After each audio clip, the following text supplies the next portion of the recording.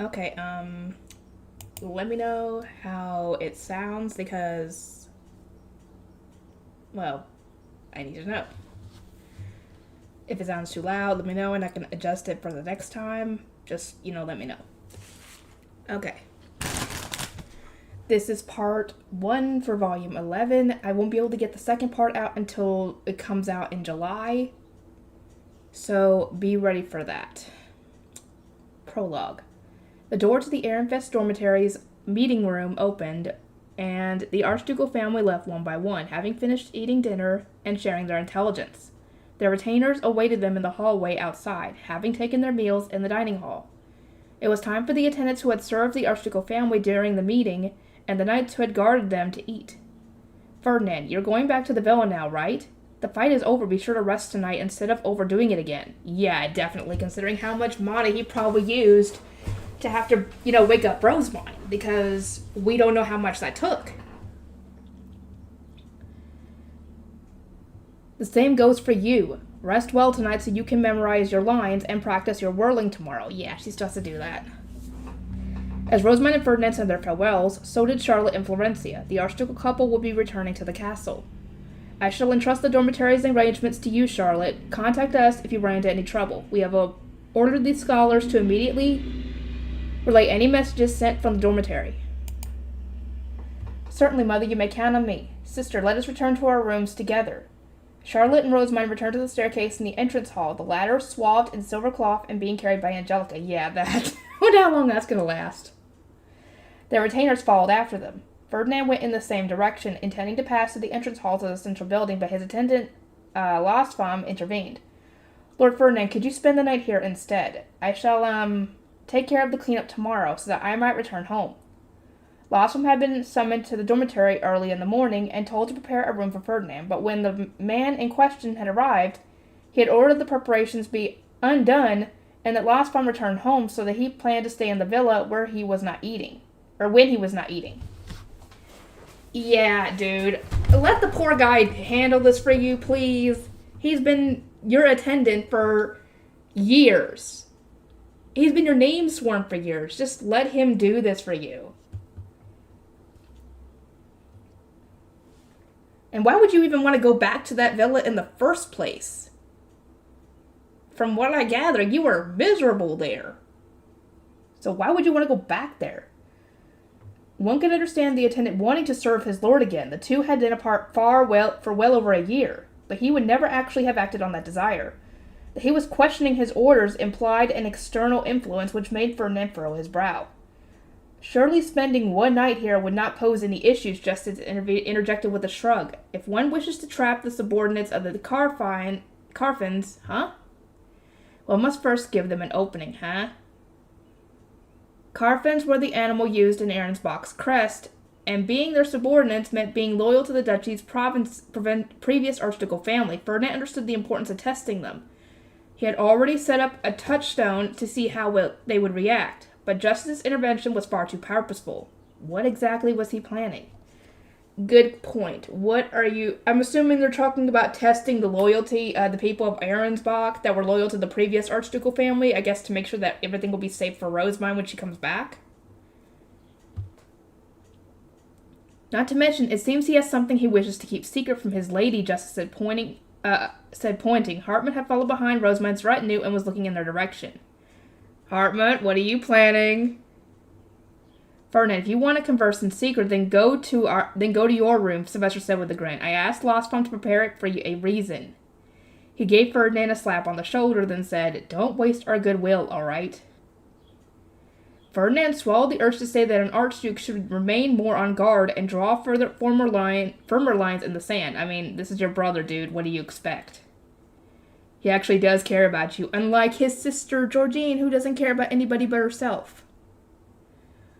He was no longer an Ehrenfest noble. He had already left to perform administrative work in another duchy. On the other hand, he wished that Sylvester would acknowledge these facts and treat him as he should any outsider. But on the other, he was pleased, touched even, that his older brother still trusted him enough to treat him as a compatriot. I cannot talk. But yeah, it is good that Sylvester still treats him well, even despite this information. Despite the fact that he was in Georgine and Detlinde's line of sight for over a year. Very well, Ferdinand replied at length, but only to hear whatever Hartman has to say. He glared at all those present, then climbed the dormitory stair instead of returning to the villa. The second-floor hallway was lined with rooms for men. There were shared rooms for lay nobles and men nobles at the north end, and chambers for the archducal family and their retainers at the south. The southeast room was the largest and meant for the archduke, while the one beside it was meant for the heir apparent. Wonder who the heir apparent is now. Because, yeah, it's not Wilfried anymore. Ever since his time at the Royal Academy, Ferdinand had stayed in the southwest room opposite the Archduke's. That same room had been prepared for him again. He went inside and found it comfortably warm. The fireplace was lit and firewood crackled within. Lostbaum would never have done something so wasteful when Ferdinand did not intend to stay the night.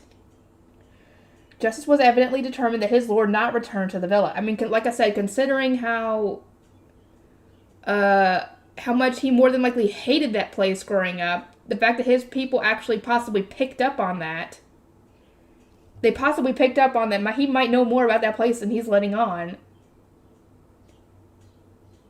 Would be insane.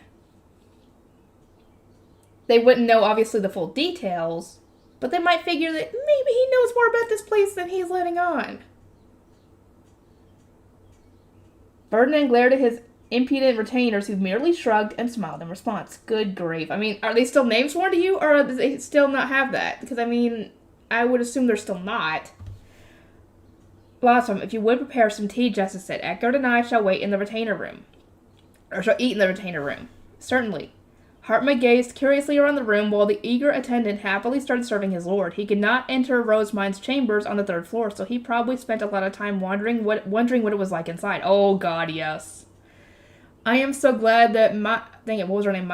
Maya Miyu, whatever her name was. I'm sorry. I forgot your name. The author. I'm so glad you did not make Hartman a love interest, because that would be freaking stalkerish. This is already taking it to a stalker level. And this is just him being loyal to her. Imagine what if you'd taken it to a romantic way. Ugh, creepy. Sit, Ferdinand said. Hartman did as instructed, and Losman poured them both some tea. Ferdinand took a sip and immediately felt the tension drain from his shoulders. Now then, he continued, what do you wish to discuss? Lady Rosamund's attendants. It was said that they spend only a bell to get ready, but could their transfer be delayed until tomorrow? Thanks to the materials Riarda and the others have prepared, Lady Rosamund will not be inconvenienced even if she needs to wait for her attendants to return. Moving at night is dangerous. It will not be easy to move them at this time, but the sooner it is done, the better, Ferdinand replied, tapping his temple. Rosamund's attendants are not trained in combat. Leaving them in Ahrensbach is more dangerous than the alternative. You understand that, surely. According to a report, nobles in Ahrensbach's castle were attempting to take Rosamund's attendants hostage as leverage. What? Of course. They were part of the faction supporting Detlinde, to nobody's surprise. Ferdinand intended to observe them, and those who worked to suppress them before deciding how to treat Ahrensbach's nobles moving forward. But there was a problem. If any harm came to Rosamund's retainers in the process, she would go berserk and make things dramatically more troublesome for everyone. She'd probably nuke the place. She probably would. That was why Ferdinand wanted to extract her retainers from the castle post-haste. Yeah, keep anybody who would be useful to them against Rosamund away from the castle until they can determine it is safe. Hartman shook his head. Lady Letizia and her retainers are keeping them safe in the northern building. Surely it must be safer for them to spend the rest of the night there. Even if guards are assigned to help with their move, the knights who stayed in Ahrensbach's castle can hardly be trusted. Attempting to mobilize them sounds far too risky. Before heading to the Royal Academy to capture Detlinde, Ferdinand had rid his group of her allies and then those reluctant to obey his orders.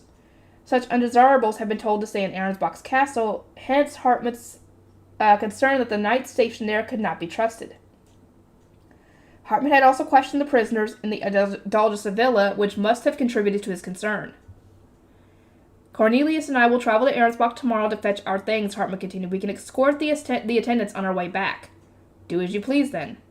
Ferdinand saw no reason to drag the matter out any further. He was busy enough preparing for the upcoming meeting with the royal family and the ceremony that would succeed it. Oh boy. He was being considerate only because he did not want Rosamund to become emotional. Her retainers would solve their problems on their own. Care to tell me the true reason you are here? Ferdinand asked. I doubt that was your main concern. Yeah, it was of concern, but I highly doubt it was the main one. It was of equal importance, considering how deeply Lady Rosamund cares about her retainers. Oh, definitely, since some of them especially are her family. Hartman said with a wry smile. He sipped his tea and exhaled. Then he retrieved some fey paper from the folds of his clothes and cast stylo to create a pen. I wish to know more about passing on the Grucheshite. I checked the Sovereign Temple's records with that priest, Curtis, but found nothing of relevance. There were records about the Zent's coronation ceremonies, but not a single mention of a divine avatar performing a dedication role to grant a new Zent the Grucheshite. As expected, why would you even need to do dedication whirl for that anyway? That's a dance. Seriously, why would you need to do that for that? That kind of seems unrelated. Only once in Jurgen Smith's long history has the royal family lost the Grucheshite, and there is no precedent for a divine avatar granting them one anew. Becoming the Zent had originally required candidates to obtain the Book of Mestinora through their own power, and those who wished to take the throne had competed to see who could fill their book with the most knowledge. A religious ceremony wherein a divine avatar simply bestowed the Grucheshite upon someone defeated the whole purpose of the crown. Yeah. In that case, what manner of ceremony are you envisioning? I was told you want Lady Rosamund to whirl, but what will the ceremony entail, and what will it hope to achieve? That's what I want to know. You're asking the good questions, Hartmut. Ferdinand nodded, satisfied that Hartmut was simply embracing the artificial nature of the ceremony. Upon her entrance, Rosamund shall whirl to make the Zent selection circle shine and open the path to the Garden of Beginnings. She will go there, return, and grant the Grucheshite to the new Zent as a divine avatar of Mestinora. She will go to the Garden of Beginnings. We'll see how this goes. The ceremony will conclude with the new Zent displaying the Grucheshite to those present, mirroring the coronation ceremony in its details. I intend to convey all this precisely following our meeting with the royal family. The precise details of the ceremony could not yet be finalized. They would probably change based on who was chosen to become the new Zent. Ferdinand considered the potential candidates and sighed, worrying that things might not go as he expected. Then he shook his head and reassured himself that they would. Never again would the royal family treat him, Rosamund, or Ehrenfest as their pawns. Ooh, so who is he going to pick, is the question. From what we saw on the cover, it might be, Eglantine. But, I don't know. We'll find out. It kind of seems a little too,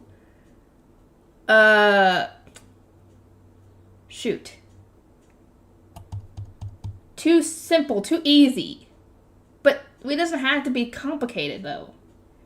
Hartman was busy writing everything down where his eyes suddenly narrowed. It might be confusing from a historical perspective if we call this a coronation ceremony. It is unprecedented and unlikely to be performed again, so perhaps we should instead go with the gifting ceremony or something similar to distinguish it from traditional coronations. Yeah, good idea. Ferdinand nodded. It was an astute observation, exactly what one would expect of someone who had just recently scoured the Sovereign Temple's records. He decided that calling it the transference ceremony would do. The name meant painfully little to him.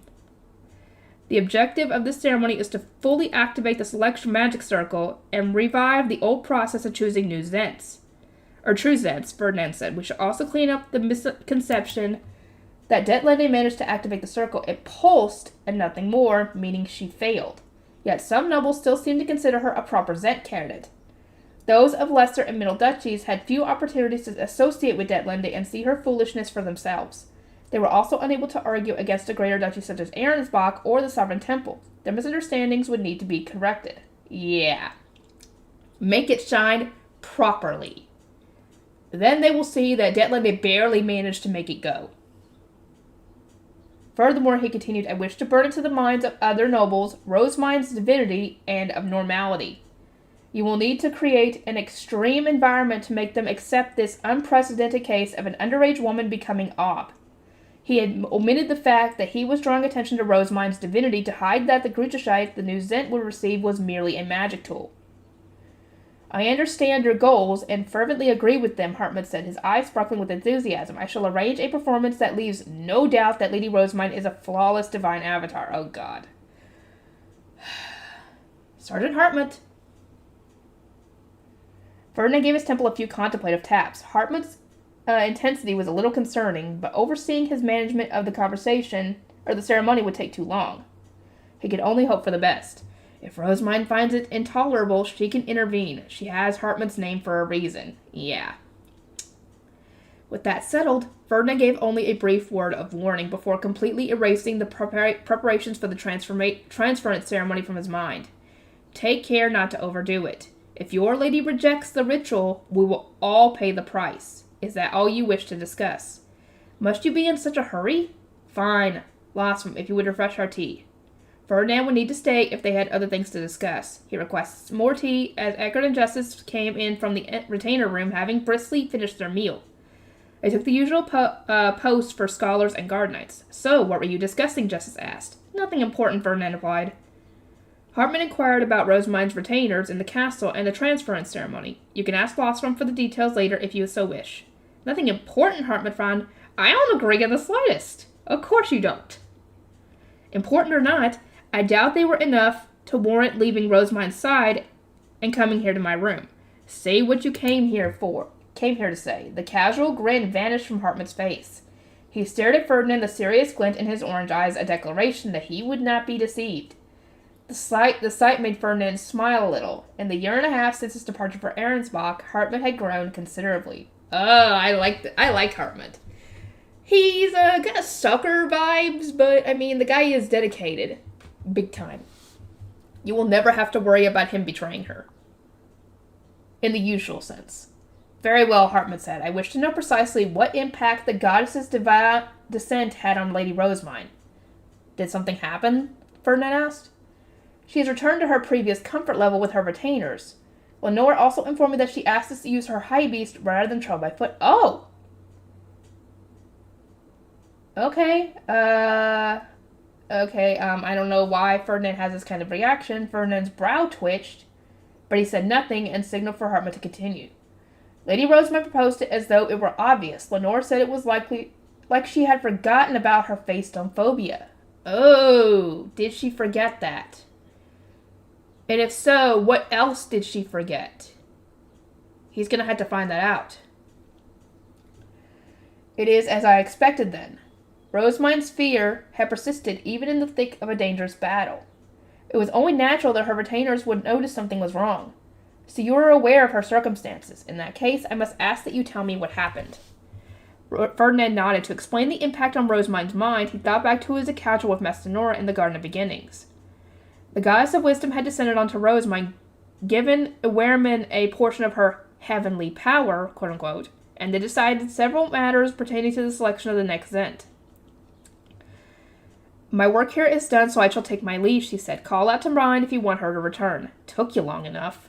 Oh, so are we getting more details on this information? Because we know that he had to dye her with his mana in order to make her remember him, because he forgot her.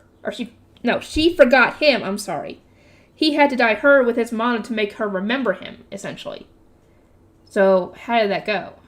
Ferdinand took great care not to speak the words that came to mind. Mestinora had seemed disinterested in returning to the realm of the gods, that he had feared Rosemine would remain trapped there forever. Good.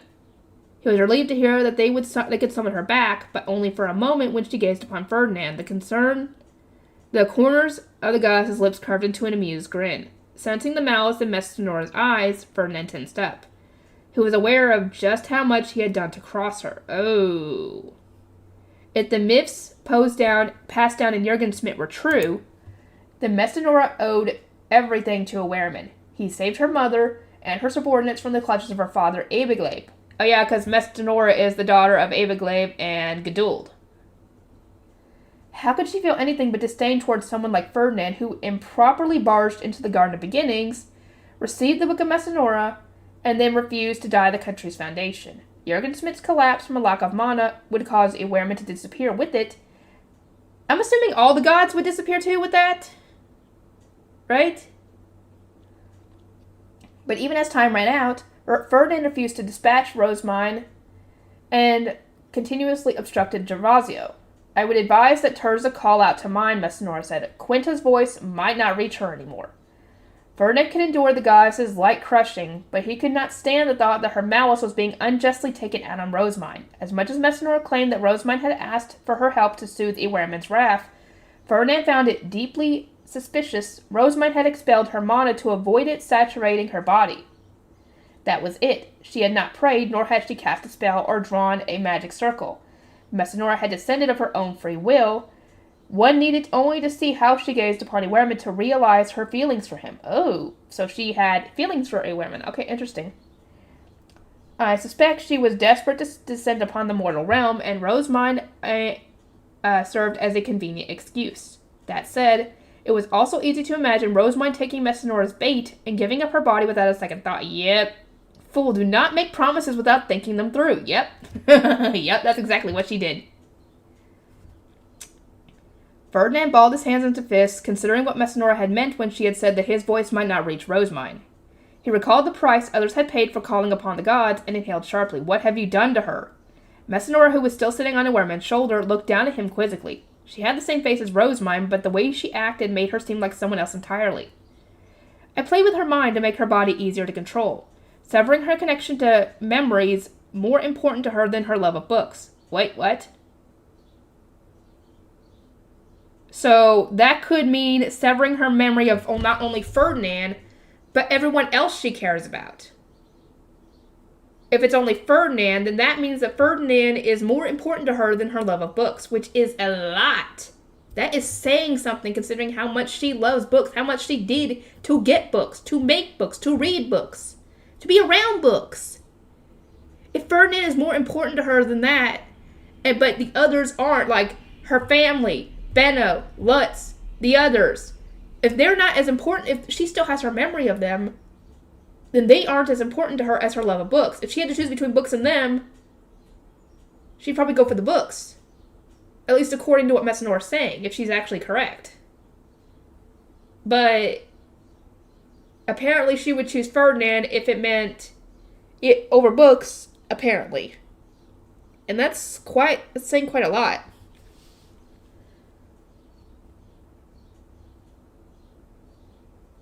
She was so overjoyed to be in my library that I might not have needed to, but Messinora saw Ferdinand grimace and chuckled. She did ask a goddess for help. Something of this nature cannot come without sacrifice. Well, this could have gone worse.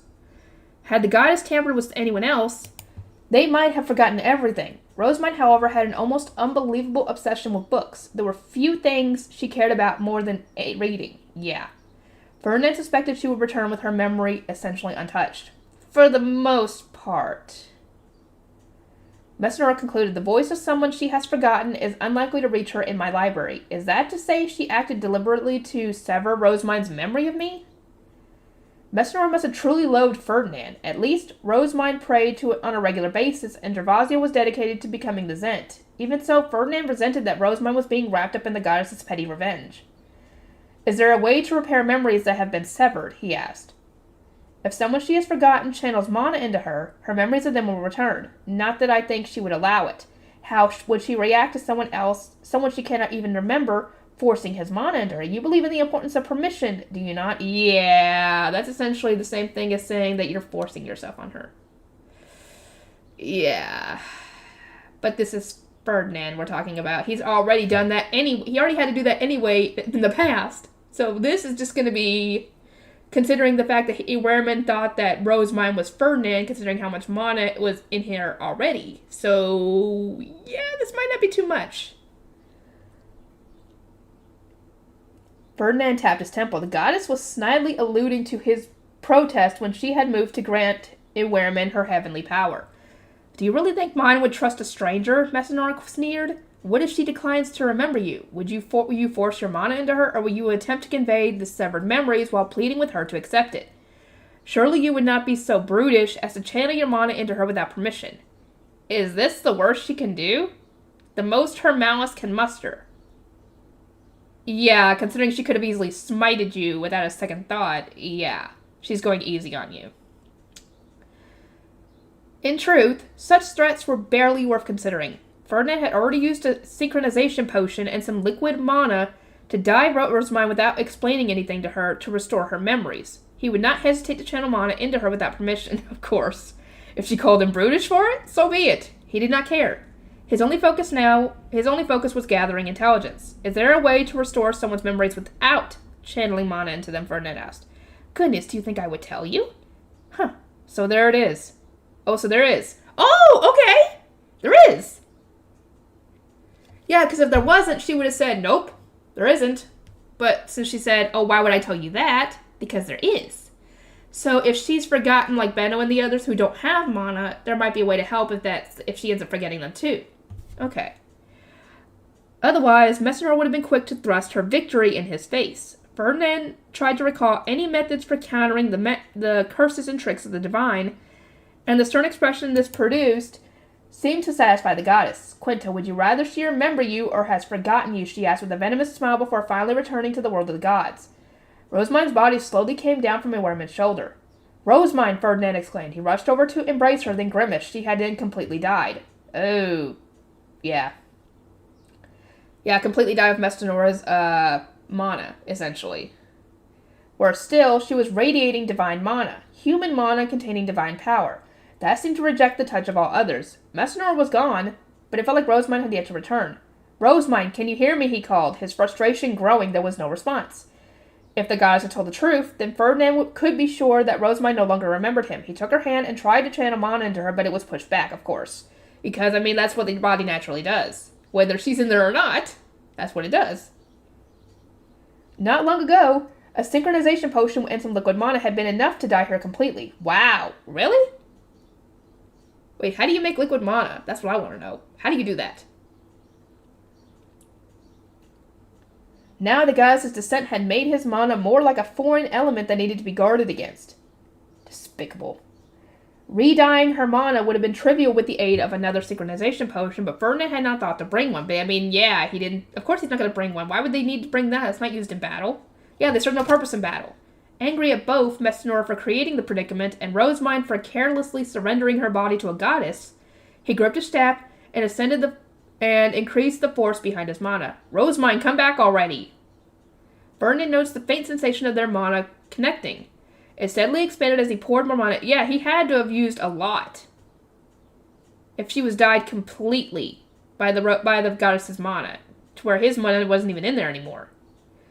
But even then, Rosemine did not respond. Will this connection really bring her back her memories? Could it be that Messenor wants to keep her in the world of the gods? Harrowing thoughts swirled through his mind. He tried to remember some other way to make Rosemine's mana easier to die, at which point he heard Ewerman respond to Gervasio. Messenor wanted all three of you to compete. The will of a goddess is best followed, so let us wait and see whether Quinta gets through to her.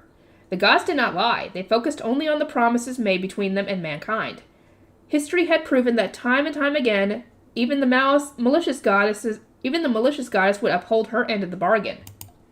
In which case, I can only keep calling out to Rosemine while channeling my mana into her.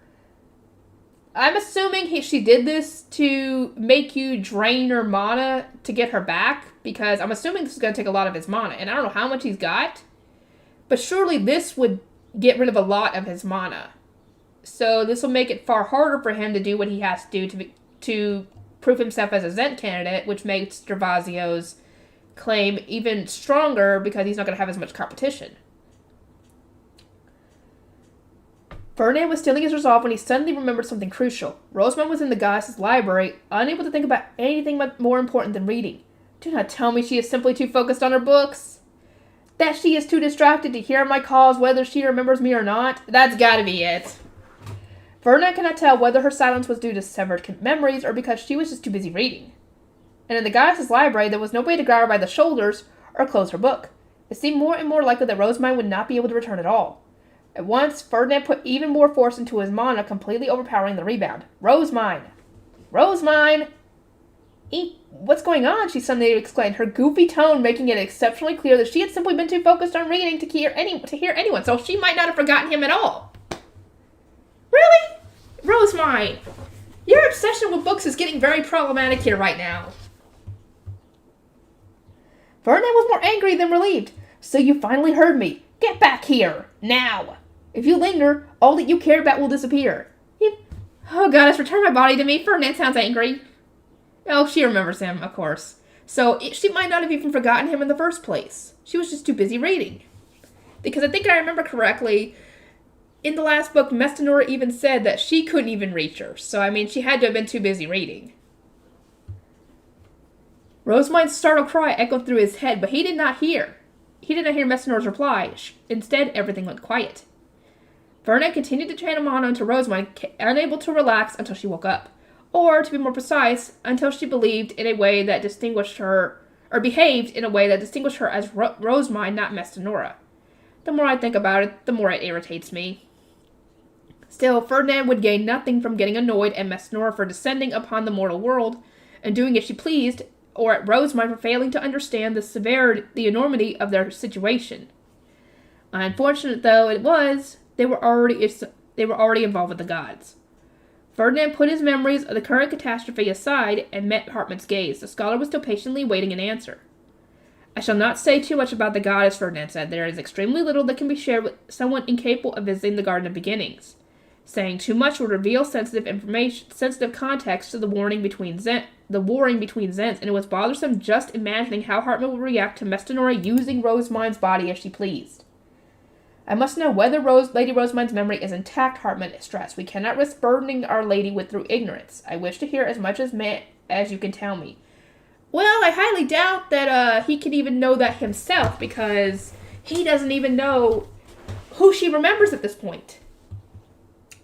Back when Rosemine's face stone phobia first developed, not even she had noticed it. Hartman and Lazletta had sensed that something was amiss, but lacked the time to investigate, which had resulted in their failure to react properly when their lady attempted to escape the post-battle celebration. They had chastised her, and she had seemed uncharacteristically tense around her retainers ever since. She would momentarily freeze when they called or take a cautious step back when they approached. Minor details that did not impact their daily life, but still stood out to Hartman and Lazletta. They deeply regretted not noticing her confusion in full or acting upon it. I understand how you feel, Ferdinand replied. In truth, not even I have a complete grasp on the situation. Despite having followed the goddess's instructions and channeled mana into Rosemine, Ferdinand could not tell whether he had restored all her memories about him. Yeah, you're going to have to ask her that. He had participated in the battle that had brought about her fear of face stones, but now that fear was gone. Would it remain that way until she received the mana of the person most responsible? What if that person was deceased? How would manaless commoners bring back Rosemine's memories of them? That is a good question. Messinora's reaction had implied there were other means of restoring a person's severed thoughts, but what were they? Would completely redying Rosemine's mana and returning it to its original form cause her memories to return as well? That's a good question. That might actually be it. Is there anything you could tell me, Hartman pressed? Even just words of warning about how to interact with her going forward. Ferdinand tapped his temple in thought. He would need to discuss the matter whether Rosemine found out about it or not. If nothing else, it seemed reasonable to reveal as much as he could otherwise have shared with her. As much as he would have otherwise shared with her. The following information cannot leave Rosemine's retainers, Ferdinand said. He explained that Mestinora had taken Rosemine's memories as payment for her services, and that every memory with a greater hold on the rampaging bookworm than her love of reading had abruptly been severed. The goddess refused to elaborate, but if Rosemine has forgotten memories related to her face stone phobia, we can assume that bad thoughts were taken as well as good. I do not imagine there are many things that she would prioritize over reading. At the very least, she does not seem to have forgotten her retainers or the Archducal family. She ranks me lower than books, then? Oh, Hartmut! He's gonna feel bad. Hartmut muttered, dejected. Then he looked up at the start. Did she not lose her memories of you either? Oh. You gonna answer him, or are you gonna dodge the question? You should already know the answer. There was no dissonance during tea or dinner. They don't know that you had to die mana, though. You gonna bring that up? Are you gonna bring up... He's gonna have to bring up how to fix it if she ends up forgetting anybody. So, Hartman's gonna find out either way. Indeed, everyone who had attended the gatherings could attest to that fact. As long as Ferdinand did not admit to having channeled mana into Rosemine without her permission, nobody would ever need to know. Oh, how would they react to this? Oh, but if they know the context behind it, they probably wouldn't be angry, but still, that'd be awkward. This is but a theory of mine, but I suspect that most of the memories Rosemine cared about more than reading books had to do with making them, Ferdinand said. I am more curious to see what she remembers of the lower city commoners and those of the temple workshop. As for her other missing memories, who knows? We cannot help begin to fathom what might have vanished from her subconscious when not even she remembers it anymore. True. And they don't even know everything she even had, so she could have forgotten things from Japan that we wouldn't even know about. Hartman nodded in agreement. He was one of only 2 of Rosemine's retainers who knew their lady had a family in the lower city. You seem calm, Lord Ferdinand. Do you know of a way to restore her memories? I intend to try a variety of approaches based on history and myths, but I can make no guarantees. As it stands, I am also short on time. It will need to wait until the transference ceremony is complete. Can we trust her to participate in the ceremony and the discussion with the royal family while suffering from memory loss? She still remembers the Archducal family and her closest retainers. Do you really think she would have forgotten the royal family or nobles of other duchies? Yeah, that has to be something that she cherishes more than books, so yeah, she won't forget them. On second thought, I anticipate no problems whatsoever. Everyone present agreed that Rosamund was unlikely to value the royal family or Dunkelfelger's Archducal couple over reading. Yeah, agreed. Rosamund now has goddess-dyed mana, Ferdinand said. It should be remarkably easy to show the royal family we are above them and to have the nobles of other duchies accept the news and the unprecedented case of an underage woman becoming Ob. I intend to exploit this opportunity for as much as it's worth. Still, this is quite the predicament. On the one hand, I wish to immediately restore all that Lady Rosamund has lost. But on the other, I want to thrust her overflowing divinity in the face of every noble in Jürgen Schmidt. It's a conundrum here. Do that first, and then restore her memories. Ferdinand did not care. He'd probably move on to the next topic. I forbid any of you from telling Rosamund she has lost her memories. I cannot imagine what might happen if she loses control of her emotions while infused with divine mana. Yeah, that wouldn't go well. As it stood, simply being in Rosamund's presence was enough to compel most people to kneel in awe. If her emotions rampaged and the divine power went rampant, nobody in the world would be able to stop her. Ferdinand might be able to, but he probably would have to have the help of everybody who has a lot of mana. I expect Silvercloth to be essential during our discussion with royalty. We will not cover her to begin with, but the royals are very likely to offend her. No? Lord Ferdinand, do you consider it wise for her to crush the royal family with her divine mana at least once? No, but I take it you do. Hartmut smiled evasively, but Ferdinand already knew the scholar had behaved disrespectfully around the royals at the academy. Lord Ferdinand, Hartmut continued, if there is a risk of her goddess-dyed mana going berserk, it might be best to make arrangements for her name sworn to enter in the case of an emergency. Her name sworn? For what purpose? Ferdinand asked. He glanced at Justice, but the retainer's look of curiosity showed that not even he knew what Hartmut meant. You observe that even archnobles, such as Brunhilde and Riarda, could not help but tremble when touching Lady Rosamund, correct?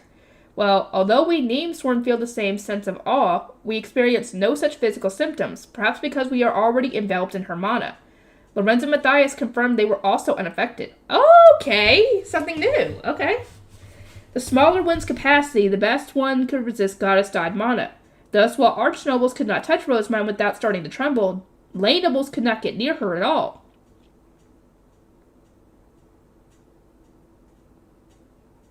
Hartmut proudly declared that he and other name-sworn retainers were completely immune to this. Okay. I see. Very well, then. I shall ask Sylvester to arrange a nearby waiting room to be used during the meeting. Good idea. I thank you. Hartmut then departed, leaving the room in silence broken only by the sounds of Losfang cleaning away dishes and the crackling of the fire. Ferdinand tapped a finger against his armrest. He always tapped when he was lost in thought. Justice waited patiently for the drumming to stop. Well, Lord Ferdinand, what shall we do? Ferdinand looked over at his 3 retainers, Justice, who was awaiting an answer, Eckert, who was standing on as a guard, and Losfam, who was still clearing away dishes. They had all given their names to him, and were thus the most influenced by his decisions.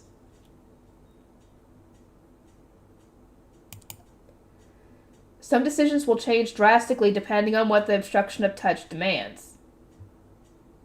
He eventually says, Speak not out of loyalty. Are you ready for whatever might come? We do as our Lord wills. Ferdinand reached into his pocket and touched his name stone, the one Rosamund had returned to him. Oh yeah, is it still dyed with his mana though? Oh! If he's still dyed with her mana, he's immune to it too. That's why he was able to help her with this. Okay. That makes sense. He should have realized. I'm surprised he didn't realize this. Cause unless his name is not return unless her mana is still not developing him, in which case, okay. Pale-faced royal family. An ordnance shot into and circled the room before landing on Riarda's arm. This is Lenore. We have arrived at the Adulteress Villa and will soon return to you. The knights here have agreed to help carry our luggage to the dormitory. Thanks to Ferdinand, the villa's teleportation circle was active again, allowing transportation between Ahrensbach and the Royal Academy. Lenore, Cornelius, Hartman, and Clarissa had just come back from retrieving their belongings. They had picked up Laisletta and Gracia at the same time. She wants us to welcome the knights when they arrive, Riarda said, which should be soon if they use the teleportation door. I must go instruct the servants who will receive their luggage. Brunhilde, oddly, our milady cleaned up and escorted to the front entrance. Riarda then departed, leaving me with Brunhilde and Audley. They made sure my hair and dress were in order, while Bertilde brought over some silver cloth, which was placed gently over my head. Daniel, this is Judith. We are escorting Lady Rosemine in the entrance hall. Be ready to guard her. Another ordinance that meant Daniel will be waiting by the stairs on the second floor. Angelica picked me up and carried me, so she hadn't had so many times already. Are you all going to switch places with Lenore and the others to pick up your luggage? I asked. Angelica sighed. I insisted on wearing the same clothes. Not that I wouldn't wash them, but Lorenz told me no. It's so sad. Lord Eckert said we should be on guard at all times following the war. Her tone was melancholic, but no ordinary noblewoman would use the recent conflict as an excuse to stop changing her clothes. Lorenz was right on that, to shut her down. I doubt Eckert meant you should wear the same clothes or keep your armor on at all times. Is he not going to retrieve his own belongings? Now that you mention it, he did return to Ahrensbach. We arrived at the entrance hall. The door was wide open, and my retainers were entering with those carrying their luggage. I asked Angelica to set me down, then addressed the Ahrensbach Knights. Everyone, I thank you for your help. Consider it greatly appreciated. I was told you plan to take turns going home. Please rest when you can, and keep a close eye on Lady Letizia. Because of the Lanzanavian's attacks, the nobles still in Ahrensbach's castle were largely Detlinda's allies rather than Letizia's.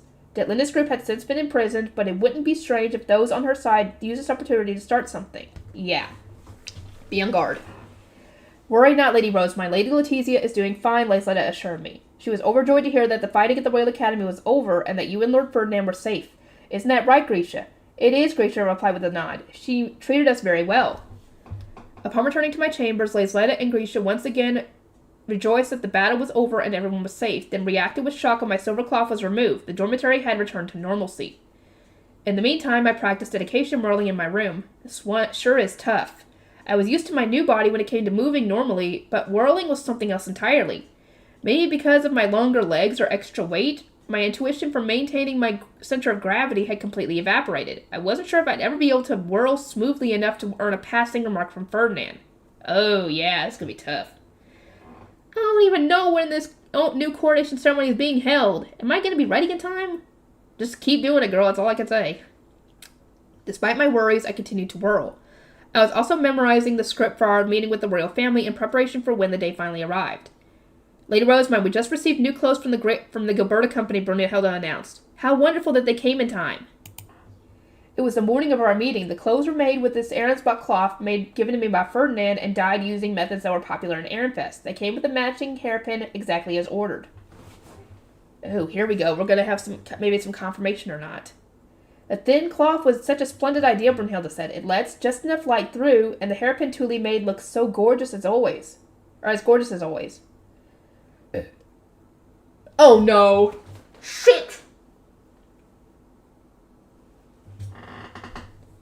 Indeed, it really is such a wonderful combination, I replied with a nod and smile, but on the inside I was panicking. Thule, is that my hairpin crosswind? Ah, shit! She forgot Thule! No! Shit. She forgot her family. Oh no. If she forgot Thule, there's no way she's going to remember her mom and dad and brother. Oh no. If she forgot Thule, she's forgotten Lutz and the others too. Shit. So they were more important to her than books. That's what I thought. It had to have been it. Oh no, who else has she forgotten? Wait. Really? She remembers the Archducal family, so they're not more important to her than books? So how are they going to help her with the others? Oh, no.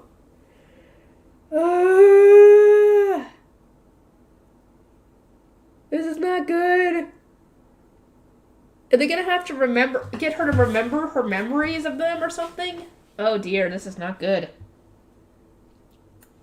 The name had completely slipped my mind. I must have met them in person when placing my order, but I drew a blank every time I tried to remember their face. Why can't I remember?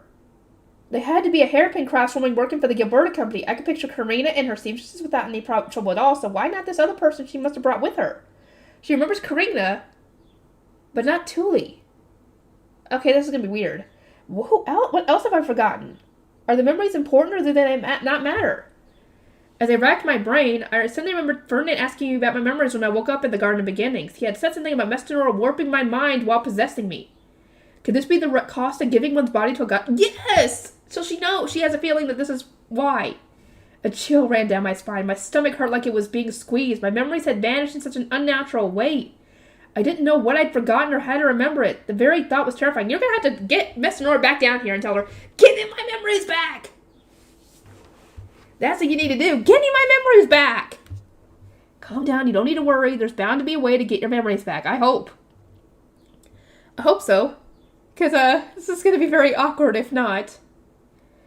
My thoughts had been a little scrambled at first, but I'd quickly remembered the events that had preceded my encounter with the goddess. Maybe it was optimistic of me to assume, but my missing memories were bound to be knocking around somewhere.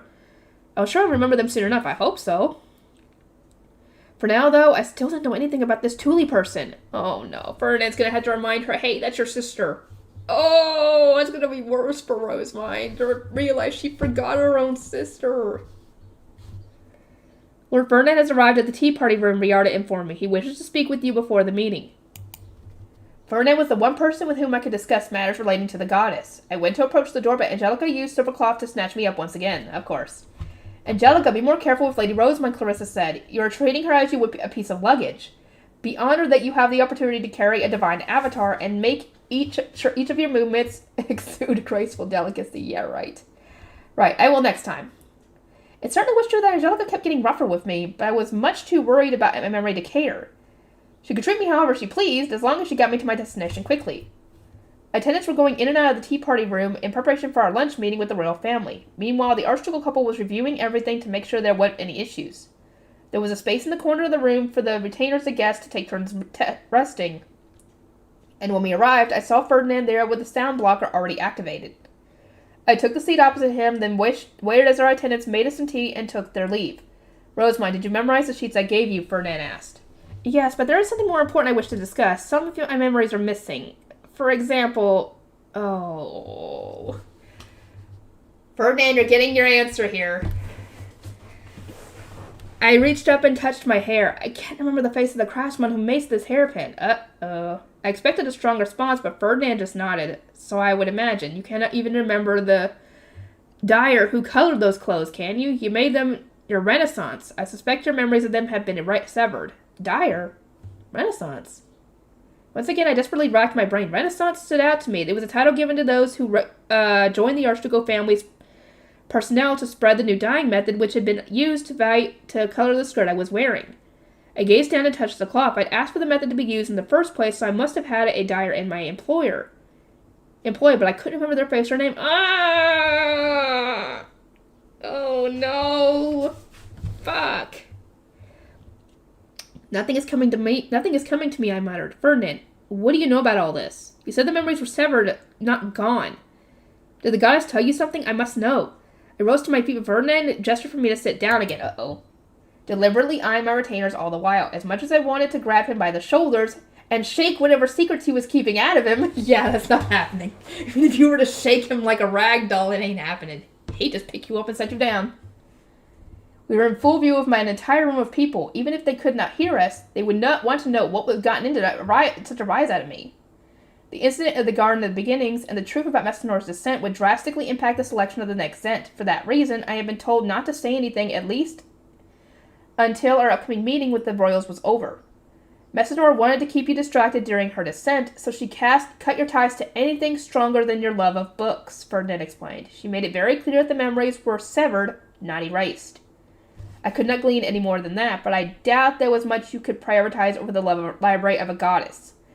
I even have a good idea which people you might have forgotten, though I cannot speak for anything that was festering in your subconscious. So, I cared more about a dyer and a hairpin cross person than reading? That doesn't make any sense. Not when I still remember the Archducal family and my retainers. You know about the people I've forgotten, don't you? Can't you tell me what they're like?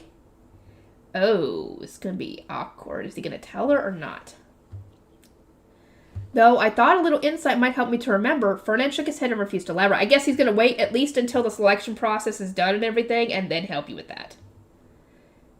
I didn't feel anything about the dyer or the hairpin cross person, but by any memories of them to have been severed in the first place, they must have been very important to me. I needed to get those memories back. How can I restore the connection, I asked. Do you know? Given our lack of time and resources, there is little we can do right now. You will need to wait until the next Zent has been chosen. Most of the people precious to you are in Ehrenfest, and commoners at that. You will not encounter them at the Royal Academy. I will support you later, just wait for now. Later? Do you promise? Ferdinand nodded, and the tension drained out of my body. Oh, thank God.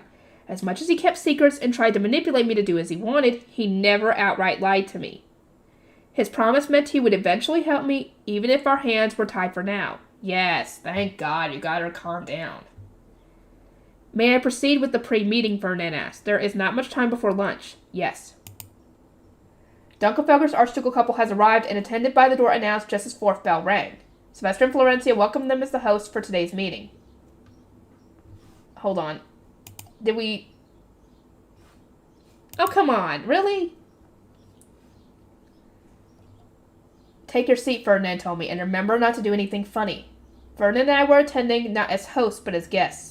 I was invited as the current owner of Ahrensbach's Foundation and the divine avatar of a goddess, here to grant the Grutterscheid, while Ferdinand was invited as the fiancé of the Duchy's next up by royal decree. How did you not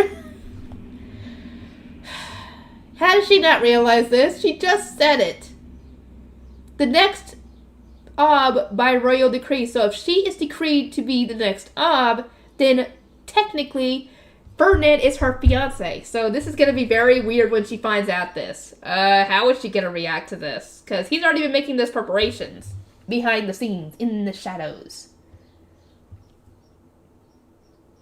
But I'm the only one being made to sit here. This is so uncomfortable. Curse you, Ferdinand. During a gathering such as this one, it was customary for all guests to greet the higher-ranking attendees. These people of note were given chairs some distance away from the main table to avoid obstructing other guests in attendance. Putting me here was a sly trick to emphasize that as a divine avatar, I was superior to the royal family. I almost couldn't believe how many people were surrounding me. My knights were standing in a row behind my chair, while Ferdinand and Hartmann were standing to my immediate left and right respectfully. Ferdinand, should you not sit as well, I asked? You're going to look strange if you just keep standing there. It makes you seem like one of my retainers. Only those of equal status may sit beside you. If we waive that rule for my sake, it would distract from your importance as a divine avatar and defeat the whole point. One of your retainers can take my place at your side if you would prefer, but I suspect Feline or Roderick would immediately bend if one of the royals complained about your status. Please stay where you are. Your support heartens me. As I thought. It was then that the Dunkelfelger's Archducal couple concluded their greetings. Ab Ehrenfest, we are grateful that you decided to host this meeting. I also sincerely appreciate the role you were playing in letting my duchy experience true dinner. They went to sit down, noticed that I was waited to be greeted as well, and then strode over with wide eyes. I almost stood up on instinct. I was so used to their status as exceeding my own, but a subtle nod from Ferdinand reminded me to stay still. Dunkelfelger's Archducal couple soon knelt before me. Oh, God. She's not Mestinor, she's just, what would be the word for this? A vessel? She's not really Mestinora, she just looks like Mestinora. Has anybody not picked up on that? She looks just like Mestinora. O Mestinora, goddess of wisdom, let our duchy be blessed. Ferdinand had told those in our immediate circle to treat me as they normally would, so only Hartmann and Clarissa had knelt upon seeing me. Their displays of reverence, which I had taken to be excessive, must have actually been the norm for nobles in the presence of divine Mana. The Abb and his wife were showing respect not to me, but to the goddess-dyed Mana now inhabiting my vessel. This is why Ferdinand had ordered me not to get carried away. I would need to face the consequences when the divine Mana faded. I wasn't really sure what it meant to get carried away in this scenario, But I now had an Archduke kneeling before me whose status had always exceeded my own. It was as uncomfortable as when Benno and the others had knelt to me for the very first time. Dunkelfelder, I said, I apologize, but Miss Nora has returned to the distant heights. She might have died in Romana, but I am still only Rosemine and cannot give a Gaius' blessing. Oh, that is a shame. Yeah, too sorry. Though my explanation sounded a little awkward, the influence of my divine mana remained. Dunkelfelder's archducal couple refused to stand. I never thought the day would come where I would fight alongside a true divine avatar, Dunkelfelder said. The knights of our duchy regret that you were not there to witness our heroic victory against the sovereign order. Yeah, I want to know what happened with that. The Archduke continued even as the attendants began pouring tea, explaining everything he and his troops had accomplished. Many of Dunkelfelder's knights were still overjoyed to have participated in such an enormous dinner match. The same couldn't be said for the knights of Ironsbach, who were on edge about overseeing and interrogating their Lanzanoff prisoners. I am told my husband might be put on the throne depending on the royal family's words and actions during this meeting, Segonde mused. Aloud, she glanced cautiously at the door. I wonder how they will respond to the current situation. I am actually concerned about that too. I was deeply concerned about the future of the country's royals. My eyes also wandered to the door which the attendants were opening to welcome a new wave of guests. Now, if you'll excuse us, Segonde said, then took her husband to their seats just as the royal family entered. There was an emaciated-looking charcoal with his first wife, Walfried. Oh, God. How are we going to do this? Because are we going to chastise the king here, considering what he said? He might have been under the influence of Trug. We don't even know what happened anymore, but... Rolfrida, Sigiswald and Adolphine, Anastasius and Eglantine, and the young Hildebrand with his mother, Magdalena. It was springtime, but the third prince was keeping his hands in a firm muff. Oh! Did he not finish absorbing his divine will so he can't touch anybody? That's what it's got to be. Under normal circumstances for a gathering like this one, rulers would choose to bring only their first wives. Shoot. Fucking glasses are getting on my nerves. There was a smudge on them. It was surprising to see Magdalena here, but she had received an invitation both as a knight who had led the charge to smite Rabla, and as the third prince's mother. She would need to take responsibility for her son's actions. Oh, they look so pale and sick as heck.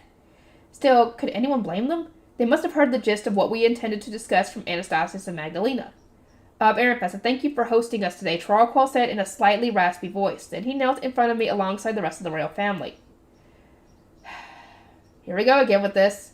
O Messinora, the goddess of wisdom, we beseech you for your blessing. I wish to reward you all for your goodwill and persistent hard work, I said. It was not lost on me that Prince Sigiswell gave me a symbol of authority. Oh god, this again. And that thing is broken as heck. It'd probably gold dust by now. In my time of need, that's probably, like I said, broken.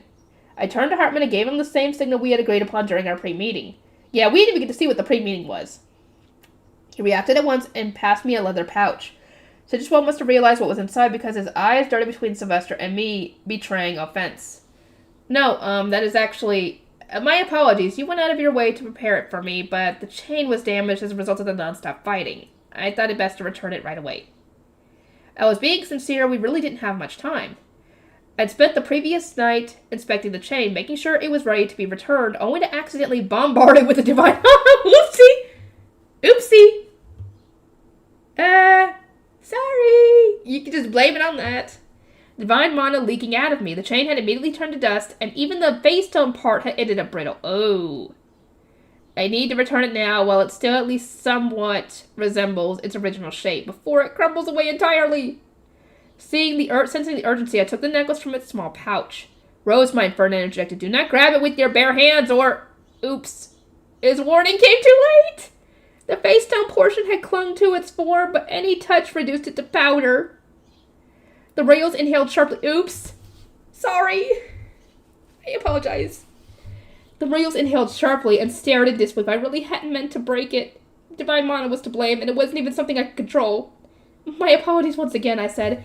I assume gold dust made from goddess-dyed mana is exceptionally valuable as a brewing material, considering its vast mana capacity and many elements, Hopefully that makes up for the loss. Sorry. I returned the dust in my hand to the pouch, which I then held out to Sigiswald. He stared at it in silence for a few seconds before finally smiling and accepting it. I am glad our symbol of authority was of use to you, he said. No, don't you even dare. Don't you even dare break those rainbow face stones, Ferdinand. Don't you dare.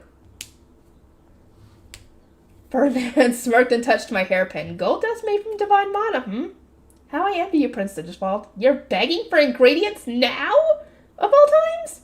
Get a grip! Your mad scientist attitude isn't welcome here. Look how awkward you made the royals. Hey, swat his hand away. Swat his hand away. Trying to suppress my internal outrage, I put on a divine smile befitting a goddess. Goodness, Ferdinand, if you need gold dust, I am more than willing to give you some, but you must provide your own materials and face stone. I am grateful for the divine avatar of Messenora's consideration, Ferdinand replied. Despite his teasing voice and venomous smile, he seemed exceptionally pleased. Obtaining new research ingredients was just that important to him. Yeah, he was even willing to break your freaking rainbow face stone hairpin. You better not, dude. Well, I want to keep him in a good mood. For my sake and the royal family's. Yeah. Let us eat lunch before our meeting, I said, not wanting our guests to have to keep kneeling before me. We all took our seats, and the attendants started serving us. We had asked that everyone bring as few retainers as they could, but even then there was enough people gathered that our room felt quite cramped, or more cramped than when we'd invited Archduke candidates of every duchy to a tea party. Hildebrand took his hands out of his fur muff to reveal the staff-stealing bracelets. Oh, never mind. Never mind. That's why, yeah. Oh, yeah, because I don't even think he... Did he absorb? I don't even know anymore. Is it because he hasn't finished absorbing it yet? Or is it because he did something bad? I'm assuming it's the latter. Revealed staff-stealing bracelets on his wrist. Everyone outside the royal family watched as they were removed. He should not have a staff yet, Magdalena explained, having read the room. As he acquired it through illicit means, we must forbid its use. Yeah. Sorry. Dude, you really should have questioned Roblet more instead of just assuming, essentially blindly listening to the guy. I would have at least asked if I was him, I would have at least asked my mother, can I even do this? Before even accepting what Roblet was telling him. That's what he should have done. But the third prince cast his eyes down, desperately holding back. I feel so bad for him. Back tears in the face of his mother's stern remarks. One could tell at a glance that he had already been lectured to the ends of the earth about his crime. It wasn't his fault. Robla had manipulated him, but not even children were shown mercy in this world. Yeah, Wilfred definitely is a freaking example of that.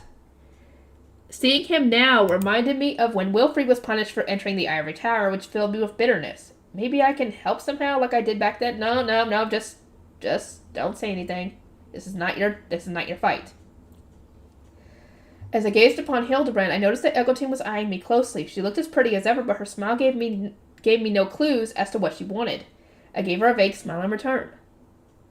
Today's menu shall comprise Ehrenfest dishes made with Ehrensbach ingredients, Sylvester announced. It was our way of demonstrating that our two duchies were still on good terms, despite Georgine's war. Or, if anything else, that Ehrenfest was still on good terms with me. There hadn't been time to devise a new menu, or have the court chefs practice new recipes, so we had new dishes for which to wow our guests. Still, it was a rare and welcome opportunity for them to enjoy seafood. These dishes really stand out from the Ehrenfest food we ate during the Archduke conference, said Raffreda, the Zent's first wife. Indeed, Florencia replied with a smile. As these are Ehrensbach ingredients, we rarely have the chance to eat them ourselves. We have Lady Letizia to thank for providing them. She turned to me, indicating that it was our chance to hammer home our good relationship with Letizia. Quite, I said. The dock workers of Ehrensbach sent so much fish to the castle as thanks for defending the port from the Lanzanavians and granting even the commoner's healing. In that case, we shall also thank Lady Hannelore for today's meal.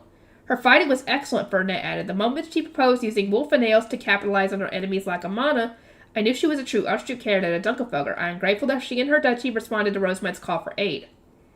We spent a while discussing the purge of Lanzanov and the subsequent battles, but our focus soon turned to the investigation into the Sovereign Knights Order and the current status of the Royal Academy. Our probe into those Rabwa incited is progressing quite smoothly, Sigiswald informed us. As it turned out, there were many Lanzanavians among the Sovereign Knights in the auditorium. A scholar working on the investigation tells us the influence of Trug on them has begun to fade. Not everything is clear, but their memories can be read, making it fairly simple to identify the criminals and their co-conspirators. Ferdinand glanced at me. That would be because Roseblance washed and wiped away everything brought from Lanzanov. Goodness, I muttered, the goddess of water's divine might truly is impressive. My only aim had been to stop the use of any more instant death poison. Yeah, you kind of overdid it, yeah. I certainly hadn't expected to ease the sway of our enemy's Trug. Anastasius wore a grimace as he thought back to the battle. The whirlpool had thrown him all the way up into the audience seating, but still, such was the glorious power of the goddess who washed away Abiglave and brought about spring. Most of the sovereign nobles had also been put through a wash-in to ensure that nobody else was under the influence of Trug. Those who were clear found themselves submerged in water only briefly, but the rest had to wait until their minds were slowly cleansed. I was underwater so long I thought my retainers might end up drowning me before my inevitable execution, Charcoal said, a distant look in his eyes.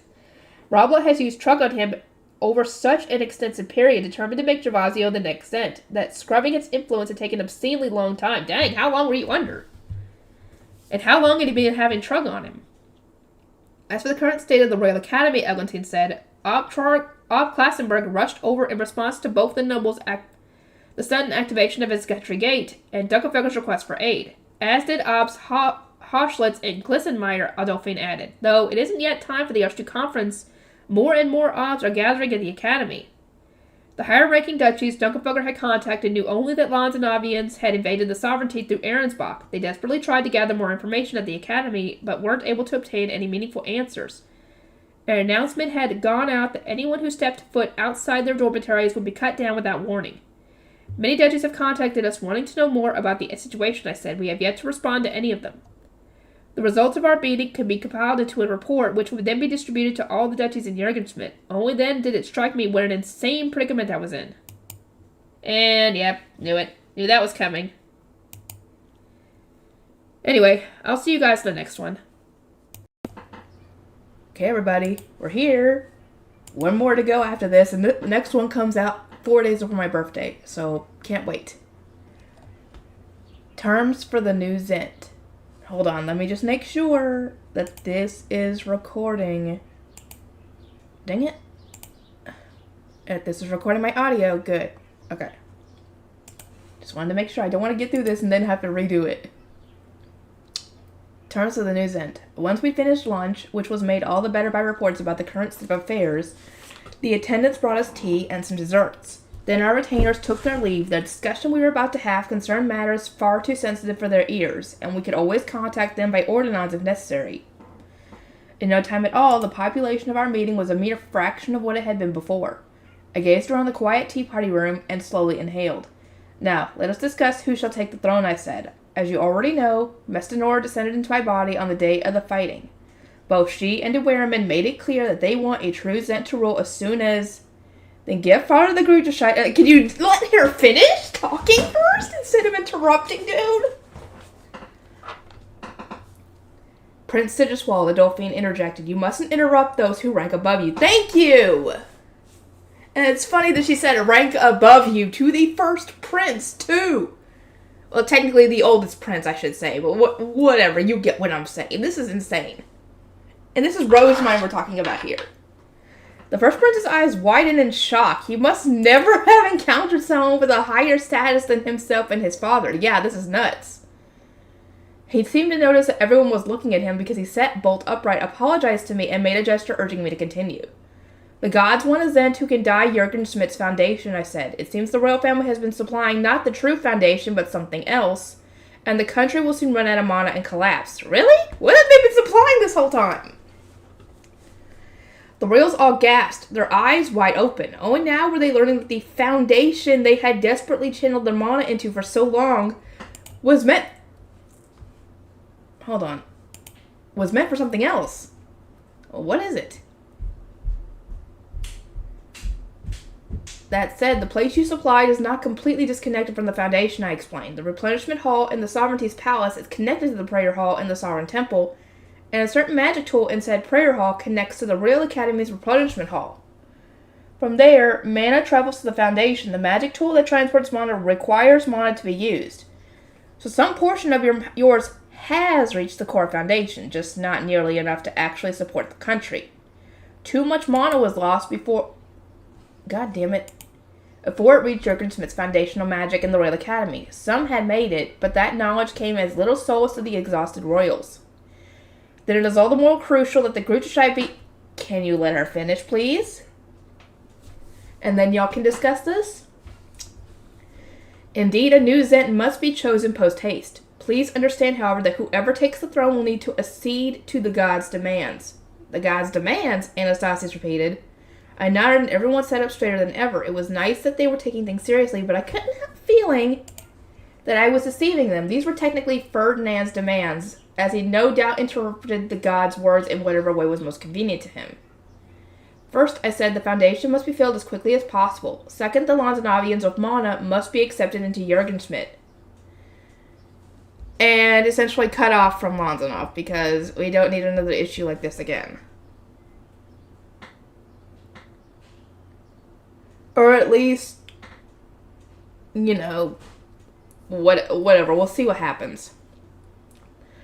Third, no lives are to be taken as punishment for this rebellion. And fourth, the Zents to follow must be candidates who obtain Mestinor's wisdom through their own power. That about sums it up. Torokol stared at me in shock. I can understand...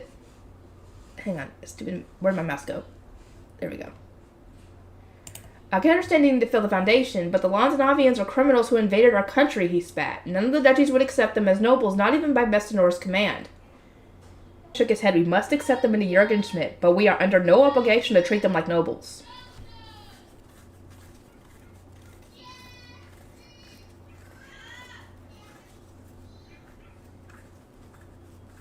And how should we treat them? I was told some of them have staffs. They did not attend the Royal Academy and instead obtained them by manipulating Prince Hildebrand. We need only steal their staffs as we have done with the prince.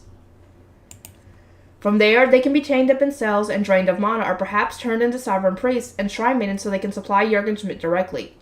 Neither the goddess nor Iwerman specified how they were to be treated. Sick of being used as mana batteries, Lanzanov's royals had invaded Jurgenschmidt in the hope of acquiring their freedom. Their failure would see them doomed to the same fate once again.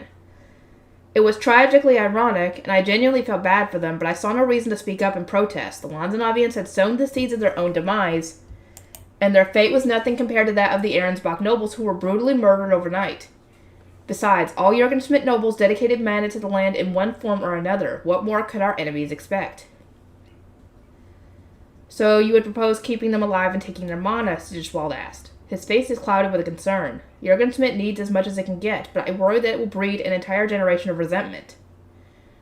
I agree, Eglantine added. This feels too dangerous. They are probably so apprehensive because royals and top-ranking duchies were taught that mass executions were normal and the proper way of dealing with such problems, but I couldn't see where they were coming from. I understand that purges are meant to stop resentment from seeping into the future. But was it not a purge that led to the royal family losing the Grucheshite and Jurgenschmidt being thrust into a mana crisis, I asked. You cannot throw aside so many lives and so much knowledge without consequences. There is still resentment festering within the deposed duchies and those on the losing side, and executing those who were guilty only by association created more resentment than erased. If you think taking even more lives will solve the problem, then I really am tempted to laugh. The royals froze. They hadn't been joking and wanted to perform yet another mass execution. I was so glad the goddess of wisdom had forbidden the taking of any more lives. Yeah, because Rosamund really didn't like doing it anyway. The royal family is to blame for Jurgenschmidt being in such grave danger, I continued. That must be clear to you by now. Unless none of you see the error of your ways, in which case I am quite frankly aghast.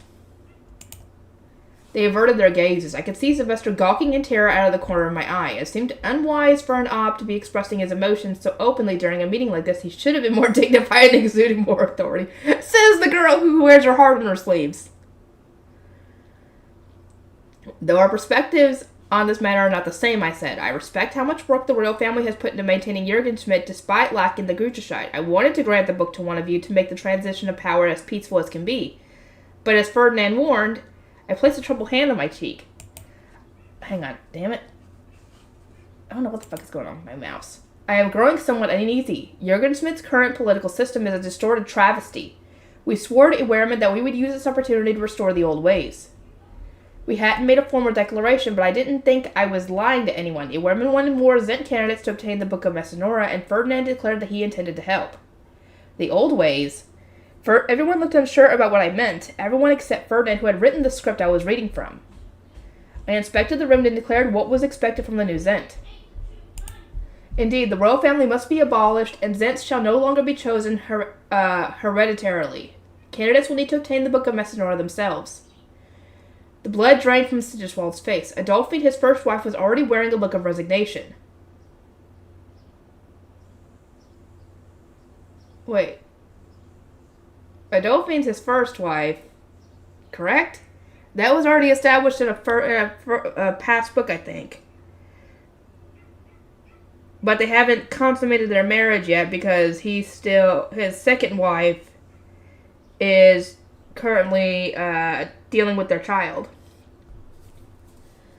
I continued, the Sovereign Temple will return to the Royal Academy, which was, and always has been, Jurgen Smith's holy land. And the Zent shall once again serve as the Sovereign High Bishop.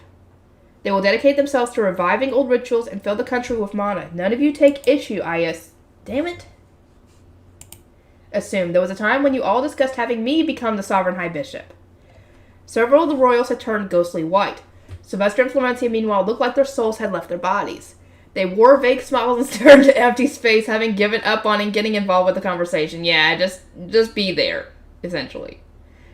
In line with these changes, the royal palace and its villas will be sealed, and the Zent's family will move to the Royal Academy. The palace and its villas were built by a Zent who feared assassination and wanted to escape their political enemies to preserve their newly founded dynasty. Under the new system, the Zent will not live off of the sovereignty's central district. Instead, they will receive taxes gathered from all the duchies.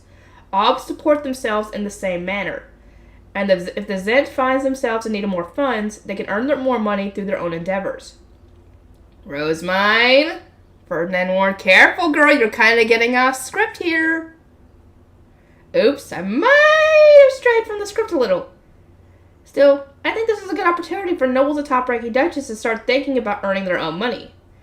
Thus, the new Zent will need to live in a way that completely shatters the concept of the royal family constructed across recent generations. Do any of you volunteer for the role? The royals exchanged glances. Though the person who received the Guterscheid would become the new Zent, they would not live as they were all used to. They were apprehensive about putting themselves forward. If one of you volunteers, I noted, we shall conceal the royal family's misdeeds so your role goes unfettered, and ensure that all royals, except the Zent and their family, become the obs of previously deposed duchies. So essentially, whoever doesn't take the role, the person who doesn't, let's say, for example, Anastasius takes the role, for example. His wife and their kid will stay with him, obviously, and help him with all that. But everybody else, Trollcall, Sigiswald, who else? And Hildebrand eventually will become obs for the old duchies, like work stock and stuff. So, yeah. Otherwise, we will publish your actions and spread them throughout the country until the other duchies agree to dissolve the royal family. We shall make Ob Dunkelfelger an interim Zent and embroider his contributions to the war to make him a hero. As the royal family sat in silence, too stunned to even speak, I felt a slap on my... Hey! No touchy!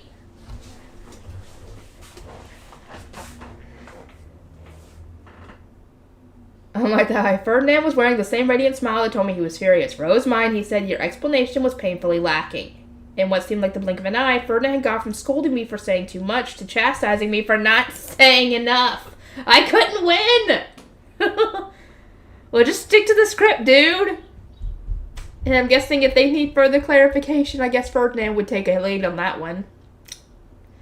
Nonetheless, I was committed to acting like a goddess, and it seemed very much in character for the divine avatar of Messinora to distribute published goods across the country. I mean, yeah, considering the goddess of wisdom, wouldn't you want to send out your wisdom across the world? Wouldn't that be good to do it in book form? Oh my, but using printed goods to manipulate the public is the most basic of basic strategies. I would also consider it a fine opportunity to spread awareness of the printing industry. Is it not a fitting approach for me to take as an avatar of the Goddess of Wisdom? I already commissioned the author of a Ditter story to write a new book, capturing Dunkelfelger's heroics during the war. Come again? Dunkelfelger exclaimed. We are the protagonists of the next volume? We must buy up all the copies. You don't have to buy all the copies, dude! Just buy the ones enough for your family for the moment. And then if they need to make more, they can make more. To what end? Segonde asked, wearing the same look of exasperation I normally saw from Ferdinand. The books are meant to inform the public. The world would surely end if you were given power, Ferdinand muttered to me with a glare before turning his attention to the royals. Yeah. As you fear, if someone outside your family becomes the new Zent, the public will resent you for not being able to forestall a foreign invasion. To prevent the dissatisfied... Damn it! What's wrong with my mouse? Dissatisfied... Maybe I'm hitting it too hard, I don't know. Dissatisfied nobles from rising up and plunging the country into another civil war, we will need to relegate you all to an ivory tower. You can rest assured, though, as per our promise with the gods, not a single criminal will face execution. Uh-oh. Ferdinand spoke with an evil smile that made his true meaning clear. He would spare their lives, but do nothing to make them enjoyable. The royals paled, so I rushed to clarify. I certainly didn't intend for them to be tortured. As this is only to avoid a civil war, we can guarantee that those who did not commit any crimes will continue to live prosperously. I even spoke with Ferdinand and managed to secure some nice perks for anyone who ends up in an ivory tower. 2 meals a day and an entire book to read. This is for... That sounds like something you would want, girl. A cold silence fell over the room. What? Why are they...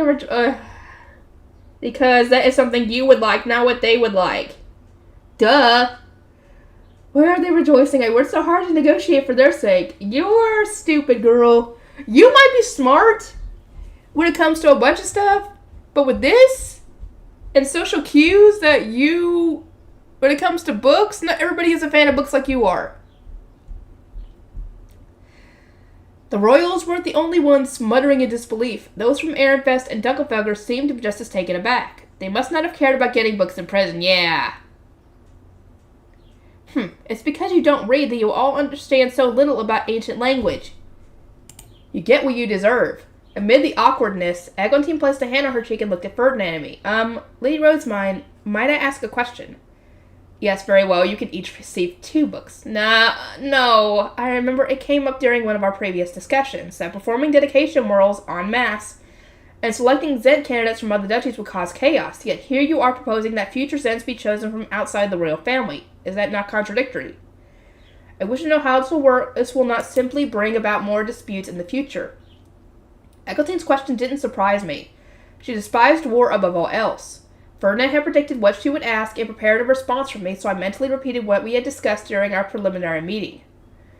Even now, I consider it best for someone among the royal family to become the next Zent. I would rather we avoid disputes where we can, but more than a year has passed since the means to obtain the Gruchite was unearthed, and even now, not a single one of you has acquired it. Ferdinand why are you glaring at her? This is the truth. Ferdinand glared at me. I get it, okay? Eglantine is the closest to the Gruchite since he was born with all the elements. Saying it outright just feels mean, though. Besides, everyone understood without me having to say it. I returned my focus to Eglantine and gestured for her to respond. No, we have not, she said, but only because we agreed that Zent would adopt you. We were going to obtain it through you. In other words, Ferdinand interjected, you plan to have someone outside the royal family obtain the Gruchite. This is exactly what they were talking about. Back then, I really did think it best for the royal family to secure it. But never in my wildest dreams had it entered my head that you were all so lazy, greedy, and selfish. Oh dear, this might not go well. Excuse me? Sylvester exclaimed, snapping out of the stupor my rampage had inspired. Ferdinand? What are you doing? Ferdinand merely smiled and continued. The script he'd written for me had sounded provocative enough, but his remarks were just plain hostile. Gone was his surface-level politeness. He was treating the royals like incompetent fools. Oh, the mask is gone! I couldn't help but blink in surprise. I had conveyed what was necessary for the royal family to obtain the Gruchite without causing discord. I also accepted the royal decree to go to Ahrensbach to prove I did not intend to incite a rebellion. And yet... Ferdinand paused, and a broad smile spread across his face. Even with all the information I provided, all of you decided to claim the creature site through Rosemine rather than acquire it yourselves. She had promised to defend Ehrenfest in my stead only for you to force her into a nightmarish engagement for the sake of adopting her. King Troracle, can you imagine how I felt upon hearing that? I agreed to leave Ehrenfest to protect it, but you put the entire duchy in danger in my absence. Yeah, you should have just let Ferdinand stay there in Ehrenfest. Or at the very least, gotten Rosemine to show you guys how to get the Grugischite. That's what you should have done. And then you guys could have all tried to get it yourselves. But no, you didn't do that. Take a moment to consider... Dang it. To consider my reaction. Ferdinand was focused not on Eglantine, who had asked the question to begin with, but on Troraqual. The king hung his head, his lips pressed tightly together. Lord Ferdinand, Magdalena interjected. Even under those circumstances, you're being far too rude. You sit before the Zent. Yeah, and he's not doing a very good job of this. Troraqual shook his head. You may not know this, Magdalena, as you are excluded from socializing, but I really have demanded a lot from this man. Yeah. You have. Then I spoke out of turn, my apologies. King Troraqual, might I ask what those demands were? Sylvester inquired, having been denied entrance to that fateful meeting. Oh, no, you don't want to know this! Oh, man, he's going to find out that Troraqual had ordered him that he either go to Arensbach or kill his brother. He's not going to like that. As his elder brother of Ehrenfest, I think I have the right to know. The king looked at Ferdinand, engaged in some kind of mental debate, then slowly shook his head. In return for accepting my demands, Lord Ferdinand asked that I never repeat them. Oh. I do not intend to violate that now. I shan't anger him or the divine avatar of Messinora more than I already have. Yeah, because if she knew what the demands were, then, well, she might not be too happy. If she's already radiating the divine mana, so, yeah, that'd probably go out of control. And I don't even know if Ferdinand would be able to stop her. Ferdinand nodded, looking somewhat relieved, thank God. To answer your question, Lady Eglantine, I think some internal disputes are preferable to the royals continuing to sit on their hands as the country crumbles around them, knowing full well how to obtain the Grugischite. I see. That said, if you would rather preserve the royal family's claim to the throne, there are some methods you could use. The assigned Zent could simply ensure their children obtain more complete books of Messinora than any of the other candidates. In other words, the royals could actually start putting in the work. Eglantine daintily and quizzically cocked her head. I would consider it best for the royal family to strive to produce future Zents, I said, though I intend to fix Jurgen Schmidt's distorted government and publicize how to obtain the Book of Messinora. Members of the former royal family will need not vanish from the stage. Could you elaborate on what you mean by distorted government, Ferdinand asked, prompting me to continue. Is that part of the script, or is she going off script again? I think it's part of the script, just to make it seem like he doesn't know what she's going to say, essentially. I explained how Zents across history had slowly warped the process of ascending to the throne. The royals must not have known in the slightest. The palace's library contained only the documents their forebears had taken with them when they first moved away from the Holy Land. Sigiswell looked as though he'd just been struck by lightning, but he quickly returned to his senses. O Avatar of Messinora, I understand now that the gods wish to dismantle the royal family. It would be my honor to become the next Zent and revive the old ways as per the wishes of the divine. Really? Dude. Are you even up to this, though? Ferdinand raised an eyebrow. Anastasius gave the first prince a look of concern. Brother, people all across the country expect me to become the next Zent, Sigiswell continued, interrupting his brother's plea with a calm smile. Thus, there is no one better suited to the task. Do you not agree, Anastasius? It would have to be someone with all elements, has to pray a lot. Shoot. What was the other? I think there was like 3 things. They had to be omni-elemental, they had to pray a ton, and offer up a ton of mana. Those, I think, were the qualifications to even have a chance at it.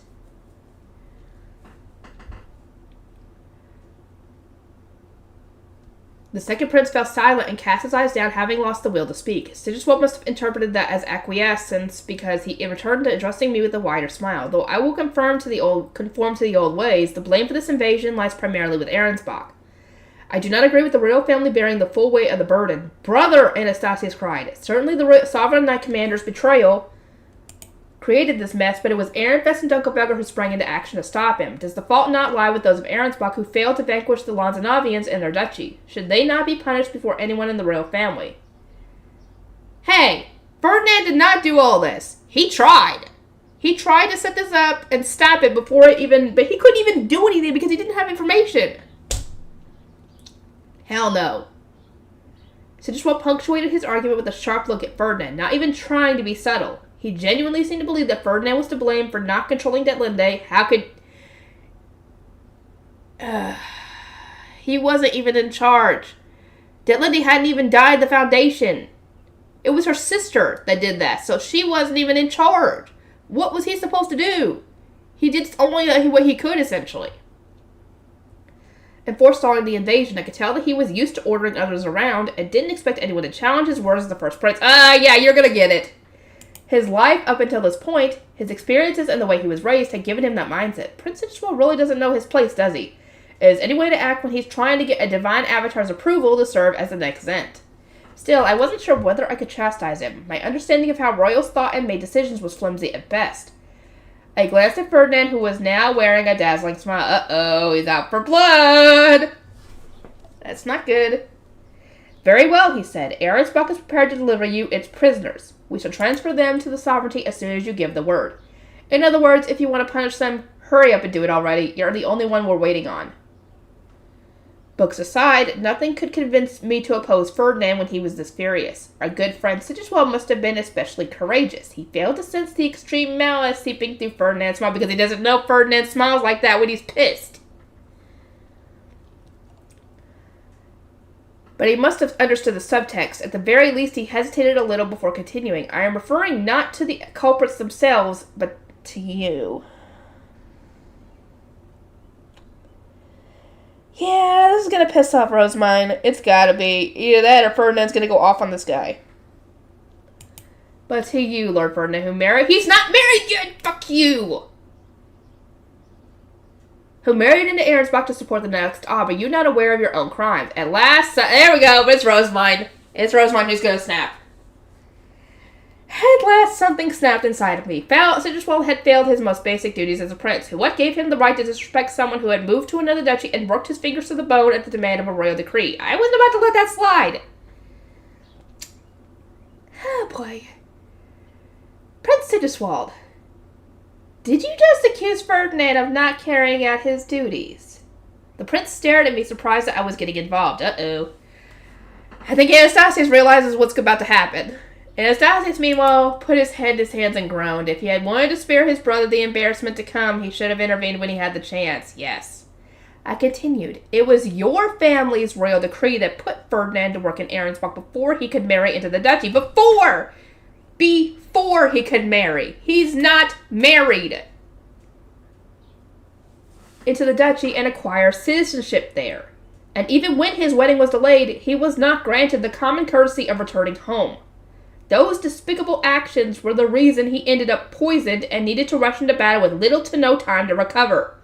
Can you really claim that someone who gathered and commanded volunteers from 2 duchies, who contributed so much to a victory that even you admit saved Jürgen Schmidt, failed to carry out his duties?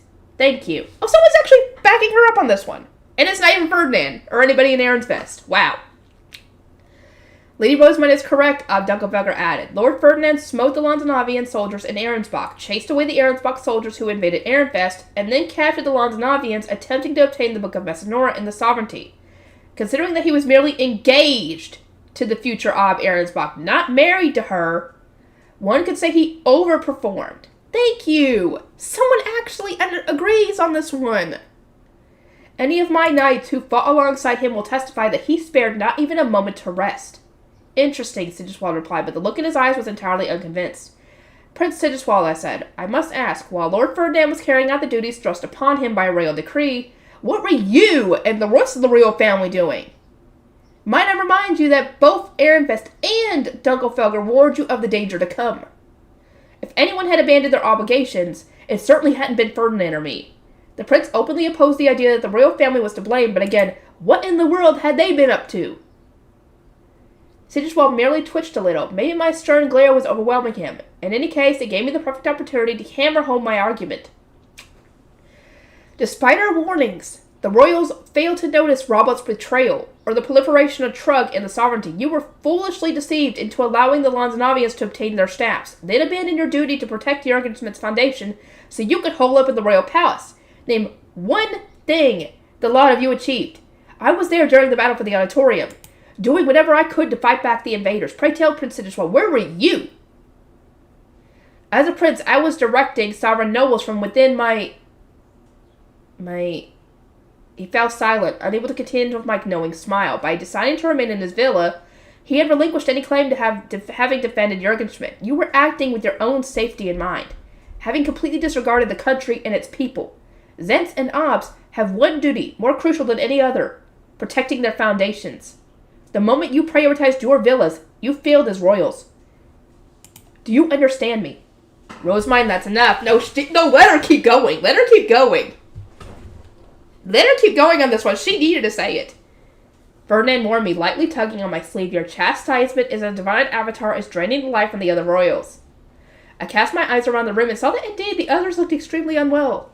You have a point. However, their unreasonable demands and ridiculous expectations since the Civil War has caused so much more harm.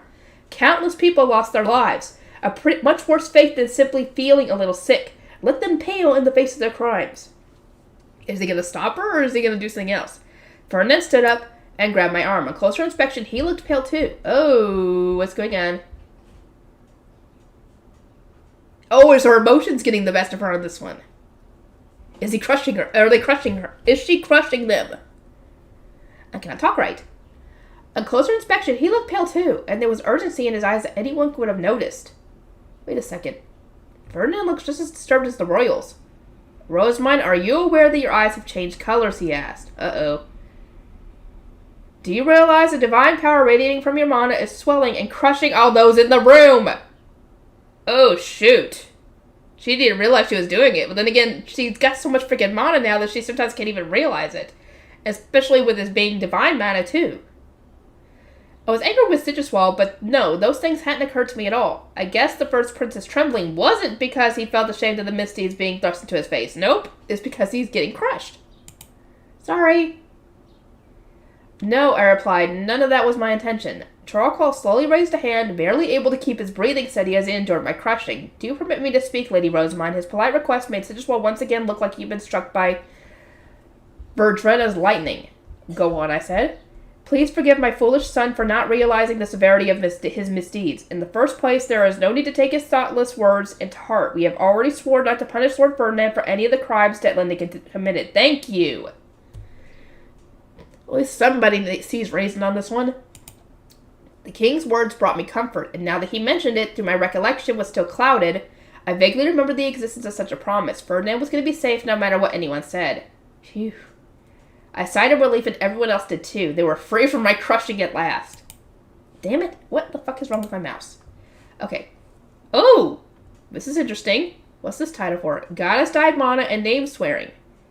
Ferdinand peered at my face, looking as serious as ever, then muttered that my eye color had returned to normal. I thought he would be glad, but some of the urgency in his expression remained. What was going on? Rosemine, it would seem you are less able to control your goddess-died mana. The divine power inside you swells when you get emotional. If it continues to grow, there is a chance you will cease to be yourself. Please control your feelings as well as you can. That thought alone sent a shiver down my spine. Could that mean losing even more of my memories? Or something even worse? Yeah, you better keep your emotions in control, girl. The severity with which Ferdinand spoke made me think I'd already started acting strangely in some way. God, that's terrifying! Fear swept over me, and that was all it took. Ah, shit! Is she doing it again? Ferdinand gasped and shouted, Rosemine! Out of the corner of my eye, I saw people grimace and clutch their chests, and groans rang out from all around me. I must have been crushing them again. Shit! It was emotions! Fear, anxiety, anger, happiness. All those emotions could cause if you don't keep it in control. I simply felt the pangs of anxiety. No, I didn't mean to, I stammered. My fear was hurting everyone in the room, which made me even more afraid of the divine power coursing through me. Come on. Calm down. Use a face stone. Use the face to drain some of the mana, because you're not going to be able to do anything until she calms down. Control your emotions, Rosemine, Ferdinand said, grabbing me by the shoulders and turning me so I couldn't see everyone suffering. His face was twisted in pain, and sweat ran in rivulets down his brow. He's even getting it, too.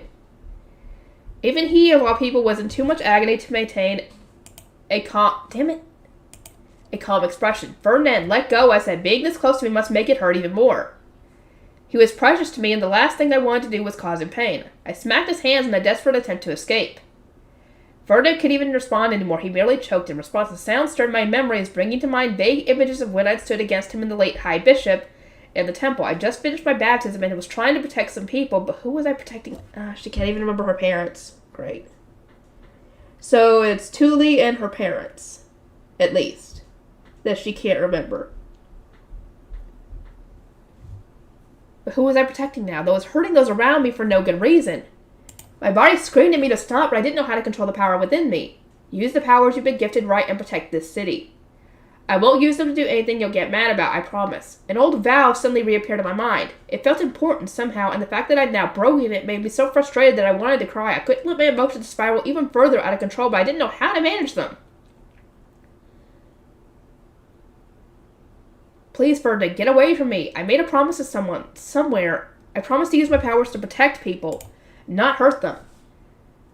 I could tell from Ferdinand's grim pallor that more and more divine power was leaking out of me. He spluttered and blood dripped from the corner of his mouth, once again reminding me of the past. Get away, I screamed, striking his hands before at last managing to wriggle out of his embrace. I shot to my feet and my chair tipped over with a loud clatter.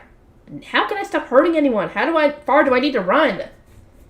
You don't need to run anywhere, you just need to control your emotions. You need to calm down. I scanned the room looking for some way to escape. Sprinting in the corridor was an option, but the door was across the table from me. I would need to run past everyone, causing them even more pain in the process. You're not going to be able to get away without crushing anybody else even more.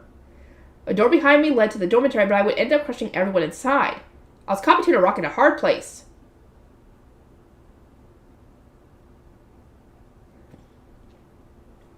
Ferdinand gazed down at his hands, then wiped the blood from his mouth and turned to Sylvester. Aubert and Best, permit Hartmut's group to enter. Get in here, Hartmut, Sylvester exclaimed in ordnance. He sent it with one hand while clenching his chest with the other. Before the bird could possibly have finished delivering its message... Damn it. What the fuck is up with my mouse? The doors of the dormitory burst open. In came Hartmut, Clarissa, Matthias, Lorenz, Roderick, and Grisha. Excuse me, Hartmut said. No, everyone get away from... Fear not, Lady Rosewind. We are enveloped in your divine mana at all times. See, your heightened emotions do nothing but allow us to feel even greater Of course Hartmut says that. Hartmut then gave me a reassuring smile while he and the other men circled me, separating me from the rest of the room. They must have stopped my divine mana from reaching everyone else because the groaning soon came to an end. Knowing that the others were okay helped me ease my worries, and it doesn't look like Hartmut and my other retainers are in pain. Hartmut and Lorenz wore encouraging smiles. Roderick and Matthias looked extremely serious, but not because my divine power was hurting them. They were just determined to carry out their duty. Lord Ferdinand told us to wait outside in case we were needed, Clarissa explained, smiling so brightly that I almost thought she might start humming.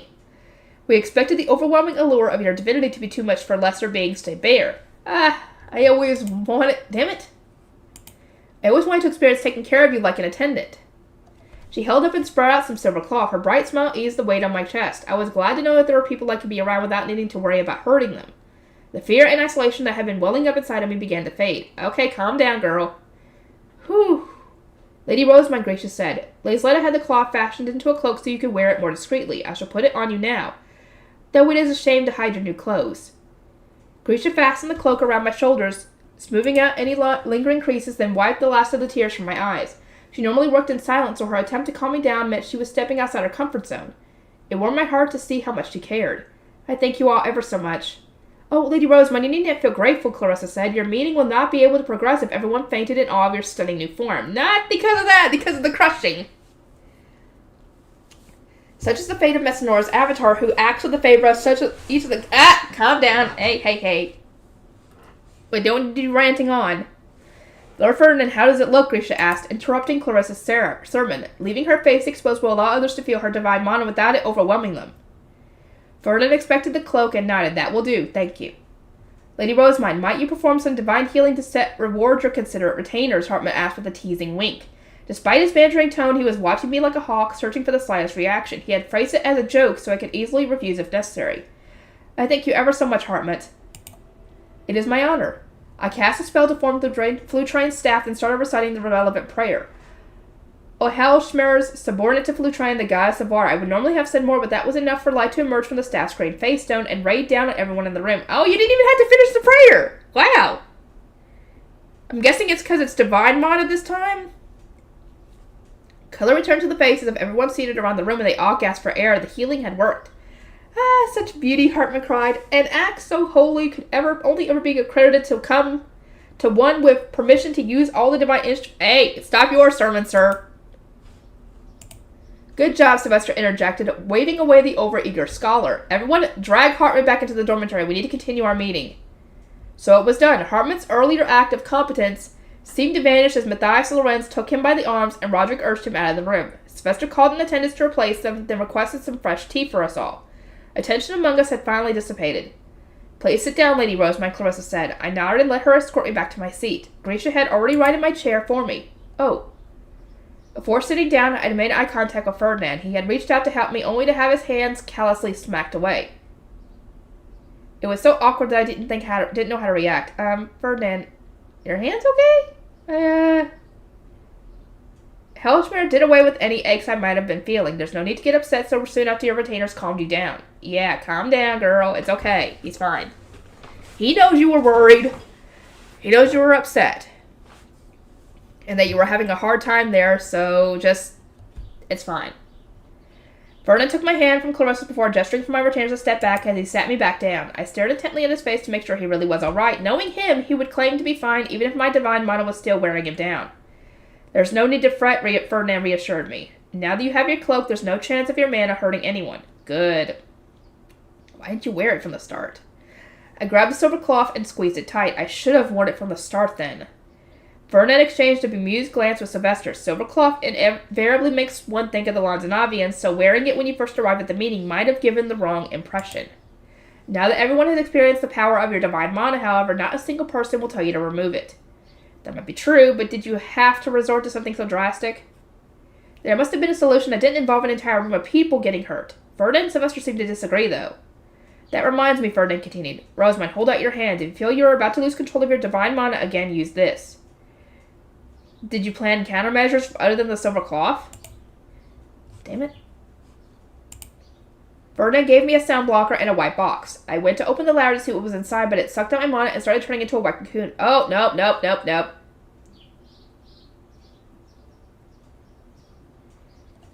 It sucked out my mana and started turning into a white cocoon. A namestone? I'd seen this happen enough times to know what I was looking at. It was a namestone. Ferdinand, what is the meaning of this, I asked. I need a way to reach you in the case of an emergency. No, he's talking about, like, if this happens again, and because anyone who is name sworn to you isn't affected by this like everybody else was. So if the worst comes to happen and he can't reach you, then he needs to be able to do that without getting crushed. Maybe so, but you could just call others like Sylvester did, or quiet, Ferdinand said, pinching my cheek. I pursed my lips. Name swearing isn't meant to be done. Damn it. As some kind of surprise attack. It's supposed to be like a super important ceremony should you not understand its significance, considering how many have given their names to you. Several of my retainers had given their names to me, and not a single one of them had taken the decision lightly. Ferdinand must have known that much, especially when Eckert and the others in his retinue were so loyal to him, giving me his name purely out of convenience. I saw no reason to believe he wanted me to have it. It was like stomping on the sanctity of the vow. The more I thought about it, the sadder it made me. Keep it until the divinity fades from your mana, Ferdinand said. That is all I ask. Still, using it as a tool is just... Again, it will only be until your divinity fades. If you dislike it that much, then you can use the stone to order me to take it back. I don't want a master-servant relationship with someone who's basically family to me. Drawing that line had caused drastic changes in my relationship with Feline and Daniel. The relaxed air between us had vanished, along with any hope I had of becoming their friends. I didn't even want to think about the same thing happening with Ferdinand, and above all else, I didn't want to give him orders after seeing how bitter he was about the royal family messing him around. Give it up for now, Ferdinand said obstinately. You started it by exploiting name swearing to save my life. It will not be for long in any case. He took the sound blocker back from me and returned to his seat. It had been an emergency, but I couldn't exactly deny that I'd taken his name to begin with. That is true. I squeezed his name stone inside. Now then, is everyone ready to continue? Verna asked once we had sipped our tea and dismissed our attendants. Sigistwall had declared that he was willing to become the Zent, so we picked up our discussion with whether he was a valid candidate. Does this mean Sigistwall will take the throne? Charlcoal asked. He and Frida, his first wife, looked at Ferdinand with extreme concern. That sounds, If nobody else wants to volunteer, then yes. We want a royal to become the next Zent and shape Jurgenschmidt as the gods desire. If we have a viable candidate, we shall give them the crown.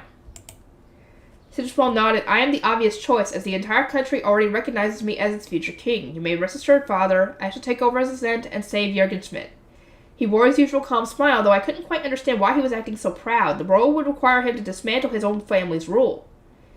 In that case, I said, to ensure you faithfully carry out the will of the gods, we must have you swear an oath to the goddess of light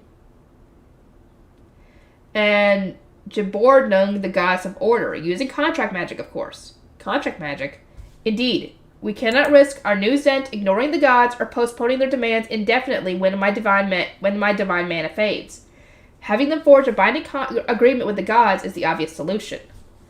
The prince's contract wouldn't be with me. Instead, he would make a vow to the gods, one much stricter than any sort of agreement between humans.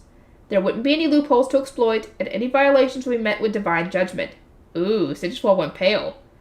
Was he afraid of contract magic, or just shocked that he wouldn't be able to take advantage of us the moment he came into power? That's probably the last one, and the fact that he could possibly get smited for no reason.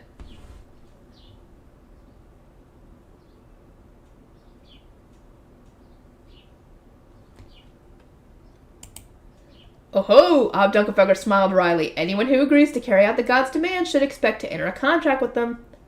Indeed, his wife agreed. Perhaps the Zent could address the country's obs and outline his plans for Jurgenschmidt's future before he obtains his Gruterscheid, to ensure the duchies know what is expected of them. And with that, the magic contract was set in stone. Sigistwall balled his hands into tight fists atop the table. If he agreed to make a vow to the gods, our discussion could move on to the newly christened transference ceremony. From there, we could outline how the royals will be treated, how the currently deposed duchies will be divided, and so on. There is still much to be decided. As I wondered what we would deliberate first, Ferdinand suddenly stood up. Prince Sigistwall, as I am sure you now understand, the next Zent will need to endure a tremendous amount of pressure when they stand atop the altar and receive the Gruterscheid from the divine avatar of Messinora. If you wish to take the throne, then I must ask that you give your name to Rosemine. Doing so will nullify the impact of her divine mana on you. Damn it. The first prince blinked. It certainly would be problematic if the new Zent collapsed midway through receiving his Gruterscheid, unable to bear my accidental crushing. Who said she'd be crushing, though? That said, I really don't like using name swearing for this kind of thing. This is exactly what grandfather warned me about. Well, I mean, all you would have to do would be to give your name to whoever does it, to give their name to you, and then once the ceremony is over, give it back. You know? It would just be for that ceremony. Me? Give my name? Sigistwall asked, grimacing in disbelief. Do you genuinely expect the new Zent to accept subservience to someone soon to become the next Ob Ahrensbach? The very idea is unthinkable. Dude, would you rather accidentally get rid of... Would you like to do the crushing again? Because that might happen during the ceremony. Because you'd be right next to her. The prince was speaking for his own sake. But he was completely right. Expecting the Zent to give his name to a mere Ob was absurd. Still, Ferdinand declared that he could not trust the royal family unless they agreed. I'm fine with them just signing a contract with the gods, but whatever. Charlcoal suddenly raised a hand, a bitter expression on his face. Yes, King Charlcoal, I asked. Lady Rosemine, my deepest apologies for the disturbance I'm about to cause. He rose from his seat, then bound the first prince with bands like, whoa, whoa, whoa, whoa, whoa, whoa, whoa, whoa, whoa, whoa. Whoa, what's going on here? Charlcoal, what are you doing? Okay, what's going on? Is he because he's not doing it? I saw bitter tears in the king's eyes as he continued. By all rights, Sigistwall, we should already have been executed, yet we have been given this chance to live. And to receive the Gruterscheid from a divine avatar of the gods, your refusal to grant her your name and commit to her demands makes you unqualified to succeed the throne, as does your displeasure about signing a contract with the gods. Oh!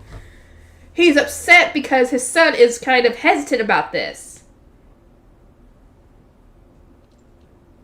Open your eyes to what the rest of us saw long ago. I understand that your upbringing in a royal family that needed to persist without the Grutushite has colored your view of the world, but your attempts to cling to the status we no longer have are unbearably foolish and painful to witness. Ralfrida cast her eyes down and said nothing. Verna gazed down at the restrained Sigistwald and then at Tralcall. May I conclude that you have decided not to allow Prince Sigistwald to become the next Zent? As he is now, I doubt he will meet the gods' criteria, the king replied, hanging his head. He will only earn more of their ire. So, you're okay with all this stuff, so why can't you do it, dude? Nobody spoke in the first prince's defense. He remained motionless as everyone silently agreed with his father. Oh, ooh. Let's see. How long have I been recording for? Dang it, I want to continue! That was a long one! No, that was actually a couple chapters. I'll keep going. Finalizing the new Zent. Though this burden might be too great for Prince Sigistwald to bear, someone from the royal family must become the Zent for you all to be spared the ivory tower, Ferdinand said. Knowing that, do you stand by this decision? Tralcall paused in thought. He gazed down at the bound prince and his wife and other children, and then slowly knelt. Even now that my mind has been cleansed, in fact, now more than ever, I sincerely believe that only someone who has obtained the Grutushite under their own power deserves to be the Zent. You ascend to the altar and disappear with the divine avatar of Messinora. Do you not have it, Lord Ferdinand? Father, what are you saying? The king's use of a title, coupled with his kneeling before Ferdinand, stirred all those present. He knows! He must have realized that Ferdinand's got to have gotten the Grutushite. The royals looked between the pair, while Ob Dunkelfelger and his wife watched Ferdinand closely to gauge his reaction. As expected, even Dunkelfelger suspects Ferdinand of having the Book of Messinora. King Tralcall, does that mean you would not mind the entire royal family being locked up? Ferdinand asked calmly. Instead of answering the question, he's essentially gauging to see what he would think. If he says he's okay with that, then Ferdinand would take over. Anastasis stood up with a clatter, his face pale as could be. Please stop, father. You are the Zent. You needn't kneel before anyone but the divine avatar. A true Zent must wield a Grutushite. Rosemine will give us one. I want you to have it and continue your reign. I already asked as much of them. You have done more to keep... Dang it. Done more to keep this country together than any other person alive. So how could anyone else be better suited to the role? Is he the elemental? All he would have, if he is, then all he would have to do would be to pray endlessly and offer mana to the foundation and do all that to be able to get to the Grutushite. Anastasius tried to pull Tralcall to his feet, but the king merely shook his head. I watched their emotional exchange for a moment, then sighed and cast my eyes on Ferdinand. Congratulations, it went exactly as you expected. It was almost like watching a play I'd already read the script for. I couldn't help feeling bad for Tralcall, but Ferdinand didn't intend to be honest with him. King Tralcall, he said, if you will forgive my rudeness, there is a serious misunderstanding at play here. The requirement for ascending the altar is not having the Grutushite, but having divine protections from all the primary gods. That is correct, Eglantine announced, drawing all eyes to herself. Nobody had expected her to interject. I, too, climbed the altar after performing the divine protections ritual in class. I was taken to the White Plaza where I obtained my stat, but there was nothing of note there, and of course I do not have the Grutushite. The requirements are being omni-elemental and obtaining the divine protection of each primary god, I added, since Eglantine had stolen my line of the script. The king's eyes widened. Being able to ascend the shrine wasn't proof of having the Grutushite. Hearing it from Eglantine had done more to convince him than anything I might have said. But even so, Lord Ferdinand, indeed, Eglantine said, he pointed us toward the Grutushite in the first place, so he either has it or stopped just before obtaining it. She's not wrong. The pair looked at Ferdinand. I could tell from their eyes that they both wanted to know whether he had the Grutushite, but there were nuances to their expressions. Eglantine seemed curious, whereas Tralcall was outright desperate. Prince Sigistwald truly is your son, Ferdinand told the king, staring down at him contemptuously. The likeness is uncanny. Is that a compliment or an insult in this situation? Everyone's expression changed, mostly for the worse. Nobody would interpret such words as praise when Tralcall had just moments ago described his son's behavior as unbearably foolish and painful to witness. Magdalena's sharp red eyes bore holes into Ferdinand. In what ways do you think the two resemble one another? I would say physically, but probably not in this case. To begin with, their tendencies to forget everything inconvenient to them and use their royal authority to make demands of others. Prince Sigistwald learned it from his father, I suspect. But this is not all. I see now that you fell victim to the goddess of chaos's curse, Lady Magdalena. Huh?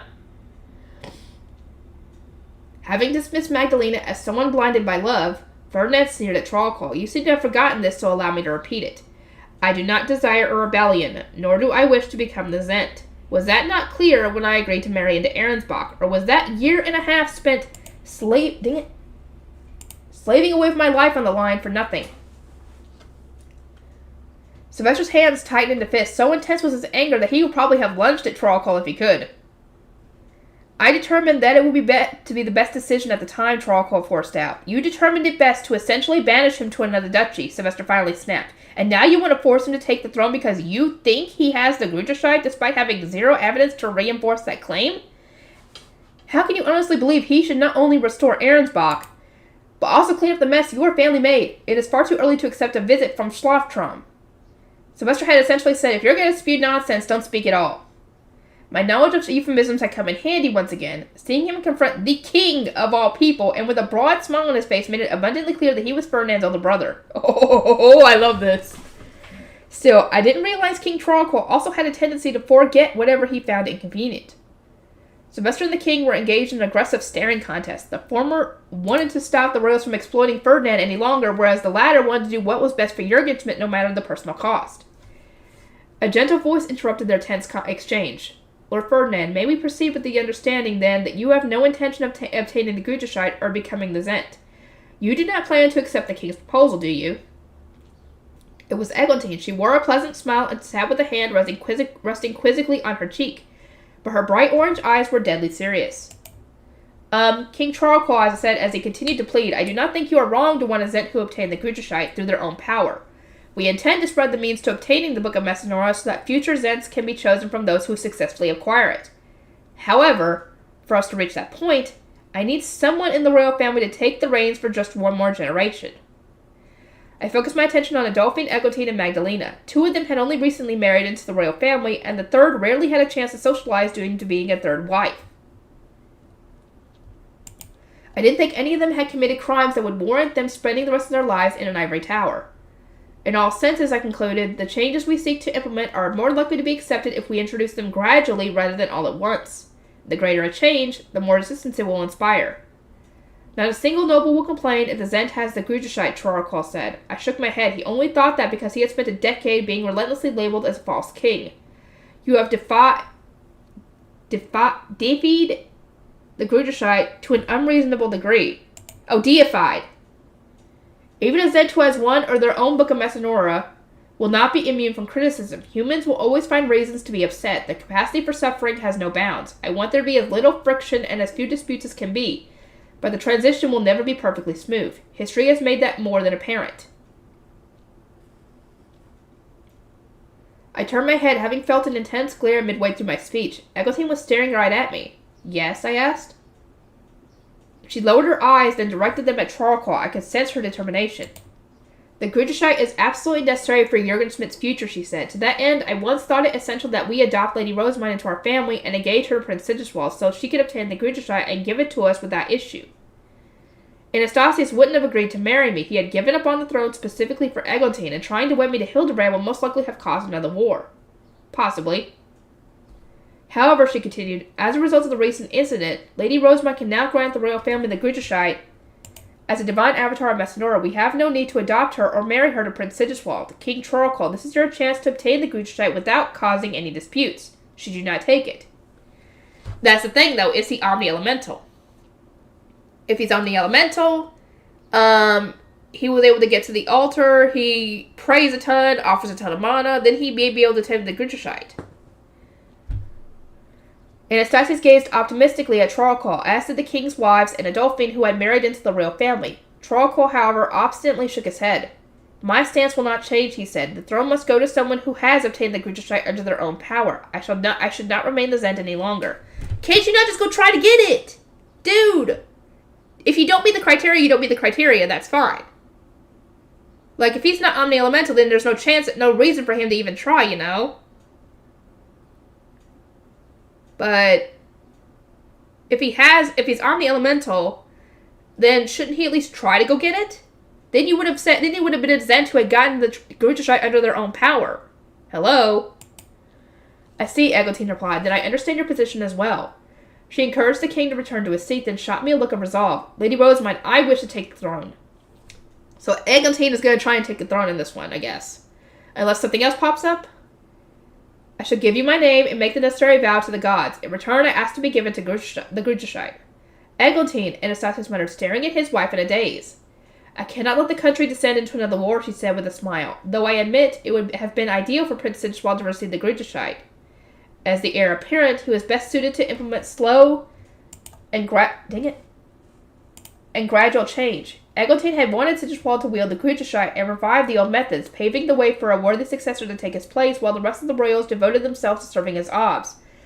But alas, the first prince had been deemed unsuitable for the role. She continued, though his reign will most likely have been shorter than the first prince's, and thus a greater cause for concern, had the king desired the Grucheshite, I would have considered it a suitable reward for his years of anguish. Despite not having a Grucheshite, Trollcock had fought as best he could to keep the country alive. Eglantine says she would have supported him if only he had striven to serve Jurgenschmidt as a proper Zent and changed the country as per the gods' wishes.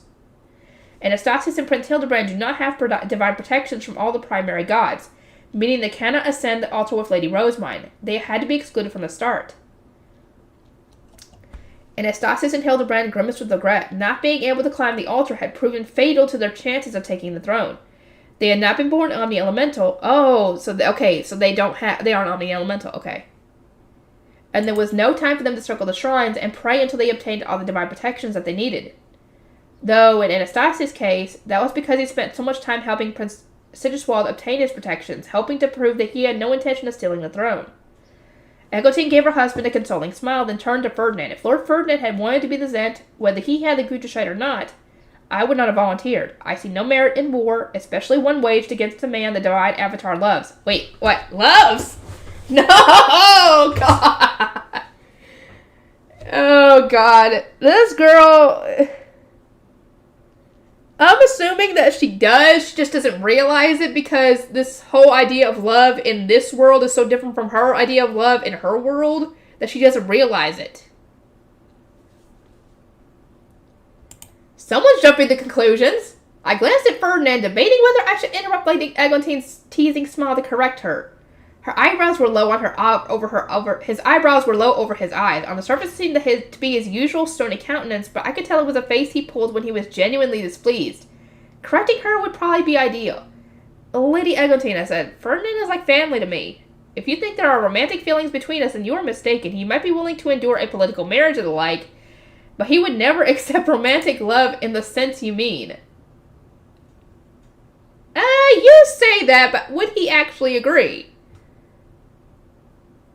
Everyone stared at me at a complete loss for words. Their eyes practically screamed, are you being serious right now? It suddenly felt like everyone knew something I didn't. You probably are right about that. You probably don't even realize it, girl, like I said. I'm right. Aren't I, Ferdinand? I exclaimed, reaching out and pulling honestly. Let us dispel these misconceptions together. Oh, God. Is he gonna say something completely different that nobody was expecting, especially her? Because, as I know, he's been setting up this whole thing ever since she came and saved him to set her up as saying, yeah, she's mine. Back off. But does he actually feel that way, or is it just to keep both of them safe, essentially? Does he actually feel that way? Is the question. Ferdinand endured several aggressive tugs before a displeased grimace appeared on his face. It made no sense. He had taught me that letting a misunderstanding fester was the same as supporting it. Which means he's supporting it, dude! So one had to intervene even when it was tedious. Oh ho, is she right? Sylvester asked? Of course he would ask that. Sylvester was one of the people that actually said that they should be together. Back in the beginning, before when he first came back into the political scene. And why are you getting involved? Ferdinand replied. As your older brother and her adoptive father, I consider it my right to know. What, is he wrong as in it's his right to know, or is he wrong in what he's saying? Is she right?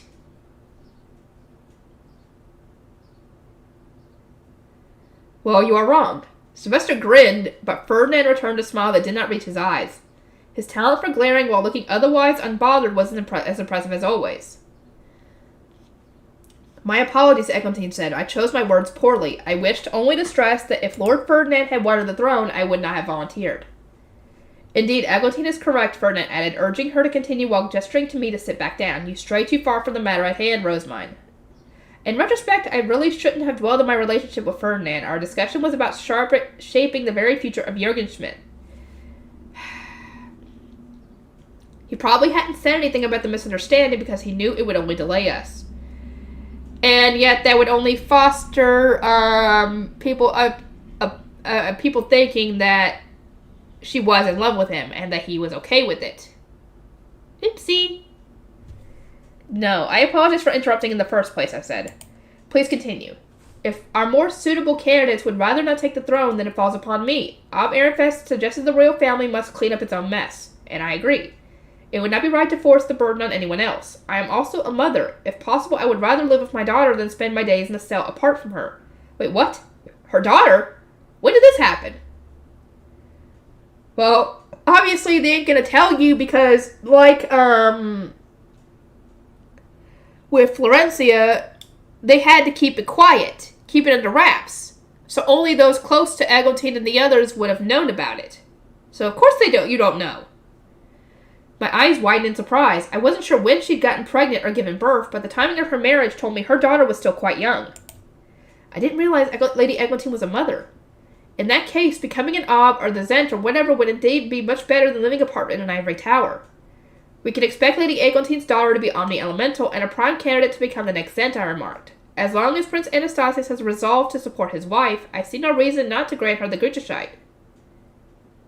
Anastasius eyed me cautiously. Support her in what sense? He needn't be so concerned, though. I was referring to the same expectations fate placed upon a female Ob's husband. You will need to carry out the duties of the Zent in Lady Eglantine's stead when she is pregnant and on maternity leave. To that end, the two of you will not be able to have any more children until you can take her place.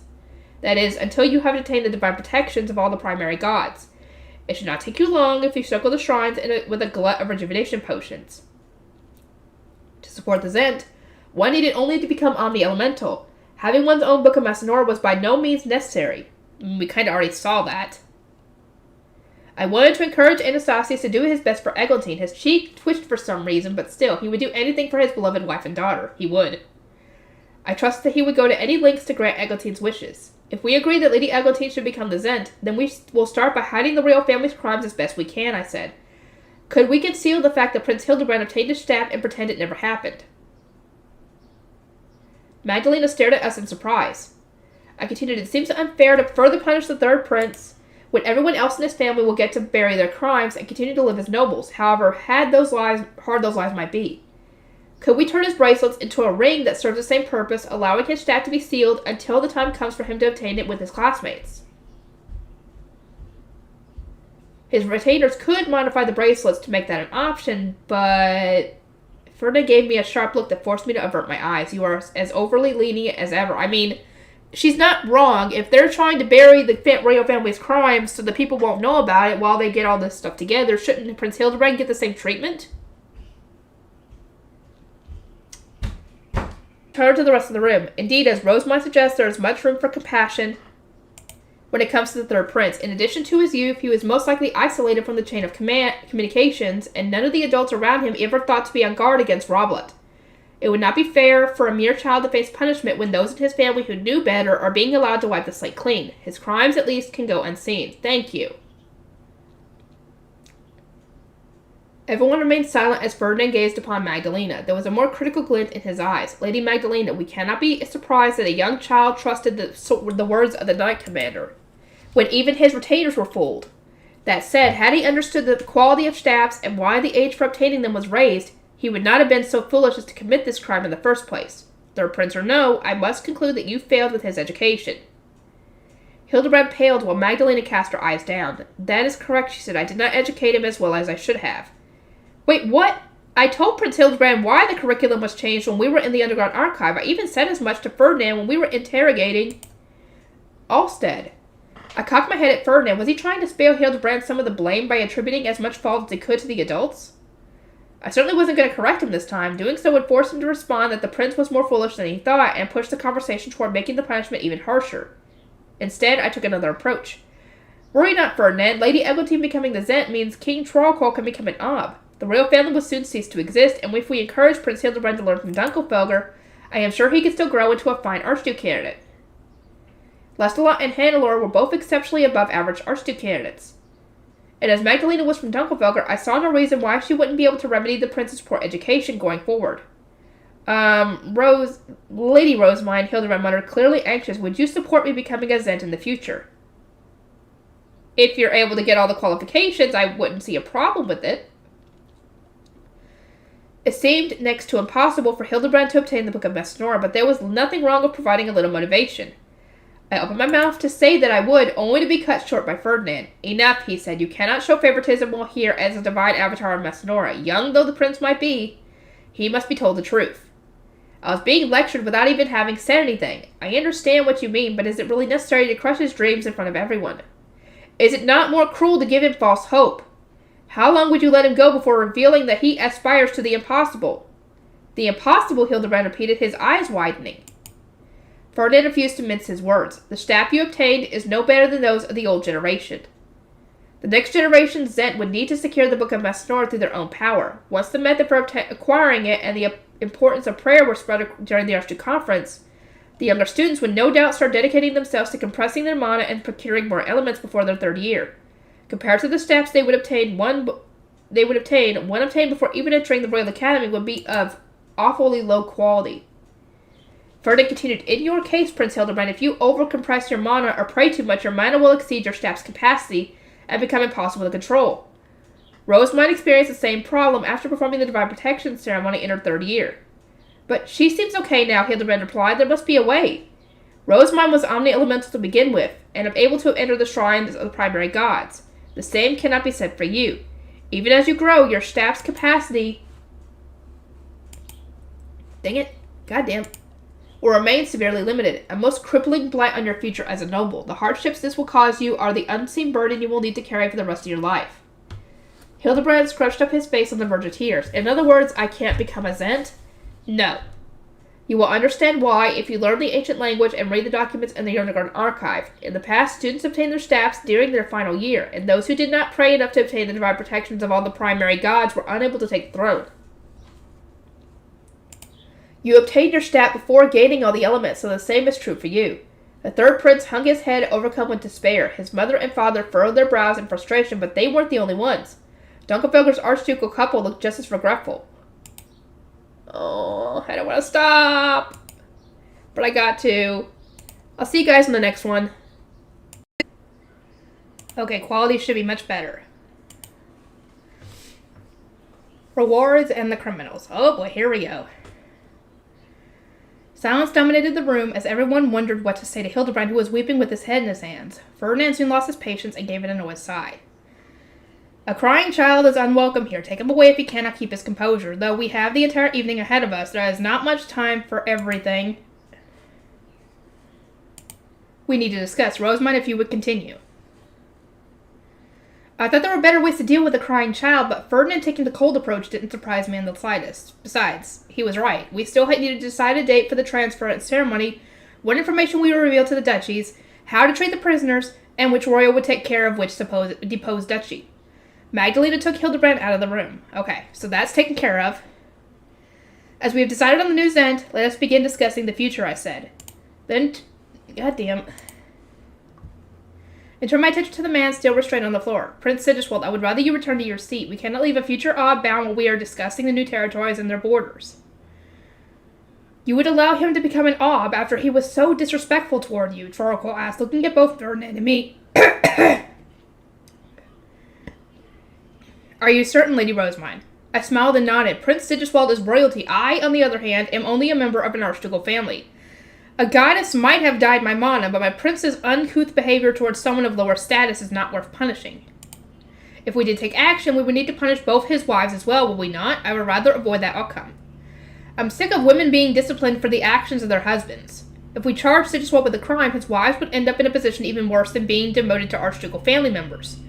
Letting him become an Ob made the most sense to me. Anywhere he fell short, his spouses would surely do their best to educate him, or so I thought.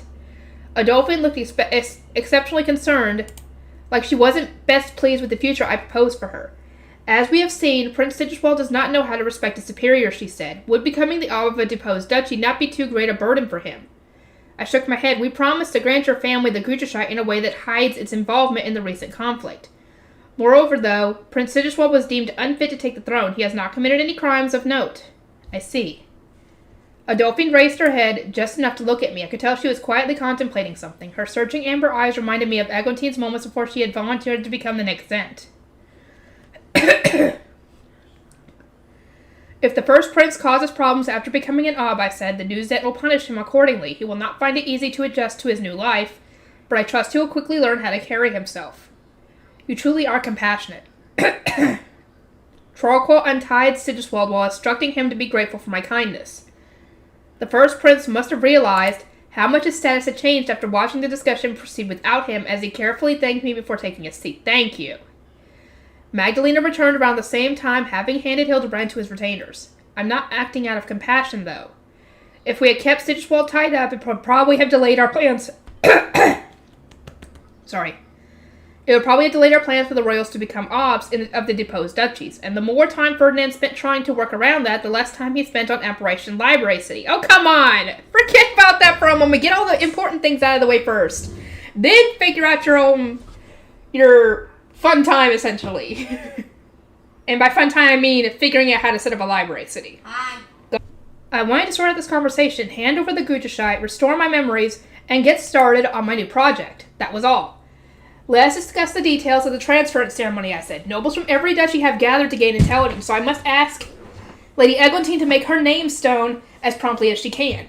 Once it is ready, we shall perform the transference ceremony for presenting the Guterscheid and the acknowledgement ceremony with the Obs. Because the Obs were already at the academy, we can take care of all the ceremonies necessary for the crowning of a new Zent. Is there any need to hurry? Eglantine asked. If we inform the Obs that the divine avatar of Mestanora is granting me the Guterscheid, the ceremonies can wait until the Archduke Conference. We might not have time to prepare the auditorium any sooner. Ferdinand shook his head, his gaze stern. The goddess's mana will not last that long. Besides, Rosamund is to be recognized as an Ob during the coming Archduke Conference. She cannot act as one while her mana remains dyed, which is already causing her problems with the creation of registration brooches, among other things. At this rate, Arensbach will not be able to participate at all.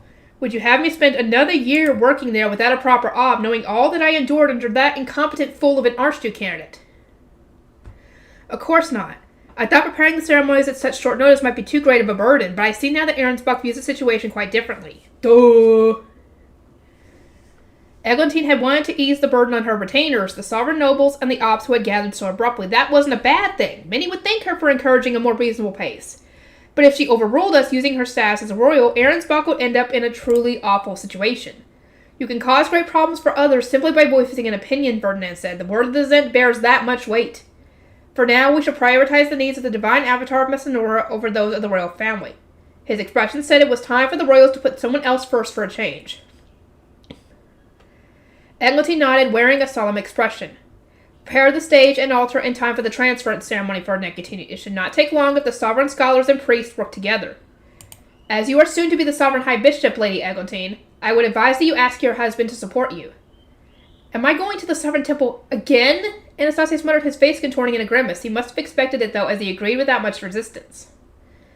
As I recall, the suggestion was made during last year's Archduke Conference that Rose might be made the sovereign high bishop. I see no reason why Lady Eglantine or Prince Anastasius cannot perform the role. The couple glanced at Siggiswald, removing any doubt about who within the royal family had proposed the idea, of course. Lady Eglantine, once you are the Zent, the current sovereign temple will start being dismantled, and the one in the academy will need to be restored. Do what you can to make it accessible. You are to become its high bishop and set an example for the duchess to follow. Ferdinand was saying that if the royals disliked the temple so much, this was their chance to rebuild it to their preferences. The two of us had been restructuring Ehrenfest's temple ever since Besenwant's died, so there was no reason a Zent couldn't do the same. As for you, Prince Anastasius, there's nothing to worry about, Ferdinand continued. Any negative association with the temple will dissipate. Soon every Ob in the country will clamor to reconstruct their temple. We plan to reveal the Foundation's true location and the role of the Bible during the upcoming Archduke Conference. Once that happened, it was hard to envision anyone looking down on Eglantine for visiting the Sovereign Temple. Yeah, definitely. Furthermore, heading to the Sovereign Temple will give you an excellent opportunity to inform The priests of the temple's closure and their transfer. The blue priests and shrine maidens taken from the duchies after the Civil War will get a chance to return home, should their obs desire it. The Royal Academy's temple will not need too many of them once prayer becomes more common among the students. Of course, the same cannot be said for the Grey priests tasked with manual labor. Every single duchy was facing a mana shortage to some degree, so I doubted many obs would refuse to take back their blue priests and shrine maidens. The change would also free up some of the sovereignty's budget. You make it sound so simple, but what about the Zent's living quarters? Anastasius asked. There is nowhere at the Royal Academy for Eglantine to stay. Ferdinand smiled. Are you forgetting the villa Rosamund was to receive as the king's adopted daughter? The furniture and overall decor are fit for a princess at the very least. You cannot be serious. Ferdinand gave an even broader grin, indicating that he was indeed serious. Anastasius gritted his teeth in response while Eglantine blinked in confusion. Of course, she does not know. Damn it. As all the men of the royal family went pale, I gave a smile of my own. King Trarqual and Prince Sigiswald prepared the villa for me. It should do as a temporary residence until the country is more stable and you have enough for excess mana to perform an Entwig count for yourselves. We were using the villa to move between Arensbach and the Royal Academy and to hold various criminals, but we intended to have the Arensbach dormitory up and running before the Archduke Conference, and our captives could just be moved to actual cells in the Sovereignty. They could even bring the bedding and such they were already using with them. As we have concluded that there are in fact living quarters on the Royal Academy's grounds, let us move to the next topic, I said. Lady Eglantine will need to dye the foundations swiftly upon inheriting the Gruterscheid. If she does not finish in time for the Archduke Conference, we will not be able to redraw borders or punish criminals. There is far too much that cannot be done with the Gruterscheid alone. Eglantine nodded and muttered, first the name swearing, then the transference ceremony, then dyeing the foundation. I shall also note that Gervasio, the leader of Lanzanov's invasion force, is currently imprisoned within Gelsenmeyer's country gate, Ferdinand interjected. He will at some point need to be retrieved. Is that task not best suited to Lady Rosamund, who could teleport between the gates? Anastasius asked. True, she needs to be able to open the country gate to get at him. Though he spoke politely, he was openly glaring at Ferdinand. He must not have wanted us to unload any more work on him. I am forbidden from leaving the dormitory in my current state, I said. As you have seen, when I am not wearing silver cloth, unexpected problems can arise. Moreover, Ferdinand added, Lady Eglantine has achieved nothing of worth since the war began. She should at least capture the enemy leader. No. Though she had likely been defending her villa, that paled in comparison to Anastasius fighting in the Auditorium and Magdalena smiting Roblat. Haha, I love that too. Having a clear, meaningful accomplishment to her name would play a crucial role in convincing the country's nobles to accept her. Ferdinand continued, Gervasio's staff has already been sealed, and as he was in prison 3 days ago, I imagine he has weakened to some degree. He should survive another week or so depending on the number and quality of rejuvenation potions at his disposal. I recommend taking around 10 nights when going to capture him. Judging by the instant death poison he had tried to use atop the altar, Gervasio probably had other Lanzanovian tools he could surprise us with. Ferdinand warned that Eglantine would probably be attacked as soon as she teleported in. On the other hand, if we do not need his memories to convict any criminals, we could simply leave him there. Murder was forbidden by the gods, but they said nothing about natural deaths. Ferdinand must not think highly of Gervasio to propose letting him starve to death. That said, Ferdinand continued, Gervasio knows much about obtaining the Gruterscheid. I would propose that Lady Eglantine view his memories. They could prove crucial to her future as the next Zent. Enough, Anastasius snapped, no longer able to contain his frustration. Even considering the circumstances, the memories of the Lanzanovians are too much for Eglantine to bear. The duties of the throne are not light by any means. It is your role as Lady Eglantine's husband to help her carry that burden, not run away from it. The couple swallowed hard. Trarqual, who had created this predicament to begin with by abandoning his duties as the Zent, apologetically lowered his gaze. Now, as for the criminals other than Gervasio. I was trying to move our conversation along when Ferdinand stood up and gave a cloth-covered registration medal to Eglantine. I retrieved this from the Sovereign Temple. It belongs to the Lanzanovian king who did not come to Jürgenschmidt. As the future Zent... Dang it. God damn it. It falls to you to destroy it. Oh my, Eglantine said, cocking her head as she accepted the medal. Should we not at least attempt to negotiate with Lanzanov? We could demand reparations and get them to take full responsibility for the incident. Lanzanovians view Jürgenschmidt nobles as not as humans, but as a means to obtain mana. They were confirmed to be advancing the development of mana-sealing tools and instant death poison, among other weapons. If you demand reparations, do so only with the understanding that any delegates you send are likely to be imprisoned or murdered for their faith stones. As someone who has dealt with Lanzanovians in Arensbach, I consider it best to close the country gate and leave them to their own devices. Yes. The royals froze. They had witnessed and experienced the impact of Trug on the sovereign nobles, but they hadn't encountered instant death poison, nor had they received detailed reports about the slaughter of Arensbach nobles using silver cloth and weapons or the mass kidnapping of noblewomen. In short, they didn't understand the true threat that Lanzanov posed. I decided to weigh in as an ob. Considering the danger, I refused to open the gate to Lanzanov or send anyone from Arensbach as an envoy. In fact, I would rather the gate lead somewhere else. Lady Eglantine, I will not protest if you wish to prepare a delegation of sovereign nobles and send them to Lanzanov, but I will charge you to use our ships. Asking for money seemed reasonable enough. I doubted the ships would ever return, and the more funds I could put towards my library city, the better. Do you not intend to send the Lanzanovian prisoners back home? Siggiswald asked. Keeping too many will cause problems in terms of security and expenses. Though I wouldn't have minded returning them to Lanzanov, I shook my head. Ehrwerman has not permitted us to refuse those who came to Jurgenschmidt in search of asylum. He does not mind us treating them in accordance with the rules of our society, but we cannot expel them after they went to so much trouble to come here and obtain their stamps. I repeated what Ehrwerman had told us about the country's founding and the contrast between divine and mortal perspectives. Everyone sighed in response. It makes the most sense for the royal family to punish those responsible for the war, Ferdinand said. Their crimes exceed Arensbach's jurisdiction.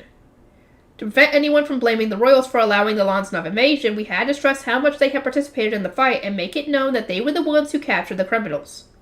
Mass executions were carried out during the purge that followed the Civil War, wiping out not just those deemed to be criminals, but also those associated with them, Siggiswald remarked. The nobles of the losing duchies will not be pleased to hear that traitors who abetted an invasion of the Royal Academy are being allowed to live. How do you intend to mitigate their outrage? This wasn't pleasant to discuss, but it needed to be done. I sat up straight and prepared to answer. Though the gods have forbidden us from executing anyone in the aftermath of this incident, I doubt that will change how the nobles feel. As the old adage goes, the law is not in heaven. To punish them severely enough to satisfy the country's obs, and to prevent them from ever being treated as nobles again, I think we should destroy their medals while they are in another duchy. So, destroy their stamps, Adolphine asked. Are the Lanzanovians registered as Jurgenschmidt nobles? I nodded. One cannot obtain a stamp otherwise. To that end, Alstead registered them all as Arensbach nobles. By destroying their medals while they are still in the sovereignty, I could remove their noble authority without taking their lives. Would anyone be opposed to this? Nobody was. Of course, because this is the easiest way to do it. I intend to have the criminals dedicate their mana to Jurgenschmidt. Dang it. Goddamn mouse. Jurgenschmidt's various duchies, I said. Dunkelfelger and the royal family can discuss how many each duchy should receive. Lady Eglantine will make the final decision when she becomes the Zent. Sorry. By involving Dunkelfelger in the process, we could give them more authority moving forward and prevent Klassenberg from butting in. According to Ferdinand, at least, I was just reciting a script. Trollco gave me a grave nod. Consider it done. I'm making the royals do all the tedious work. I can devote my attention to destroying the medals and punishing the Lanzanov. Dang it. Lanzanovian soldiers who had rampaged through Arensbach was relieved not to have been saddled with any of the emotionally exhausting duties. We will also need to discuss how Lady Eglantine will redraw the borders after becoming the Zent, as King Trollco and Prince Siggiswald need to be assigned duchies to rule, I said. Ferdinand formed his staff and used his mana to draw a map in the air. I gestured toward it and continued. The only land the Zent is supposed to rule is the centermost portion of the sovereignty, the Royal Academy. To minimize the burden on Lady Eglantine, we can shave away the extra territory the royal family acquired for the sake of establishing their villas. The part of old workstock under Arensbach's management, all of old Scharfer, and a portion of the current sovereignty can be combined into a single duchy that King Trollco will oversee. Old Trostwerk and another portion of the sovereignty can be merged for Prince Siggiswald. Ferdinand complimented my explanation by redrawing the borders as I proposed. Old Scharfer was combined with Arensbach's part of old Workstock to its south. On top of that, I said, the land given to the duchies on the winning side of the Civil War needs to be properly incorporated into their territories. The Obs cannot rule them otherwise. Dunkelfelger should take this opportunity to decide what they want to do with their portion of old Workstock. They could outright refuse it if doing so better suits their duchy's interests.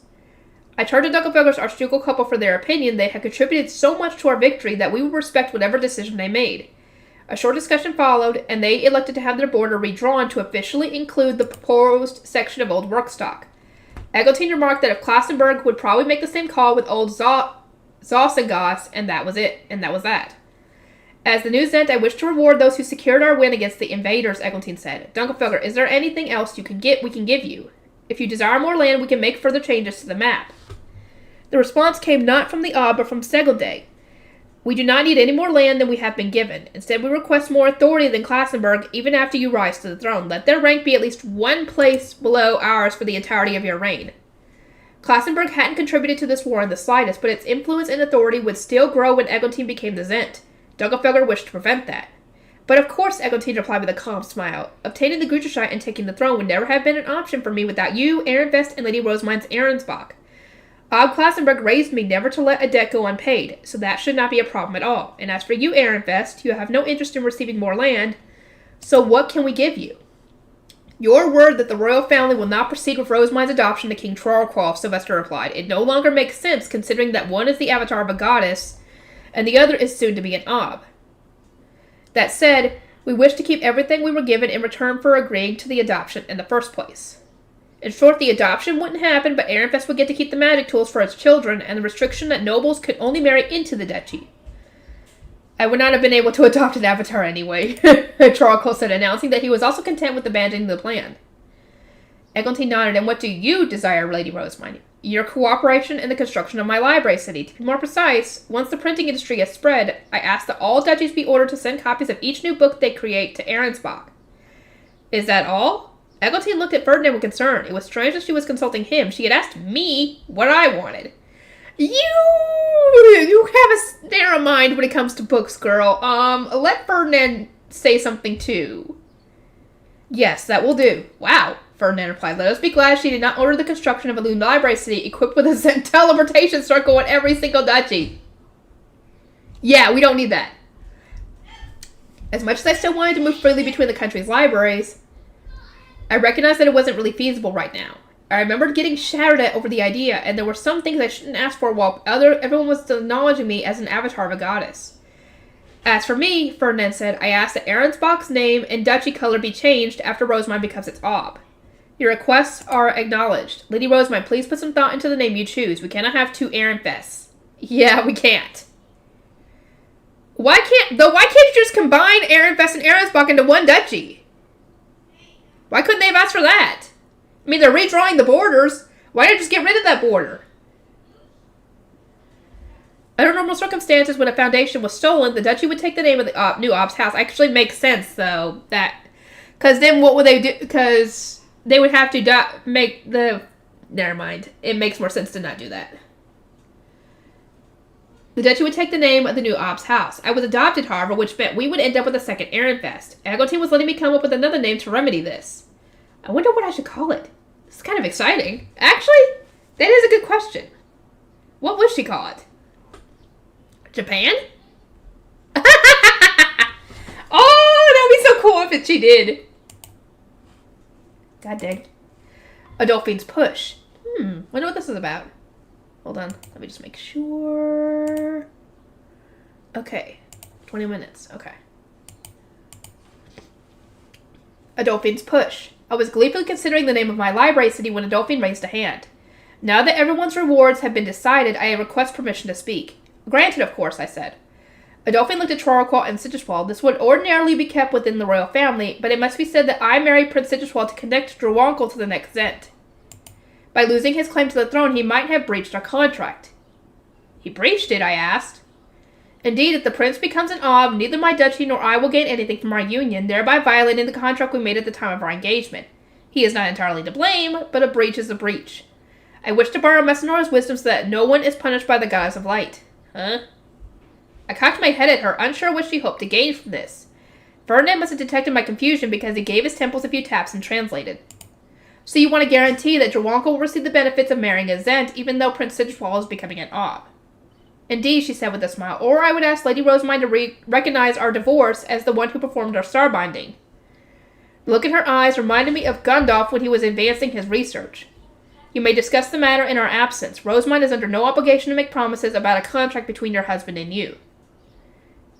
I am aware, Adolphine replied, still smiling, but her involvement cannot be overlooked. Following the Civil War, Klassenberg and Dunkelfelder were given land to reward their involvement. This was not an option for Drwankel, so we were given a chance to increase our authority by sending archnobles to the sovereignty.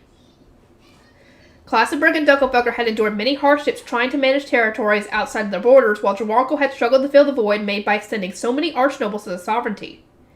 Adolphine continued, redrawing the borders will allow Klassenberg and Dunkelfelder to properly absorb the territories they manage. In turn, the sovereignty is going to shrink.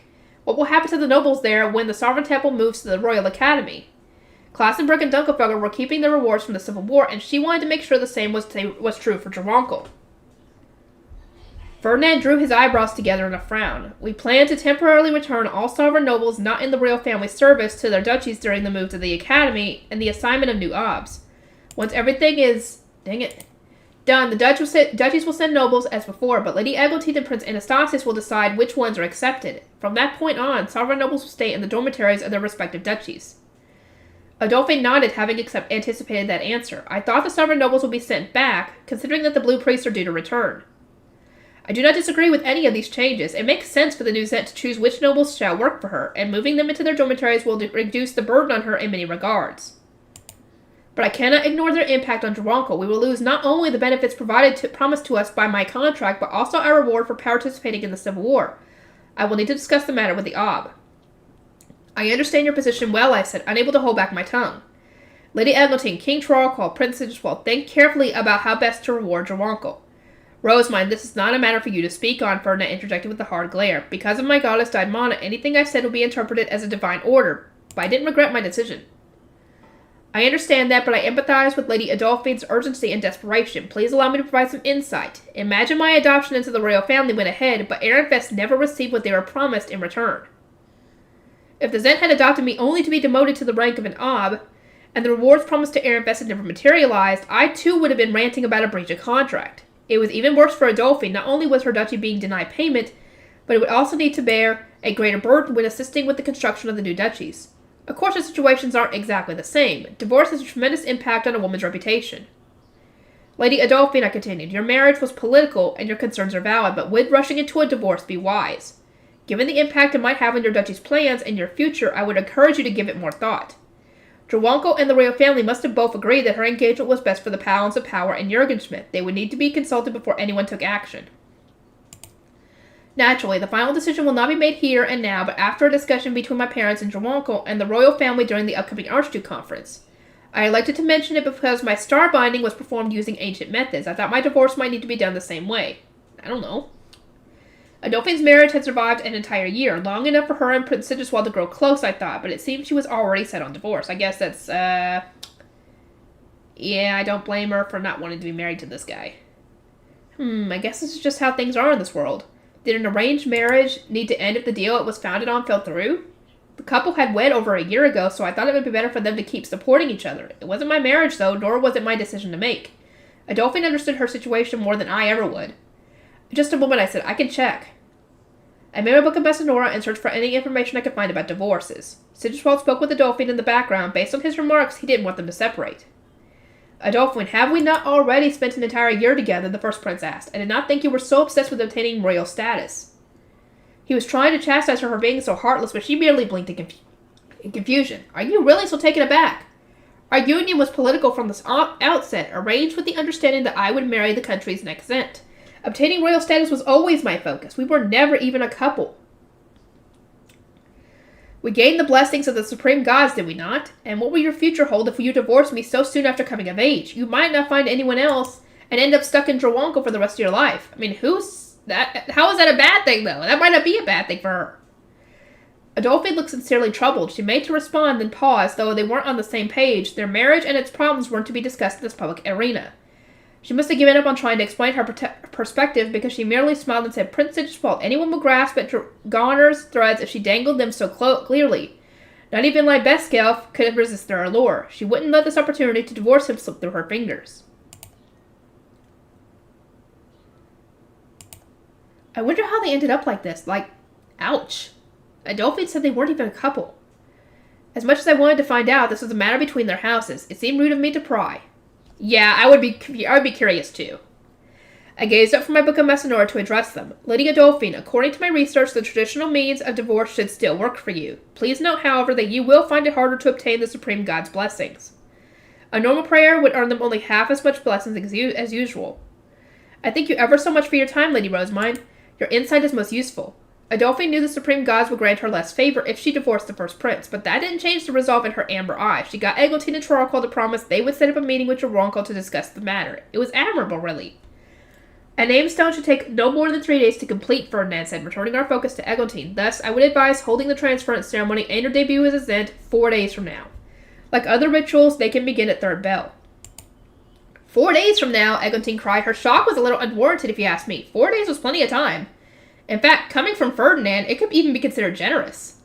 Name stones are trivial to make, I said, and procuring the ingredients should not be a problem for a royal. The prayer and method to regenerate gathering spots were taught during the last Archduke conference, so you need not even worry about scarcity. 2 days would be more than enough time.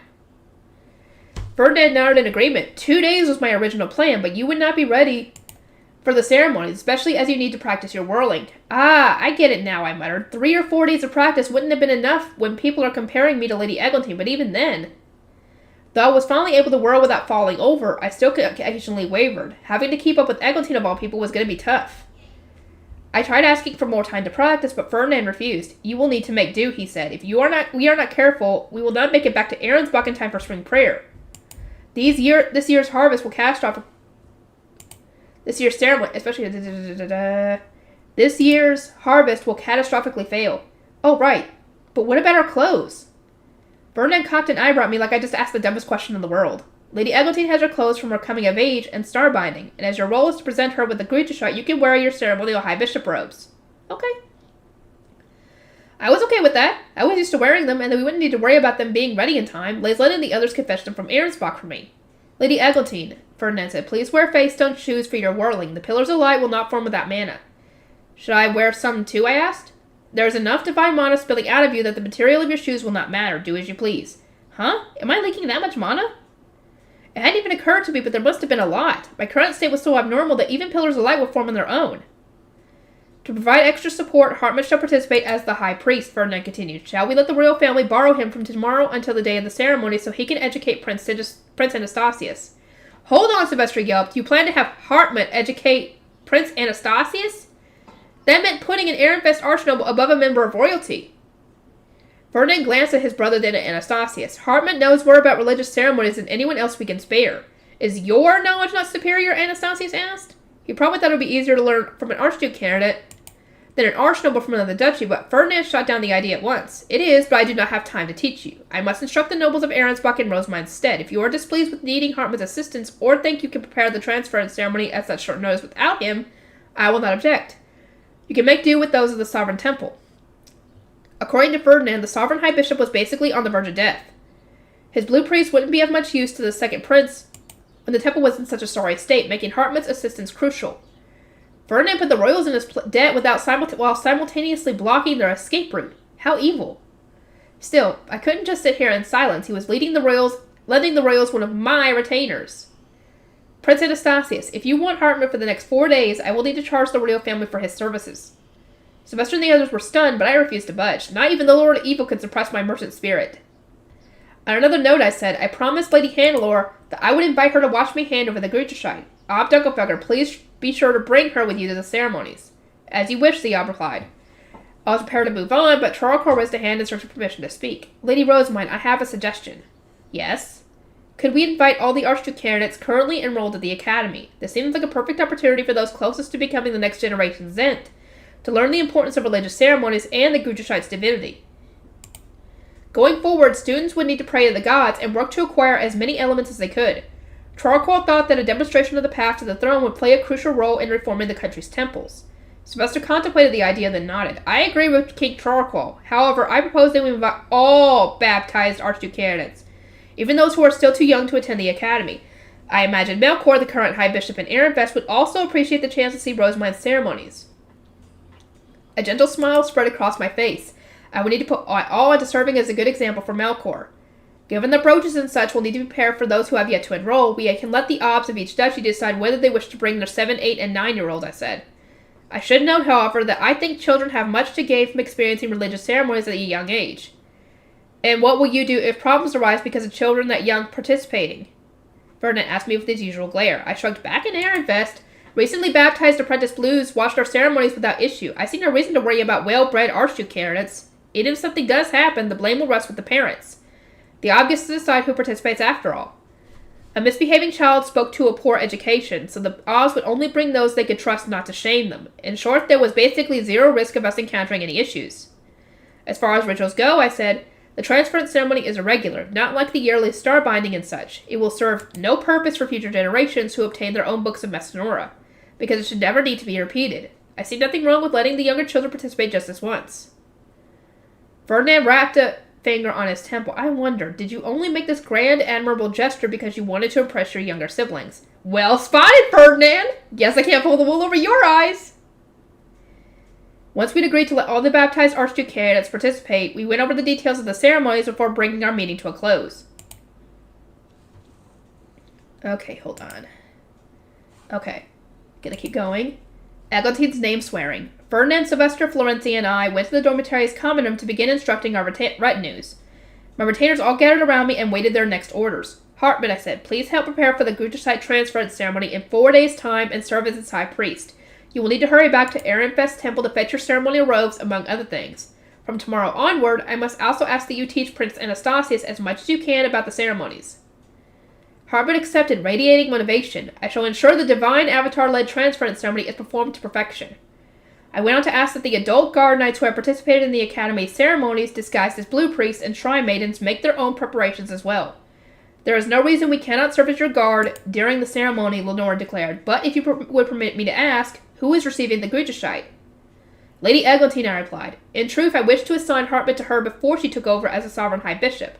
She had other matters to prioritize, though, so Prince Anastasius is providing his support instead. I was explaining the gist of our meeting when Ferdinand came over and gave Hartman some notes. These detail the ceremonies in full, he said. If you must travel between Ehrenfest and the Sovereign Temple on top of assisting Prince Anastasius, then leave the key Dang it. Goddamn. We discussed with Rosemine. Understood. Hartman removed the Bible's key from his neck and put it around mine instead.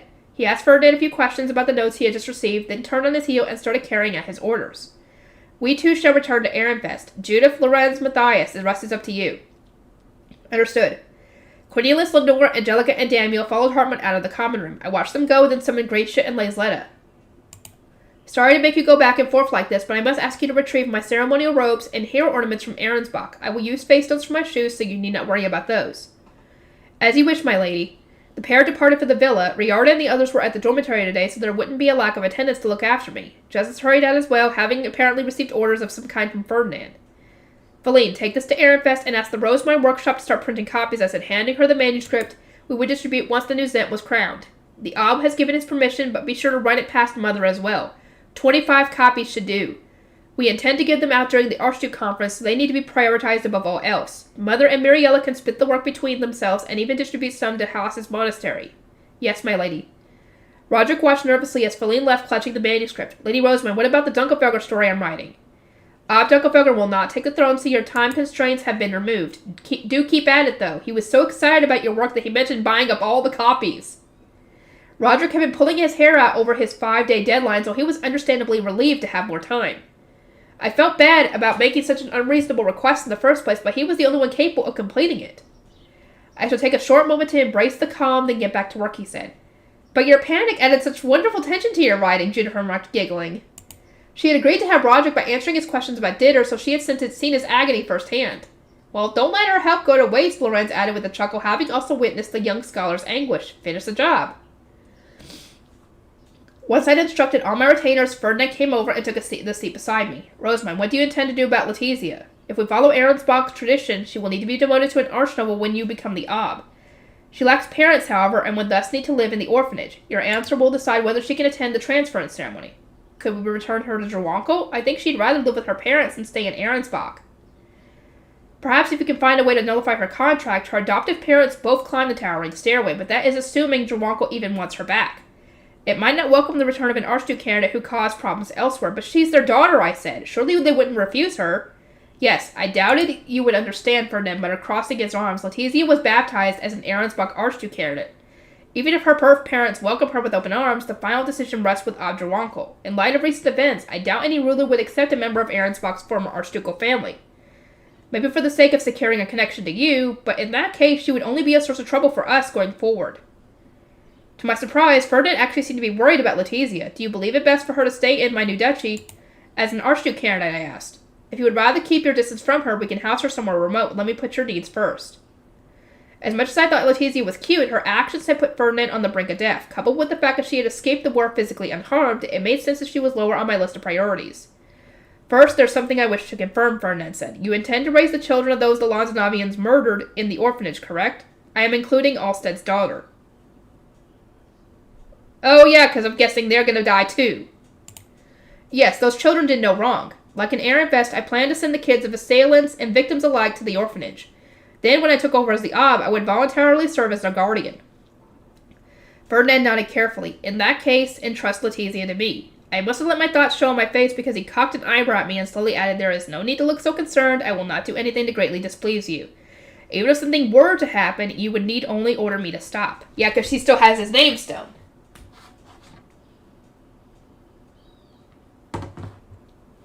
From there, Ferdinand stood up and started inspecting my health. He touched my neck, then frowned. You have a slight fever. Have you built up too much mana? Perhaps I did get a tad emotional. A tad? A sardonic grin crossed his face before he instructed Brunhilde to prepare another sheet of silver cloth, which he then started wrapping around me. Ferdinand, what in the world are you doing? I asked. You should spend the coming days in your room. It would do you well to let out some of your mana. I also wish to see how much divine power is lost in the process. Excuse me, what? The silver cloth soon covered my eyes, plunging me into darkness. Someone picked me up, causing me to yelp, and Ferdinand instructed my name-sworn guard knights to accompany him. I'm guessing he picked her up. Wait, hold on. How is he going to go to her room considering he's a guy? Guys aren't allowed up there, right? Right? Lord Ferdinand, her name-sworn knights are all men, Clarissa called. Let me come with you. But you're a scholar, Clarissa. She's a scholar of the sword. Judith cried out in turn. Scholars may come as long as they are name-sworn, Ferdinand replied at length. Ah, but I'm a guard knight, Judith exclaimed. How come I'm always being left out? Maybe I should give my name to... Don't do that just so you can accompany her. Good God. I didn't want her to make any hasty decisions. Ferdinand called out our name-sworn retainers only when he was going somewhere or doing something that had to be kept secret, and the pressure that was put on them couldn't have been more pleasant. I didn't want Judith to do anything that might make her bright smile fade away forever. Though I couldn't see, I could feel that I was being taken somewhere. It wasn't long before my expert detection skills told me we had arrived at the library. Schwartz and Weiss had just welcomed me. Ferdinand asked Solange to clear the building before taking me upstairs. We are here, Rosemont, he eventually said. Can you stand? Yes, I'll manage. I mean, as long as she's at her 2 feet, yeah. My body tilted and my feet soon touched the floor. The silver cloth was moved to reveal that we were indeed in the library, standing before the statue of Mestinora. There was only one place to go from here. Ferdinand, don't tell me you're taking her to the Garden of Beginnings! Where Wehrman is! Oh, this is going to be interesting.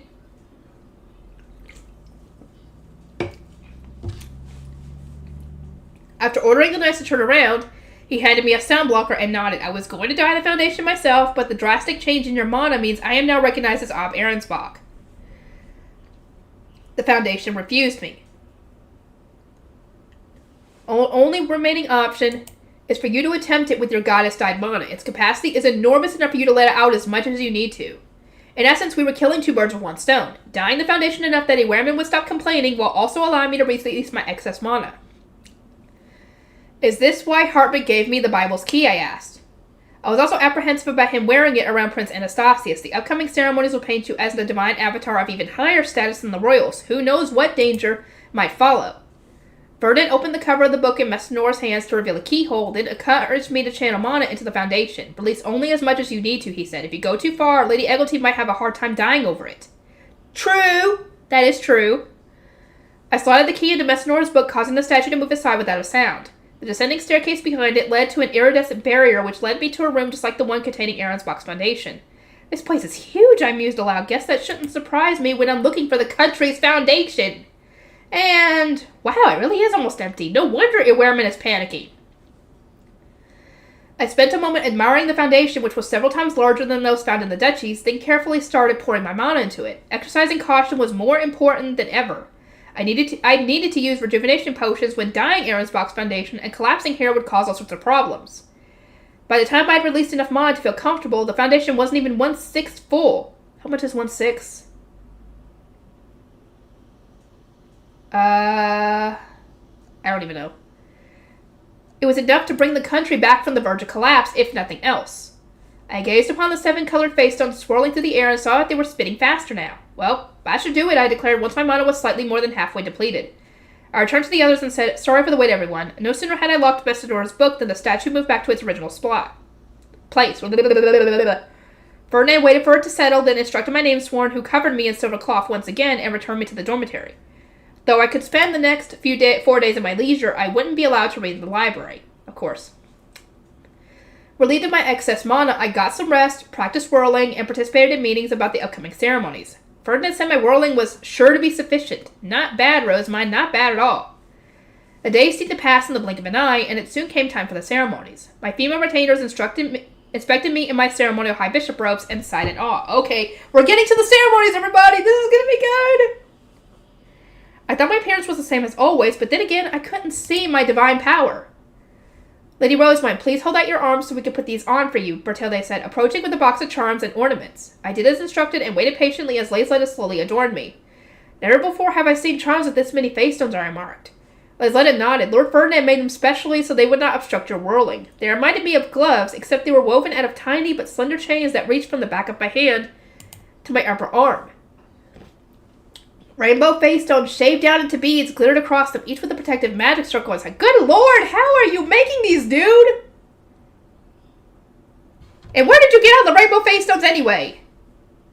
Was he making them instead of sleeping? I muttered, my lips pursed. He promised to get some rest, but these are too complex to have been made in 3 to 4 days.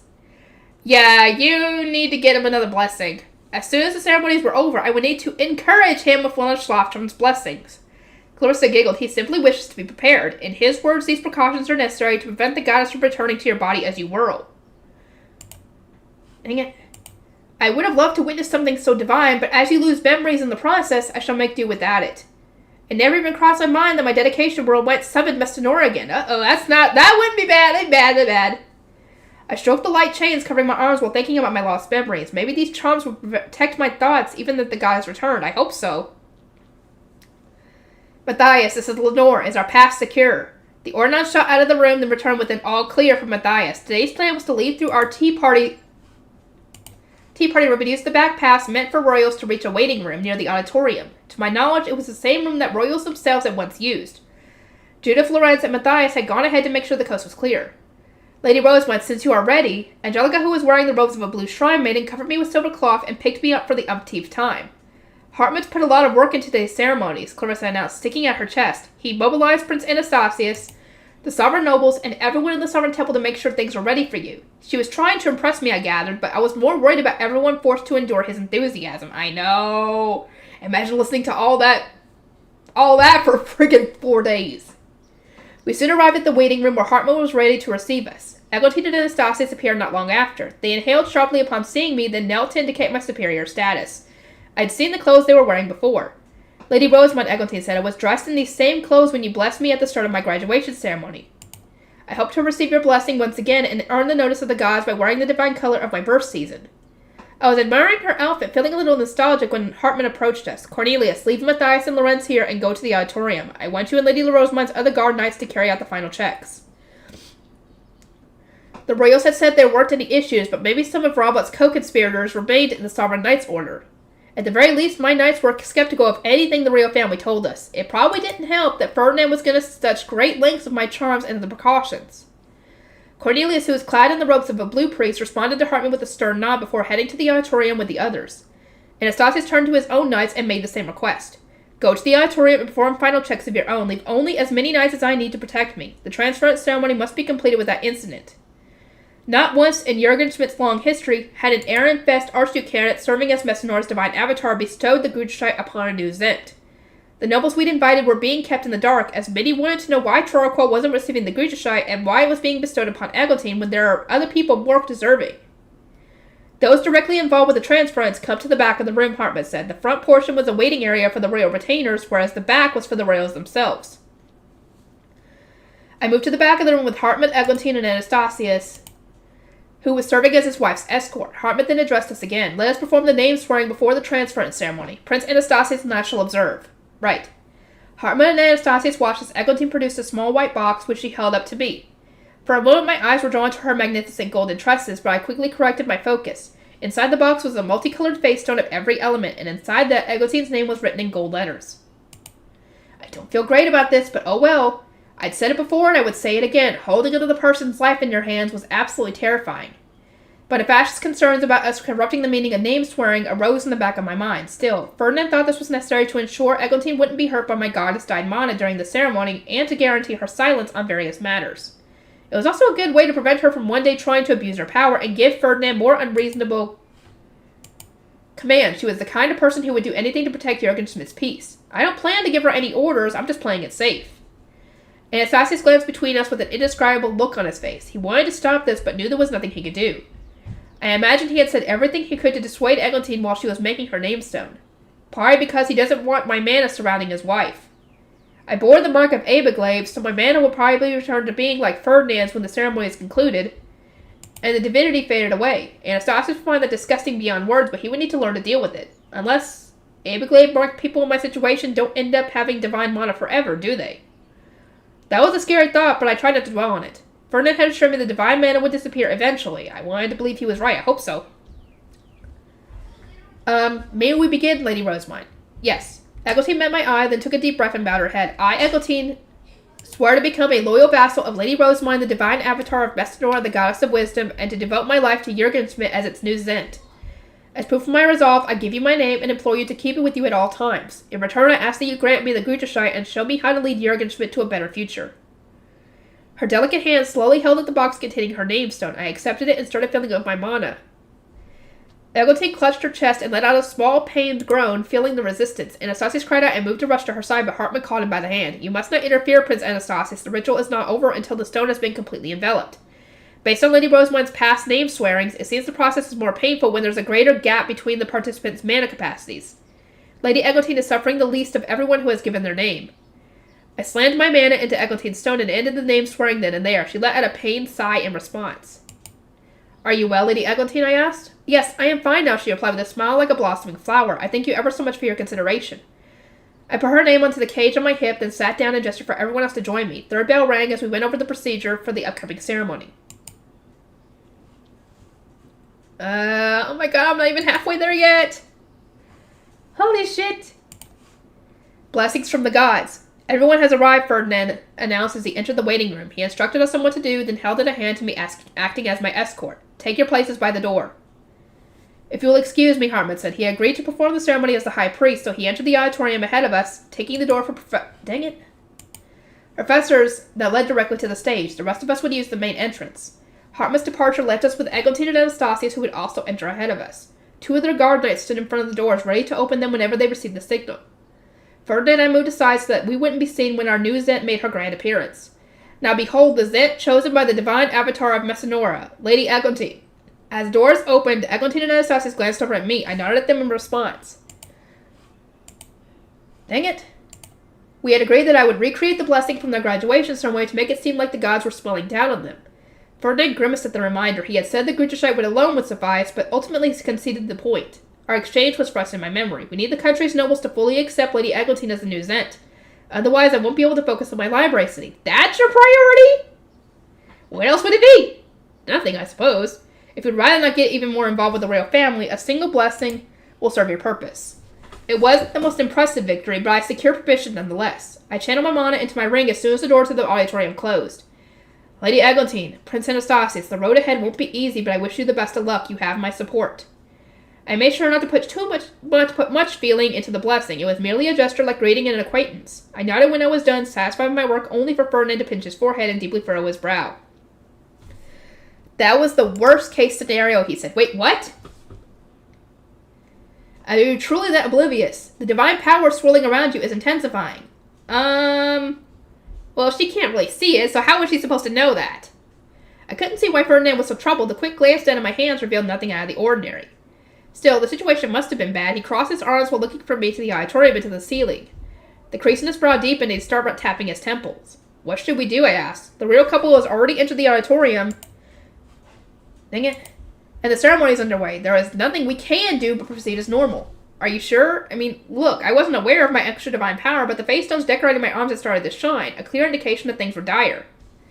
We expected something strange to occur during the ceremony, but before? Ferdinand mused. You really are impossible to predict. He clucked and searched through the rejuvenation potions and magic tools he had on hand. I noticed a number of rather violent-seeming implements hidden among them. You seem better equipped for a battle than a ceremony, I observed. Anytime you were involved, I seldom know what to prepare for. True. You never know what's going to happen with her. I can understand the rejuvenation potions. I've needed them for ceremonies in the past, but explosives? I pursed my lips at him. It's better to be prepared than not. Ferdinand scoffed. He can always put those up if he doesn't use them. Now, should you not be acting more like the avatar of a goddess, you are about to be summoned. I was part way through being lectured on the best ways to exude divinity when the doors to the auditorium opened again. Hartman made his declaration from within. Now behold, Lady Rosewine, divine avatar of Messinora, the goddess of wisdom. Well, here's hoping I look the part. Ferdinand and Hartman were exceptionally thorough, so there was nothing to worry about, assuming we didn't make any major mistakes. I took a slow breath to steady my nerves, then placed my hand over Ferdinand's. Oh wow, I'm sparkling.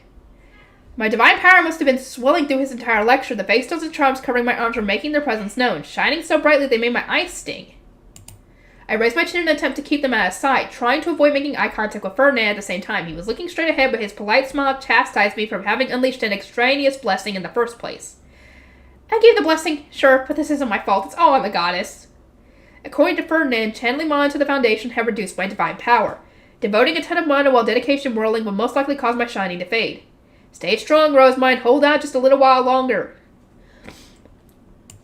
We shall provide more information during the upcoming Archduke Conference, Hartman informed the auditorium. On this momentous occasion, the long-absent Gruderscheit shall return.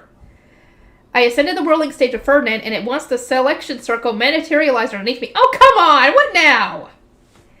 Under normal circumstances, one had to whirl to make the circle appear. If the severity of my mana leak hadn't been obvious to me before, it certainly was now. No wonder Ferdinand grimaced and tapped a frustrated digit against his temple. This was so extreme that even I was taken aback. On the bright side, I guess Ferdinand can leave out the part of his speech explaining that the magic circle will arise once we start whirling. I waited patiently while Ferdinand gave his lecture on religious ceremonies in the magic circle. We had originally agreed that I would give the explanation, but now I was being made to keep silent so as not to lessen the divinity of my image. It was the right decision, but a mean one nonetheless. His speech complete, Ferdinand spoke in a low voice that reached my ears and mine alone. Unleash as much divine power as you can while you whirl. Then he descended the stage. The musicians beneath me strummed their instruments, which told me it was time to start. Ferdinand was now among the musicians where he would play for the gods before using Verbergen's charms to ascend the altar with me. His decision to perform had seemed out of character for him, especially when I thought back to his insolence in the Garden of Beginnings, but he had quickly set me right. It was one thing to oppose Ewerman, who no longer had the power of a god, but he couldn't risk disrespecting the actual gods responsible for his divine protections. Oh, is this the sound check over? The musicians had stopped playing. They must have been ready. I took a slow breath and began. I am one who offers prayer and gratitude to the gods who have created the world. To stop the audience from doubting my status as divine avatar, I needed to put my own into my whirl. Egotine will perform the same ceremony right after me. If nothing else, my pillar of light needs to be bigger than hers. I doubted my whirling was better than Egotine's, but that was fine. I could compensate in other ways. I drew as much attention as I could to my status as a divine avatar, adding my natural mana to the goddess dyed mana flowing through me. The pillar of light slowly grew as a result. Perfect, just like that. Goddamn. Ah! What's wrong with my mouse? Goddamn. There! Jesus Christ.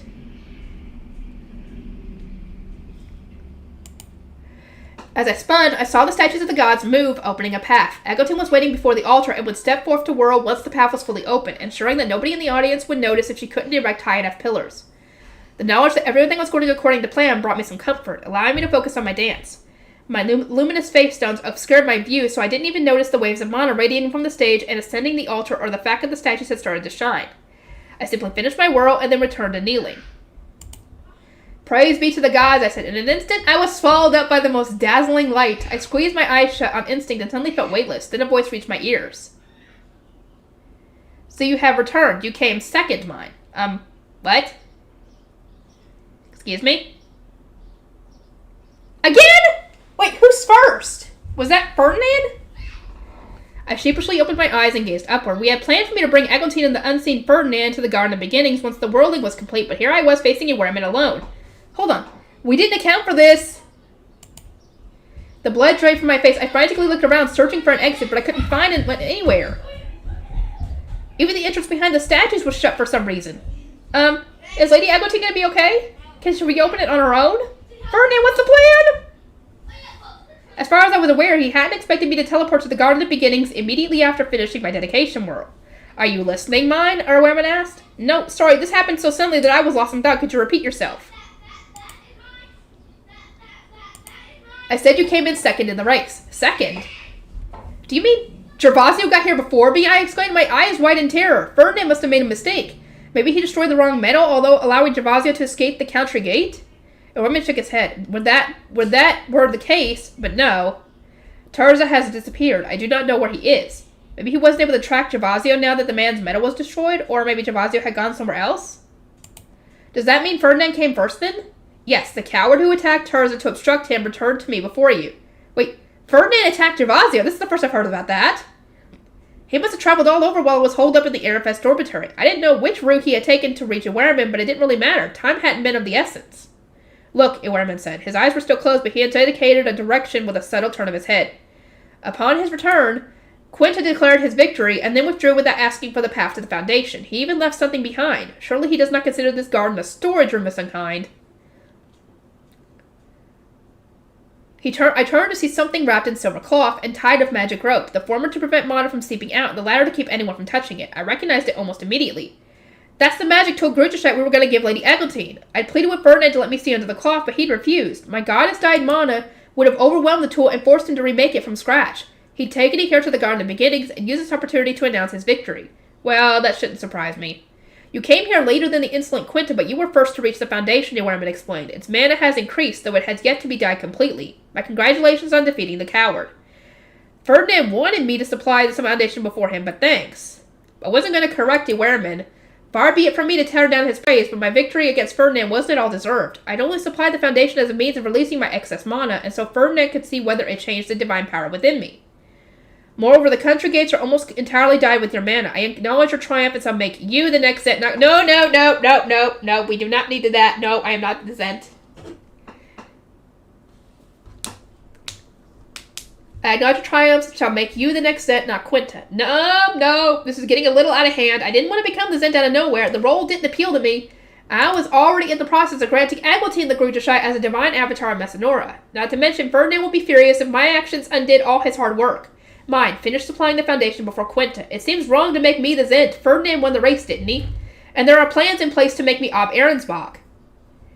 Ewerman's decision undermined the whole point of our race.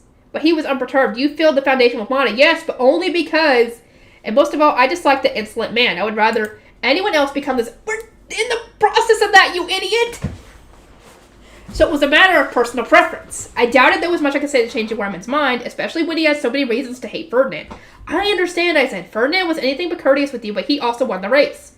So I would argue that we should do as he says. Passing him over would mean casting aside the reason we'd competed in the first place. Besides, honoring the results would guarantee Ferdinand the throne. Ewerman would still get his way in the end. Quinta must die at the Foundation before he can be freed. Huh? Yeah. Freed from what? Such was our agreement. He has yet to finish, so act quickly. Die the Foundation before Quinta steals it from you. Could you maybe not speak like it's already set in stone? Fully dying the Foundation in my current state would make it so much harder for Eglantine to die as an Zent.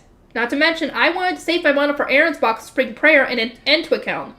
We were all working so hard to put Eglantine on the throne, so I refused to budge no matter how strongly the former god felt. I desperately searched for the right words to convince Ewerman. Did they even exist? How was I to convince someone whose actions were founded in the realm of the gods?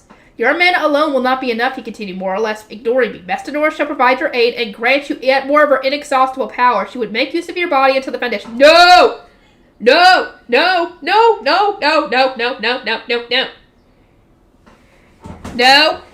Ever think to maybe ask her, does she want this?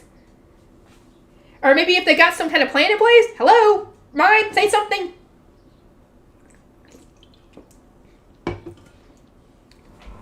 Light rained down on me before I could even respond. Okay. The face stones covering my body began to spark as if resisting Messinora's descent. Eep!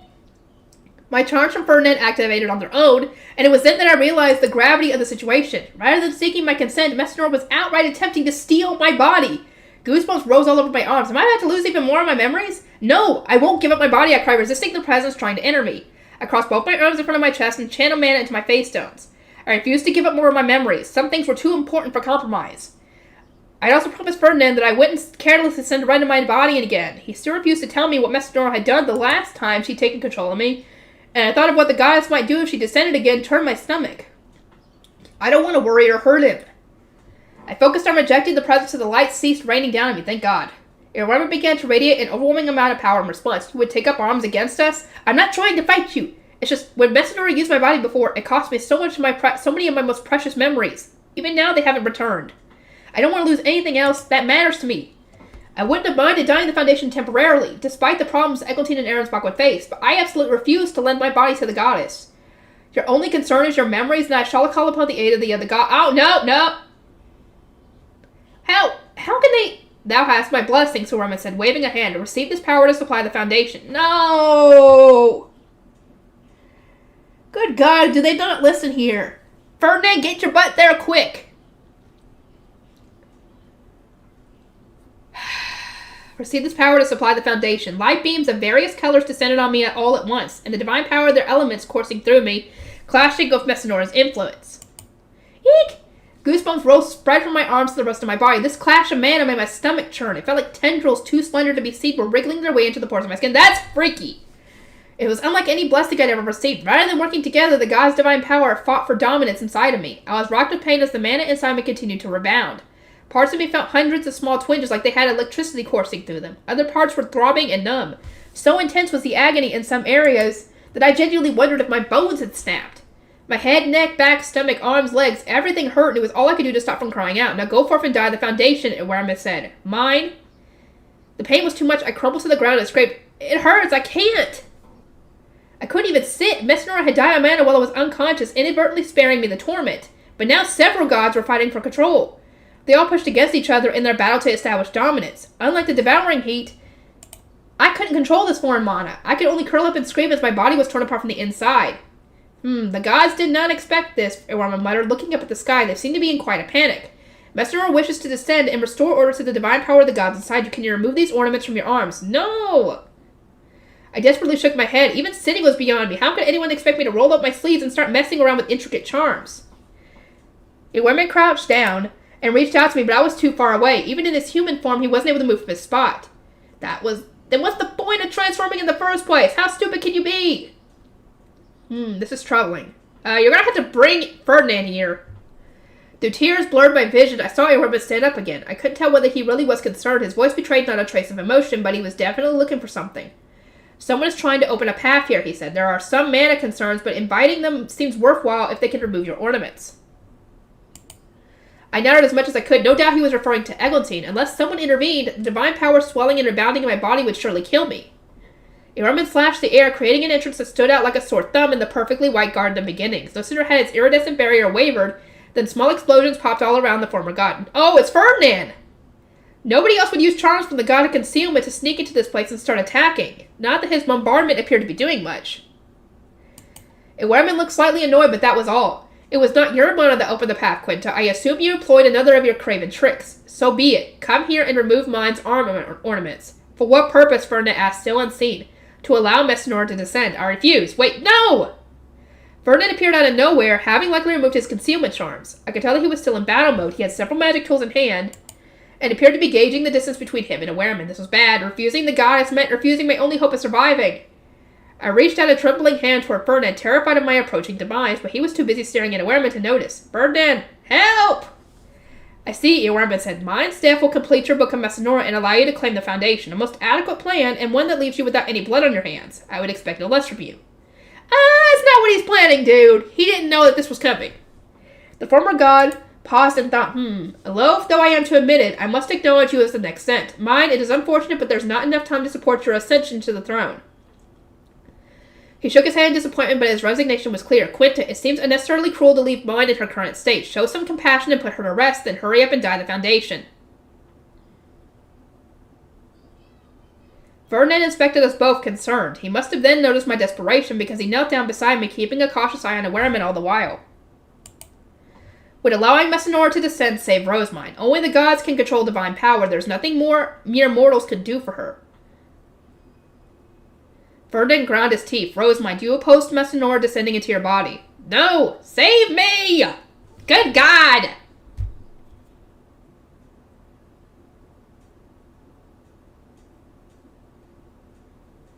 Ferdinand put away his magic tools and pulled out what appeared to be a small sweet. He wrenched open my clenched jaw, stuck it in my mouth, and then popped one in his own mouth. Is this the cure for the instant death poison? Because that's the only thing I could think of. Before rising to his feet, he moved to stand between a Wehrman and me, then struck the former god with an attack. I couldn't see it through his cape, but there was another explosive pop. This is a less potent version, Ferdinand said. Stay frozen while I rescue Rosemine. Ah! The Wehrman groaned in pain, though I couldn't understand why. He'd weathered all the other attacks like they were nothing. I received my answer when I saw Ferdinand toss aside a silver tube. He must have hit Wehrman with an instant. That's what I thought! That's what I thought! So that thing he fed me was the antidote. It tasted pretty bitter. Only once the Wehrman was dealt with did Ferdinand roll up my sleeves and start removing my defensive charms. It hurts. I understand, but you must stay still. That was easier said than done. The pain was intense enough that even the slightest movement brought about a fresh wave of agony. He'd never had trouble ignoring my writhing and complaining before. Couldn't he continue that trend and get this over with already? Lord Ferdinand, Lady Rosemine, was this really worth interrupting the transference ceremony, Eglantine called? Her worried question reminded me that she had opened the path in the first place. She was supposed to have come here, not Ferdinand. I am removing some of Rosemine's charms so that Messinoric may descend into her body. Do not just stand there, help me. You can do well to realize that you too will climb the towering stairway if something happens to her. Eglantine came over at once, responding to the urgency of the request. She paled as soon as she saw me. Lord Ferdinand, what in the world happened to Lady Rosemine? I do not know, he replied. Frustrated, but she will die unless Messinor descends into her body. It was then that he finished removing the charms from my first arm. Could you keep her arm in place? I cannot find the clasp. Damn it. Ferdinand pinned my arm down while Eglantine quickly rolled up my sleeve. The moment the final charm was removed, Messinor's voice echoed through my mind. I shall dismiss you for a short while, but this time I will not grant you access to my library. And with that, my consciousness was plucked away. Just boop! Pluck you away. The world around me faded into a blank white void. I am banned from the Goddess of Wisdom's library? No! Gone was my only reason for looking forward to the afterlife. The despair had just set in when Messinor's voice reappeared in my head. I am finished. Now go. Did something happen? Did you do something to my body, I asked? Ferdinand will probably keep me in the dark again, so this was my best chance to find out. The last time I descended into your vessel, I dyed you completely. You would not have felt so much pain if you had waited for my influence to fade, but alas, that contributed to how the god's power reacted inside you.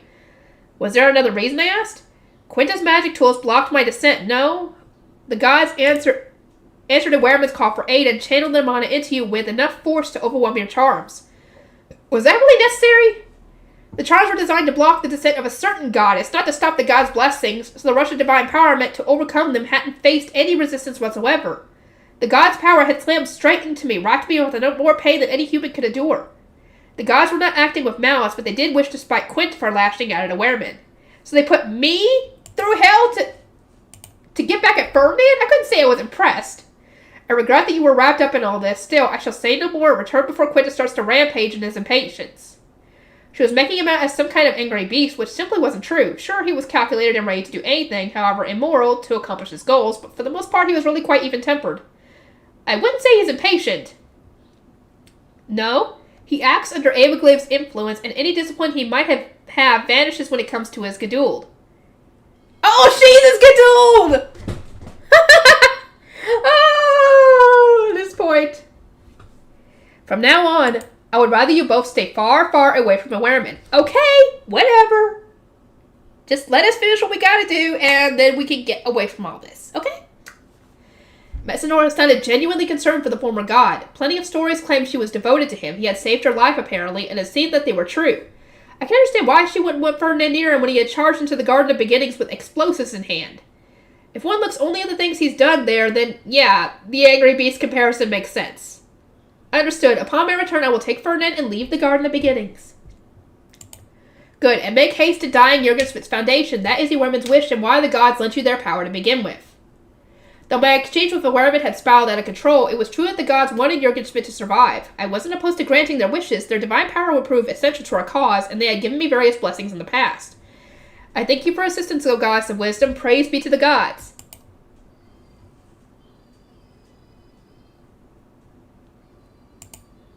Okay, I'm going to have to end this here. We'll do more of this tomorrow because I have to be at work at 2. I'll see you guys in the next one.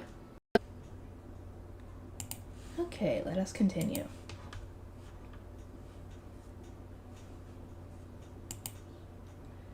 The Blessing's Influence. I returned to my body to find Ferdinand right in front of me, his face unusually close to mine. He wore the same expression as the last time Mestanora had returned to the realm of the gods. You are Rosemine, correct? He asked. How do you feel? The goddess descended, but I am unsure what she did. The divine power that surrounded you remains. Dang it. Goddamn stupid mouse. Are you truly well? Have you lost anything else that you hold dear? Ferdinand was suspicious. He had noticed the divine power of several gods within me, but Mestanora's descent hadn't seemed to change anything. I moved my hands a little, though my fingertips still tingled and my shoulders felt uncomfortable. I was no longer in agony. I don't feel completely better, but the pain is a lot more bearable. Good. I was told you were overcome by the divine power of other gods. As time passes and your mana recovers, their power will increase as well, so expend it as soon as you can. Do I just need to use it, I asked? I didn't seem too hard. I'd promised to die the country's foundation, and Aaron's box spring prayer was right around the corner. Yes, but be warned that it will return as your mana does, to a lesser extent each time. At least, according to the goddess, the pain will endure until the god's influence is completely faded. Just a moment. How long will that take? I don't want to spend entire months in agony. Is there anything I can do to speed up the process? It would seem so, Ferdinand replied, averting his eyes as he helped me to my feet. What? Goodness, Lord Ferdinand, Eglantine shook her head. Your phrasing will only concern Lady Rosemine further. You must reveal everything the goddess told you. Yeah, come on, dude. We need to know.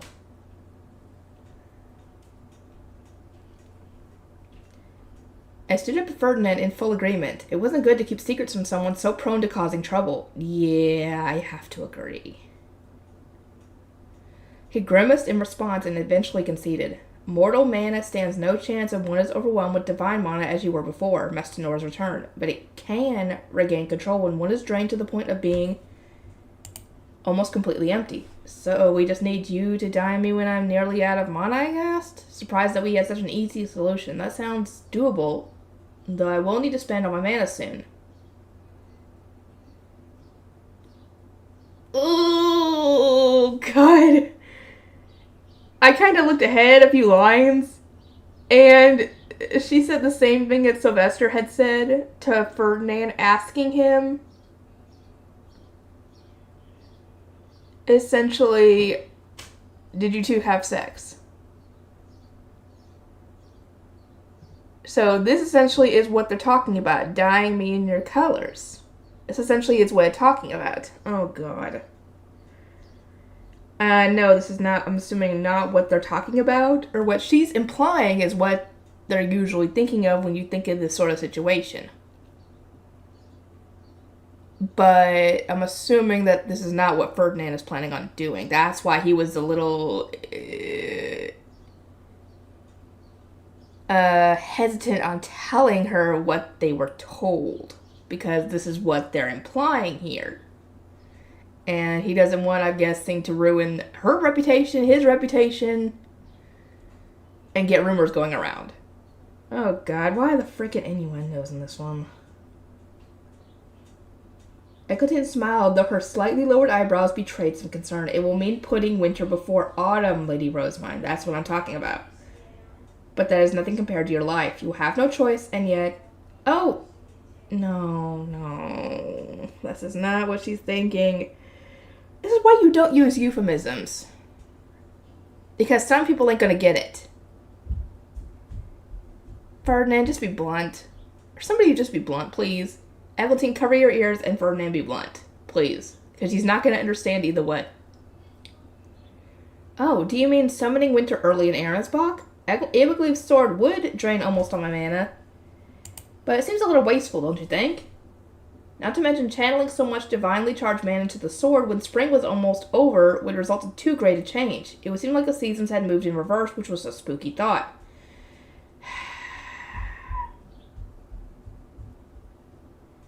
No, Rosemine, thank you.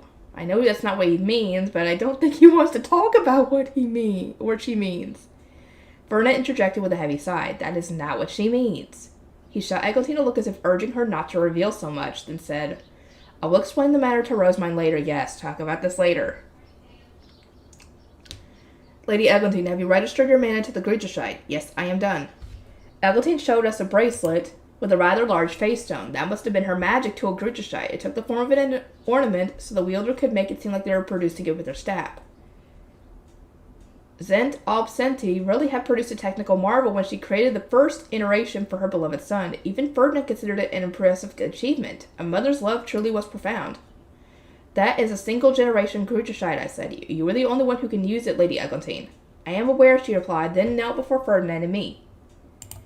I am more grateful than I can put into words that I, and by extension, the royal family, have been graced with the Grucheshite. Mine has returned, Ewerman said with a frown, then started waving us away. Leave, all of you. She's not going to go die in the Foundation yet. That's going to be for Eglantine to do. An entrance appeared, and he slowly started morphing back into a giant white tree. Given the circumstances, he had striven to save Jürgen Schmidt and called upon the gods to provide their aid, only to be brutally attacked. One could say he was a pretty tragic figure. Ewerman, I said, I promised Messinor that I would die in the Foundation, and that is what I shall do. You may rest easy. I was sure I saw him nod in response before he turned fully into a tree. Rosamine, dying in the Foundation would...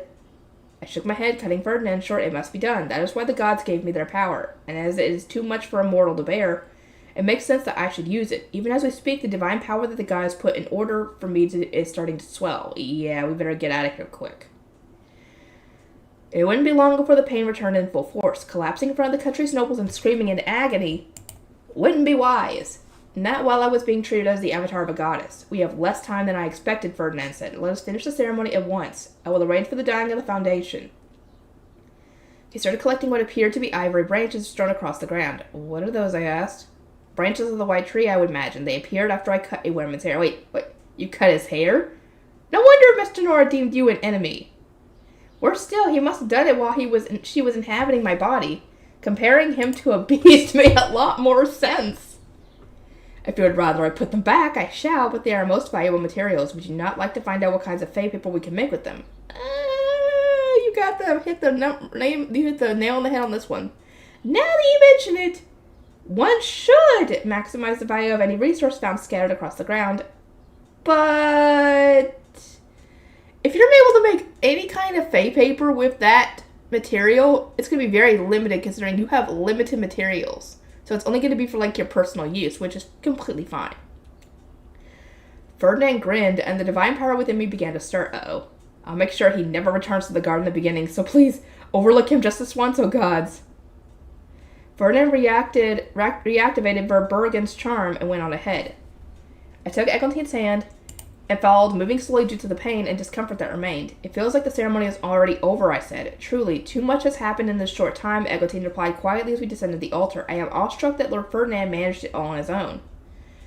Eglantine went on to explain everything I had missed. My disappearance had apparently made her turn white as a sheet, but she had still managed to activate the selection circle using face stones, exactly as Ferdinand predicted. She had climbed the altar and arrived at the Garden of Beginnings, whereupon she had found me in agony. My charms had then been removed. Oh yeah, you gotta put those back on. And the goddess had descended, only to immediately start arguing with Ferdinand. Ferdinand and the goddess fought, I asked. Indeed, he was displeased with her for what she did to you, and she was displeased with him for what he did to Ewerman. In short, she cares for Ewerman as much as Lord Ferdinand cares for you. Ewerman did save Mestinora's life according to the myths, so maybe she sees him as I see Ferdinand, more important than reading books in the library? No! It seems like she sees him as in a romantic way, which, given how you've been acting around Ferdinand lately, everybody else has been seeing that too. Eglantine gave me a troubled look. No wonder Lord Ferdinand hesitates to hasten the arrival of winter. You quit using the euphemism. Somebody just explain to her bluntly so she can understand, because she's not getting it. Ferdinand, you're going to have to explain this later. I cocked my head at her. Something wasn't adding up. It seemed safe to say that my understanding of the arrival of winter wasn't the correct one. Nope. Thank God she realized that much at least. Guess I'll just have to ask Ferdinand. Yep, you're going to have to ask him later. Lady Eglantine, I said, please do not tell anyone what you saw or heard in the Garden of Beginnings. I would rather not order you, but I do not have a choice in the matter. I understand, and worry not. There is nobody with whom I could share this information. Dang it. In the first place, now let us finish the ceremony.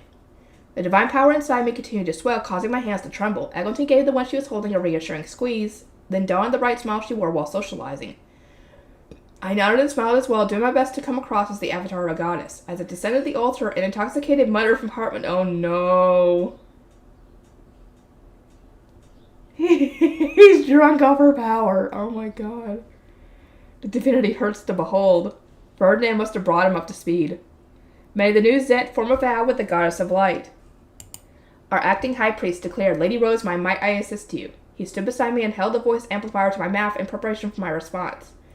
I nodded, then turned to Eglinton. O Zent, blessed by the gods, declare your loyalty to the goddess of light, ruler of contracts, Belucrone. My staff turned it to the goddess of light's crown, which I placed atop the head of the now kneeling Eglantine. Getting it to sit right was surprisingly tough. I worried it might go askew or fall off the moment she stood. I really wasn't cut out for being an attendant. Dang it. Hold on. Wait a minute, why is that? Oh, it's a comma, okay. For a second I thought that was a period. That's why I was looking at it. Wait. Though that news came as no surprise to me. As soon as I was done, I took a step back, prompting Hartman to pass the voice-amplifying tool to the new Zent.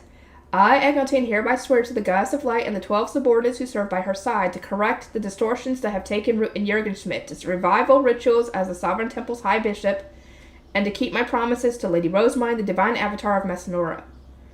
The crown lit at a truly dazzling flash, eliciting a response from a portion of the divine power within me. Damn it. Some of the light subordinates must have contributed to the spectacle. As I am right now, it's really safe to give an omni-elemental blessing. Tiny one, maybe? A tiny one for you? A wave of unease spread through me, causing my divine man to rise. Uh-oh, careful.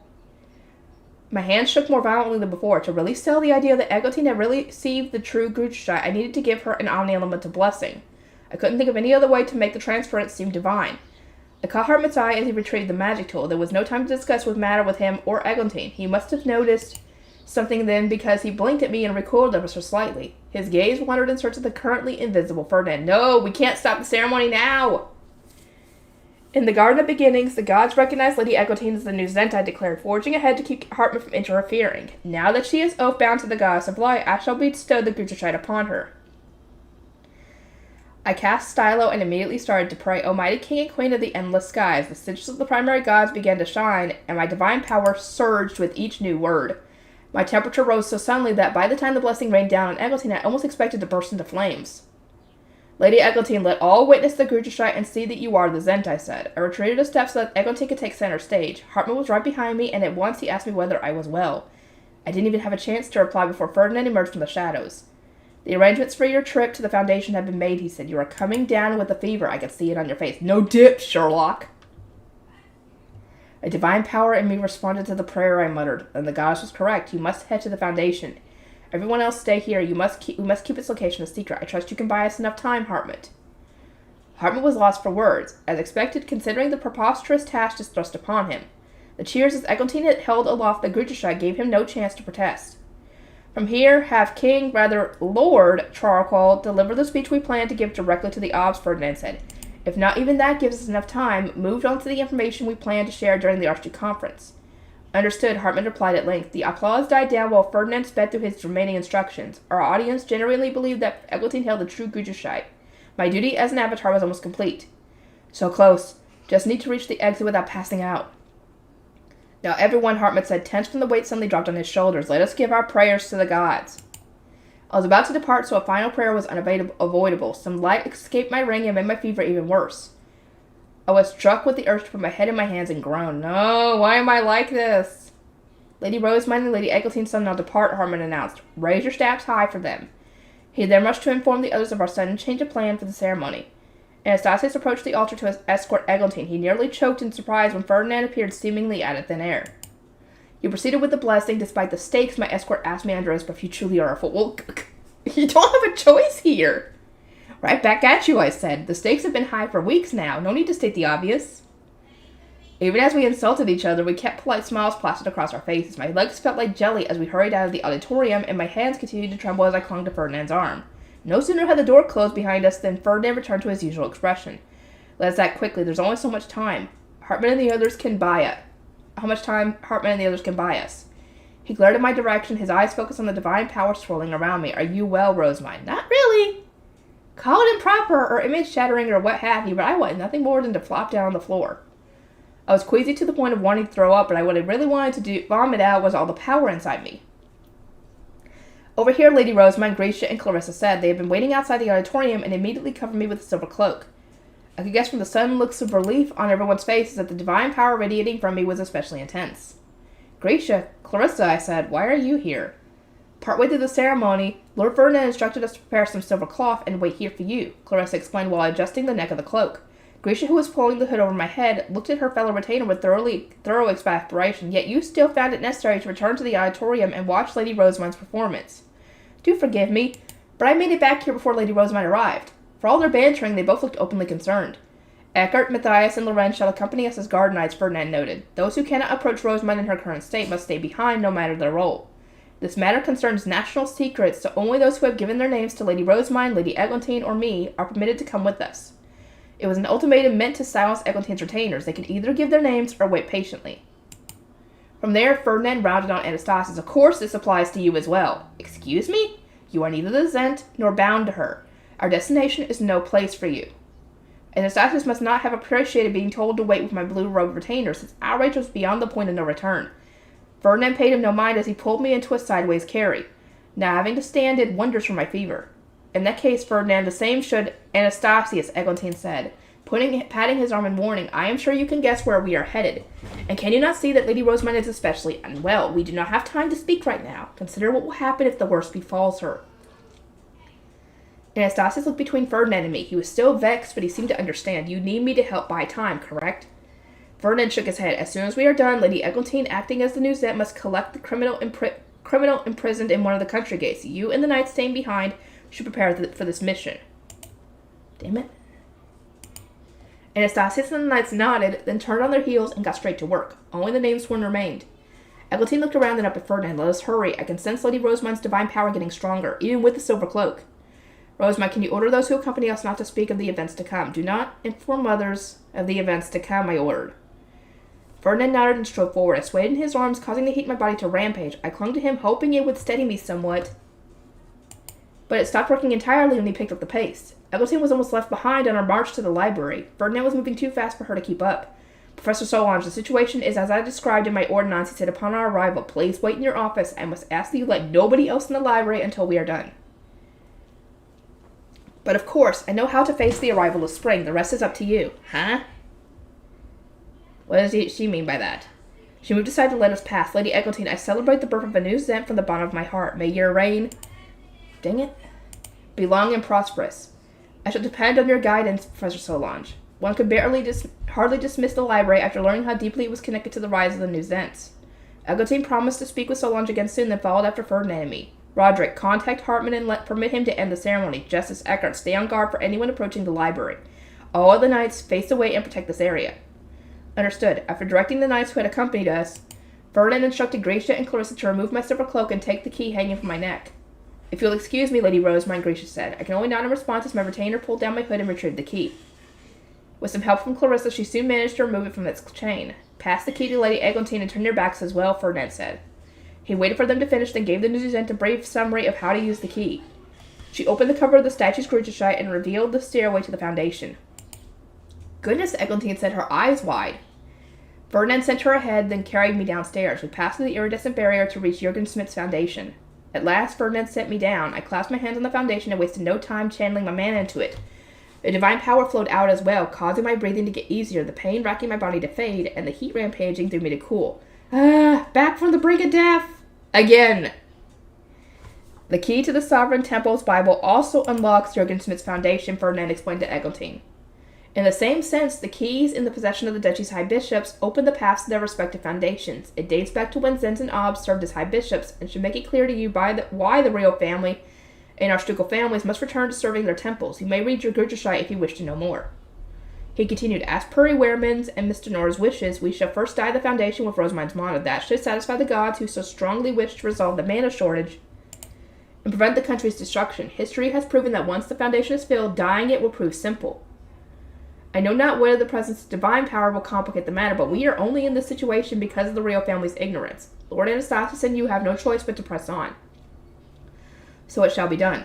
Because this was the only time they had to speak, Ferdinand explained everything that would need to be done for Jürgen Smith's future. Eglantine desperately tried to memorize it all. Redraw the borders and establish the new duchies before the Archduke Conference, he said. Otherwise, Lords Trorqual and Siggiswald will not be able to become obs. Consider that your most urgent duty. If you can first retrieve the divine instruments from the former duchies, it will spare you the burden of needing to create the instruments anew. I'm glad to have all that divine power out of my system, but back when I died at Arensbach's foundation, I needed to swig a rejuvenation potion halfway through. Jürgen Smith's foundation was so much larger, so why wasn't I even close to running out of mana? Uh-oh. They gave you a ton of mana, dude. Ferdinand, we have a problem, I said. I'm pouring as much of my mana into the foundation as I can, but it doesn't seem to be going down. Is this going to be enough to drain me? If not, what should we do next? I noted that it felt like a more extreme version of when I performed the Divine Protections ritual and lost control of my mana, which made Ferdinand fall into thought. Not even filling the country's foundation is enough? They must have given you a ton more mana than you thought, or your mana went up a ton when you got bigger. He mused. You sound much better than before. How fails your health? Fine, actually. I was able to channel out the divine power, which lowered my fever. I just worry about what might happen if we can't find another outlet for my mana. I see. In that case, I would advise you to join Lady Eglantine when she redraws the borders. You cannot be involved in the creation of the new duchy's foundations and temples, as Lady Eglantine needs to discuss those matters with the Obs and reinforce her authority as the Zemp, but the new borders are more or less set in stone. It should all go smoothly enough. Eglantine nodded. I would very much appreciate your assistance. That said, there has been a slight amendment to what we agreed upon. After reviewing the situation with Ob Jawankel and Lady Adolphine, we have decided that a portion of the land we set aside for Lord Siggiswald will instead be given to Jawankel. Siggiswald and Adolphine's divorce had now been formally arranged, so the promises tied to their marriage had not been kept. As a penalty for this breach of contract, Siggiswald was being made to forfeit part of his future duchy, land that was currently in the sovereignty, to Jawankel. Which portion, Ferdinand asked. From Lord North Lindenthal to Jawankel, Eglantine replied, indicating an area that was roughly the size of a lesser duchy. Jawankel will receive an impressive expansion while Siggiswald land will shrink dramatically. Ferdinand adjusted his map accordingly. I paused to consider. I suppose this means Lord Siggiswald will become the of a middle duchy. Though the duchy will rank highly at first, having its first ob come from the royal family will do much for its reputation. It is far from Lady Nahalach's home duchy of Hoschlitz and unlikely to receive much support. From next year... Next year onward, things are likely to become rather stressful for them. I shrugged. Lord Trorqual might have Dunkelfugger's support through Lady Magdalena, but he is bound to have a much harder time ruling his portion of work stock and its many traitorous nobles. Lord Siggiswald is receiving land from the sovereignty and should count his blessings as a result. The mana everyone had provided during the Royal Academy's dedication rituals had gone toward the sovereignty and the land it manages, so I sincerely doubted Siggiswald would encounter any serious problems. He needed only to do his job as an ob. It would seem that Lady Adolphine intends to serve as a Geeb upon returning to Jawankel. She took great inspiration from you, Lady Rosamine, and plans to turn her province into a research city. Nice! Adolphine's failed marriage into royalty meant she would struggle to find another partner outside her duchy. Thus, following her divorce, she plans to return to Jawankel and become a Geeb. Her duchy had the largest archducal family in the country and would soon be awash with returning sovereign nobles, and she planned to marry someone from among them. I'd worried about her future, so it was good to hear she was moving forward. Rosamund, if you have finished filling the foundation, redraw the borders, Ferdinand said. The process is the same as when Obs redraw the borders for the Geebs. Reference my map as you work. Oh, and Lady Eglantine, I do not mean to impose, but please grade her performance. Grade her, she repeated. You are the professor of the Archduke Candidate course, are you not? I was told that Rosamund disappeared partway through winter and did not finish her Royal Academy lessons. I ask that you grade her redrawing of the borders and destruction of the medals to Anne Arensbach. I would also appreciate you speaking to her whirling teacher and arranging for Rosamine's performance today to be graded. You are demanding too much, I protested, speaking for my own sake as well as Eglantine's. An impromptu exam now of all times is much too cruel. And does Lady Eglantine not deserve some time to prepare? Ferdinand scoffed, a stern glint in his eyes. You should easily be able to pass if you remember everything I went out of my way to teach you. Do not tell me you forgot it all. No, I remember everything. Probably. Then I do not see the issue. In the first place, whom will you inconvenience most by delaying things? Trying not to think about the cold eyes bearing down on me, I took a moment to consider my answer. You, Ferdinand, and our retainers. Correct. I shall schedule your remaining exams and negotiate with your professors during the Archduke Conference. You need only to pass all your classes at once. For now, however, focus on redrawing the borders. I formed my staff and did my best to help Eglantine. Though my usual sandbox had been replaced with the country's foundation, as a divine avatar with divine power, I successfully redrew the duchy borders and passed the flying colors. Nice. Okay, here we go. Operation Man. Okay, we're about halfway, almost halfway through this. Good lord. How much more is in this? Though I am glad to have passed, I still got mana to spare. What next? I'd redrawn the country's borders, dyed the entire foundation, and even filled every magic tool on my way from the statues to the library's exit. Yet my mana was still a quarter full, and the divine power I'd received from the gods remained. It was definitely unnatural. I doubted anything would be able to drain me completely. For now, feel any tools you might need when you take over as Ob Ahrensbach, Ferdinand replied. We parted ways with Eglantine and Anastasius, who needed to fetch Gervasio from the gate where he was imprisoned, and started toward Ahrensbach's gathering spot. A teleportation door in the central building took us to the Adalgisa Villa, whereupon Ferdinand urged me onto his high beast. It really is a shame I can't use Leslie, I griped. Because of the gods, my mana no longer matched what was registered to his stone. Flying around would drain a little more of my mana. It would not have been wise while your memories are still fragmented, Ferdinand shot back. I didn't understand the reason for his concern, but it must have been important. You have done so much and your health is in such a sorry state that I would normally advise you to drink a rejuvenation potion before bed, but that will not be an option if we cannot drain your mana. We must act fast or your stamina will run out first. There is a potion that uses mana to heal wounds and restore strength, but we should save it for the worst case scenario. It is not suitable for you. In what sense, I asked? Did it taste even worse than the ultra nasty version? To expand what remains of your mana, we will need to wound you gravely. We would need to wound you gravely. We might be forced to cover your limbs in cuts or even shoot through them with... Okay, I'll say stop. No way. I don't want to go that far. No bleeding, no pain. We'd already been through enough. I shook my head so frantically that it must have been a blur. Ferdinand wore the solemn expression of a mad scientist observing his newest guinea pig. I would rather he not contemplate the gravest injury he could give me without putting my life in danger. The potion heals the wound all at once, Ferdinand explained. It may be quick, but the process is too unbearably agonizing to describe. That is why we must leave it as a last resort. Have you ever used one? Of course, you would not be the first person to whom I gave such a potion, though I cannot say whether anyone else has actually consumed one. He must have been referring to when he first developed the potion, which made his calm tone all the more unnerving. Uh-oh. I wasn't sure who had ended up as his test subject, probably himself! But it couldn't have been a welcome experience. But alas, Ferdinand continued, you have an aversion to pain. We have no choice but to rely on trial and error until we find the best way to rid you of your remaining mana. A few experiments should tell us if mana contributions not tied to a blessing are enough, or if you can safely wield a divine weapon. Or divine instrument. I could only hope that praying was unnecessary. We would save ourselves a lot of time, if so. That was why we had come straight to Ahrensbach's gathering spot. Some of the nobles from the villa had accompanied us. My eyes widened as I took in our surroundings. This is even worse than Ehrenfest's gathering spot used to be. It must have been completely abandoned, as only the poorest ingredients dotted the grass. How would Ahrensbach's students gather the materials they needed for their classes, or brew anything half decent for that matter?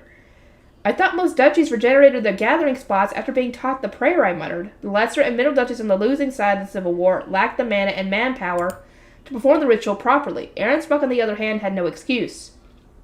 Its gathering spot only looks so tragic because of Detlinde's negligence and the hostility she feels toward you and the royal family.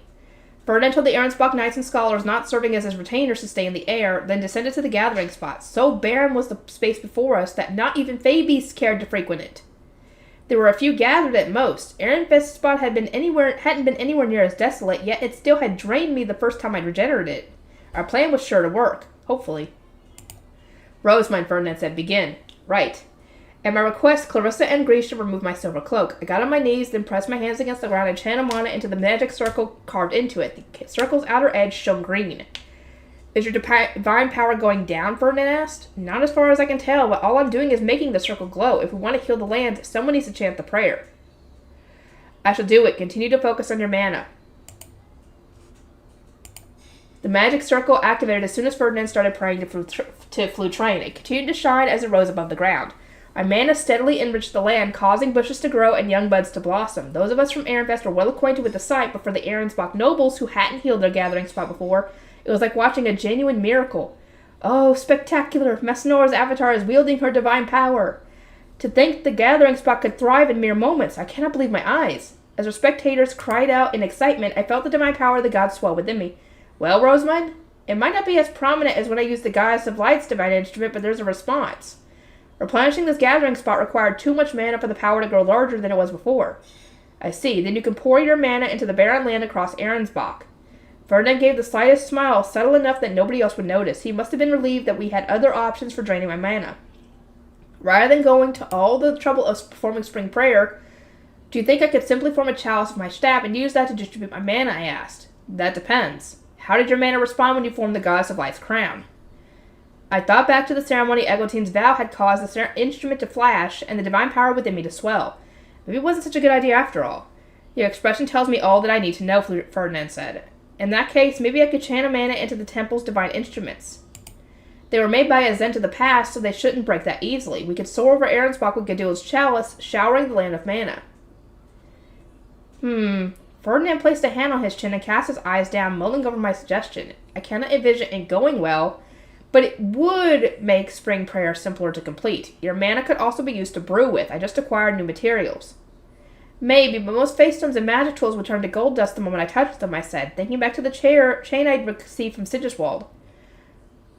Overwhelming a face stone wasn't too much of an issue, but I was afraid of what my mana might do to a magic tool. You need not stress, Ferdinand assured me. Any dust you inadvertently create can be put towards your library city. Given this urgency of performing the Entwickeln, I plan to make as much dust as we require from the materials we gathered here. We need to repair the damage done by the Lanzanovians and destroy the Lanzanov estate, severing its connection to the villa Eglinton planned to move into. If Entwickeln didn't use the names of the supreme gods, I would make my city at once, I grumbled.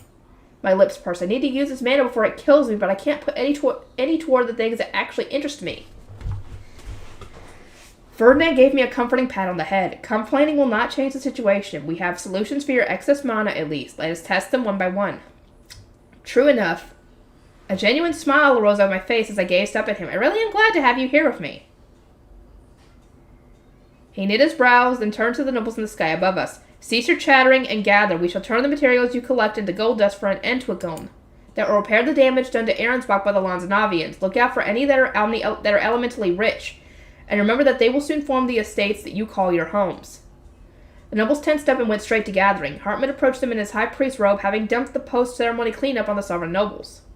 The abysmal state of Arensbach's gathering spot meant that Lady Rosamund had to replenish it with her divine power. Make no mistake, though, once the materials for the Entwickeln have been gathered, further replenishments will fall to the ditchy students or the adults attending the Archduke Conference. Are you aware that the perception of religious ceremonies has improved in the Royal Academy, and that the nobles of other duchies have begun praying to obtain further divine protections? Perhaps not, as Arensbach never participated in any of the Academy ceremonies.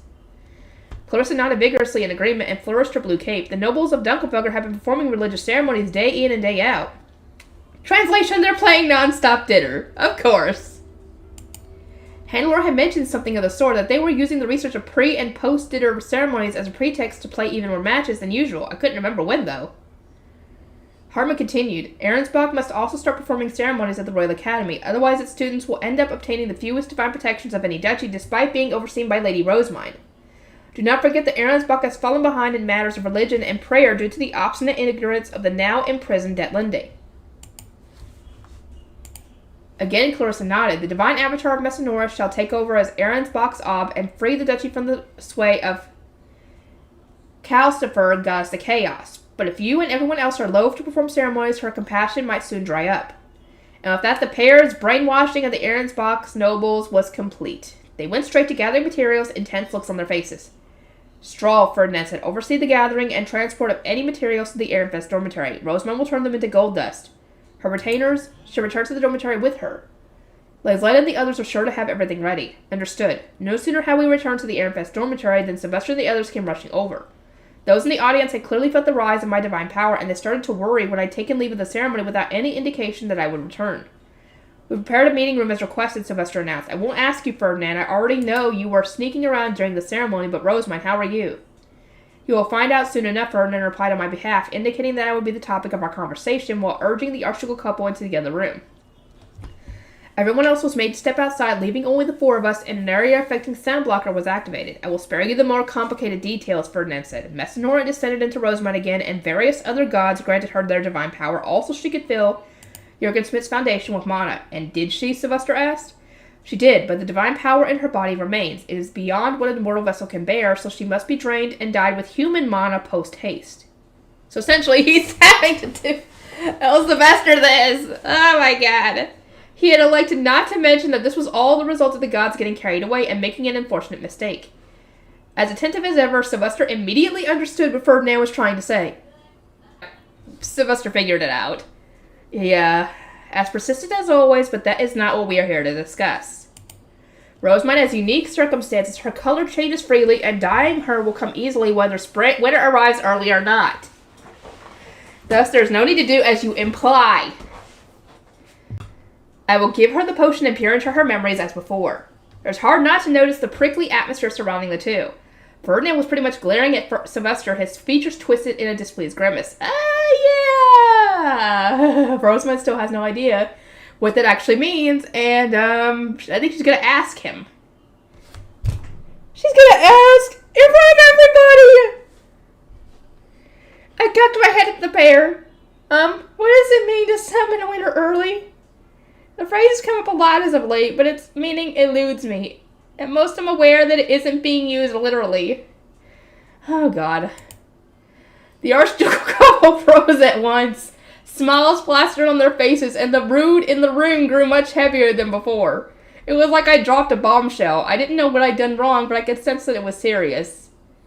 My apologies, I said. Should I not have asked? I thought it best since this clearly has something to do with me. If you would rather I consult someone else, tell me. Out of everyone in the dormitory, Riarda might be your best bet, Sylvester replied, but don't blame me if you regret asking her. Ferdinand exchanged a look with his brother, then heaved a frustrated sigh. The matter had something to do with him as well, it seemed. As I debated whether to ask Riarda, Florencia rested a hand on her cheek. Indeed, this is not something two men should tell you, but do not ask Riarda, I shall explain instead. To understand what it means for winter to come before autumn, one must first consider the latter's symbolism. Autumn stands for ripening and the harvest, does it not? Shutsaria's divine instrument represents defense and protection, and she has many artistic subordinates, so the season sometimes portrays art in general. There are also new revelations and the passing of time, and farewells, I suppose? Now that I thought about it, autumn had so many meanings, according to the books I'd read at least. In recent love stories, Jugeris tends to signify lost love and separations. I continued. In the Bible, however, she is more a symbol of young adults leaving the nest. Male Archduke candidates leaving their castle upon coming of age, and women leaving their duchy upon being wed, tended to pray for her divine protection. I think you're getting to it, girl. My thorough understanding of the Bible and language we used within its stories was one of the main reasons why modern love stories confused me. The allusions to various gods were confusing on their own, and it didn't help that the symbolism had changed so much over the years. How does someone with all the pieces still not know how to combine them? Ferdinand asked, pressing a hand against his forehead. You may set these interpretations aside for now, Florencia told me. As well as harvest and the like, autumn signifies ripening, the coming of age. Now think about the association with the winter, and how the primary gods act during the cold season. A slight smile graced her lips. Your understanding from the Bible will do. Well, from a biblical perspective, that would mean not waiting for someone to come of age before. Ah! She got the connection! Finally! Finally! The moment I made the connection, I was overcome with embarrassment. No wonder everyone felt so awkward. I also remember telling Eglantine that I would get today once I used up all my mana. In hindsight, that wasn't something to be said so openly. No! Someone turn back time! Be gone this moment! Thou art hideous beyond measure! Look on her face! Oh, she finally figured it out! Oh my god, she's just as embarrassed as she should be! I now understood the reason for Eglantine's perplexed, somewhat uncomfortable expression, and it made me want to cry. The embarrassment was too much to bear. I slid out of my seat and pounded my fist against the thick carpet, thwarted in my desperate attempt to dig a deep hole and dive straight into it. Figured it out, did you? Sylvester asked, and now you want the earth to swallow you up. We've all been there, believe me. No, you don't get it, I choked. This is awful. Calling one too early, skipping on him, dying one's mana, it all means sex! It means sex, you idiot! My mouth merely opened and closed as words failed me. Ferdinand peered down at me, an understanding look on his face. You have nothing to fear. I will not be doing anything of the sort. Thank God. He had told me that asking to be dyed in someone else's colors was a fairly direct invitation, so why hadn't I noticed the connection to dying mana? Because he dyed me with potions and magic tools whenever the need arose. The fault lies with you, Ferdinand. No, the fault lies with your abnormal upbringing. And if you wish to point fingers, then you are even more to blame for your poor intuition and failure to grasp noble euphemisms. Her abnormal... oh no. Fuck. Upbringing. Yeah, that's up on y'all. That's up on y'all on this one, Florencia asked, looking around in surprise. She must not have known that I was a commoner with the devouring or that I bore the mark of Abiglaive. Was now the time to tell her. I eyed the two men in the room. They exchanged glances and shook their heads at me. Though I cannot yet tell you the details, Ferdinand replied in my stead. Rosamund has physical attributes that distinguish her from other nobles, attributes that have put her under the influence of my mana since before her adoption into the Archducal family. If I dye her again, her name swarm will sense that her mana has returned to normal. It wasn't that hard to detect changes in another person's mana capacity. Changes to the color of their mana, however, were another story. If someone dyed my mana, only my name swarm would notice, no matter how great the change might be. In other words, he continued, there's nothing to worry about. I will spread the news that Rosamund's divine power faded when she gave Lady Eglantine the Gritchashide. Just a moment, I exclaimed. My mana was still divinely dyed when Lady Eglantine gave me her name. She'll come to the same conclusions as Sylvester and Florencia. And even if we use a potion, mana dyeing doesn't one need to be starbound before... it's not one big misunderstanding! Oh my god! How has her mana not already gone out of control because of this? I cradled my head and groaned in shame, tears welling from my eyes. Keep your emotions under control, Ferdinand warned me. The divine power within you will grow as unstable as your mana. How can I? It was my first time being the focus of such an embarrassing discussion. I didn't have any experience with the subject matter, and the last thing I'd ever expected was to be drawn into a conversation like this. My only fiancé had said that being engaged to me was painful, for goodness sake. I was so uncomfortable that I wanted to die. Sylvester looked at me and sighed. There's no point arguing with him. Anyone else would understand what you're going through, even now that we're all on the same page. But Ferdinand doesn't know the first thing about a young woman's heart. Yes, I'm aware, I muttered, though I still gave Sylvester my sharpest glower. Ferdinand grimaced and gestured to my seat. Then enough with this unseemly behavior of yours. You cannot use a rejuvenation potion until your mana has been fully drained, and your stamina must not run dry before then. Faced with such a thick carpet, I wouldn't be burrowing into the earth anytime soon. I got up and returned to the table. Now, if we could return to the matter at hand, Ferdinand said, Rosamund's mana must be fully drained to eliminate the divine power within her. Of course, that is much easier said than done. Divine mana was tough to drain, and that was far from the worst of our problems. If my normal mana regenerated too soon, it would clash with the divine power that lingered in my body and eventually kill me. Sylvester's and Florencia's eyes widened as Ferdinand continued with his explanation, and as I'm sure you know, Arensbach is in dire need of an Entwickelm. I plan to use Rosamund's excess mana to produce gold dust, a portion of which I shall give to Gerlach as compensation for the estate she destroyed. To that end, I ask that you deliver materials to her over the course of time.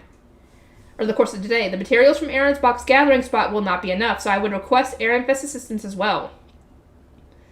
There was a brief pause before Ferdinand said, Oh, another point of note. As part of our Entwickelm, we'll intend to instruct houses for the Gutenbergs. I would appreciate copies of the schematics used for the Entwickelm and Groschel.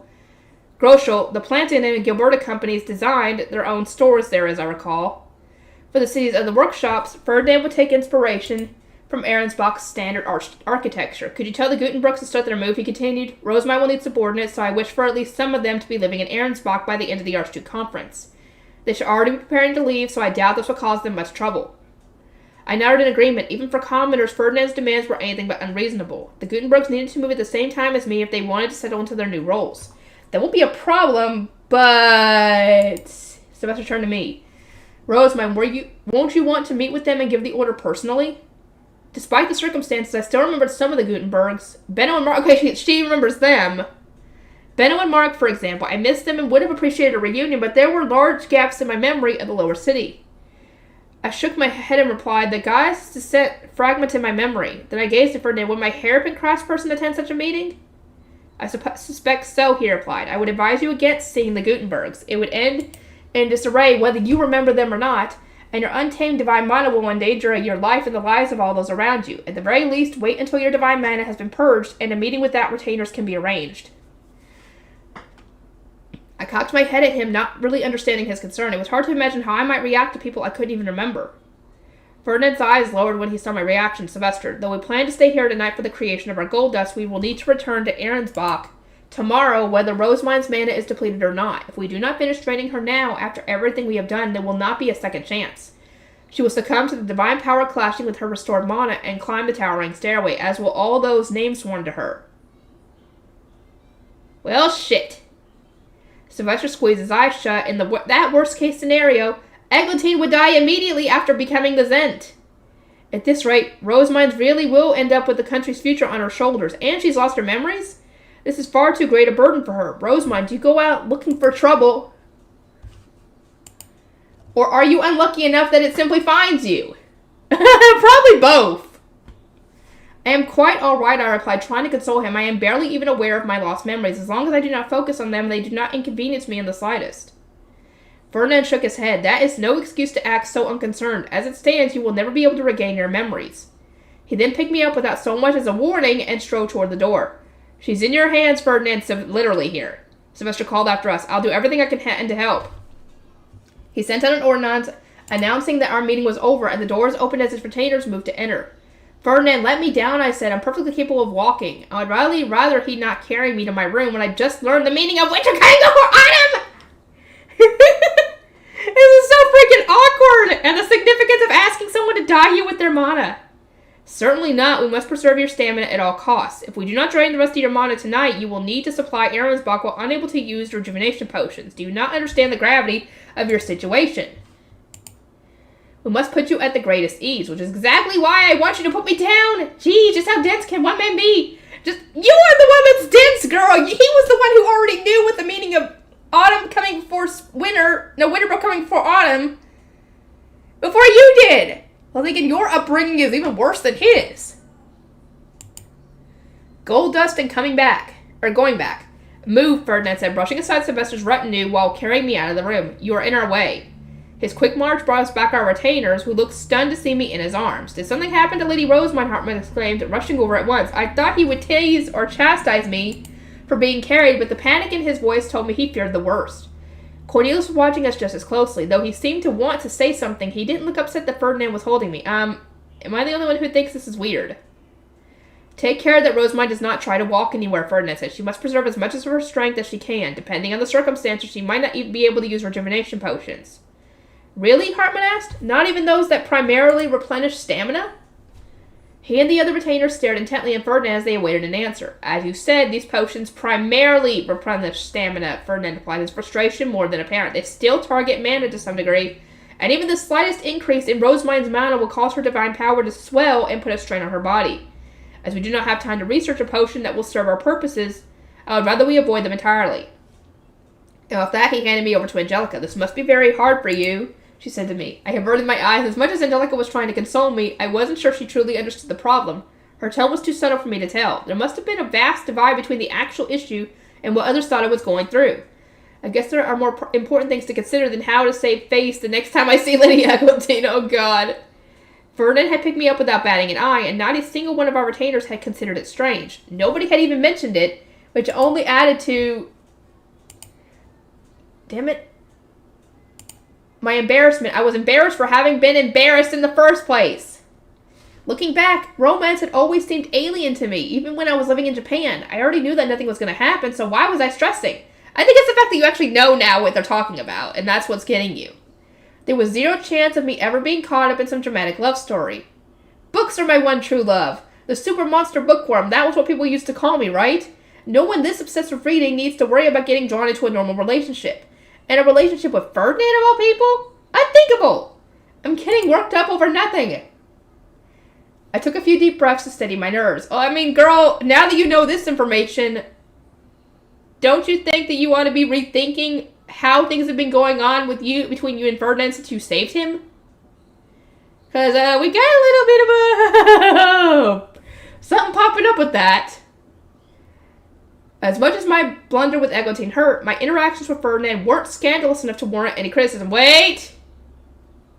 It wasn't that long ago, but everyone was telling me to keep a proper distance from him. Are they turning a blind eye to it because this is an emergency? No, that can't be right. It was an emergency back then, too. I was about to query Ferdinand when he returned to addressing our retainers. Though we hope to drain Rosemine tonight by creating an excess of gold dust, her mana is depleting far too slowly for us to assume we shall succeed. We can also expect her mana to replenish overnight. Not by much, but enough that it bears mentioning. I must ask you all to be ready for a trip across Arensbach tomorrow. I thought my retainers would oppose a sudden change to our schedule, but I was wrong. At most, a few asked whether I truly was that pressed for time, anxiety clear on their faces. Those of you who received permission to accompany Rosemine to Arensbach, gather your things from the dormitory and prepare to perform spring prayer. Ferdinand instructed the duchy's last harvest was far from generous, so take special care to arrange chefs and whatever ingredients they might need. I shall bring stamina rejuvenation potions for Rosemine in case they become absolutely necessary. Hermits, stay in your robes and go fetch the divine instruments from Arensbach's temple. Nobody will protest if you say we are using them for spring prayer. We might as well take this opportunity to fill the tools with divine mana. Everything made sense so far. The chalice might already contain mana from the Blue Priest, but that didn't matter. We would use it all during spring prayer anyway. Riarda, Ferdinand continued. Arensbach's knights should soon start arriving with materials to be turned into gold dust. Please station as an Ehrenfest scholar or attendant by the door to welcome them. I also expect Ordinantes to arrive, asking to meet with Rosemine about today's ceremony. Reject them all, be they from the Obs of other duchies or the royal family. Understood, Riarda said. Draining my mana came above all else. Any of the duchies or royals' concerns could wait until the Archduke conference. Ferdinand then turned to me. Rosemine, I shall use these rainbow phase stones to create as many large high beast stones as I can. Dye them with your mana, stick them together, and turn them into a high beast you can use with your current mana. I thought you didn't want me to make a high beast. I would rather you not modify any phase stones while your memory is splintered, but alas, there is far too much at stake. This must have been a tough call for Ferdinand. The bitter look on his face revealed all, but I still didn't understand the connections between my lost memories and using phase stones. Oh, it's a good thing she doesn't! High beasts were a great way of getting around while also using up some of my mana. Of course I was going to make the most of this opportunity. That said, won't the high beast become unusable once my divine Bahar runs out, I asked. This feels like a waste of all those rainbow phase stones. Making a high beast was all well and good, but I wouldn't be able to use it once my mana changed color. I suppose that Ferdinand might be able to use the phase stones in a brew of some kind, but no ideas came to mind. It wouldn't be anywhere near as useful as all-purpose gold dust. It very well might be a waste, but this trip will take days, and some of your retainers are not used to traveling. You will need somewhere you all can rest. Though staying at the Gibbs estates is one option, I intend to give each of them an especially wide berth. They would only drain your stamina further. That leaves with us staying in a farming town's winter estate or sleeping outside. Your knights are used to both, I suspect, but I doubt the same can be said for your attendants. We must ensure they have somewhere safe and comfortable to stay. I clasped my hands together in realization. Staying at the Gibbs estates would mean long, formal greetings and dinners spent socializing. I already been told to avoid rejuvenation potions, so I wouldn't survive consecutive days of mingling with nobles I didn't know. And then there was the matter of my attendants. They wouldn't have any experience of sleeping outside, but my expandable panda bus would put their minds at ease. At long last, Ferdinand acknowledges the worth of my panda bus. Once you have made your high beast phase stones, start turning the ingredients brought here into gold dust. I will ask you tomorrow morning how much your mana recovered during the night, so be mindful of your quantity before you sleep. Avoid doing or speaking about anything that might unnecessarily cost you stamina or disturb your emotions. He paused and sternly summarized what he told me. Be patient and simply continue to turn the delivered materials into gold dust. Do not forget that a threat to your life puts all your names sworn at risk as well. Several of the people around me gulped. Their lives were in my hands and the pressure weighed heavily upon me. The nobles in the villa will return sequentially to Arensbach, Ferdinand said. Everyone be ready to move to the villa when necessary. Riarda, I entrust Rosemine to you. You may count on me, she replied.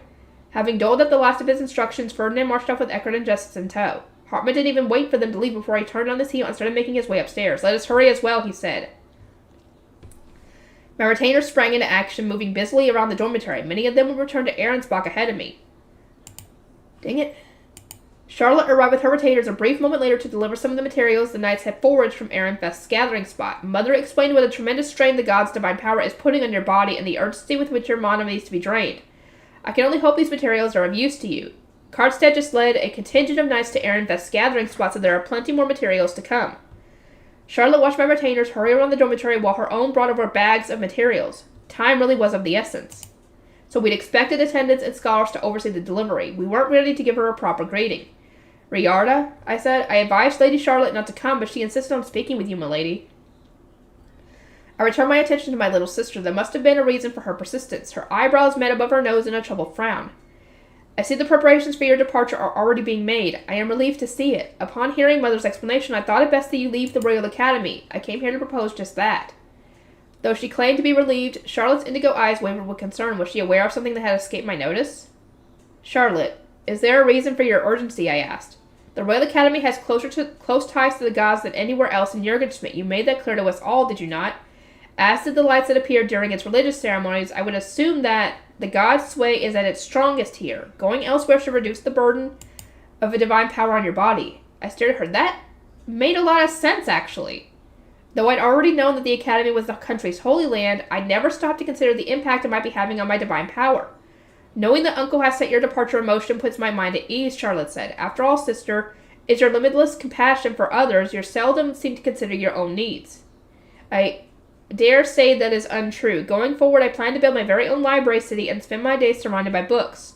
I'd paused only because at one point in time, death hadn't seemed all that bad. The promise of Mestinor's library had gotten its hooks into me, and now that I was banned, I resolved to continue living for the sake of winning her over again. Charlotte's brow furrowed in response. Had she noticed my hesitation? She opened her mouth to respond, then closed it again, her arms crossed over her chest like she was desperately trying not to reach out to me. Charlotte, I hope to one day visit this library city of yours, so please, do what you can to be rid of your divine mana. If you'll excuse me, I should not like to get in the way of your retainers. She departed as quickly as she'd arrived. I wanted to speak with her for a little while longer, but my hands were tied. I really didn't have the time to host a guest. I got straight to work turning the materials Charlotte had delivered into gold dust. The process was as simple as sticking my hand in each bag and swirling it around until nothing solid remained. Transforming the materials would have been easy even without my divine power, so my mana barely descended at all. Oh boy, this is not good. I'll devote my all into making this gold dust for Ehrenfest and my library city, but I really don't think it's going to help much. In the meantime, I received a fresh batch of materials from Ahrensbach's Knights. I pressed on and continued to make gold dust. Come dinner time, Ferdinand sent me a bag of rainbow face stones. I ate them, filled them all with mana, and fused them together by repeating the words round, round, sticky clay in my head. My deity-dyed mana must have impacted the process because my panda bus ended up not light yellow, but rainbow-colored. Oh, so cool! Uh-oh. Leslie's taking an unexpected turn. His new complexion looks so weird. Still, manipulating such a large mass of rainbow face stones had drained some of my mana. I strove to keep making gold dust until it was time for bed. I ate breakfast before being changed into my ceremonial high bishop robes and carried to the common room. There I continued to make gold dust until the very moment Ferdinand arrived. What, Rosemine, how much mana did you recover overnight, he asked. Well, dang it. As much as I spent forming my rainbow high beast and creating all the gold dust, I answered, and my lips pursed. Any progress I'd made the night before had already been undone, and my night's sleep had left me feeling worse than before I'd gone to bed. Ferdinand pressed a hand against his forehead. You regained that much in a single night? Is the divine power causing you pain or doing anything else of note? As one would expect, it gets worse as more of my mana recovers. I'm still only a quarter full, though, so I'm fine. It certainly wasn't as bad as before, but I'd crumbled to the ground and erupted in screams. I just felt heavy and a little absent-minded, like I was battling a fever. His expression hardened. For someone who has not consumed a rejuvenation potion, that is still deeply concerning. We are running out of time. Daniel and Judith were my only knights for the moment. The others were in Ahrensbach making the last of their preparations. Ferdinand addressed them at once. I shall depart with Rosemine. Strive to ensure that her associates can move from Ehrenfest to the new duchy immediately after the Archduke Conference. Yes, sir. Ferdinand picked me up and carried me away as though it were the most natural thing in the world. We exited the dormitory to find Ahrensbach's knights and nobles from other duchies waiting for us. The latter group knelt at the sight of me. They wouldn't get anywhere with them while they were blocking the corridor. O divine avatar, we ask that you grace not just Ahrensbach, but also our duchies with your blessings and wisdom. I didn't know how to respond. In my current state, even a perfunctory blessing will produce unwanted consequences. I clung to Ferdinand, who sternly shook his head and whispered to me, they are pleading for the losers of the Civil War to receive more favor than Ahrensbach, the duchy that caused this mess to begin with. You can simply ignore them. They consider you a divine avatar, someone whose authority exceeds even that of the new Zent, but will turn away from you as soon as the divinity in your mana fades. Ferdinand signaled Ahrensbach's knights with a glance and addressed the crowd. The minutiae of the Civil War rust with the royal family. It is beneath a divine avatar. Now move! There are places we must be. At once, Aronsbach's knights started pushing the gathered nobles aside to make a path for me, chastising them all the while. They were desperate themselves. The future of their duchy depended on me. Ferdinand strode past the dormitory's teleportation doors, then placed a hand on the door beyond even those connected to the royal villas. As I recalled, the Adulgisa Villa comprised 2 buildings, one for women and pre-baptismal children, and another for baptized branch royals. Ferdinand took me to the latter, where we would use the teleportation circle to the Londonov estate. We headed toward it without the slightest pause. Have the knights returned to Aronsbach, I asked. This place feels abandoned now. Correct, they have no more business in the Royal Academy now that the prisoners have been handed over and the transference ceremony is complete. Remember also that the villa is being repurposed as a home for the new Zent. The sooner we leave, the better. True, should we get the attendants to give it one last clean? There is no need. It is far more important that we seal the teleporter, ensuring that no one from Aronsbach can intrude upon the new Zent's estate. We made our way down a long corridor. My silver cloak restricted my vision, but I soon heard the clatter of armor and several doors open. Then it grew dark, which told me we had arrived in the windowless teleporter room. We shall go first, Ferdinand said. Only 3 people could use the teleporter at a time, so we went ahead with Eckert.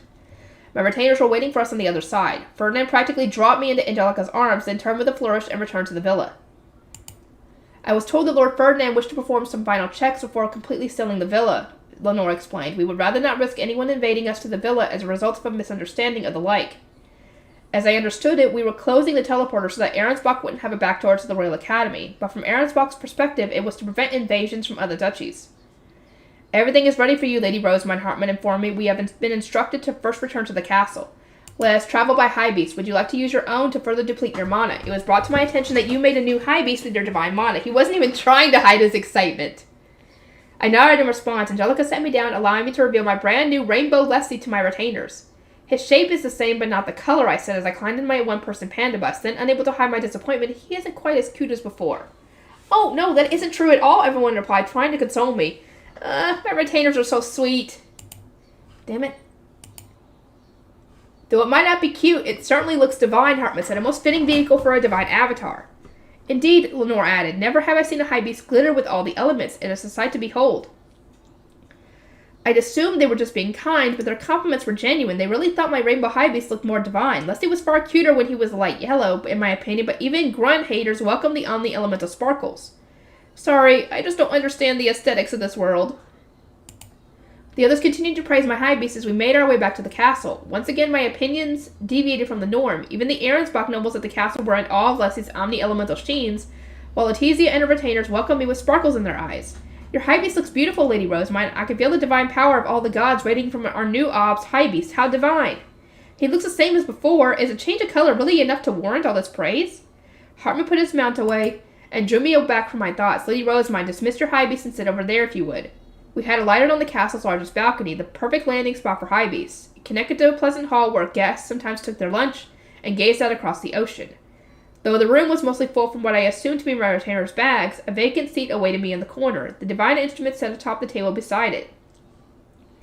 The instruments are from Aronsbach's temple, Hartman said. We humbly request that you fill them for us. Per request from Lord Ferdinand, I must also ask that you check whether the chalice can be used to drain your mana. I started channeling my mana into the divine instruments. It would take a group of blue priests the best part of a day to fill them all, but I completed the first one, the chalice, almost immediately. The nobles around me cheered in response. Oh my, one exclaimed. The divine instruments were not always this easy to fill, were they? Such an abundance of mana, cried another. In contrast to the nobles' delight, I was feeling a little disappointed. Though my mana had decreased, I was far from being empty. From there, I picked it up and tipped the chalice. Rainbow liquid poured out in response, mimicking the color of my mana. It was an unusual sight for someone who had performed so many spring prayers in the past, but I suppose it made sense. Only when one prayed to the goddess of water did the liquid turn green. Lady Rosamund, how fares your mana? Hartman asked. He had watched me test the chalice and now eyed me just as closely. I focused on my mana. Perhaps because I skipped the prayer, the divine power within me remained stable. I'm glad to hear it, Hartman said, visibly relieved. Then you should not have any trouble filling the other instruments. The usual prayer makes the mana turn green. Flutrane's divine color. Are we sure this rainbow liquid can restore the earth? Let's experiment. Hartman took the chalice from me, then threw some of the liquid out of the castle's garden. I couldn't see where it landed. I was told to stay seated to preserve my stamina, but the nobles on the balcony cried out in awe. The flowers are blooming. The grass looks greener than before. Soon enough, the nobles were praising my virtues as a divine avatar. The whole song and dance was getting tiresome. I wanted nothing more than to purge the god's power from my body. They had forced it upon me, and really didn't seem all that special, but what would that mean for the future? Did the people here realize I could return to normal once the divine power was out of my system? And will they still recognize me as an odd when it's gone? Unease spread through my chest. As much as I wanted to be rid of my divine power, I was starting to fear losing it. A small voice in my head told me to keep it, for the duchy's sake as well as my own. Lady Rosemine shall use this divine power to purify Ahrensbach and restore its land, one of the nobles cooed, giddy with joy. Hartman overheard them and almost laughed. You misunderstand. Lady Rosemine is not here to restore your sinful duchy. She's preparing it for her own creation. Ahrensbach shall crumble, and the library city shall rise in its place. In its current state, this duchy is not good enough to become Lady Rosemine's new home, Clarissa added. You have two choices, cling to your Ahrensbach roots and face punishment, or worship Lady Rosemine as vassals of her new duchy. We must not have taught you well enough. Oh! Hartman gave a firm nod of agreement. In one fell swoop, they had cleared up one of my concerns and given rise to another. I didn't want to build my city in a duchy of obsessed cultists. In an ideal world, its residents would all be bookworms. Ordinary bookworms. Hartman, Clarissa. Truth be told, Lady Rosemine received a letter from the New Zent, Hartman said, turning back to me without missing a beat. She wished to know the name, color, and desired crest of your new duchy so that she can announce them during the Archduke Conference. Lord Ferdinand said you could decide after spring prayer, but I disagree. We should make our intentions clear and put any misunderstandings about this duchy's future to rest. Have you come up with a name for your library city? A name? I paused and thought, what name would suit an entire city of books? Japan? I could already feel my excitement growing as ideas shot through my mind. No matter what Ahrensbach noble said, my desire to turn this duchy into my very own library stretched up into the sky like an ever-growing beanstalk. It made me so emotional that I almost prayed to Blanc for the gods and sprouts. Not so fast, Rosemine! Stay calm! Just thinking about a name and crest made my damn dream creation seem all the more real. I was already drafting the speech I would give during the Archduke Conference. How about Alexandria, the ancient port city with its own library and garden? Or maybe Venezia, the trade city that accumulated more bookstores than anywhere else in the world after printing was invented? I could also name it after one of the great librarians back on Earth. What a tough choice. I was enjoying my internal debate when Ferdinand and those with him arrived on their high beasts. I am here at last, he said. Let us begin spring prayer at once. Ferdinand, which name do you think I should choose for my new duchy? I asked eagerly. Venezia or Alexandria? This is really the time, he responded with an exceptionally cold stare. We are in a state of emergency. True, but emergencies are the best time to contemplate the fun things in life. It boosts morale. I guess you're right, though. The name of my new duchy isn't of the utmost importance right now. Put it out of your mind. I'll consult the gods instead. Dip-dip-doo. The gods get to choose. I moved my finger back and forth in my mind, bouncing between Venezia on the left and Alexandria on the right. Ferdinand grabbed me before I could finish. Enough. Do not pray to the gods. Though there is nothing wrong with trying to stay cheerful, the names you come up with have the most unusual pronunciations. Proceed with caution and submit a name only once you've shared with us its origin and your intention. My retainers nodded in agreement. Indeed, a duchy's name must not be chosen lightly. We should take some time to exchange ideas. Be considerate of the obs who will succeed you. Wait, are my ideas going to be cast aside before I even realize what's happening? I was having flashbacks to when my suggestions of Kensaku and Opak were rejected in favor of Audrit. That hadn't bothered... Wait, what was this? That hadn't bothered me too much. I could always make more shoe mills. Oh! Okay. And get the names I wanted, but my city could only be named once. I wasn't about to surrender. Oh, what about Alexandria? I asked. Did I not just tell you this was an emergency? Ferdinand shot back. There'll be time for this discussion tonight. Wait until then. We will also need to discuss several other aspects of your plan, as an end to a cannot be performed without schematics. Now make us a teleportation circle. We shall start by filling the duchy's most ravaged provinces. There was nothing I could say to that. Deciding the name of my new city would need to wait, which was fine with me, as long as I got to plead my case.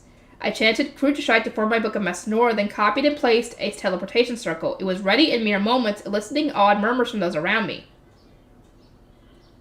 Ferdinand approached me and asked in a whisper, were there ill effects of using the divine instruments? There was a minor problem, I said, but it shouldn't be an issue by the time we're done with the teleporter. You fool! Yep.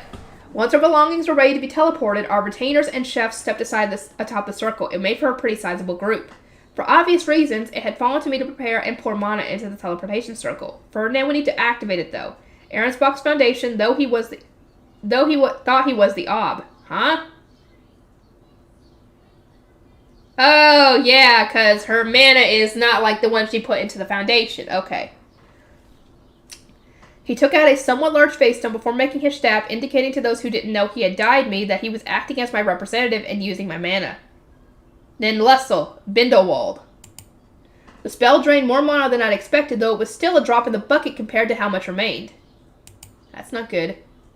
God dang, I want to continue, but I gotta do some editing. I'll see you guys in the next one. Okay. This is part 5. Expending mana through Spring Prayer. This place is like a ghost town, I said. Our past trips to Bindowald had been anything but peaceful. First a bunch of shrieking ladies, then feasts and dinner matches to entertain Dunkelfelger's knights. Now it was a barren land almost entirely devoid of greenery. As expected, Ferdinand replied, the estate was closed, and the servants moved to a neighboring city. It will remain this way until you assign a new Geeb. I couldn't do that until after the Archduke Conference, where the Zent wouldn't formally recognize me as a new Ob Ahrensbach. Well, I could, but people would view it as a massive slight against Eglantine. It was much safer to wait. Still, I said, if we don't appoint someone soon, the commoners will suffer the consequences. Spring Prayer and the Harvest Festival needed to be performed, and noble tax collectors had to be sent out, or the commoners wouldn't be able to pay their taxes. It wouldn't be their fault, but they would face punishment nonetheless. I shall prepare several viable candidates for your review after the Archduke Conference. For now, form your high base and start moving the attendants and chefs. Right. I made Rainbow Leslie and started to transform him, trying to picture the inside of a large camper. To ensure maximum comfort, I added as many beds as we had people. How's this, I asked when I was done showing off my double-decker bust-sized creation. Now everyone can sleep peacefully. Ferdinand tapped his temple and made further demands. He wanted separate floors for the men and women, a separate place for the servants, higher ceilings, and more width than even the largest camper could provide. By the time I was done, Leslie looked more like a house. Ferdinand, I don't think this even counts as a vehicle anymore. Was it seriously still a high beast? I was starting to wonder where people draw the line when Ferdinand gave a contented nod and said, as abnormal as it looks, it should serve its purpose. Abnormal? Ha! The pot's calling the kettle black. Begin preparing food and making the beds, Ferdinand instructed the others. If we need water, there is a well nearby. Rosemary and I shall take our guards and start restoring the land. I put down face stones to ensure my high beast wouldn't disappear, then took the chalice and climbed onto Ferdinand's white lion, leaving the chefs and attendants behind. We would spend the morning replenishing the northeastern towns around the summer estate, then work our way south after lunch. Let us hurry to the first farming town, I said once we were airborne. Not yet, Ferdinand replied, taking us past the one closest to us. We should prioritize land away from the settlements. But why? The towns come first, don't they? The best way to improve the harvest was to restore the land closest to the farmers. It didn't make sense to do anything else. Not this time. If we focus on the farming towns, the mana will attract hordes of starving Fabies. We should replenish the most rural areas first if we want to avoid casualties. Ah, I said, finally understanding him. The Fabies were as famished as anyone. In that case, let us hurry to the forests and mountains. My mana is starting to spit out of the chalice. Ferdinand peered down to see, then immediately sped up. As soon as we reached our destination, I poured some of the rainbow liquid out of my chalice. The earth below us darkened, and patches of green sprouted all around us as the land returned to its original appearance. My normal mana wouldn't have been able to accomplish this, not without a prayer to the gods. It would only have enlarged the hungry Fae-beasts and Fae-plants. Divine power sure is something else. The changing scenery rendered me speechless. I wanted nothing more than to keep admiring it, but my arms started to tremble. Uh-oh, Ferdinand, my arms are tired from holding the chalice. Endure it for a little while longer, until fourth bell. I might do my best, but I might drop it. Dyeing an instrument with one's mana made it feel almost weightless, but the chalice was still a nightmare to hold. It was surprisingly large, about 80 centimeters tall, and slowly sapped every ounce of my stamina.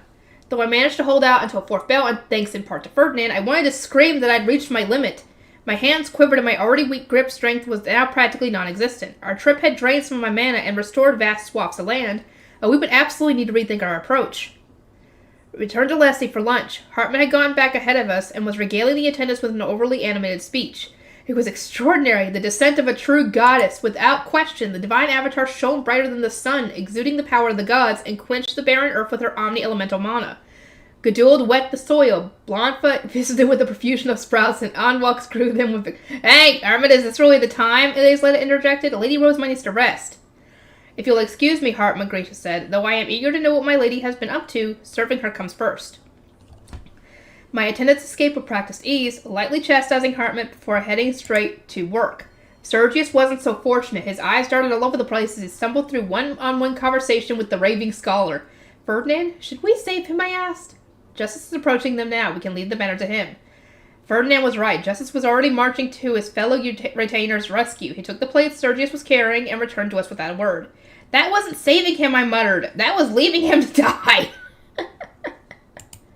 An attendant's priority is serving his lord, right? Stay strong, Sergius. Cheering him on in my heart, I turned to the plates Lazletta had set in front of me. Steam billowed from the freshly made food. Lazletta leaned closer to me, inspecting my face. You look tired, Lady Rosemine. Carrying the chalice was exhausting. Can we fasten it to my stomach before I set out again?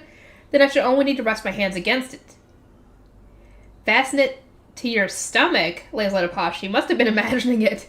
Then gave Ferdinand a queer look. I continued to explain before he could shoot me down. It won't look elegant, but what other choice do we have? I am physically incapable of using it gracefully. Yes, this morning made that clear, Ferdinand mused. How fares your mana? Replenishing the land must have worked wonders for you if you are proposing something so crude. Was I the only one who didn't care about elegance? This was supposed to be an emergency. That was why we put naming my new city on the back burner. Less abundant than before, I replied. If we keep up our current pace and account for how much mana I regain each night, I should run out in 5 days. 5 days? Have you forgotten that a single morning completely drained your stamina? Accounting for that is your job, not mine.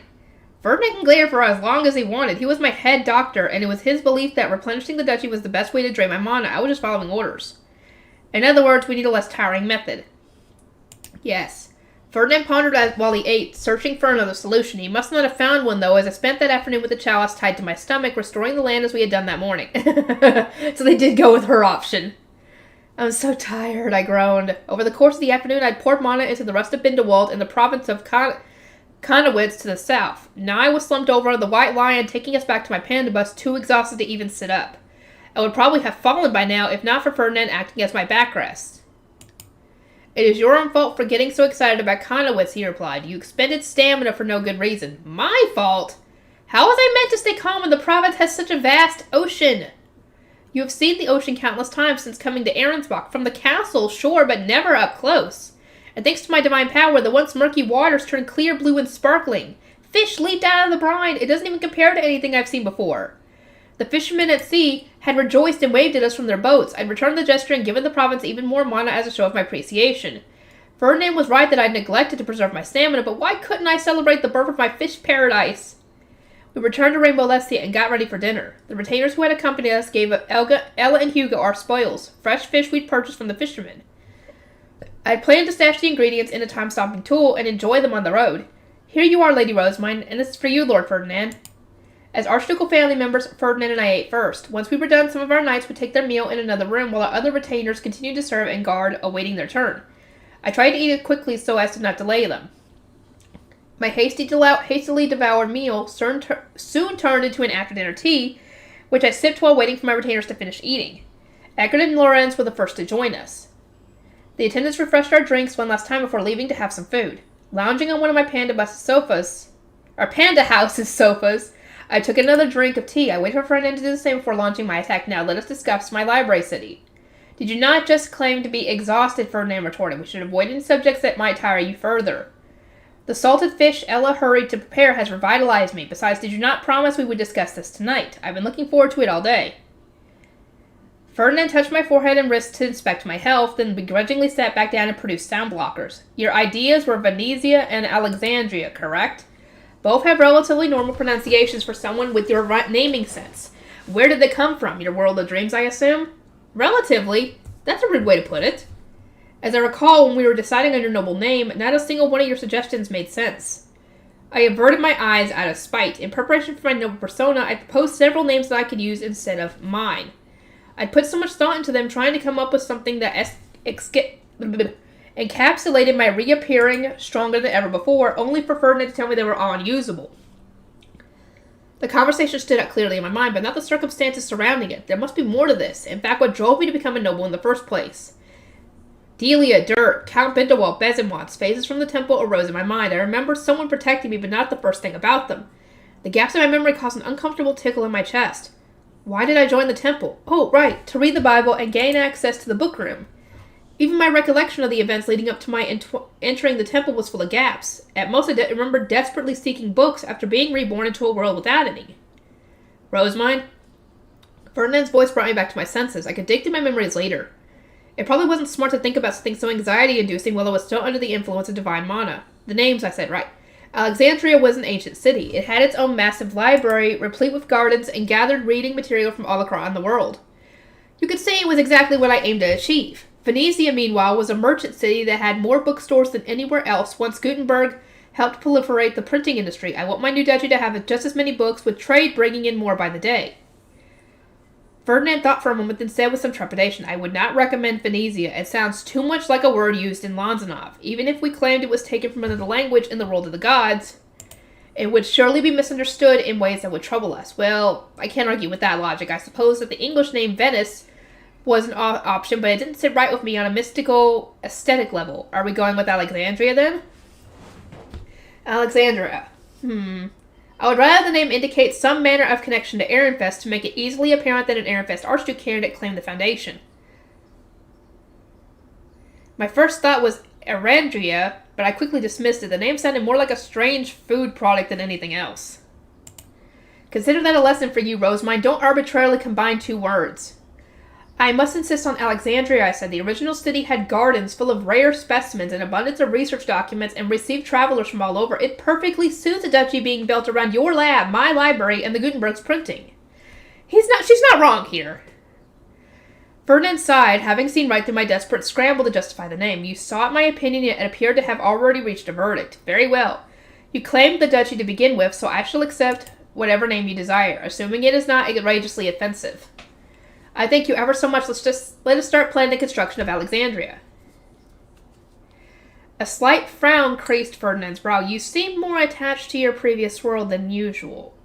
Because of my lost memories, I'd assume. The most I remember about my days as a commoner are dipping my toes in merchantry and spending time in the temple. My thoughts of the past are mostly from when I was a Rano, and reading was more important to me than absolutely anything else. My days as mine were a blur, but my memories since becoming Rosemine seem mostly untouched. If, as Ferdinand claimed, Mestanora had severed any memories of everyone and everything I cared about more than books, then I must have treasured a lot from when I was a commoner. My hairpin craftsperson and dyer were apparently included, but what did that mean? Who had they been to me? Well, it isn't impacting my day-to-day life, at least. Ferdinand shook his head. There have been many occasions today when you have said or done things I would never have expected from you, likely because your core memories have been removed. This is sure to cause problems in the future. I was compelled to ask for examples but couldn't get the words out. The last thing I wanted was for Ferdinand to turn around and start rejecting me. Instead, I smiled and changed the subject. There's no point dwelling on it now, is there? We can't make any headway on my lost memories until we rid me of this divine power. On a more important note, what should the new duchy's color be? In the past, it matched the divine color of the country gate, so maybe we should go with something close to black? Pure black was still associated with the royals, so it would probably be best to avoid that. Ferdinand eyed me carefully. If we plan to take that approach, we should advise the sovereignty to change its color to white in accordance with its move to the Royal Academy. Zens historically wore white, in case you were unaware. If we announce that, we'll need to wear white ourselves. It had once been the norm for Zen candidates to dress in white after obtaining their Book of Mestanora so that Abiglade wouldn't attack them. Huh?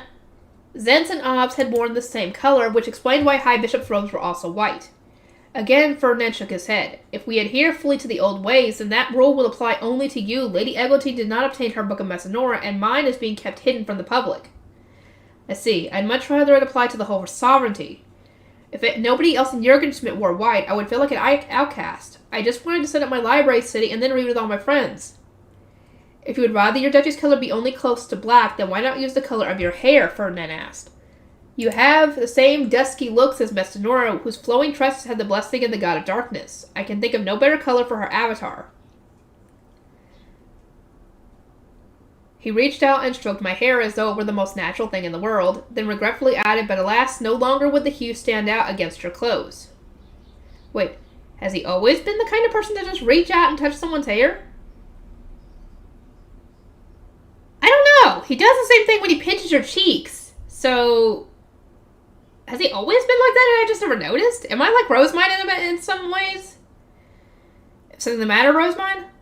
No, nothing. If my hair and clothes blend together, that's fine with me. In a world where all nobles must wear their duchy's colors, such problems are inevitable. Truth be told, I couldn't have been less invested. Ferdinand didn't respond. He brushed a few errant strands out of my eyes. Dude, why are you getting all touchy-feely? As for the crest, I continued, I wish to use Lessie. Ferdinand pulled away at once, his arm recoiling like a snake. Absolutely not! Future generations of Alexandria will need to use your crest. I shall not doom them to bear grunts on their chests for the sake of your strange tastes. If you'd rather not tie your duchy to Aaron Vest to its name, then at least inherit its lions, or use shoe mills in honor of those library magic tools. I thought a red panda would suit my duchy better than anything else, but Ferdinand disagreed. He rejected the idea so forcefully and moved on so quickly onto proposing alternatives that I already knew he wasn't going to budge on the matter. You told me before that shoe mills are too weak to be used in the duchy's crest. Yes, the ones found in the wild. The magic tools, on the other hand, are exceptionally strong. You need only add face stones to their foreheads to make the distinction clear. Dang it. Given his firm stance before, I'd never expected such an abrupt 180. Do you really hate Leslie that much? You are not the only one who would need to wear that wretched grunt. If you are insistent, ask the opinion of any of your retainers. Not one of them will support you. I put the sound blocker aside and turned to Lorenz and Eckert, who was standing nearby as our guards. Lazletta and some of the others who had finished eating came over to see what I had wanted. Attention, everyone, I called out. Between my panda bus and the library shoe mills, what would you rather see on an Alexandria's crest? They all exchanged looks, then answered in unison, the library shoe mills. The idea sounds delightful, Lazletta added. Perhaps, but Ferdinand once said that a crest should show its duchy's strength, I retorted. Grisha smiled. According to Judith, the scythe-wielding magic tool was remarkably strong. Perhaps we could add a scythe to the crest? Please, no! I would much rather give them books, I cried. An excellent idea, Lady Rosemine, Lorenz said, clapping his hands together with a bright smile. That sounds like the perfect crest for your library city. Of course they would say that. Shoe mills and a book, Grisha mused. Given the circumstances, should we have the latter be the Grujashite?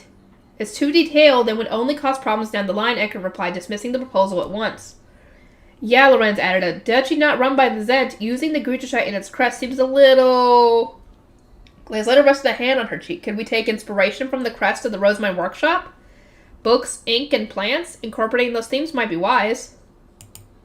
A most commendable idea, Ferdinand said with a nod. I stared at them all in confusion. Ferdinand and my retainers made brisk progress in formalizing the crest. They weren't even considering my panda bus anymore. Would using Leslie really be that bad, I asked, but it was already too late. Not one of them even acknowledged my question. Okay, never-ending mana.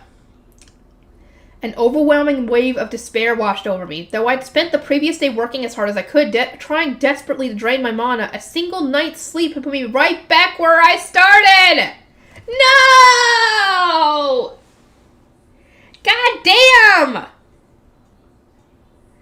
It was like completing a magnificent sandcastle only to have the tide come in and wash it all away. This is worse because, of course, having more mana in my body meant torturous pain and a very real chance at death. Ugh, my head feels so fuzzy. You might have to go with that worst case scenario. 2 days spent working my fingers to the bone, and yesterday's excitement about the ocean had finally caught up with me. My body felt heavier than ever, but going back to sleep would only cause my mana to regenerate even more. I needed to stay awake and think of ways to use it. I trudged to the dining hall for breakfast and saw that Ferdinand was eating already. As much as I tried to make my panda bus enormous, there was still only enough space. As much as I tried to make my panda house enormous, there was still only enough space for Ferdinand and me to have our own bedrooms and small areas to change clothes. We shared the same space at mealtimes. I sat down and started working through my breakfast, vegetables served with fruit juice. Unable to use rejuvenation potions, meals were the best way for me to restore my stamina. That didn't make the food any easier to eat, though. Ferdinand ate the last of his breakfast, then rose from his seat and moved to stand next to me. I could tell at a glance that you're feeling unwell. How bad is it? The fish betrayed me!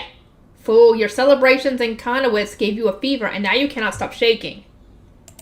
Express that clearly next time.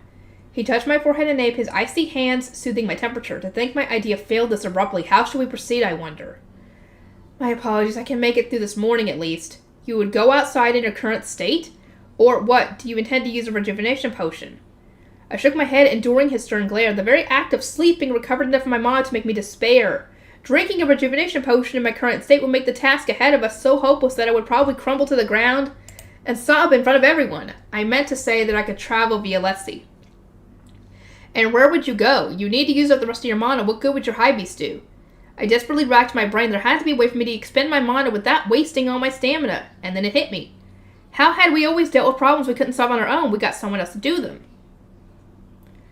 I poured my mana into the other divine instruments, right? Anyone can use them as long as they know the prayer. We could get the others to drain the instruments for me, then I could simply refuel them. The divine instruments, Ferdinand asked, raising an eyebrow. I nodded. Though I would rather not burden them, they could restore the land with Lutrain's staff, slay Fabius with Ladenshaft's spear, keep Leslie safe with Shizaria's shield, and perform spring prayer in Bindewald, where there is no Geeb, with Gaduld's chalice. I need only to refill those instruments each time they run dry. Can you think of anywhere devoid of mana but still teeming with Fabius? I needed to recover my stamina, but couldn't risk my mana rising even further. My idea sounded perfect if all went to plan. I could expand my divine power from the comfort of my bed. Additionally, I continued, Hartman and you can draw the healing magic circle used in the Academy's gathering spot, right? Could you stick them all over the place so I could pour my mana into them? Maybe I can rest this morning and then focus on the circles after lunch? You placed too much faith in your stamina, Ferdinand muttered. Still, I admit, your plan should work better than what we attempted yesterday. It does not bode well that you are coming up with so many solutions. What do you mean? His eyebrows drawn together, Ferdinand took one of the potions from his belt. It was long and slender like a test tube. He poured a drop of the red substance inside one of the spoons on the table. I would prefer not to elaborate. It was a troublesome habit of yours, one that I would rather you not relearn. More importantly, Ferdinand gave me the spoon, uttering not another word. I slowly brought it to my lips. It was only a single droplet, but an intense bitterness spread through my mouth, and my tongue sparked in protest. I couldn't help feeling sorry for anyone who had the misfortune of drinking the whole vial. This is awful, I groaned. What does it do? Restore mana? At least warn me before you try burning a hole through my tongue. I wasn't ready at all. Ferdinand gave me an deeper frown, as though he'd tasted the potion with me. You should hardly have noticed a drop that small. Hartman, where are the other divine instruments? Did you return them to the temple? Hartman struck at his chest, brimming with pride. They are so crucial to Lady Rosemine's ceremonies that I decided to bring them with me. Impressive! That's a win for Hartman. Cornelius shook his head, seemingly exasperated. I was told you did return them, then rushed to retrieve them before we departed the temple. Is that so? Do you really think I would entrust divine instruments containing Lady Rosemine's divine power to others? Just like that, the two rotainers were glowering at each other. I dared not think what might happen to anyone who strayed into the crossfire. Enough, the details are irrelevant, Ferdinand interjected, waving the pair away. Rosemine, do you truly expect this to work? I mean, we don't have a choice in this matter. It's either that or you get a bad wound. The instruments took a good chunk of my mana before, and we shouldn't need to worry about them breaking. I can't think of any other way I could rest while still getting rid of my divine power. I see, Ferdinand nodded, then gave his temple a few contemplative taps as he always did when organizing his thoughts. Very well, we shall attempt your plan after breakfast. Once your retainers have eaten... Oh my god! They shall restore the land, hunt fey beasts, and perform spring prayer. I, meanwhile, will teleport to the castle. There are several matters I must take care of. Activate the teleportation circle for me, then rest until this afternoon, when we shall travel to Sideson's west side or Volkatag. There we shall replenish the earth and slay fey beasts. Having said his piece, Ferdinand turned on his heel and exited the dining hall.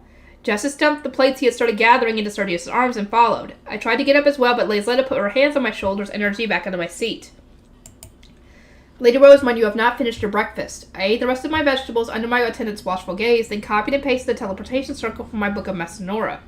Ferdinand approached it with Justice Eckert and several other knights. He was leaving Sergius behind to prepare lunch and carry out other duties, and a few of the guards to protect Leslie and my retinue.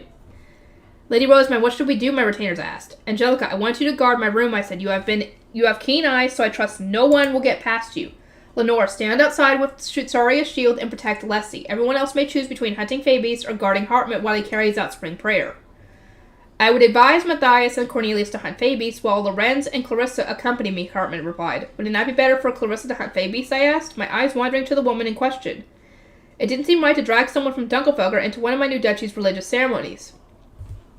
She shook her head. If you would allow me, I would much rather stay with Hartmut. Now that Jürgen Schmidt has a Zet with the Gurtscheid, the country's perspective on religious ceremonies has changed, whether the nobles like it or not. We must continue to promote the ceremonies' importance, and what better way than for me, your loyal vassal, to participate? I even memorized the prayers. Partway through her speech, Clarissa had spared a brief glance at Aronsbach's knights. Though she hadn't uttered a single falsehood, I could tell she was laying it on thick for those still resisting the temple and its ceremonies.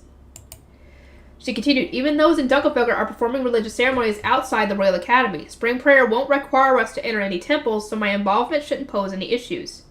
Temples were still a sore spot for many duchies, but only because we hadn't yet revealed the true nature of the Bible's keys and the foundations.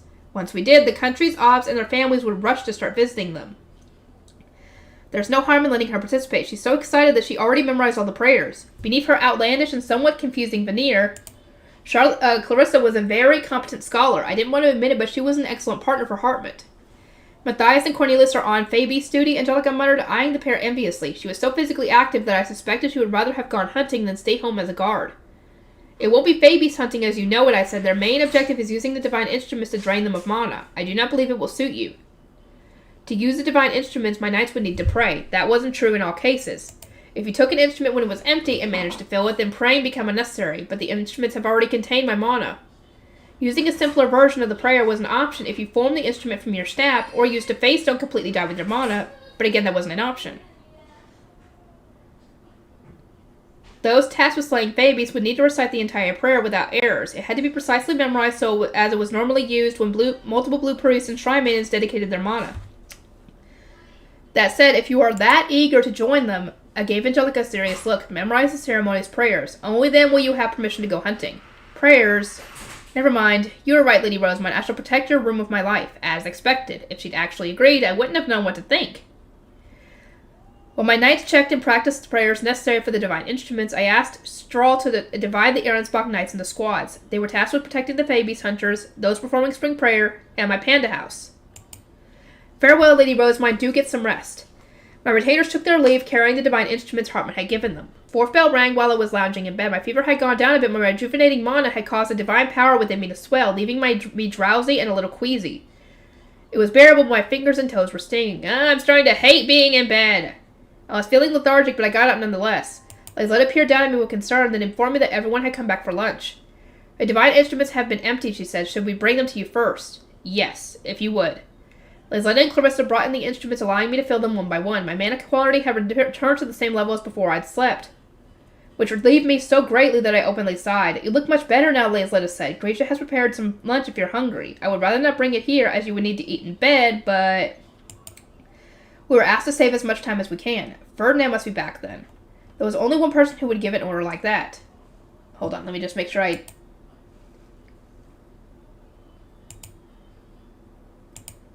Okay, here we go. If we ate in the dining hall, our retainers wouldn't be able to eat until we were done, but if we ate somewhere secluded, our rooms for example, they could all eat at once. It was a clever trick, but also painfully inelegant, so it had to be used in moderation. Lisletta took her leave, and Gracia entered with several dishes on a tray. They were arranged so that I could eat in bed. From what Justice told me, Lord Ferdinand was exceptionally busy this morning, Gracia said, noting his labors in the castle, and that he had returned with many of his work implements. He contacted the Giebs of Seitzen and Volkatag, sent an update to Ehrenfest, and spoke with Zent Eglantine. According to a report from Gieb Volkatag, there is a horde of ravenous babies approaching Alexandria from the direction of Old Workstock. He believes they have come seeking mana now that the land is being filled with divine power. I was reminded of how restoring the Academy's gathering spots had attracted strong Fabies hunting for mana, and these ravenous Fabies are most likely to target me, I assume. My body contained an abundance of divine mana. From the Fabies' perspective, I must have been a feast like no other. The plan is to head straight to the border between Seitzen and Volkatag to prevent the land you replenish from being drained again. In the meantime, you will remain under heavy guard. Seitzen was south of Griebel and Garden, the latter of which connected to the Ehrenfest-Aronsbach border gate. Volkatag was west of Seitzen and shared its northern border with Ilgner and Griebel, the same border where Bonifacius had done battle while my team fought in Gerlach. Moving to protect the area from Fabies would in turn protect Ehrenfest. Ilgner and Griebel are still recovering from the war, Gracia continued. For their sake and ours, we shall draw the Fabies into Alexandria before hunting them down. My thoughts turned to Ilgner, a rural province with a small population. Bridget had joined the early stages of the war as the Gieb's younger sister and sent important warnings to the capital. I wanted to ease their burden as much as I could.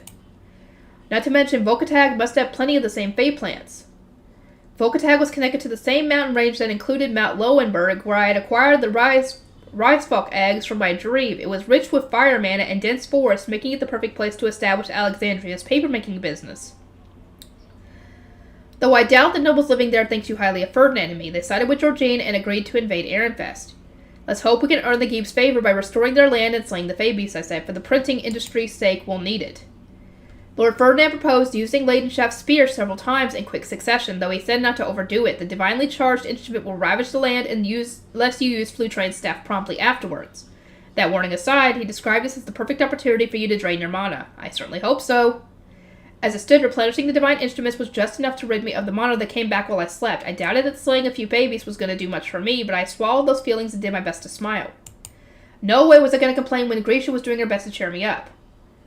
It is time, Ferdinand announced. Let us move to the border between Seitzen and Volkatag. Both Giebs know of our intentions, of course. We can never hunt their Fabies and pour mana into their land without telling them. Divine power was cataclysmic in strength. In mere moments, it had changed the appearance of an entire ocean. We couldn't overstate its impact on barren earth, so it stood to reason that we'd contact the Giebs. If only the task ahead were as simple as just replenishing the earth. No sooner had Ferdinand given his explanation than he set out with his knights. I drove my panda house behind them. The area has been secured, came Lenore's voice. I opened the passenger door for her, and she climbed into my high beast. She grabbed the divine shield sitting on the back seat and prepared to leave it Angelica's signal. How does it look out there, I asked. The Fabies just keep coming. Not that I'm surprised. It will not be long before we need to use this shield. That said, Lenore paused and burst into laughter. The farmers below were most amusing. They clamored and pointed up at your high beast. Some rushed out of their homes and even started chasing after us. Rainbow Leslie didn't look the slightest bit like a regular high beast. He was enormous, the equivalent of a 2-story house soaring through the sky. It must have been one of the strangest things the commoners have ever witnessed. The whole rainbow thing really stands out, huh, I mused. I don't think the color is the problem. I think the size is the problem. It was then that Angelica shouted, Fabies! From outside. I opened the door to my panda bus without a second thought. Lenore climbed out, chanting the prayer for Shusaria's shield, and Angelica took her place. There are many strong Fabies here, she sharply informed me. Someone said the lack of mana must have driven them to start eating each other. I nodded and brought Leslie to a stop in midair. My instructions were to stay still until the fighting was over. My divine mana really must have made me the perfect feast because several strong Fabies started their attack. The sight would normally have made me cry out in fear, but on this occasion I actually wanted them to come closer to me. We're going to get so much use out of our divine instruments, I said. Lenore was using Shutsaria's shield to prevent the Fabies from getting too close, while Matthias and Cornelius took turns blasting them with Leidenschaft's spear. As each one fell, Flutrin's staff was used to heal the massive craters in the earth. My mana-packed instruments were doing a ton of work. For once, I'm glad the spear ends up drained of mana after a single use. Thank you, Leidenschaft! Lady Rosamond, we humbly request that you refill these for us, my knights asked, returning to Leslie once the instruments were all empty. We weren't moving very fast. Every time we slew some of the Fabies, we had to stop and wait until the land was healed, but that didn't bother me. I welcomed anything that would ease the pain of the divine mana swelling within me. We'd actually managed to drain even more than I'd expected. At least now I get to rest comfortably tonight. We continued to hunt Fabies while we traveled, and stopped at the border between Seitzen and Volkatag. Ferdinand immediately instructed Lenore to form Shutsaria's shield. O goddess of wind, Shutsaria, protector of all, and 12 goddesses who served by her side. The shield soon appeared around us, announcing the start of our break. I moved out of the driver's seat and entered the massive house behind me. From the outside, Leslie looked more like a huge tortoise with a red panda's head attached. This really isn't cute. It's comfortable, though. I went to the first floor living room, which was next to the dining hall, and saw Ferdinand giving instructions for what to do next. Rosamond, how are you faring? He asked when he noticed me. My nap this morning left me very refreshed, and pouring so much mana into the divine instruments has done me a world of good. I even regained my appetite. I see you are feeling a little better, Laisletta said with a chuckle. I was worried when you barely touched breakfast or lunch, but I shall see to it that you receive an especially large dinner. She spun on her heel and went to speak with the chefs. Lady Rosamond, if you would, Gracia said, indicating the nearby sofa. Once I was seated, Ferdinand approached and started another inspection. You seem better than you were this morning, he said, though I can hardly describe you as being in good health. I was feeling a lot less poorly now that my mana wasn't leaving me in agony. The pleasant chill of my head doctor's hands reminded me that my fever hadn't completely vanished, but still. I am not unwell enough to warrant that frown, Ferdinand. My appetite has returned.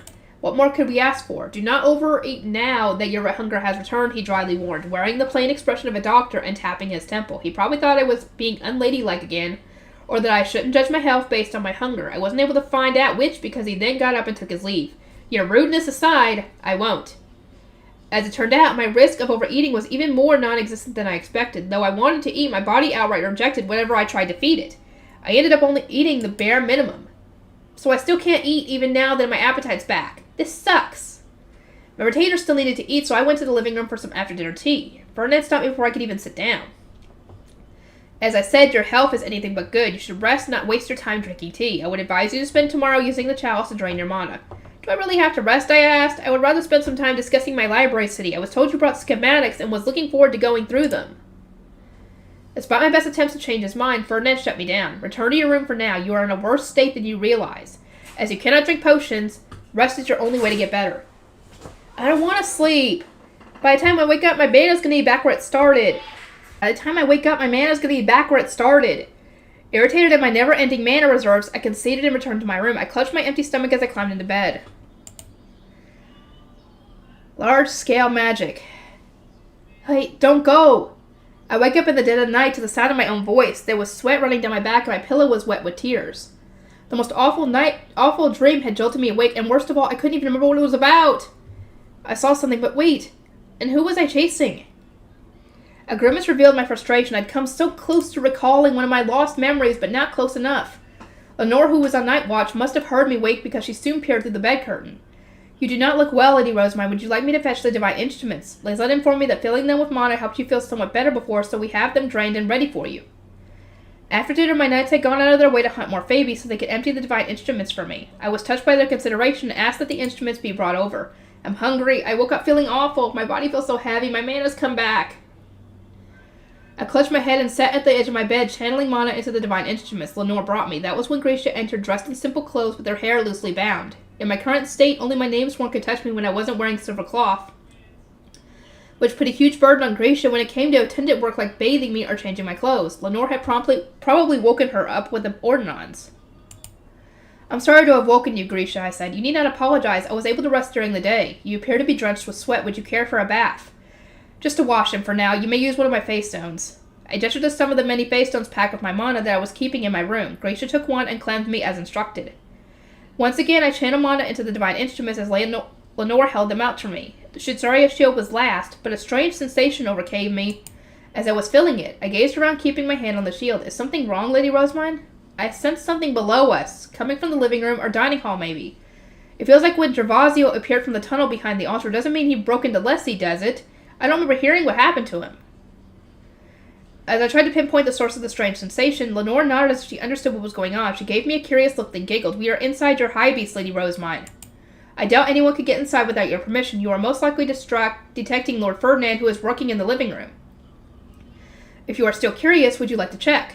Unless you are feeling unwell after providing so much mana, it might be wise. From there, Lenore turned to her side. Gracia, my apologies, but could you change Lady Rosemine's clothes? Something loose-fitting that she could wear to bed. She will go back to resting when we return, and you may return to your room. My thanks. Gracia changed my clothes and dressed me in my silver cloak. She also put my hair up, though not too tightly. Lenore and I were already en route to the living room when Angelica rushed over, apologizing that she was late, and snatched me up off the ground. Please await my arrival next time, she said, her eyes sharp. You have been ordered not to walk anywhere. I chuckled and simply let her continue to carry me. Light bled out from the first floor living room. We were just about to go inside when Eckert stuck his head out and said, Lord Ferdinand permits you to enter. He knew I was coming, I asked. Who else radiates divine power as she walks about? Hold on, is divine power kind of like a cat bell?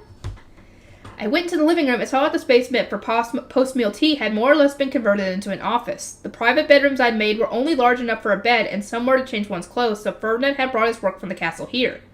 So, were you unable to sleep, he pressed. An unpleasant dream woke me, though I don't remember the details. Then I channeled mana into a divine instrument and sensed something in this general area. It was like when Gervasio appeared atop the altar. I could feel someone, but their identity was obscured. It would seem she sensed you this time, Lord Ferdinand. Oh? Ferdinand gestured to the space beside him on the sofa, and at once Angelica deposited me onto the empty seat. I was a little unsettled, maybe because I was feeling something I'd never felt before. Ferdinand, what happened to Gervasio? I asked. Zent Eglantine's knights managed to capture him. His memories were read, and his official punishment would likely be announced during the Archduke Conference. So everyone's safe and sound, I sighed in relief. That's good to hear. I wouldn't have known what to do if he just somehow escaped. Everyone? No, not at all. Zent Eglantine and Lord Consort Anastasius each lost half their guard in the process. Wait, how?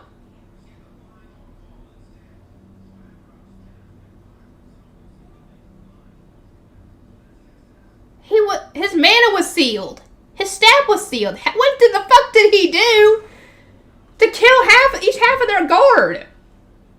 Ferdinand pulled several sheets of paper from the stack before him, seeming disinterested. That is for the new Zent and her husband to consider. Should your focus not be on Alexandria? On closer inspection, the papers in his hand were the schematics for my new library city. All thoughts of Javazio were zipped out of my mind. Though I wish to incorporate as many elements of your ideal city as I can, Ferdinand said you were much too focused on his library. Well, of course, it's the most important part of my city. It's beating hard, if you will. What else would we focus on? Any city I constructed would need to have a giant library at its very center. Ferdinand grimaced. You plan to visit your library on a regular basis, I imagine. To minimize the danger of your moving between it and the castle, I would advise keeping the two close, both within the noble's quarter to be precise. The laboratory will remain there as well. One thing I will not permit, however, is your desire to connect the castle and the library with teleporters. I shall arrange for you to have separate sleeping quarters in the latter. That is all. Teleporters will make traveling between the castle and the library a breeze, but their omission didn't surprise me. Go away. The kind meant for transporting humans could only be used with the Ops' permission. If for whatever reason I elected to use it alone, my knights would need to race all the way to its twin to reunite with me. And of course they would face punishment for losing sight of their charge. Personal use teleporters are out of the question, Ferdinand concluded. Instead, I would propose another approach. Back in Ehrenfest, the higher one status, the further north one lived in the nobles' quarter. Alexandria would tweak this system by having the highest ranked nobles live closest to the city center, ensuring that their houses were as close to the library as one could get.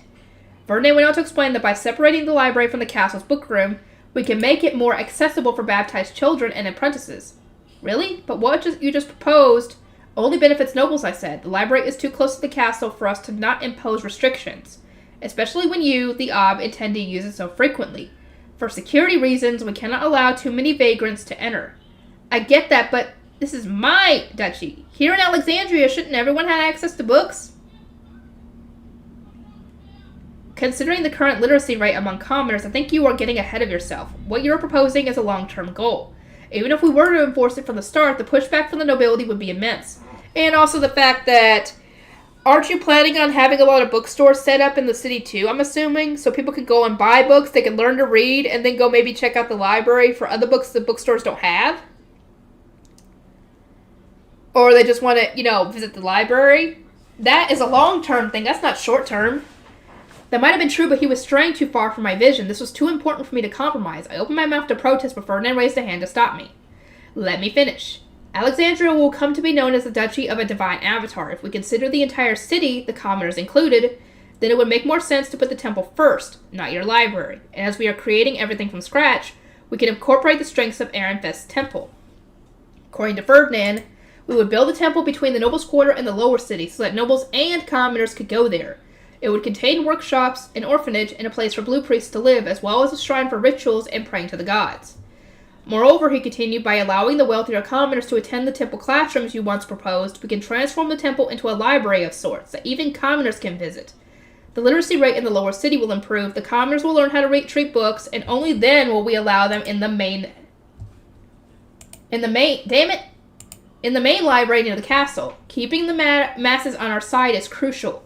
If we are too heavy-handed, we will only inspire resistance to what we hope to achieve. To prevent our books from being stolen, we would implement the same deposit system as the Royal Academy's library. Those who couldn't pay wouldn't be able to borrow.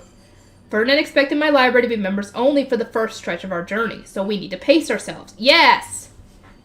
I shouldn't have been surprised. Developments on this scale have taken hundreds of years to back on Earth. As much as I wanted to skip ahead whole generations, our operations were limited until printing became more widespread, and the cost of books plummeted. Ferdinand was proposing the first step in our plan to make a library that even commoners could use. Opening the bookroom and temple classrooms to the wealthy sounds like an excellent idea, I said. The children of merchants who do business with nobles will rejoice to have somewhere to practice carrying themselves. I am told there are few such instructors among the lower class. Oh, did you hear that from the planting company? Ferdinand asked, eyeing me carefully. Was he prying for fragments of my lost memories? Though my thoughts were blurred and unreliable, I dug through them as best I could. No, they were still the Gilberta Company at the time. My attendants were in the orphanage director's chambers and... I think I remember them training waiters for the Italian restaurant. Leon's face arose in my mind. He was an apprentice back then. There must have been others there too, but I couldn't remember them. As I continued to rack my brain, I remembered that Leon had always grimaced at me. I wondered why that was. I see, Ferdinand replied. Is there a reason you want children who see connections with nobles to be able to attend temple classes? Oh, right. Once it becomes normal for merchants with noble connections to frequent the temple's classes, crass people trying to secure patrons will attempt to follow suit. That much is clear from the Gutenbergs. Ferdinand nodded and wrote something on a nearby sheet of paper. Moving on, he said. Though your planning was fascinating on a conceptual level, when put into practice, the library and printing industry would take far too much precedence. We must take a more realistic approach. First, we should rebuild the areas severely damaged during the Lanzanavians' attacks. The port, Noble's Quarter, and Temple, to name a few. Then the guilds. You will want to hear their thoughts while finalizing the plans, I imagine. Then Ferdinand gave a slight smirk. This sounds like an excellent opportunity to train the scholars who are only used to giving orders, not receiving them. While it was true that we needed scholars who could work with commoners, while also completing their duties, that's not a reason to complain. Performing a large-scale Entwickeln to rebuild the entire city at once would put a tremendous strain on the commoners, I said. We should arrange meetings with them and then schedule the reconstruction piecemeal. Hartman and Justice had the most experience with commoners, so we should assign one of them to train the scholars. As for the architecture, I would rather we base it on existing Arensbach buildings. The climate here is not the same as in Ehrenfest. Bach's current architecture must have come about for a reason, I thought. Maybe the style used in Ehrenfest would make summers here unbearable. I was going to reuse the schematics the Planten and Gilberta companies provided for the Entwickeln and Groschel, Ferdinand said. Advised them against it, but leave the final decision in their hands. It was important the architecture matched the climate, but the merchants would certainly have their own preferences for the layout and the rooms and such. We would prioritize their needs above all else. I continued. The Gutenbergs cannot settle here until they have places to live and do business. We should put them in the same part of the lower city as the Merchants Guild. I suspect I already know the answer considering how much attention you are paying to the details, but have you considered where their families are going to live? Yes, of course. Ferdinand cast his eyes down, then suddenly rolled up the schematics for my new city. Hey, I cried, I wasn't done looking at those. Spread them out again. That is enough for now, lest you grow so excited that you end up bedridden again. It is almost first bell. Are you content enough to go back to sleep? I shook my head. Sleeping will make my mana come back. I'd rather hold out for as long as I can. And what of your hunger? It must be worse than before. You did not eat much for someone whose appetite has returned. I nodded glumly. Do you have any idea for what I can do? Dinner hadn't done much to satiate me, and now I was hungrier than ever. Some, Ferdinand replied. He scanned the room before pausing and using a washing on his hands. Then he poured just a drop of red potion onto his fingertip. Ferdinand, I asked, staring at him in surprise as he came closer. He pressed the drop of potion against my lips, then pulled away. Is it bitter? He asked, wiping his finger with a handkerchief. I licked my lips, expecting the same sharp taste as before. No, not very. It didn't taste of much of it at all. Though my tongue did sting a little. Good, your hunger might be connected to the amount of mana you lost yesterday. Your body is attempting to warn you that your life's in danger, an indication that you have almost been drained. Yay! It makes sense that nobody else had connected my hunger to my dearth of mana. Any other noble would have drunk a rejuvenation potion long before their reserves dropped this low. My circumstances were special in that I needed to expend my mana practically non-stop. I wasn't even giving my body time to recover, so I just reject all the mana that came back overnight. I, too, felt something akin to starvation when I was trapped inside Arensbach's replenishment hall, Ferdinand explained. I suspect it was the result of my mana decreasing slowly, rather than all at once. We should drain the rest of yours in one go if we can. Unless you wish to endure an immense amount of pain. It's gonna get even worse? Oh, gods, I muttered, instinctively stepping away from Ferdinand. I couldn't take any more of this. Not if you follow my advice. The more divine power we remove, the less it will hurt when your mana is re-dyed. I see. He seemed strangely motivated, but I wasn't going to question it, not when there was a risk of my situation getting even worse. You asked me to draw healing circles for you, did you not? Could you not use that duplication spell of yours to create several at once? As a result, the spell does not require the names of the gods. I cocked my head and thought, it doesn't, no, and the risk seems reasonably small. If nothing else, I won't need to worry about another wayward whirlpool. That said, the spell only works on surfaces with mana. We don't have a sheet of fresh fey paper large enough for me to use several magic circles at once. Would the ground not suffice? Barren though it might be, it does contain some mana. He was right, the earth did contain mana. The magic circles in the Royal Academy's gathering spots were carved straight into the ground, so it wasn't the craziest idea. It sounds feasible, I mused. Still, I don't know how much I can expand the circles. We never had time to experiment with changing their size. Ah, yes, Ferdinand muttered, his brow furrowed. He must have remembered that it was his decision for us to postpone our research. I doubt we can restore Alexandria with a circle as large as the one above the Royal Academy, but perhaps that's too much even for your abnormal copy and place spell. Excuse me! You should consider your own era when... First... Hold on. Yeah, you should consider your own abnormality before slandering my work, I shot back. Besides, have you forgotten that the magic circle above the academy was made by Earwearmen and the gods back in ancient times when the gods were much closer to Jurgenschmidt than they are now? Long ago, Azent had secured the gods' aid through Earwearmen, then combined several magic circles based on Earwearmen's face stone to establish what we now knew as the Royal Academy's grounds. Creating our own massive circle for Alexandria sounded outright impossible. Something on that scale could never be performed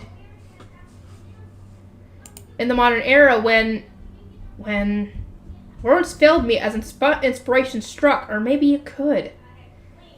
Stop, I cannot permit you to seek help from Earwearmen or the gods. Let us think of another method.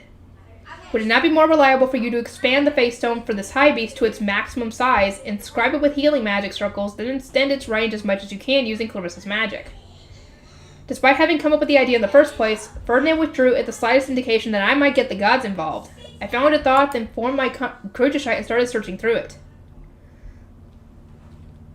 Well, it seems we won't need to ask Earwearmen or the gods for help, I said, not when you have fragments of the former. Ah, those! Ferdinand raised an eyebrow at me. And we have more than enough divine mana right here. I spread my arms wide.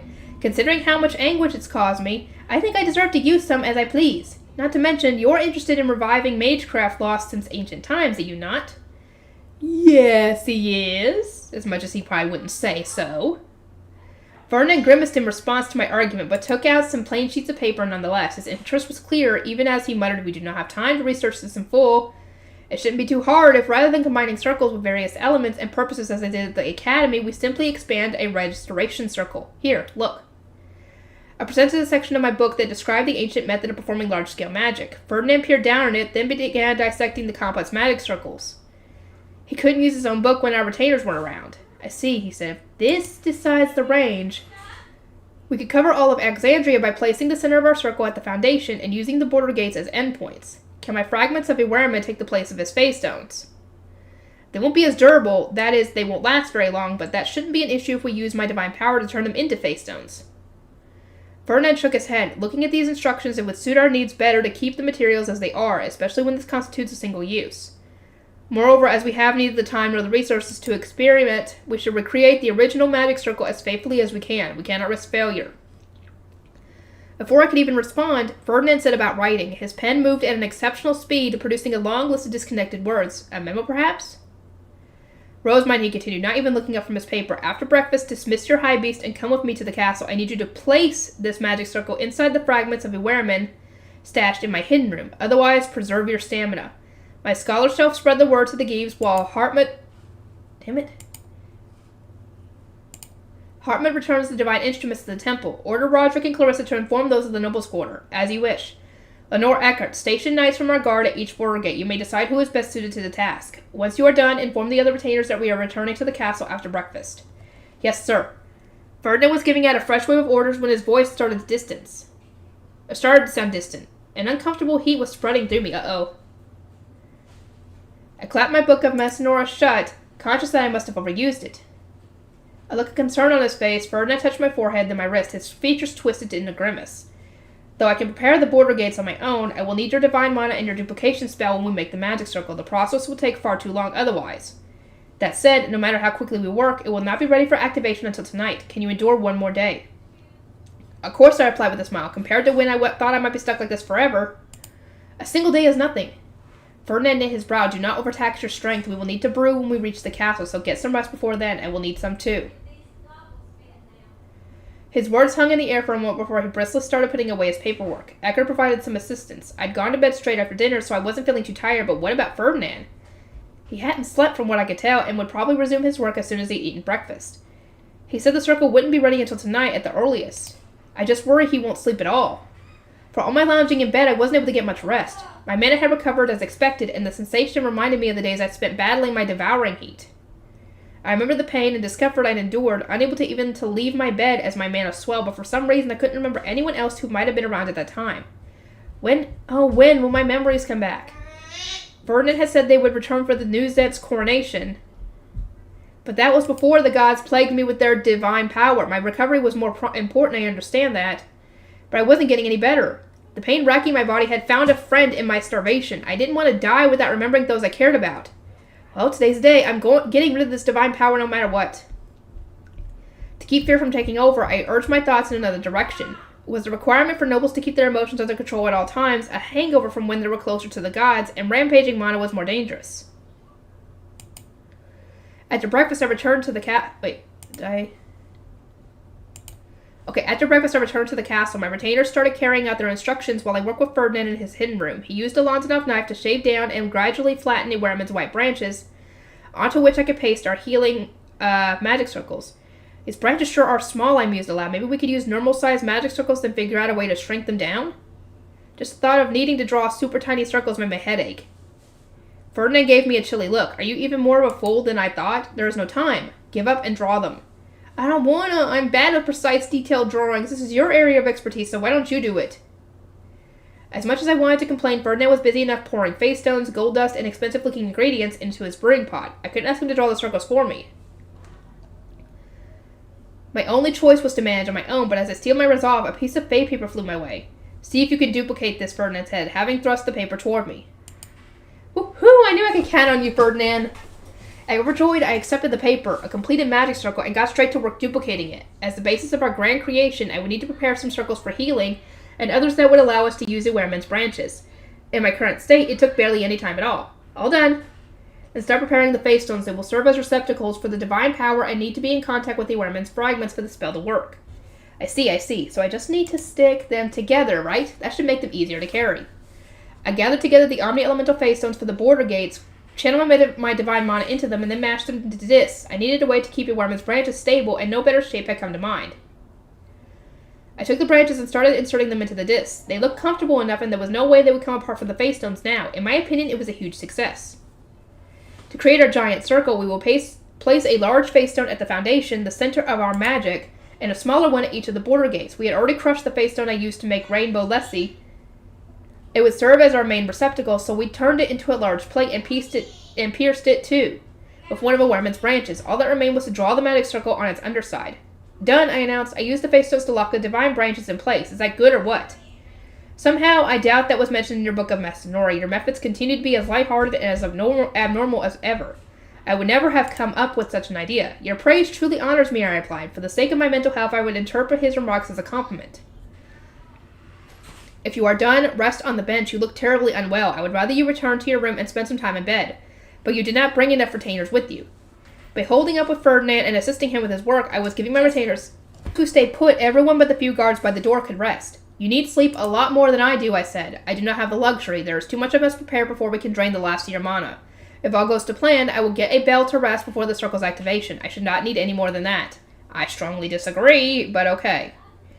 Ferdinand must not have slept a wink last night. He had dark bags under his eyes and a weary look on his face. Yet he continued to work, darting from one brew to the next, even as our retainers took breaks. Given that he now had the royals under his thumb, he could easily have cast me aside and returned to Ehrenfest. Instead, he had chosen to bear these hardships with me. Ferdinand, why are you doing all this for me? I asked. Come again?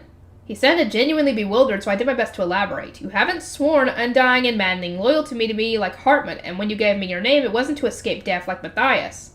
You know I'd return it in a heartbeat, so why haven't you asked for it back yet? I can't grasp the meaning of you doing all these things for me. Ferdinand seemed to ponder the question. I chose to stay with you because we are like family. Is that not obvious? I didn't know what to say. In what world would someone do all this for their family? Oh my god. Because she doesn't remember her family, she doesn't understand the concept anymore of why she does all this. Why she say Ferdinand in the first place? But isn't that strange? My father of Karstead would do anything for Sylvester as the Knight Commander, and my brother Eckert would do anything for you. But I can't imagine either one of them going to such great lengths for my sake. I can see Mother of Cornelius getting involved to some extent, but they would still need to conform to the standards of noble society.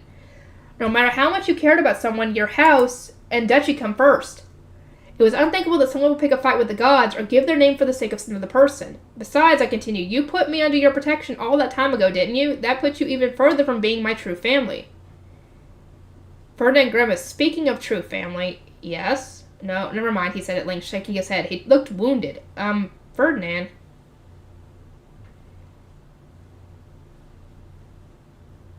Oh. Oh dear. Having kept a close eye on the expenditure and recovery of your mana over the past few days, I can say this with all certainty. Activating a magic circle that covers all of Alexandria will drain whatever remains of your mana. Go rest in your room. You no longer need to fear sleep. Ferdinand contacted the guards stationed outside, told them to summon Angelica, and rushed me out of the room. He's chasing me out! Though he looked calm, I could sense something bubbling beneath the surface. It wasn't anger. Rejection, maybe? Hurt? In any case, I must have been to blame. Yes! You hurt his feelings! Or his pride, or something. You hurt something in him. Let me know what y'all think. I'd love to hear your thoughts on this, because you guys sometimes give me insight into things I didn't even realize. My memories of him were completely intact, right? The more I thought about it, the more it felt like something important was missing. Ferdinand turned on his heel, about to return to his hidden room. I wanted nothing more than to reach out and grab him to ask him what I'd done wrong, but instead just watched as he took his leave. I squeezed my eyes shut as Angelica took me in her arms. Once again, I woke up to the most wretched pain. I muttered a few curses at the divine power swelling in my chest and asked Grisha to help me change. We will perform our large-scale healing immediately after dinner. Time seemed to pass in an instant, and it wasn't long before I arrived at the hall containing Alexandria's foundation. Ferdinand was carrying me. We entered through a door in the Ob's room that only the Ob's key could open. I thought only the Ob was supposed to come here, I said. You are correct, but I cannot leave you on your own when you are about to drain your mana. I also hold the key we used to get here, the one I took from Detlinde. If not even that convinces you, then you would do well to remember that, at least in terms of mana, I am the current Ob of Arensbach, not you. Yeah, considering you don't have your own mana at the moment. Indeed, that peculiarity in my divine power was the reason I couldn't carry out my duties as Ob. Only by performing our large-scale magic with the foundation at its center will we both drain my mana and re-dye me. Ferdinand, have you not considered taking the role of Ob Alexandria, I asked, kneeling before the white branch that had already been put in place. You can make the laboratory of your dreams.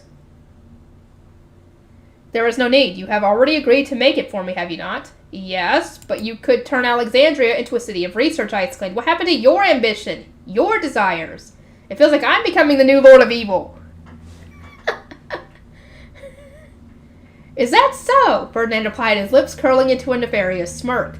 My desires have a greater hold on me now than ever before. Wait, are you scheming to take over my city? To bring all the books in the world to one place so you can add them to your collection? How dastardly! No. That'd be your scheme. Do not project your own ridiculous desires on me. Huh? But doesn't everyone dream of conquering all the libraries? No, that's only you. You're the only one who does that. Ridiculous or not, I wouldn't be deterred. As one of my first acts as a new Ob Alexandria, I would ask Eglantine for transcriptions of everything being moved from the Palace Library to the Royal Academy. To achieve what I desire, I must first rid you of that divine mana, Ferdinand said. Let us begin. Okay, what do you desire then, dude? I realized then that he had made the last of our preparations while we spoke. I touched the plate-shaped face stone, which shone like with a rainbow light, and channeled my mana into it. Liquid rose from its surface until it resembled a water mirror. The water stopped just before it could run over, and Werman's pure white branch turned into a rainbow of colors. Once it was fully dyed, a pillar of omni-elemental light shot up toward the ceiling. That light should turn into a circle that covers all of Alexandria, but inside the Foundation's hall, there was no way for us to check. Or so I thought. The water began to waver, and a view of the outside appeared on its surface. Had the light passed all the way through the castle? Ferdinand, this is... Focus, the circle is not yet complete. Right. The mirror went from showing... Damn it. Were a mass of nobles in the castle, raising and waving their staffs to the brightly lit nobles' quarters, the commoners' lower city, and the pitch-dark ocean. Hold on. Oh, from showing a map. Okay, to the right. The latter was only dark at first. Of course, the rainbow light soon reached its surface, revealing an expanse of swaying waves. I was starting to wonder how far the light would take us when it arrived at the border gate nearest to the country gate. Straw and the other knights stationed there were gawking straight at us. They must have seen the magic circle being drawn in the sky, Ferdinand mused. Their expressions are rather foolish, but can you blame them, dude? Were I in their shoes, I'd probably look even dumber. Indeed. Could you at least pretend to disagree? The water mirror passed the awestruck knights to show us a Werman's branch sitting inside the border gate. Then it returned to the sky. The heat within me faded a little as the circle continued to stretch across Alexandria, draining more of my mana in the process. Where is it going this time, I asked. To the Dunkelfelder border gate, most likely. It is closer than the others. Eckert and several other guards were stationed there. Will we see them stare at us with funny looks on their faces? I certainly hope so, but they weren't the only ones at the gate. Dunkelfelger's knights had rushed to the forefront of the group and were enthusiastically thrusting their fingers up at the sky. Eckert was doing his best to stop them from touching Ewerman's branch. Ah, of all the gates, this one might be the hardest to protect. Godspeed, Eckert. I couldn't help but laugh as the light moved on to the next gate. More of my mana was sucked out, and the hunger I was feeling transformed into starvation. My head started to spin. We must be approaching Old Workstock, I said, trying not to think about my health. Most likely, Lorenz and the others are protecting that branch. It will not be particularly exciting. Can we expect to see knights from Old Workstock? Ferdinand shook his head. I closed the gate when placing Ewerman's branch. You will reopen it with Lord Trollquaw after the Archduke Conference when he has been made the new Ob Workstock. In hindsight, closing the gate made perfect sense. Some of Old Workstock's nobles had participated in the invasion of Ehrenfest, and those who had supported Georgine and Detlinde had gleefully obstructed Ferdinand while spreading unpleasant rumors about him. Oh, it's Lorenz! He and several other knights were in a dark, barely lit room, standing in a protection circle around their branch of Ewerman. As they looked up at us, their faces showed not jaw-dropping shock, but admiration. No particularly embarrassing faces this time, I sighed. The area around their gate has little in the way of obstructions. They must have an excellent view of the circle spreading across the sky. Ah, one of the knights just started praying. I guess Hartmut's lessons went a little too far. They did not go far enough, in my opinion. No, this is plenty. As soon as that thought crossed my mind, another branch appeared in the mirror, and the light returned to shooting through the sky. My mana was sucked out again, and the heat causing me such discomfort vanished. It felt less like my fever had gone down, and more like my mana was running so low that my body couldn't produce any warmth at all. But I can't stop now. We soon arrived at Frembeltag's border gate when Matthias and some other guards were stationed. There were knights from Frembeltag there too, but we weren't welcomed with the same crazed enthusiasm we'd seen from Dunkelfelger. Instead, they stared up at the sky as if overwhelmed. That's rare, I said. Matthias actually looks proud. Ever since that incident with his father, he'd spent his time frowning or wearing some other bitter, tortured expression. If you wish to see it become the norm, then become someone he can feel proud to serve. That sounds tough. I don't want him to be miserable, but I plan to devote all my time to overseeing my library and reading books. All of my time not spent carrying out my duties, of course. Good grief, Ferdinand uttered with a wry smile. You never change, do you? He turned to look at me, then took in a sharp breath. I was in such an awful state that not even he could mask his concern. We're nearly done, I said, stopping him when he reached out to check my temperature. Ehrenfest's border gate was especially close to Frembeltag's, and it appeared in the water mirror before long. Cornelius was stationed there, to my understanding. Grandfather? To my surprise, Bonifacius was at the gate. He had picked up Cornelius, an adult male and a knight at that, and was now swinging him about. What the fuck, Bonifacius? It couldn't have been as easy as he was making it look. I contacted Sylvester around noon, Ferdinand explained, exasperated. Bonifacius declared that he would watch our work from the border gate since he was unable to attend the Royal Academy's transference ceremony. I did not expect him to arrive in time. If nothing else, we were right to station Cornelius there. Bonifacius seems much too excited, and nobody else would have been able to contain him. I tried to laugh, but it came out as a scratchy croak. My dizziness got worse, and my breathing became so shallow that I actually had to focus on inhaling enough air. My hands and feet were going numb. Just a little longer, Rosemine, Ferdinand said. He was right beside me, but it sounded as though he was all the way on the other side of the room. My vision blurred. Damn it. Goddamn. In the final stretch, the light just needed to pass back over the dark waters and return to the castle. I tried to reassure Ferdinand that I was fine, but my voice revealed the truth, and my hold on the face stone plate weakened. Rosemine, lean against me if you must. Just keep your hands on the plate. Ferdinand sat beside me, placed a hand atop both of mine, and wrapped an arm around me as my body went limp. He was normally cold to the touch, but now felt burning hot. My eyelids drooped, though I was still clung to consciousness. O goddess of water-flew train, bringer of healing and change, O 12 goddesses who serve by her side, please hear my prayer and lend me your divine strength. Ferdinand started chanting a quick prayer. We must have completed the circle. I waited nervously for the divine power within me to respond, but nothing happened. I was almost completely out of mana. Though my body was cold and even moving was too much for me, relief spread through my heart when I realized it was finally over. Ferdinand, the rest is in your hands. As he continued to chant the prayer, the world around me faded into darkness. And the epilogue. But that's going to have to wait until next time. I will see you all in the next video where we finish this book. Okay, everybody. Let us continue. We got the epilogue and I think 2 stories.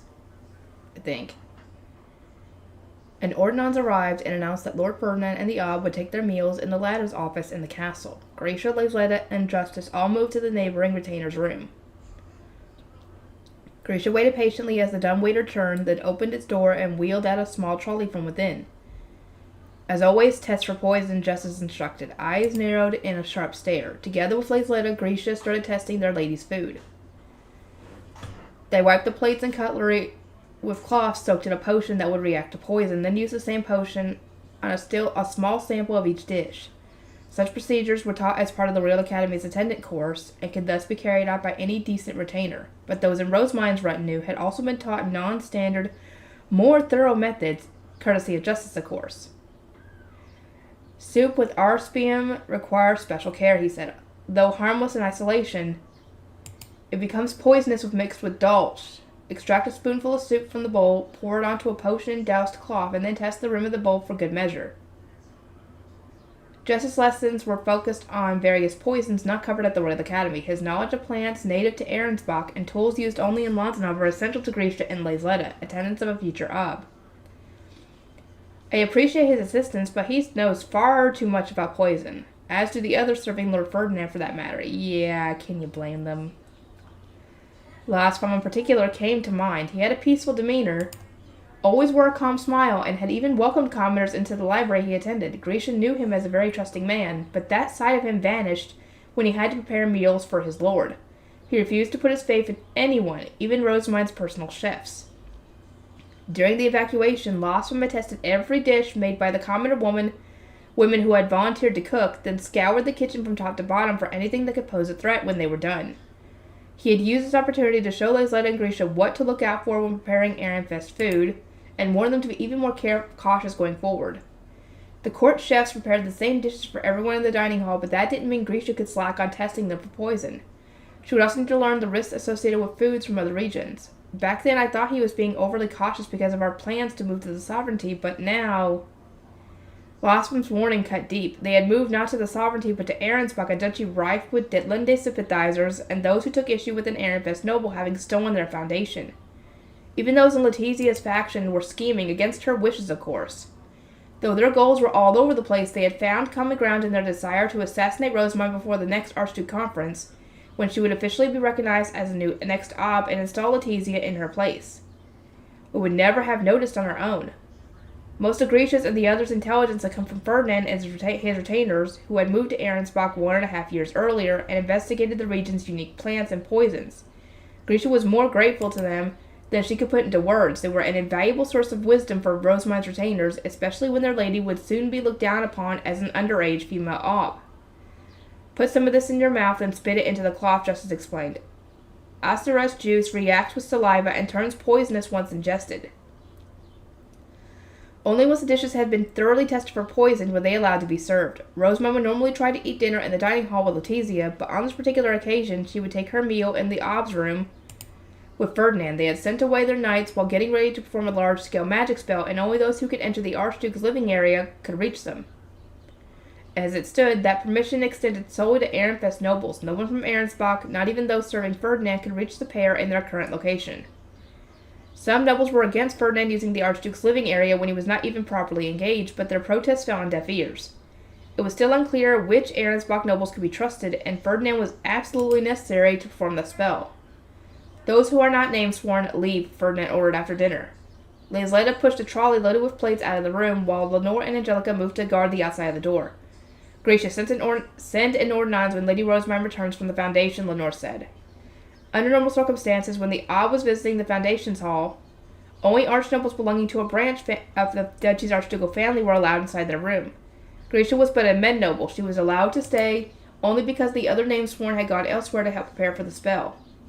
Ferdinand, is it really okay for you to enter the Foundation's hall? Rosamund asked, a look of concern on her face as she watched the retainers leave. I'm guessing this was before they did the spell.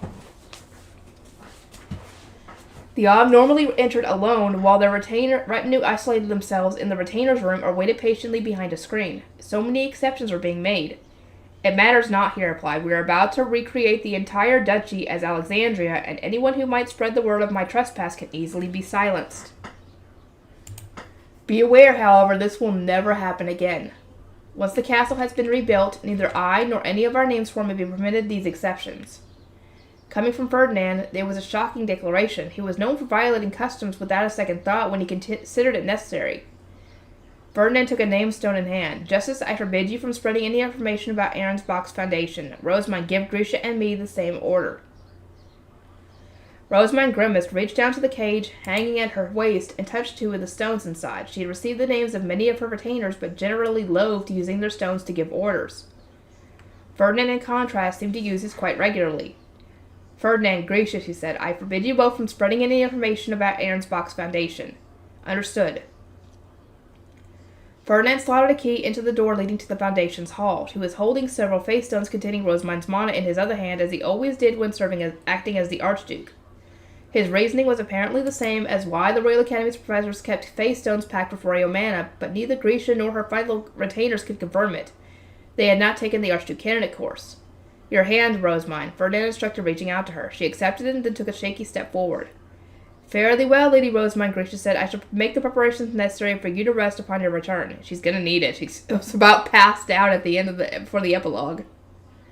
Rosamund looked back and gave a weak smile of acknowledgement. Her exhaustion was clear on her face, to no one's surprise. She had tears from her bluish-green eyes. Wait, what? She had spent the past 3 days enduring outright torture as her divine power ran rampant. Grisha had served her more closely than anyone else during that time, and she too had considered it a torturous experience. Oh, why must my lady endure such agony? Grisha was furious at the gods for being so unreasonable. Still, she hid those emotions and simply smiled at Rosamund in response, as she always did. Rosamund and Ferdinand entered the Foundation's hall and closed the door behind them. Grisha's vision blurred the moment her lady was out of sight. She wiped the tears from her bluish-green eyes and took deep breaths in an attempt to regain her composure. Lord Justice, she said, did my smile look normal? Yes, I would say so. Grisha had already been told about her lady's plan. Rosamund would use the large-scale spell to exhaust her mana and divine power, then return her mana to its previous state. She had no other options. Only by reaching the very brink of death could she escape the cause of her torment. The god's power swelled and clashed within her, causing more pain than a human could normally survive. What a mess the gods had made. Grisha was outraged that her lady needed to go to such extreme lengths just to stay alive, but she took some comfort in knowing that Ferdinand was by her side. He had searched desperately for a means to save Rosamund and was doing everything in his power to help her. Lord Ferdinand said they would use liquid mana made from gold dust, and face stones dyed completely with her mana, Grisha said. I must admit I am shocked that such a thing is even possible.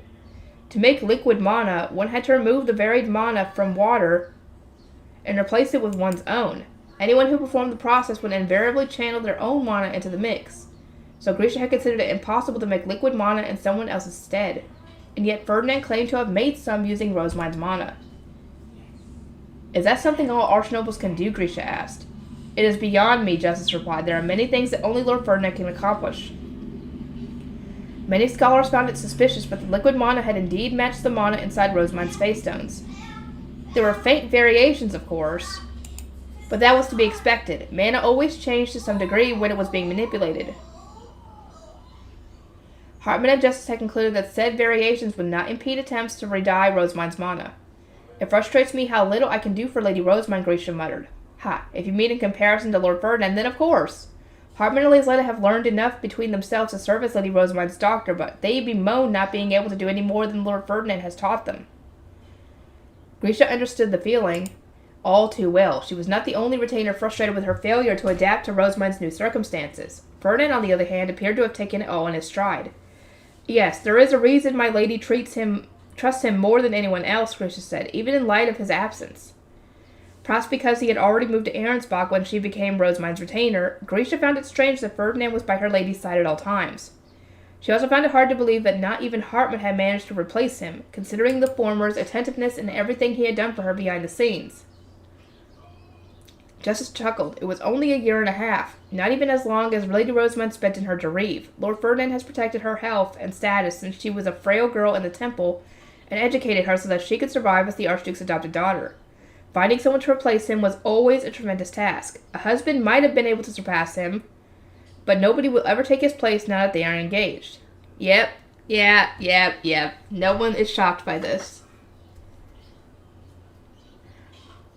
Because he was sent to Ahrensbach to marry the person that would become the Ob of Ahrensbach, which was supposed to have been Detlinde. But now that's Rosamund, so technically that is still in place. So him and Rosamund are technically engaged at this point. They just haven't said it aloud yet to them. Ferdinand probably already knows it, of course. Because, I mean, he's been doing everything he can to show that, yeah, she's mine. Back off, essentially. But Rosemary is clueless. She only just got the freaking winter coming before, winter coming before autumn metaphor? And that's because they had to explain it to her. Grisha understood, but that did not make it any more appealing. Her dissatisfaction must have shown on her face because Justice raised an eyebrow. You seem displeased. Do you dislike Lord Ferdinand? Far from it, Grisha replied at once. Even if she had taken issue with him, she was not so stupid as to complain about him to his name-sworn retainer. Her lady ended up in the most bizarre situations, and Grisha truly believed that Ferdinand was best suited to keep her safe. I gave my name to Lady Rosamond because she saved me, she continued, casting her eyes down. My displeasure stems from not being able to repay my debts to her. There was nothing she could do to rescue her lady from the gods now toying with her life. You are your own savior, Justice replied. Having the resolve to escape your past treatment, and succeeding in doing so, commands a lot of respect. Take pride in your decision and the fact that you saw it through. Grisha could not suppress a gasp. You know about me, Lord Justice? How? There was so much she had deliberately kept back from her fellow retainers. How much did the man standing before her know? Justice shrugged. Did you expect Lord Ferdinand not to investigate you simply because you are from the same duchy? The playroom in particular escapes the attention of many an adult. He looked into the history of every child who would attend with Lady Rosamond and paid especially close attention to those he thought were likely to give their names. We know everything about you, your first employer, when you developed mana sensing, and of course all that. And I think we're about to get some more background. Didn't we already get this background though? The daughter of a blue priest and blue shrine maiden of men noble origin, Grisha had grown up in a side building on her mother's family's estate. Even as a child, she had worried about what her future might hold. Her mother had been treated no better than a gray flower bearer ever since being brought back from a temple, and Grisha, a fellow child of the temple, feared she would share the same fate. Instead, Grisha ended up being taken from the side building and baptized as the daughter of her maternal uncle and his first wife. The decision had come about for several reasons: the scarcity of nobles since the purge, the fact that she had more mana than any of the other children due to become servants, and the house's desire for a daughter to use in a political marriage. Becoming a noble did painfully little to improve Grisha's life. She had gone from being largely ignored in the side building to being the subject of constant scrutiny in its main counterpart. She was mocked by her brothers for her background, criticized whenever she made the slightest error, and teased relentlessly when she hit puberty and grew more than the others her age. Each day had felt like perpetual torture. Raised as a pawn to be used in a political marriage, Grisha had prayed that she would one day escape her home. Only then would she be treated as a regular noble. She had resolved to go to any lengths to escape, even if she had to marry someone older than her father. But her wish never came true. As soon as she developed mana sensing, Grisha was presented not to prospective grooms, but to men who wanted a concubine, a mistress who would also attend to their wives or daughters. Her father described it as the perfect job for a child of the temple, and sold Grisha to the highest bidder, Gib Wiltord. Both the Gib and his eldest son were later executed during the purge, but Grisha did not rejoice. She had been... Oh... God damn it. No wonder she's afraid of men. Her and Wilma might get along pretty darn well, to be honest. They could comfort each other with their shared trauma. Been violated by them both, and returning home would only doom her to a life of never-ending misery. That was why she had sought protection amongst Rosamond's namesworn. Now that Guy Wiltord and his family have been executed, only Lord Ferdinand, his 3 namesworn, and your house know about your past, Justice said. It was a much smaller number than Grisha had expected. Hartman and Cornelius also ran checks on Lady Rosamond's namesworn, but faction walls limited their reach. I suspect they learned only as much as the public already knew. Were they to try again now, they would probably dig deeper. Hartman's research had corroborated Grisha's account of her past, so he had elected not to pry any further, much to her relief. Now, though I now serve Lady Rosamond, I feel entirely useless, Grisha said. As long as my lady has Lord Ferdinand, I cannot see why she would need anyone else. It leaves me frustrated with my own inadequacies and envious of your lord, on whom she depends for everything. I wish there was just one area in which I was superior. She took issue with her situation, not with Ferdinand. Justice nodded and said, I know how you feel. Stunned, Grisha could only stare in shock. She never expected Justice, an expert scholar and attendant, and very capable knight, to agree with her. I gave my name to Lord Ferdinand as a show of devotion, yet constantly lost to Lady Rosamond when it came to rescuing him. I'm glad to see him healthy and at peace, but it also frustrates me.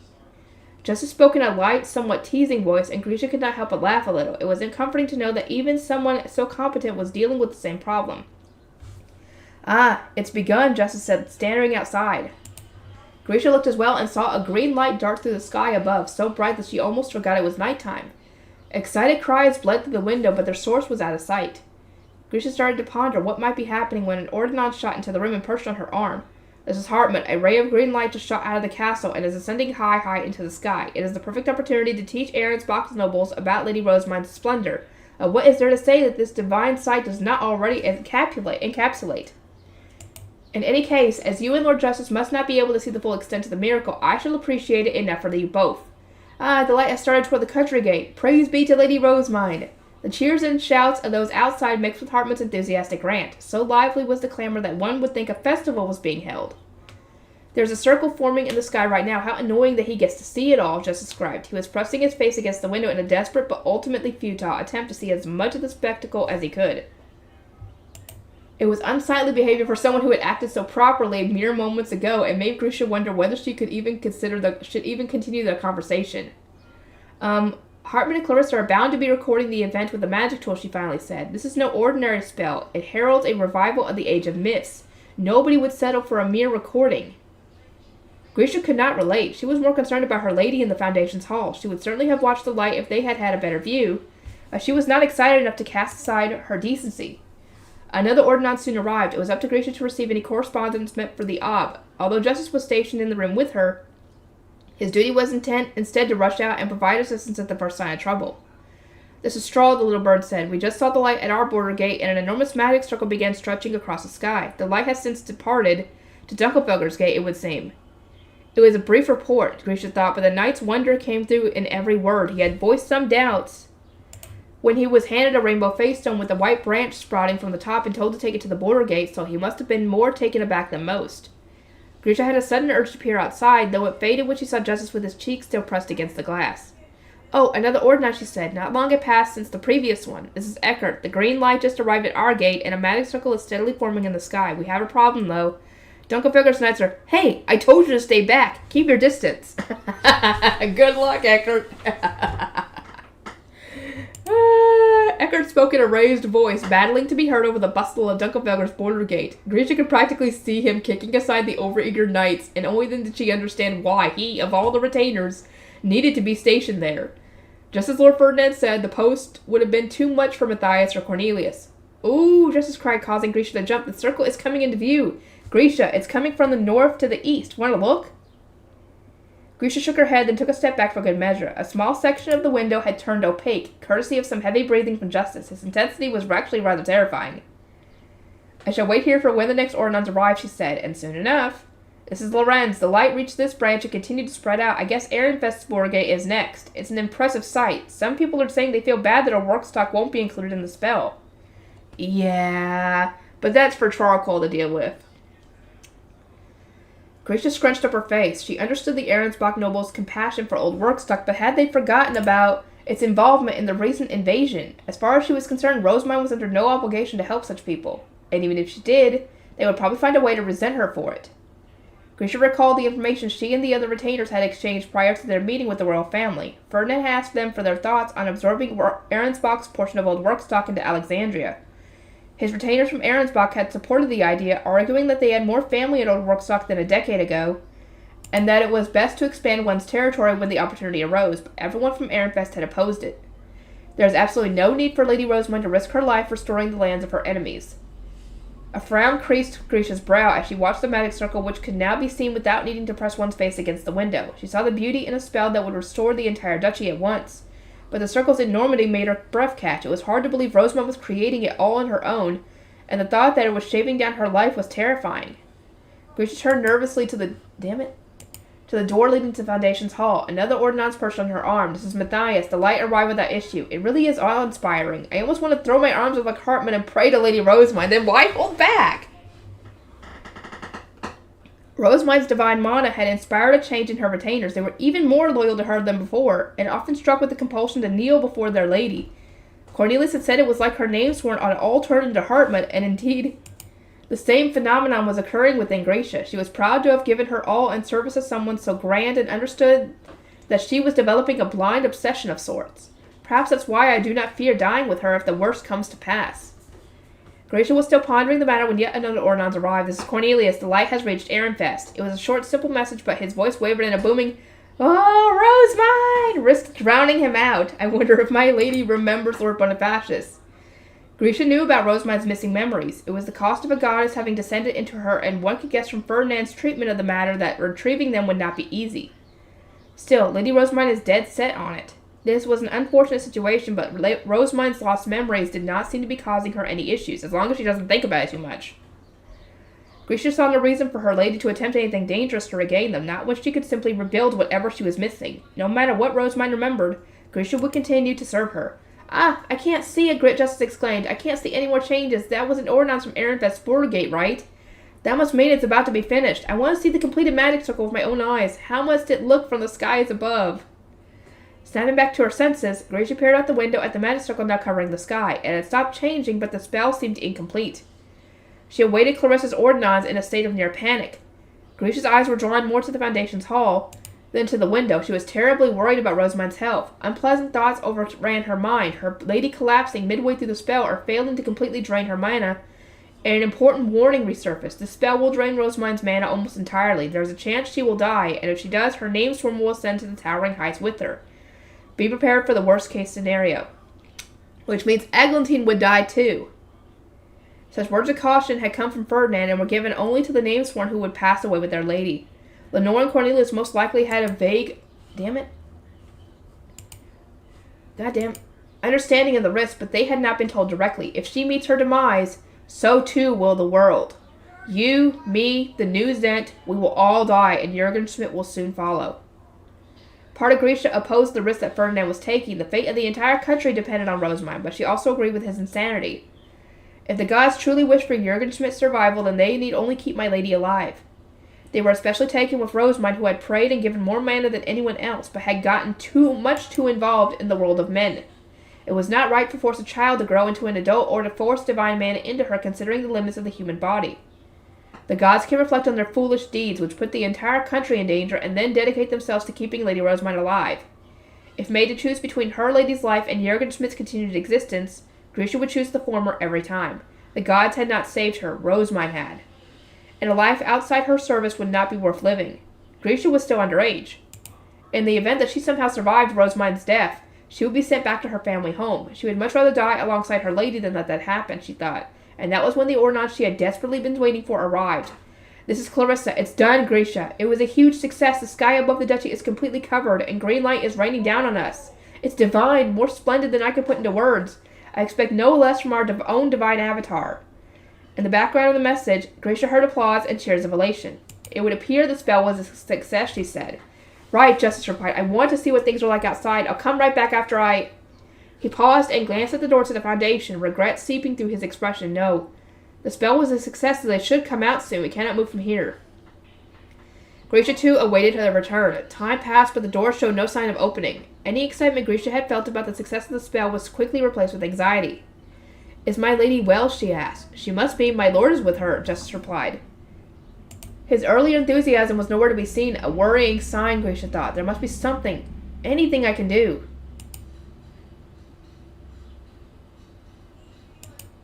Unable to bear just staring at the door, Gracia scanned the room. If she could do something useful, maybe it would ease her anxiety. But no matter how hard she searched, there was nothing more to be done. They had already finished preparing to welcome Rosemine back. There were rejuvenation potions of all sorts on the table, and a made bed ready to be used. "Gracia, I'll watch the door. Could you brew some tea?" "Yes, at once." "Yeah, he gave you an opportunity to do something, girl." Gracia practically flew into the retainer's room. Justice had given her an adequate distraction. She warmed the teapot and cups, took out some tea leaves, and poured hot water into the teapot. She knew this process all too well, but her hands were trembling so much that she had to work slowly. Another ordinance arrived as she was picking up one of the cups. "This is Laisletta. The spell was a success, was it not? Has Our Lady still not returned from the Foundation?"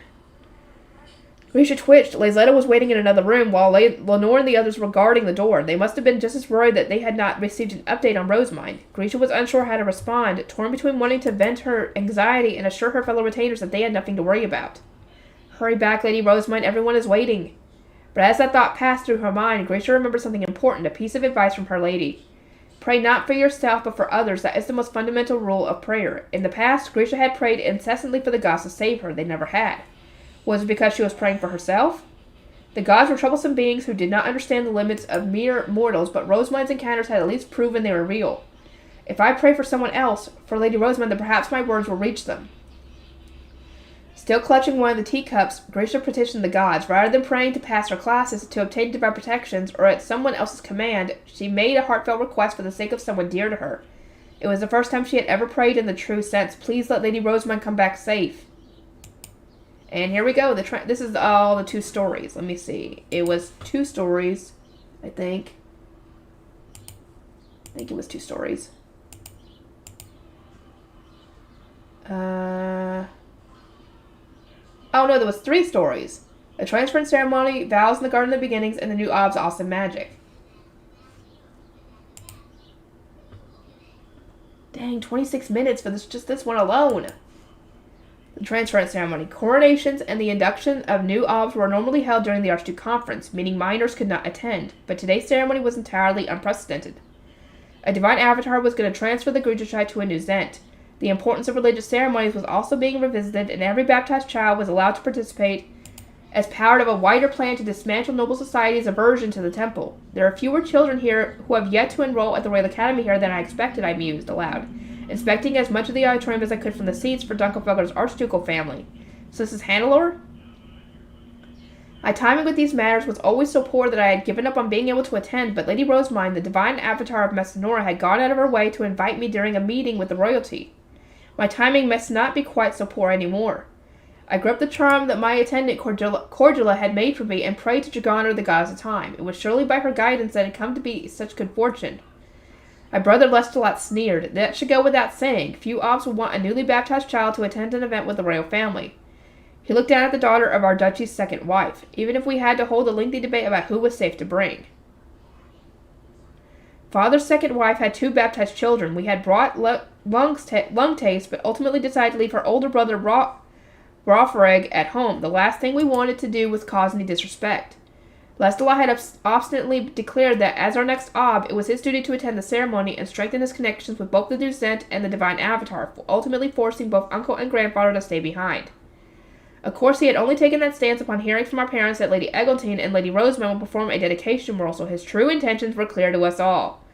Mother had made him promise not to bring any art utensils to the ceremony, and even went as far as to check his belongings several times over this morning. Even the adult heirs apparent are in a state. Few Obs would choose to bring their children. Still, Lestalot continued. Ehrenfest brought one. I guess it was their idea to begin with. Look at him wearing his high bishop robes. He sticks out like a sore thumb. He was referring to Lord Melkor, a young Archduke Heroded. Lord Melkor was assigned to take Lady Rosamind's place as the high bishop, I said. We had met once before during the victory feast in Ehrenfest, and the proud smile he had worn while expressing his desire to follow in his sister's footsteps reinforced the notion that Lady Rosamind had not been sent to the temple as an act of abuse by her adoptive father. Of Ehrenfest, it really was normal in Ehrenfest for Archduke Heroded to serve in the temple. So they brought their high bishop along as part of their plan to reinforce the importance of the temple and religious ceremonies, did they? Well, I mean, you could see that, yeah. Lestalot said venomously, he must be destined to become the next Ob Ehrenfest. I do not see why Wilfrid is grinning without a care in the world when both his future and fiancé have been stolen from him. Dang it.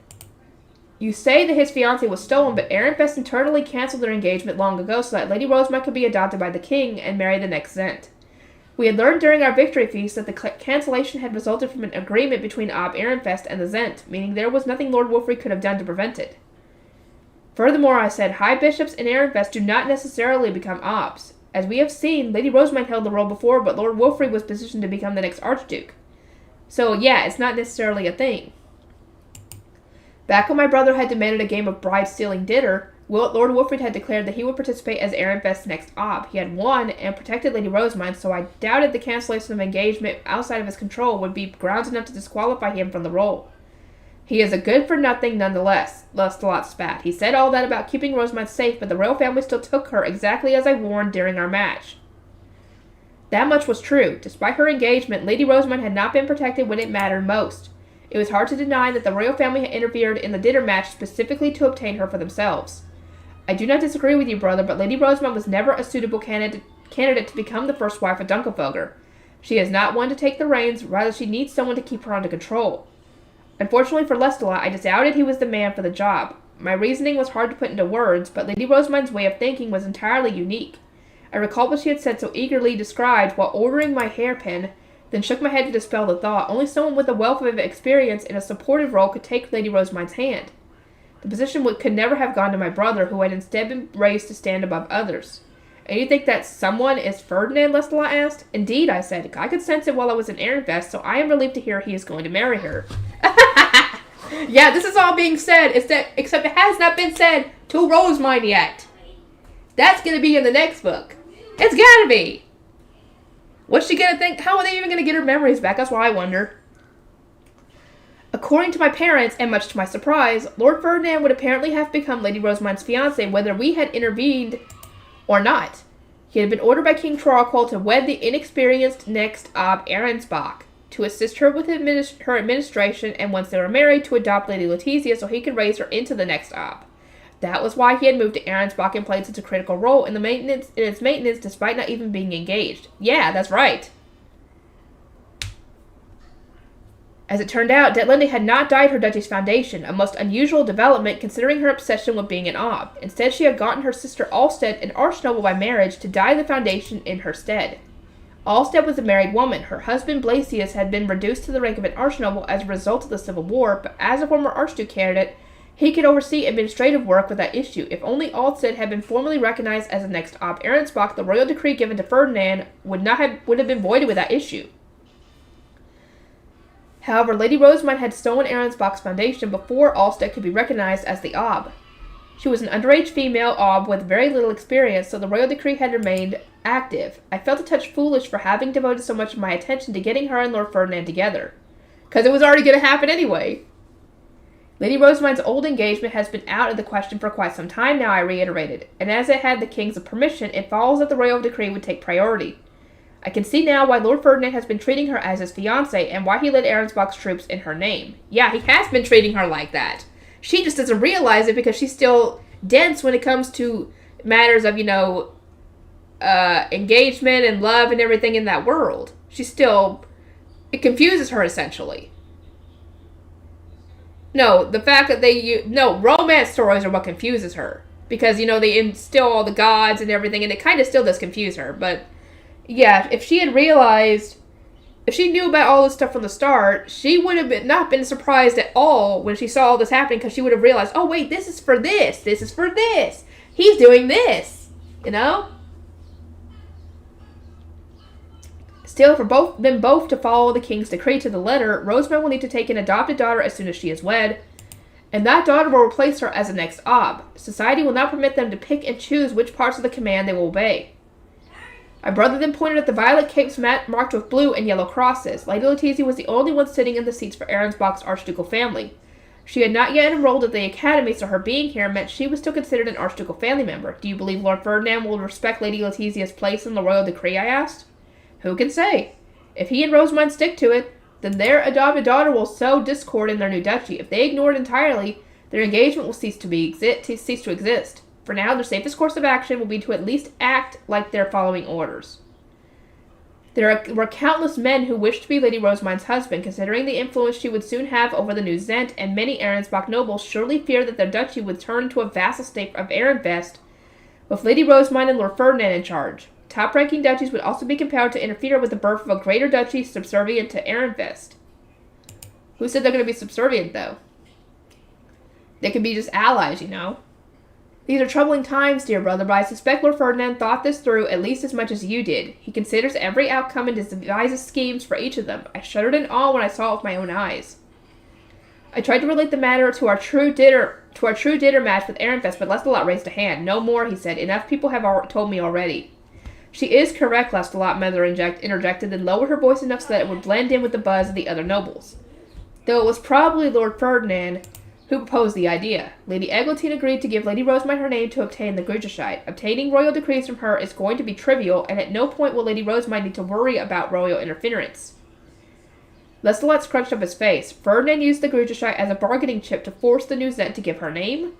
Once again, I am reminded why we started calling him the Lord of Evil. It is a miracle that his heart has not turned entirely to stone. I agree. It was then that a bell chimed, indicating third bell and the start of the ceremony. The doors were opened wide, and the audience immediately fell silent. Like during the graduation and coming-of-age ceremonies, the stage and altar were set up in the auditorium. First entered the musician with their instruments, who would carry out the same role as the graduating students during the Academy's graduation ceremonies and play songs for the gods. I narrowed my eyes and managed to spot Lady Rosamund's auburn-haired personal musician among them. She had played for us during tea parties. The doors closed, and the next group to come in was the Blue Priests. They arrived through the same entrance the professors normally used. I recognized some of those taking the lead. That is Hartman at the front, I said. Ah, yes, Clarissa's fiancé.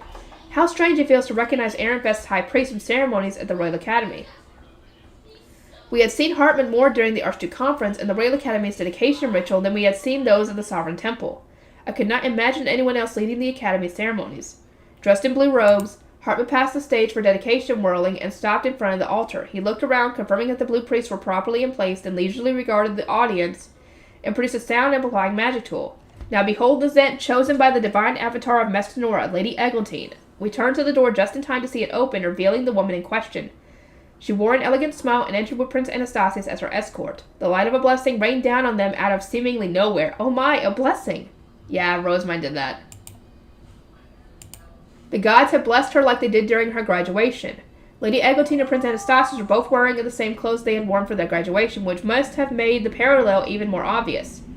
The light shimmering around our ruler-to-be was like a window into the past. I recalled the Sovereign High Bishop at the time enthusiastically declaring that it was a blessing from the gods, and indeed the spectacle convinced us all that they had chosen Lady Eglantine as their new Zent. Her golden hair tied loosely behind her head, Lady Eglantine strode gracefully through the auditorium as the blessing continued to rain down upon her. Perhaps because she would henceforth serve as the country's new Zent, her usual gentle demeanor had vanished, replaced with something more sharper. Prince Anastasius' stern expression likewise conveyed the weight of the role now awaiting his beloved wife. Lancelot was impatiently drumming his fingers on the wooden barrier that separated us from the rails below. So majestic was the sight before us that he must have wanted to capture it in a picture. Of course he does. Only once Lady Eglantine had reached the front of the stage and came to a stop did Hartman make his next announcement. Now behold, Lady Rosamund, divine avatar of Messinora, the goddess of wisdom. I returned my attention to the door and watched it closely. Mother and father had described the impact of Lady Rosamund's divine power, but this was my chance to see it with my own eyes. She radiates divinity and authority. That was how my parents described it. I cannot even begin to imagine how she must look. That divine power will apparently fade in time, so I'm quite glad to have this chance to see it. Oh ho, so that is the divine avatar. How beautiful. Lady Eglantine had wowed us all with the blessing she received, but Lady Rosamund's entrance was truly breathtaking. She stepped into the auditorium with Lord Ferdinand as her escort, radiating light and a gentle swell of divine power. I could feel it even from the audience seats, and was struck with an instinctual impulse to simply stare at her in awe. I am shocked that Lord Ferdinand could still escort her. Even if Lady Rosamund had looked exactly the same as before, standing that close to her would invariably have compelled me to kneel. The same was true of my parents. This was but another way in which Lord Ferdinand stood out as abnormal. It's because he's name-sworn, that's why. This is not at all how I remembered Lady Rosamund. I refuse to believe this is all the result of a growth spurt. I nodded along with the chattering of the crowd. Yes, I was speechless the first time I saw her adult form. I thought I would never lose to her in height, but then she suddenly overtook me. My brother retorted that she was far from the first person to tower over me, but that completely missed the point. Someone please understand my woe. Lady Rosamund's face stones are shining with her, mother observed. I returned to my senses and enhanced my vision. Lady Rosamund's brilliance was due to more than just the divine power. The rainbow face stones attached to her ornaments were all positively radiant. They clinked melodically and twinkled like stars as she proceeded through the room. I could not even begin to guess how many ornaments she had concealed under her white robes. But multicolored light bled through her sleeves and made the shape of her arms faintly visible.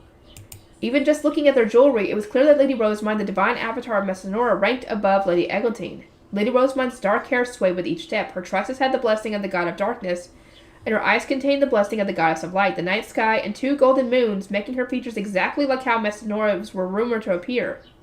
Now that Lady Rosamund had taken a form befitting her age, courtesy of Anwalk's the god of blood growth, there was no dissonance with calling her a true divine avatar.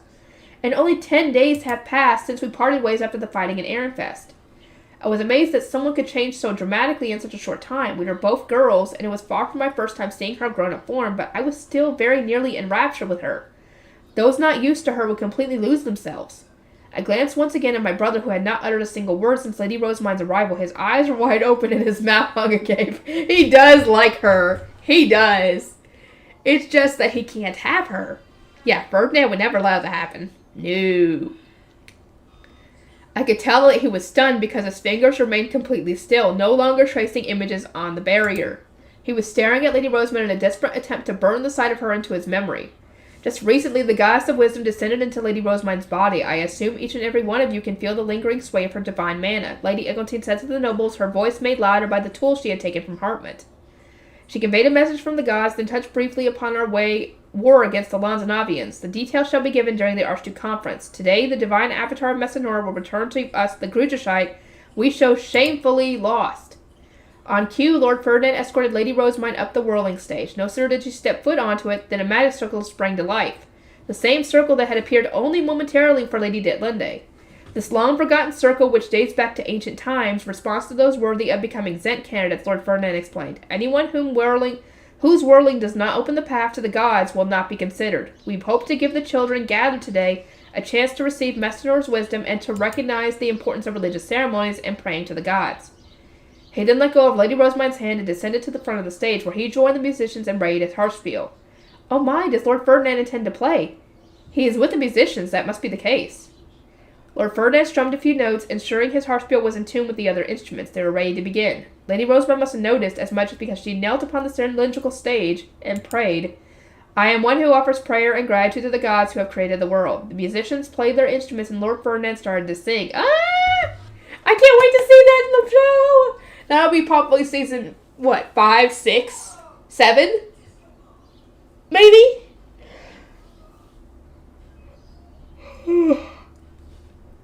A sound-amplifying tool carried his voice throughout the auditorium. Atop the stage, Lady Rosamund slowly raised her head and stood as smoothly as if she were ethereal.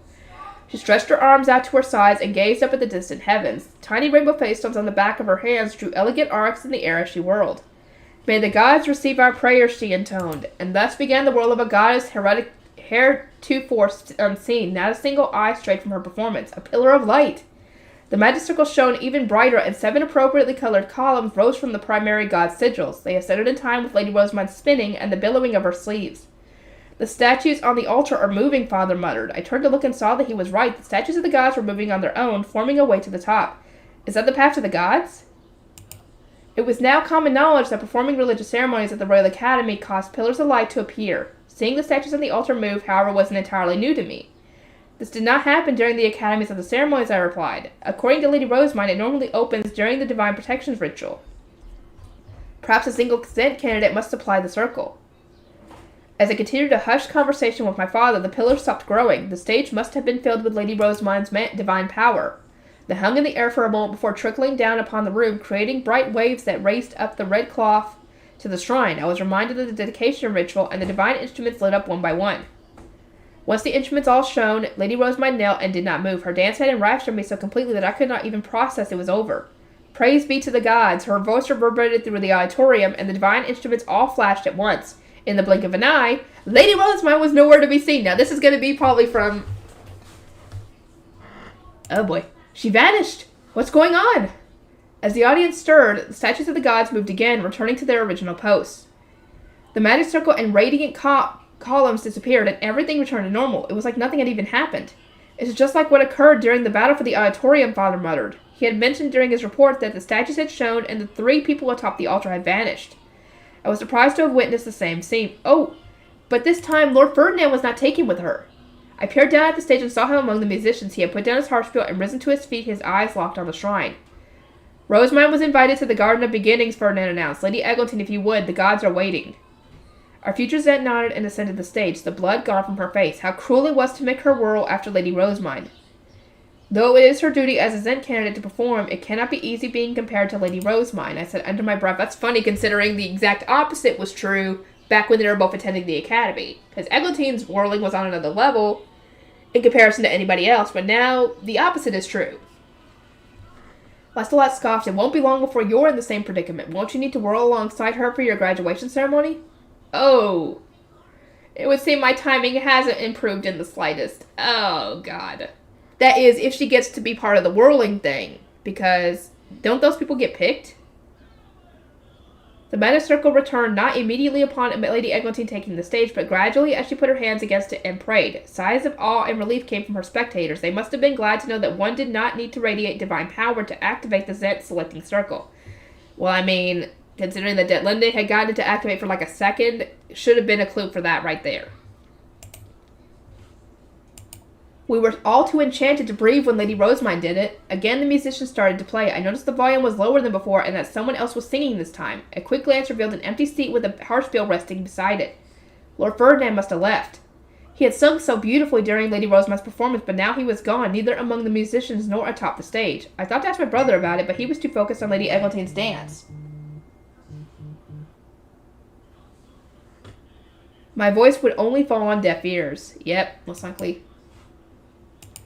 I tried to put Lord Ferdinand out of my mind and instead joined my brother in watching Lady Eglantine perform. Her dance lacked the ethereal divinity of the previous act, but was wonderful nonetheless. Had we judged them on technique alone, she would certainly have come out on top. The magic circle grew as Lady Rosemine whirled, as did the same bright columns. My stomach churned when the statues refused to budge, and while they did eventually move near the very end of her performance, the worst was yet to come. Even after finishing her dance and praying to the gods, she remained atop the stage. She didn't vanish. Does that mean she failed? No, the gods atop the shrine seemed to be inviting her. Worried murmurs spread that Lady Eglantine had not been recognized as a true Zen candidate. In the midst of their dread, Hartman stepped forward and pointed to the top of the shrine. "The path of the gods has been opened," he announced. "Lady Eglantine, the gods await." She had not disappeared, but the path having opened meant she had received the gods' approval. A wave of relief vanished over the room. Lady Eglantine raised her head, stood, and then turned toward the shrine. She seemed more charming than ever now that she had opened the path to the gods and proven her worth as a Zen candidate. Prince Anastasius ascended the stage and took his wife's hand. He tried to escort her all the way to the top of the shrine, but only made it so far before he was stopped by a hidden barrier. Lady Eglantine had to proceed alone. "I suppose only those who complete the ritual can ascend the shrine," I whispered. "Or only those deemed worthy of becoming the next Zent," Father replied. There was an unmistakable weight to his observation, like he wanted me to read between the lines, but I was unsure what he was alluding to. Maybe because Anastasius is not worthy of becoming the Zent? Lady Eglantine passed the statue of the supreme gods, which were now facing each other, and continued through the entrance atop the shrine. No sooner had she disappeared than the statues returned to their original positions. Oh! Young and old, this transference ceremony was a new experience for us all. Awed murmurs once again spread through the room. That was truly a splendid... A splendid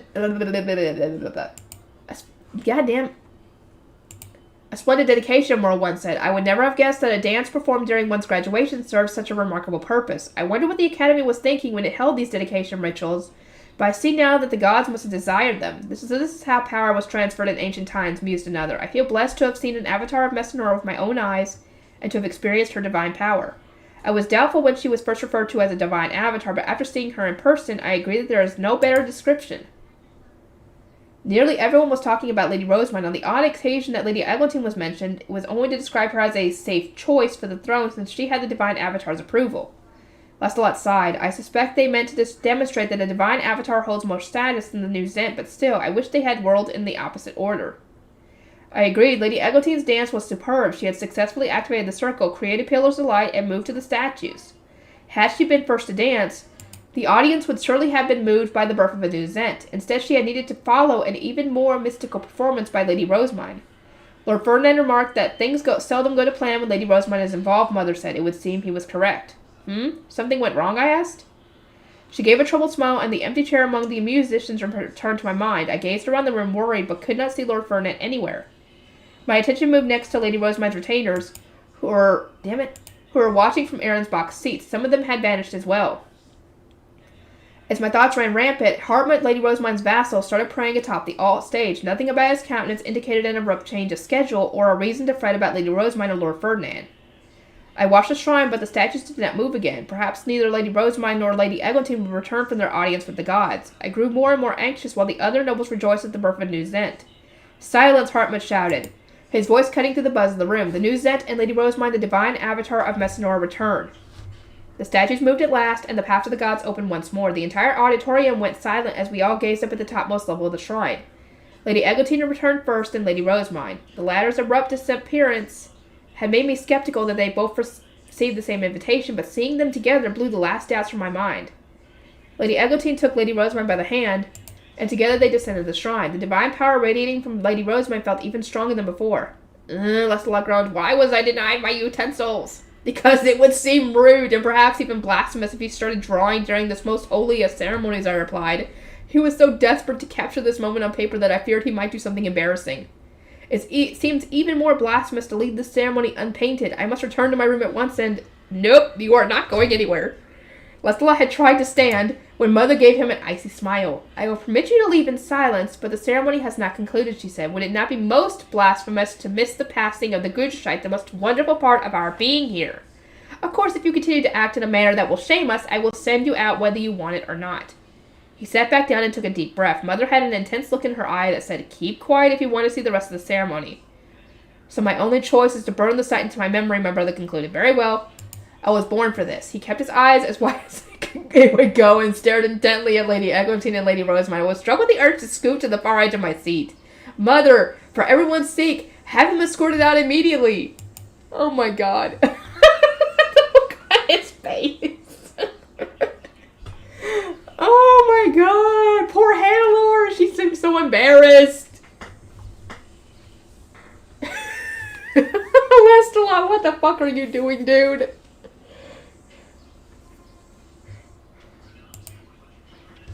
We all watched as the two women gracefully descended the shrine. The divine power radiating from Lady Rosemine was even more intense than before, but Lady Rosemine weathered it with a smile. As she can hold Lady Rosemine's hand without being overwhelmed proves her might as the next Zent, I remarked. It proves she has the damning resolve to take the throne, Father added. He spoke harshly and looked especially solemn. Once again, I sensed that circumstances beyond my control and understanding were at play. I deduced that Lady Eglantine could endure Lady Rosemine's divine power not because she was the next Zent, but because she had made a great sacrifice of some kind. Yeah, she gave her name. The pair soon made it down to where Hartman and the other blue priests were lined up. Hartman approached Lady Rosemine and held the sound-amplifying magic tool close to her mouth. "O Zent, blessed by the gods, declare your loyalty to the goddess of light, ruler of contracts, Bookworm." I cannot talk. In the blink of an eye, the goddess of light's crown appeared in Lady Rosemine's hands. Lady Eglantine knelt before her, farther demonstrating the divine avatar of Messinora held greater authority than even the country's ruler.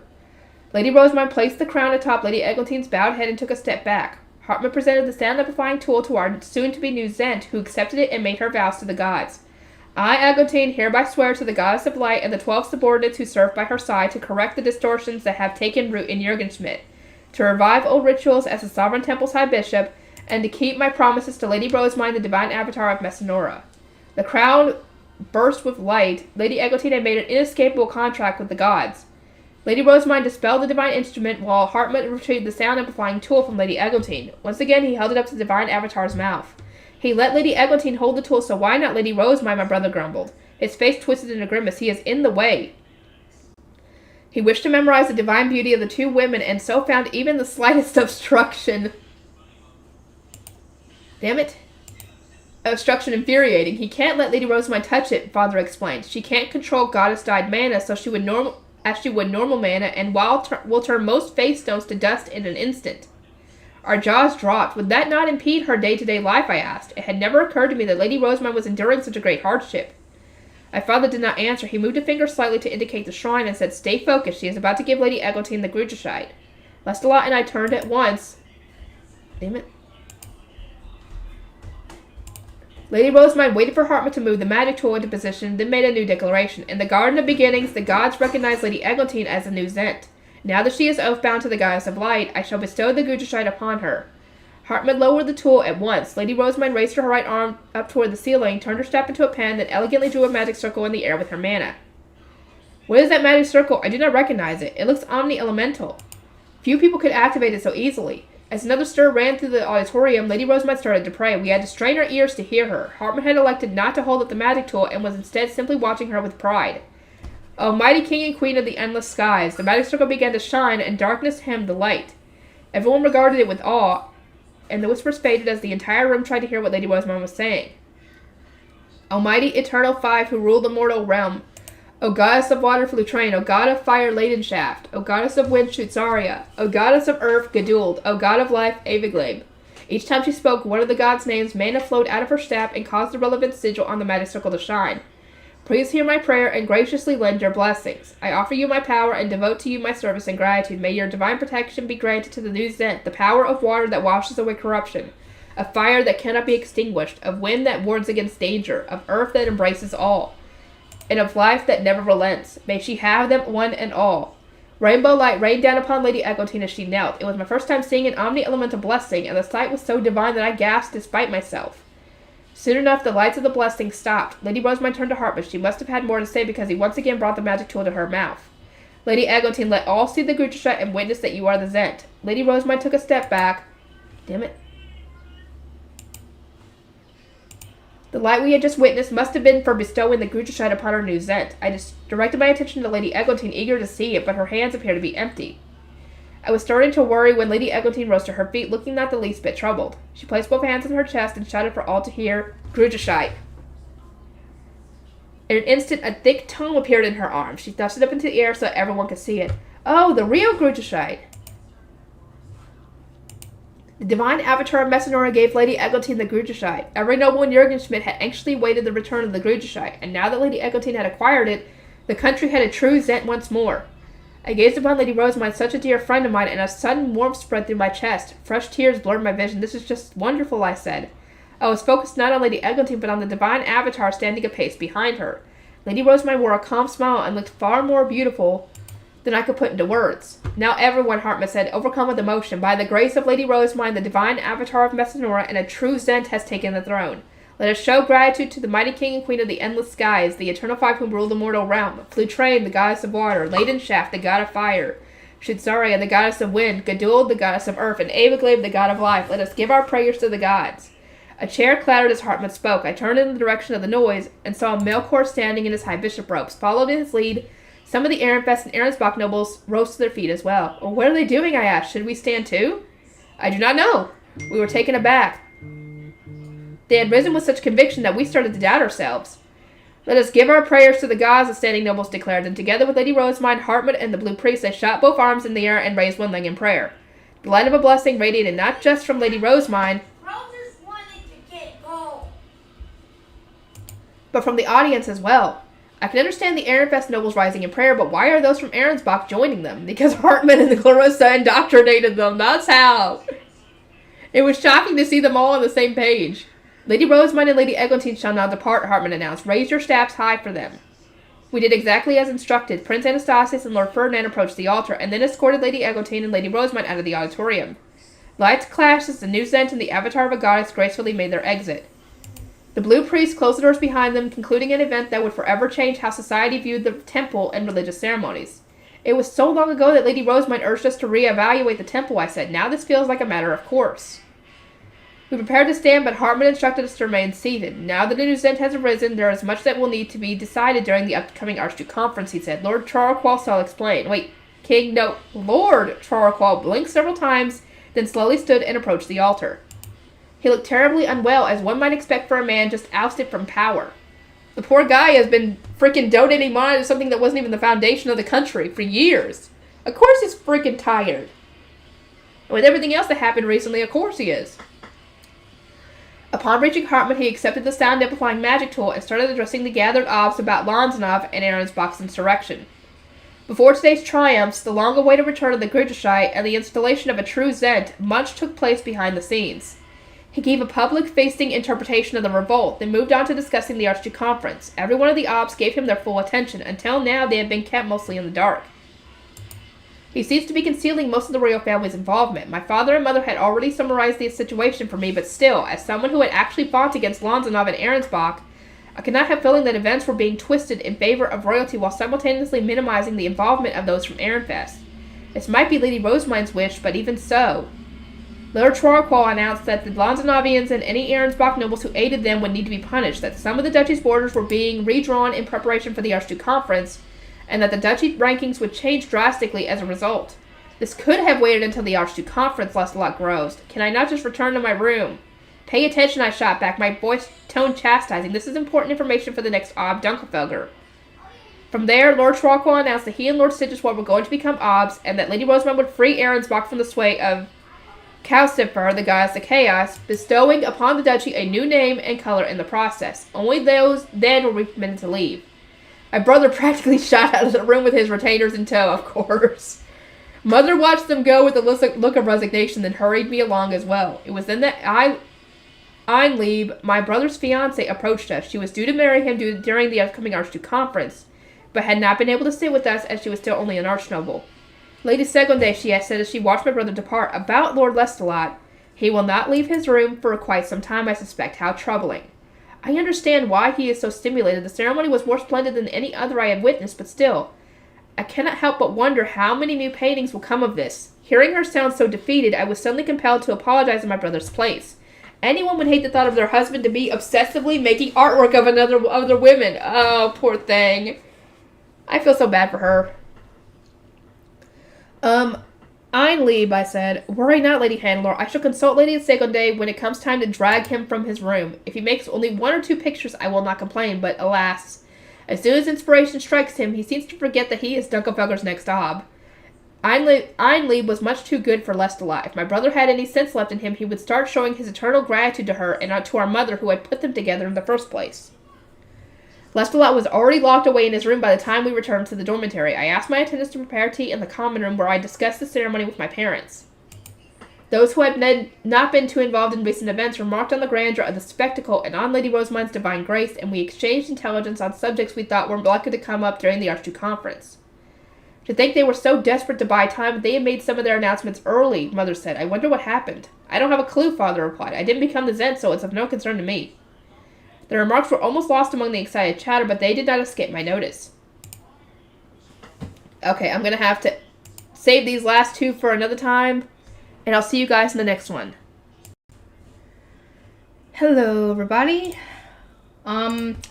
If you have just found my channel through this video somehow, and you have not watched the rest of the videos according to this series, this is the next to last book in the series. So if you just got here through this channel, through this series, I recommend going and finding the first book for the playlist that I've got.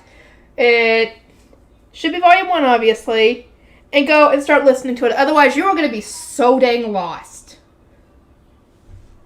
Other than that, let's continue. Vows in the Garden of Beginnings.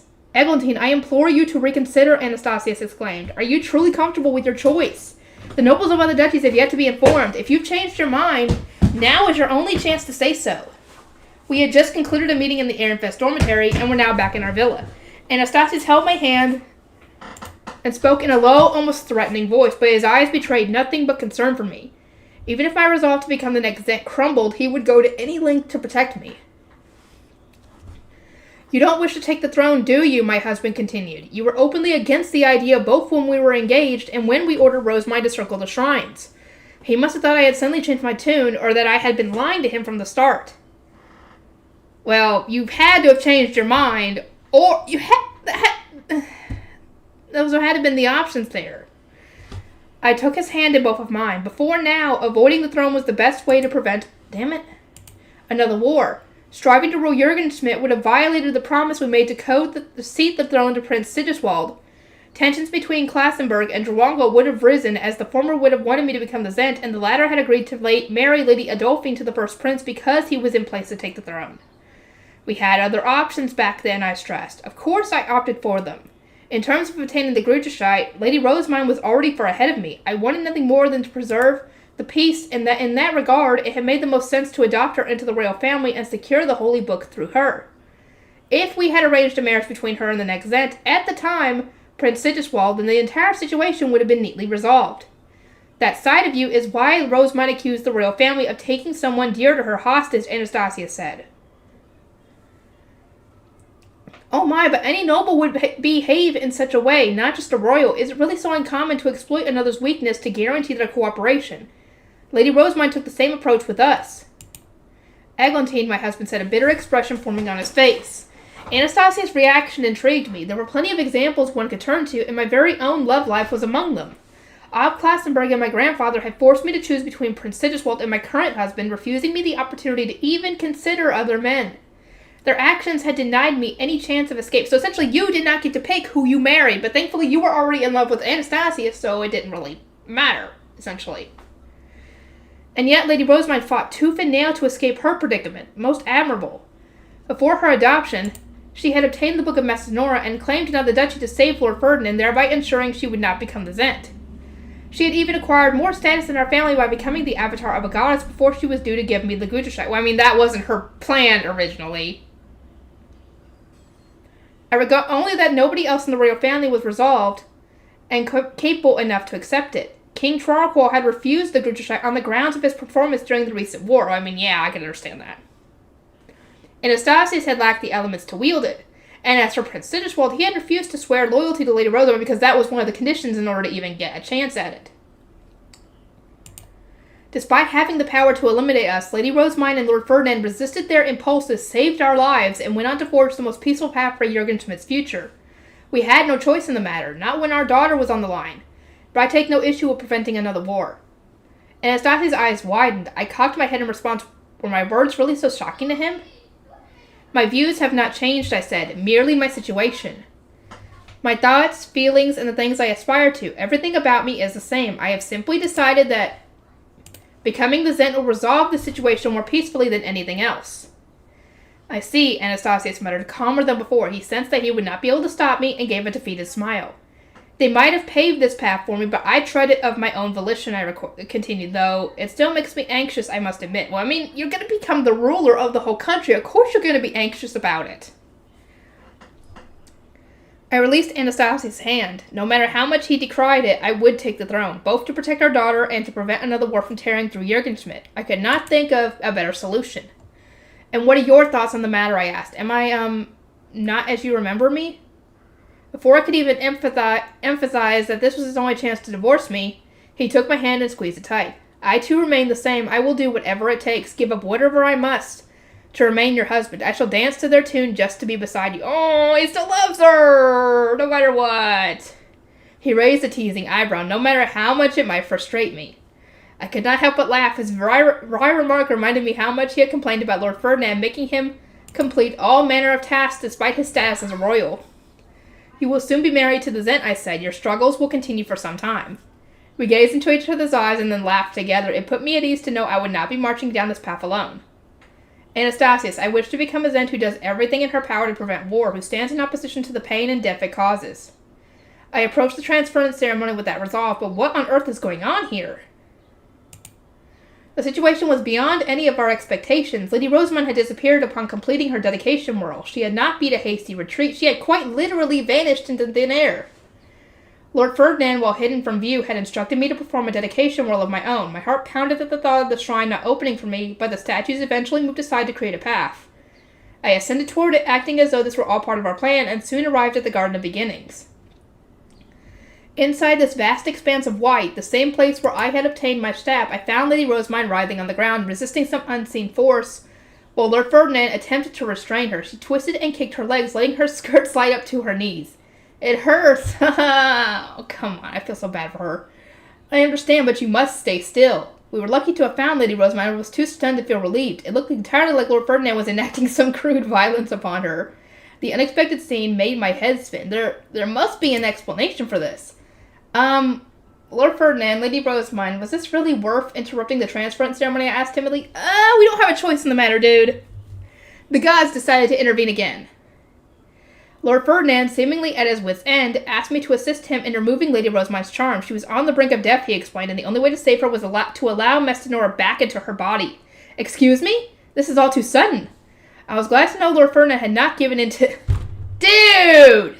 Do you really think he would do that to her? No, he's not. One, he's not gonna do that without her consent because, well, he's not that type of guy. Two, I don't think he is interested right now in that. At least not while she's underage. But the truth was even more harrowing. I had just given Lady Rosamine my name. If she ascended to the distant heights, I would be going with her. Hurts. Lady Rosamine, I said, you must not move your arms around. It was hard to remove Lady Rosamund's elaborate ornaments when she would not stop squirming and screaming. Each time I pulled up her sleeves as searching for the clasps I would need to undo, she swung her arms and obscured my vision with billowing cloth. Could you keep her arm in place, I asked. I cannot find the clasp. Take her wrist like this and... like this? I instructed Lord Ferdinand on how to keep Lady Rosamund still, and eventually managed to remove her ornaments. They were beautiful and covered with tiny rainbow face stones. No sooner had the ornaments come away, they landed on the ground with a light clatter, then light rained down from above and enveloped Lady Rosamund like a cocoon. It was nothing like the divine power radiating from her. More than anything else, I was stunned to see that I had not been deceived. A goddess genuinely had descended. The light surrounded Lady Rosamund, then leisurely ascended into the air. I sighed, taken with the divine sight. While Lord Ferdinand rose to his feet, Lady Eglantine, take your distance and kneel, he said. The goddess smites those who are insolent. Are you speaking from experience? Yes! Yes! Now that Gervasio was absent, Lord Ferdinand was the only one who had experienced Mestanora's previous descent. I took his advice, stepped back, and went down on one knee as he did.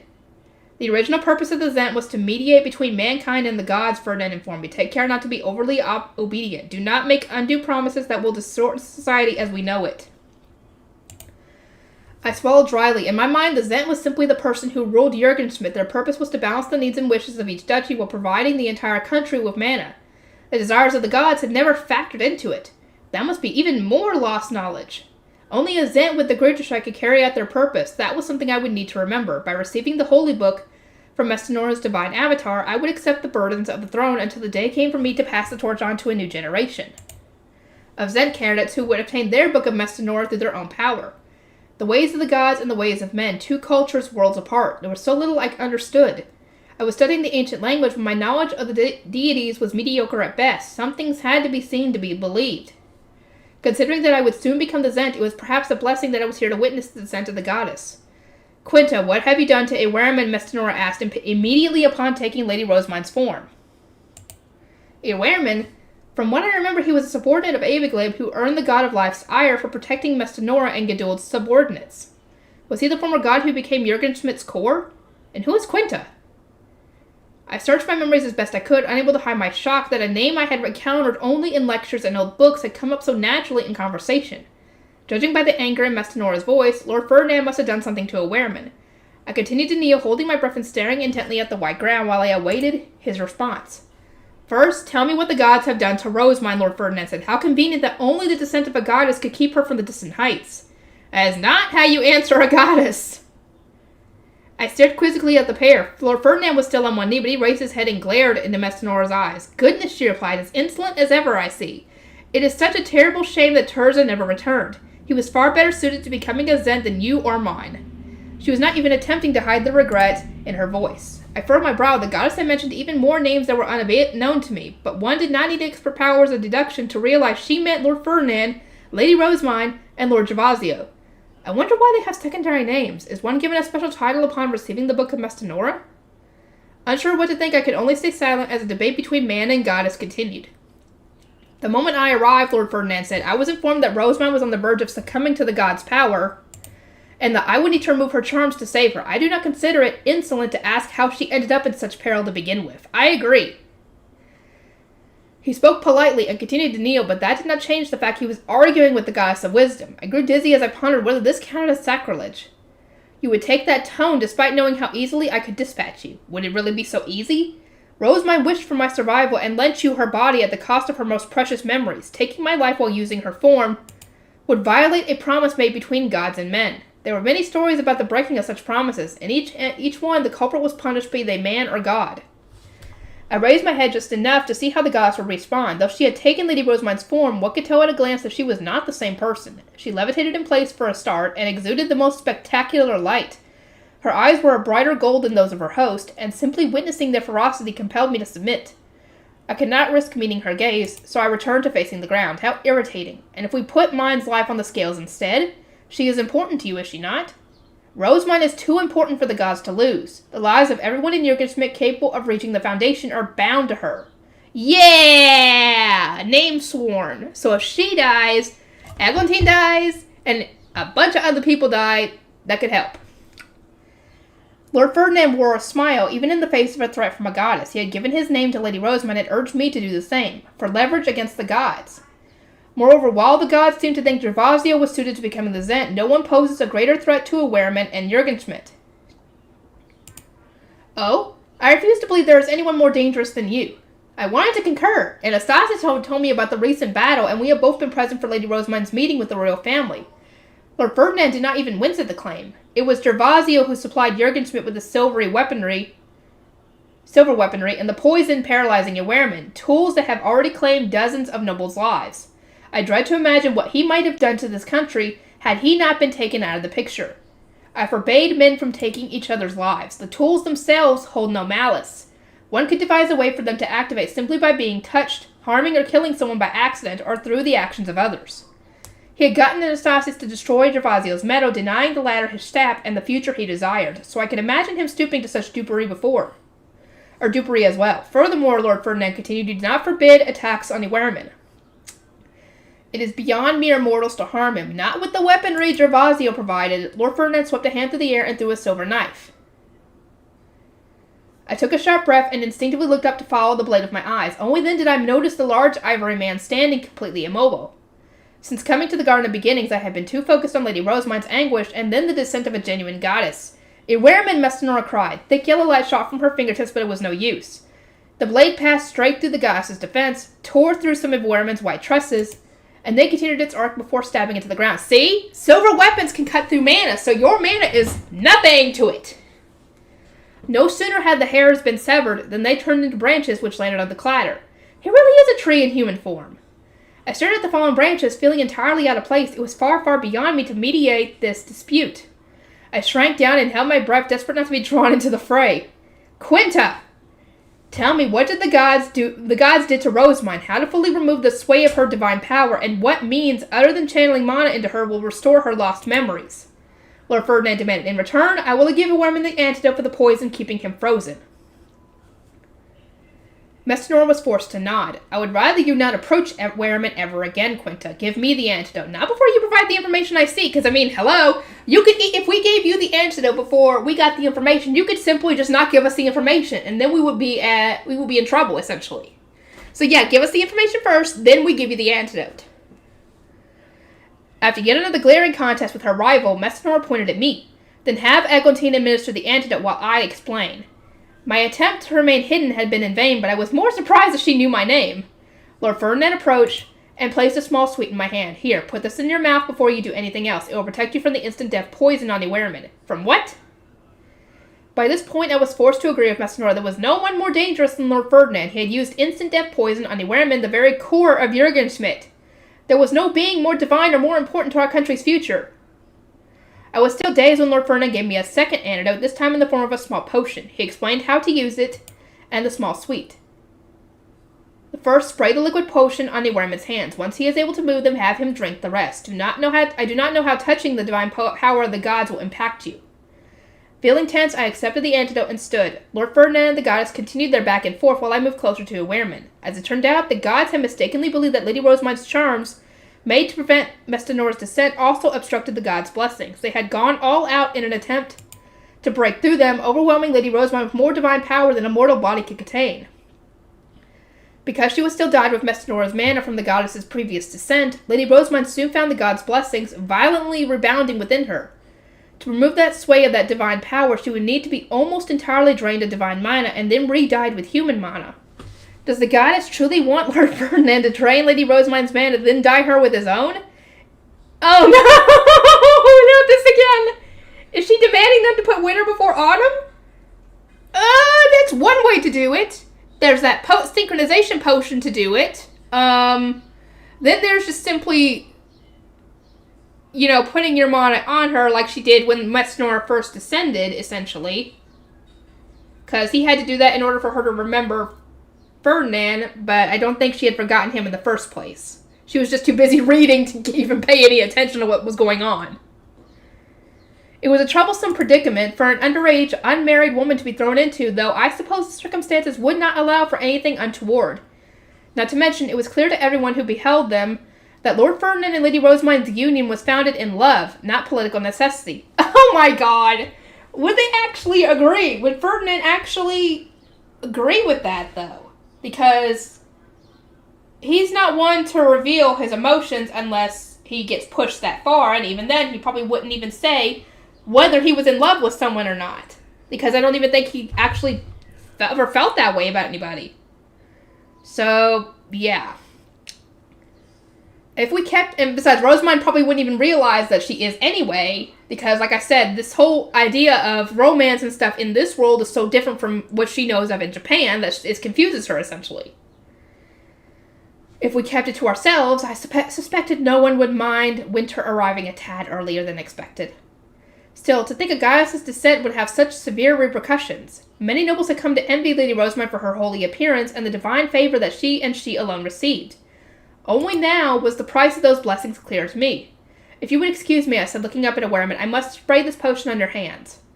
The last time I visited this garden, a tall ivory tree had stood where this man remained motionless. He somewhat resembled my grandfather on my father's side, the previous Zent, so I felt strangely close to him.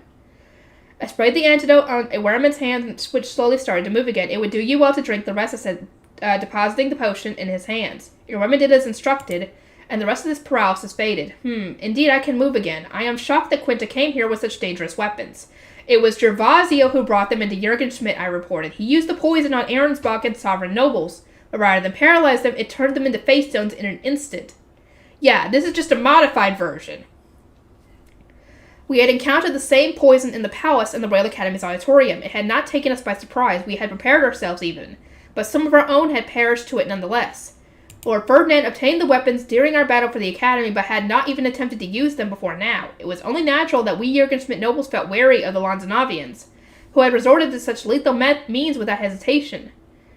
I agreed that it was dangerous, psychotic even, for Lord Ferdinand to use instant death poison against you, but he is right that we could not allow Gervasio to become the Zent. Jürgen Schmidt would have seen chaos and war on an unprecedented scale. So those are the circumstances of the world of men, Awerman said. He sighed, then seemed to realize something and quietly asked, Eglantine, for what purpose have you come here? I received the Grüterscheid from Lady Rosamund and will soon be crowned the new Zent. My apologies for not mentioning it sooner. I shall restore the bridge that once connected mankind to the gods. How can you claim to be the Zent when you lack the Book of Messinora? You have neither the mana nor the prayer to be worthy of the role. Come again? I am unworthy? Yeah, you didn't get the Book of Messinora like Rosamund and Ferdinand did, so of course he's going to say that. You had started to do it with the shrines, but then you were told to stop because you were pregnant, so you didn't get to finish that. Lord Ferdinand had led me to believe that anyone who received the Grüterscheid from Lady Rosamund will be recognized as the new Zent, but not by the gods, but whatever. The gods appeared to disagree. I turned to him at once, hoping for an explanation, but he had since finished speaking with Messinora and approached me. The goddess floated leisurely through the air before sitting above Awerman's shoulder. Lady Eglantine is a necessary intermediary for us, Lord Ferdinand declared. As we discussed before, Zents from the next generation onward will once again be chosen from among those who obtain the Book of Messinora themselves. She will rule Jürgen Schmidt with a Grüterscheid, or a magic tool of one, at least. Goodness, an artificial Grüterscheid, Messinora asked, her tone chastising. You would repeat the errors of Albsenti. 1 generation, he said. 1 generation of doing this. I shrank back on instinct. In the presence of a goddess, with my understanding of how the Grüterscheid had come to be inherited, I was intolerably ashamed to be a member of the royal family. Lord Ferdinand shook his head. This magic tool was made in such a way that it cannot be passed down. The next Zent will obtain the Book of Messinora through their own power. We need only buy enough time for the next generation to be raised. The world of men is always so troublesome, Messinora said. Oh, what do you expect? We gotta do with what we got. We gotta do what we can with what we got. Lord Ferdinand picked up something wrapped in silver cloth, then removed the magic rope and sealing face stones that were keeping the cover in place. He took out a sizable bracelet decorated with a large face stone. Lady Eglantine, he said, please put your hand through this and register your mana with it.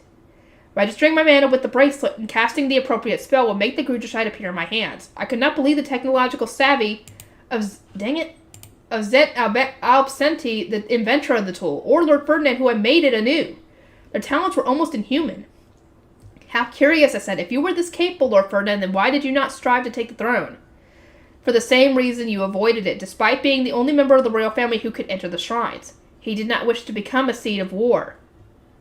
That is agreeable, I said. We each have our own circumstances. No matter how extraordinary someone might be, I understand that some things are simply beyond the control of a single person. Eglantine, do you really agree with Quinta? Messinora asked, almost unable to believe her ears. Is the world of men truly as he says? I stood up straight. Lord Ferdinand had warned me of the vast chasm that separated the worlds of men and the gods. He had likely stood against a Wehrman and Miss Tenora because either one of them understood our perspective as humans. My life so far has taught me the value of peace, I said. For the sake of avoiding another war, I consider the path Lord Ferdinand proposes more reliable than any other. His methods for obtaining what he desires might stand out for their intensity, but the future he seeks is one of stability. In your opinion as a human, is his path more reasonable than mine's? I thought about Lady Rosemine for a moment. Though we had not spent much time together, many aspects of her mindset stood out to me. Lady Rosemine does not enjoy war, but she is intensely self-centered, I eventually replied. Lord Ferdinand and I believe that the needs of the many outweigh the needs of the few. We do what we must to preserve the greater peace. Lady Rosemine, on the other hand, would go to dangerous lengths to protect those closest to her. A normal Archduke candidate would not have invaded Arensbach and stolen its foundation for the sake of a single man. Considering the balance of power between duchies, the lives of the knights who had fought with her, and the social impact of the invasion, Lady Rosemine would have minimized the death toll and secured a greater advantage by allowing Lord Ferdinand to perish, accepting reparations from Arensbach, and putting the royal family in her debt. Even while attending her Royal Academy lessons, Lady Rosemine spoke of the library city she hoped to build, blind to the fact that her people would not share her obsession with books. She prioritizes her own desires more than the needs of society, mortal or divine, and would, as a result, make a far worse scent than Lord Ferdinand. If she ever entered politics, those who refused to satisfy her lust would end up being swallowed and destroyed. I stole a glance at Lord Ferdinand. By taking advantage of a royal decree, he had secured his place as Lady Rosemine's fiancé. Yep, that's essentially that decree is still in place. And since she's supposed to be of Arensbach at some point in the future, yeah, they're technically engaged. I hoped he would remain fully devoted to correcting her mad quest to obtain all that she desired. Though, as one of her names sworn, I will always be at the mercy of her whims, but as long as you don't go against her, I think you should be good. Eglantine, do you mean you can mediate between mankind and the gods? Ewerman asked. I slowly shook my head, unable to say otherwise. Because of my education, the ways of the gods have never once crossed my mind. But if preventing war between our worlds is my duty as a Xanth, then that is what I shall strive to do.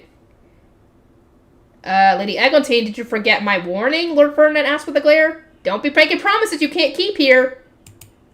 I gave him a slight smile. I appreciate your advice, but I must perform the duties expected of me. No longer am I the wife of a second prince who gave up his claim to the throne.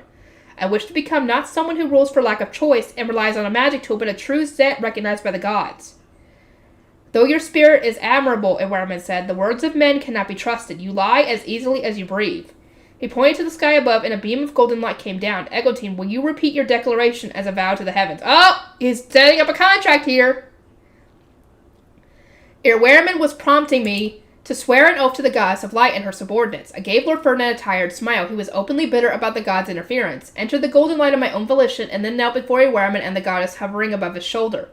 I refused to let his harsh stare faze me. May all the gods be our witnesses.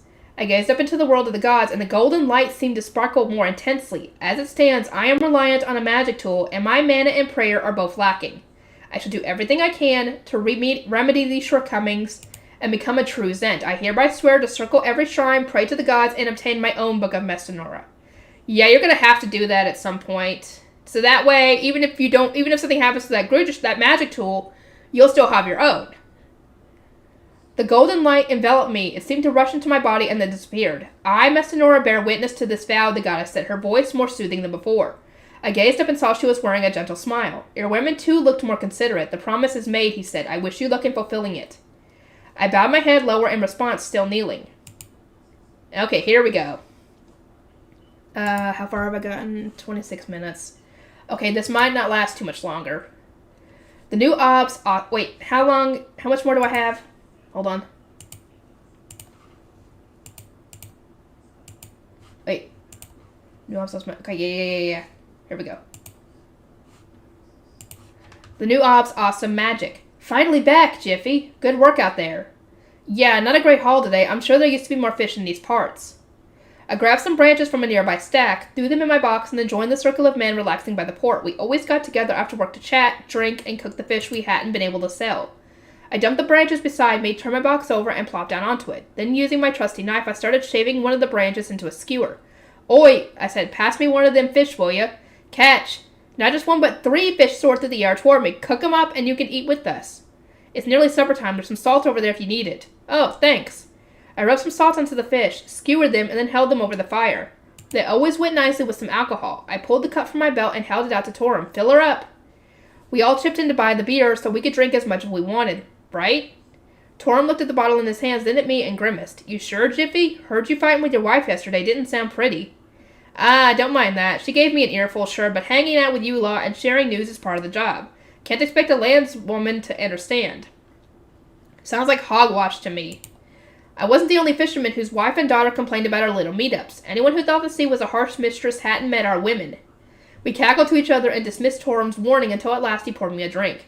I drained my cup and belched. Work was so awful these days that a good swig of beer was the only thing keeping me going. My fish was cooking nicely. The skin was brown, the fat crackled, and the juice ran down the skewer. So who took the fish to the castle today? Pretty sure it was Sect and Ankh. Anything interesting happen? Once again, our topic of the day was the castle. Well, the new Ob. She'd sent those arrogant foreigners packing, then closed the huge gate out at sea so they wouldn't come back. She was young enough that her hair was still down, but that didn't matter to us. She was a hero through and through. Every time one of us went to the castle, we asked the chefs and servants for any new information about her. A day after the foreigners were kicked out, a noble had sent us a request for extra fish, since some knights staying at the castle were eating through their entire stock, of course. We'd given them as much as we could as thanks for their big rescue. Someone had told us since then that the Ob loved eating fish, so we started sending her the best of whatever we caught each morning. Nice! Oi! Oh yeah, we got some big news this time, straight from the court chef. Turns out the new Ob likes shioyaki. What the heck is that? Doesn't even sound like a real word. Is it some kind of cooking method from her old duchy? Doesn't tell us a thing about what kind of fish she likes. Get us something more useful next time. As rumor had it, the new Ob was from another duchy to the north. Maybe that was why she liked fish cooked in strange ways. We all grimaced at the lack of any decent news, but Struct and Yonk just looked at each other and cackled. Now get this. It's just a fancy name for salted fish. One of the chefs said she wanted some fish with good white meat. Everyone fell silent. Salted fish? Like what we're eating now? I gestured at my skewer, then turned it around to cook the other side of my fish. We fishermen ate this kind of food all the time. It only required 2 ingredients, both of which we got from the ocean, but it sounded way too simple for a noble. Yep, didn't believe the chefs, did we, Sect? Nope, but they triple-checked with the noble who placed the order, and it wasn't a mistake. Poor Lot must have been sweating up a storm. Didn't even give them a chance to show the new Ob their skills. So she eats her fish like we do. You gotta be pulling our legs. I always thought nobles always covered their fish with strange herbs or made it spicy enough to make their tongues go numb. Maybe she ain't too fond of spicy foreign food? Since she's from another duchy and all, hand me that fish, will ya, Jiffy? That one's mine.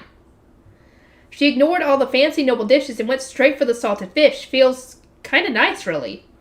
I gave Ankh his fish and chewed on what he told us while I downed the rest of my beer. She loves the fish we bring her and prefers our style of cooking over that of Lanzanov junk. I feel closer to her than ever. Same, the last Ob had some screws loose, so I didn't care who took her place, but I'm glad we got this new girl. Couldn't blame him there. Our previous Ob had also been young, barely of age, but she was a real piece of work. Detlinde. Anything's better than that other girl. The moment her old man died, all the rules started getting ignored. She showed those foreigners across the gate way too much favoritism and didn't make them leave when they were supposed to. That's why the ocean's getting all cloudy and there ain't as many fish out there as there used to be. I didn't think that was the reason, but we definitely had a fish problem since she came into power.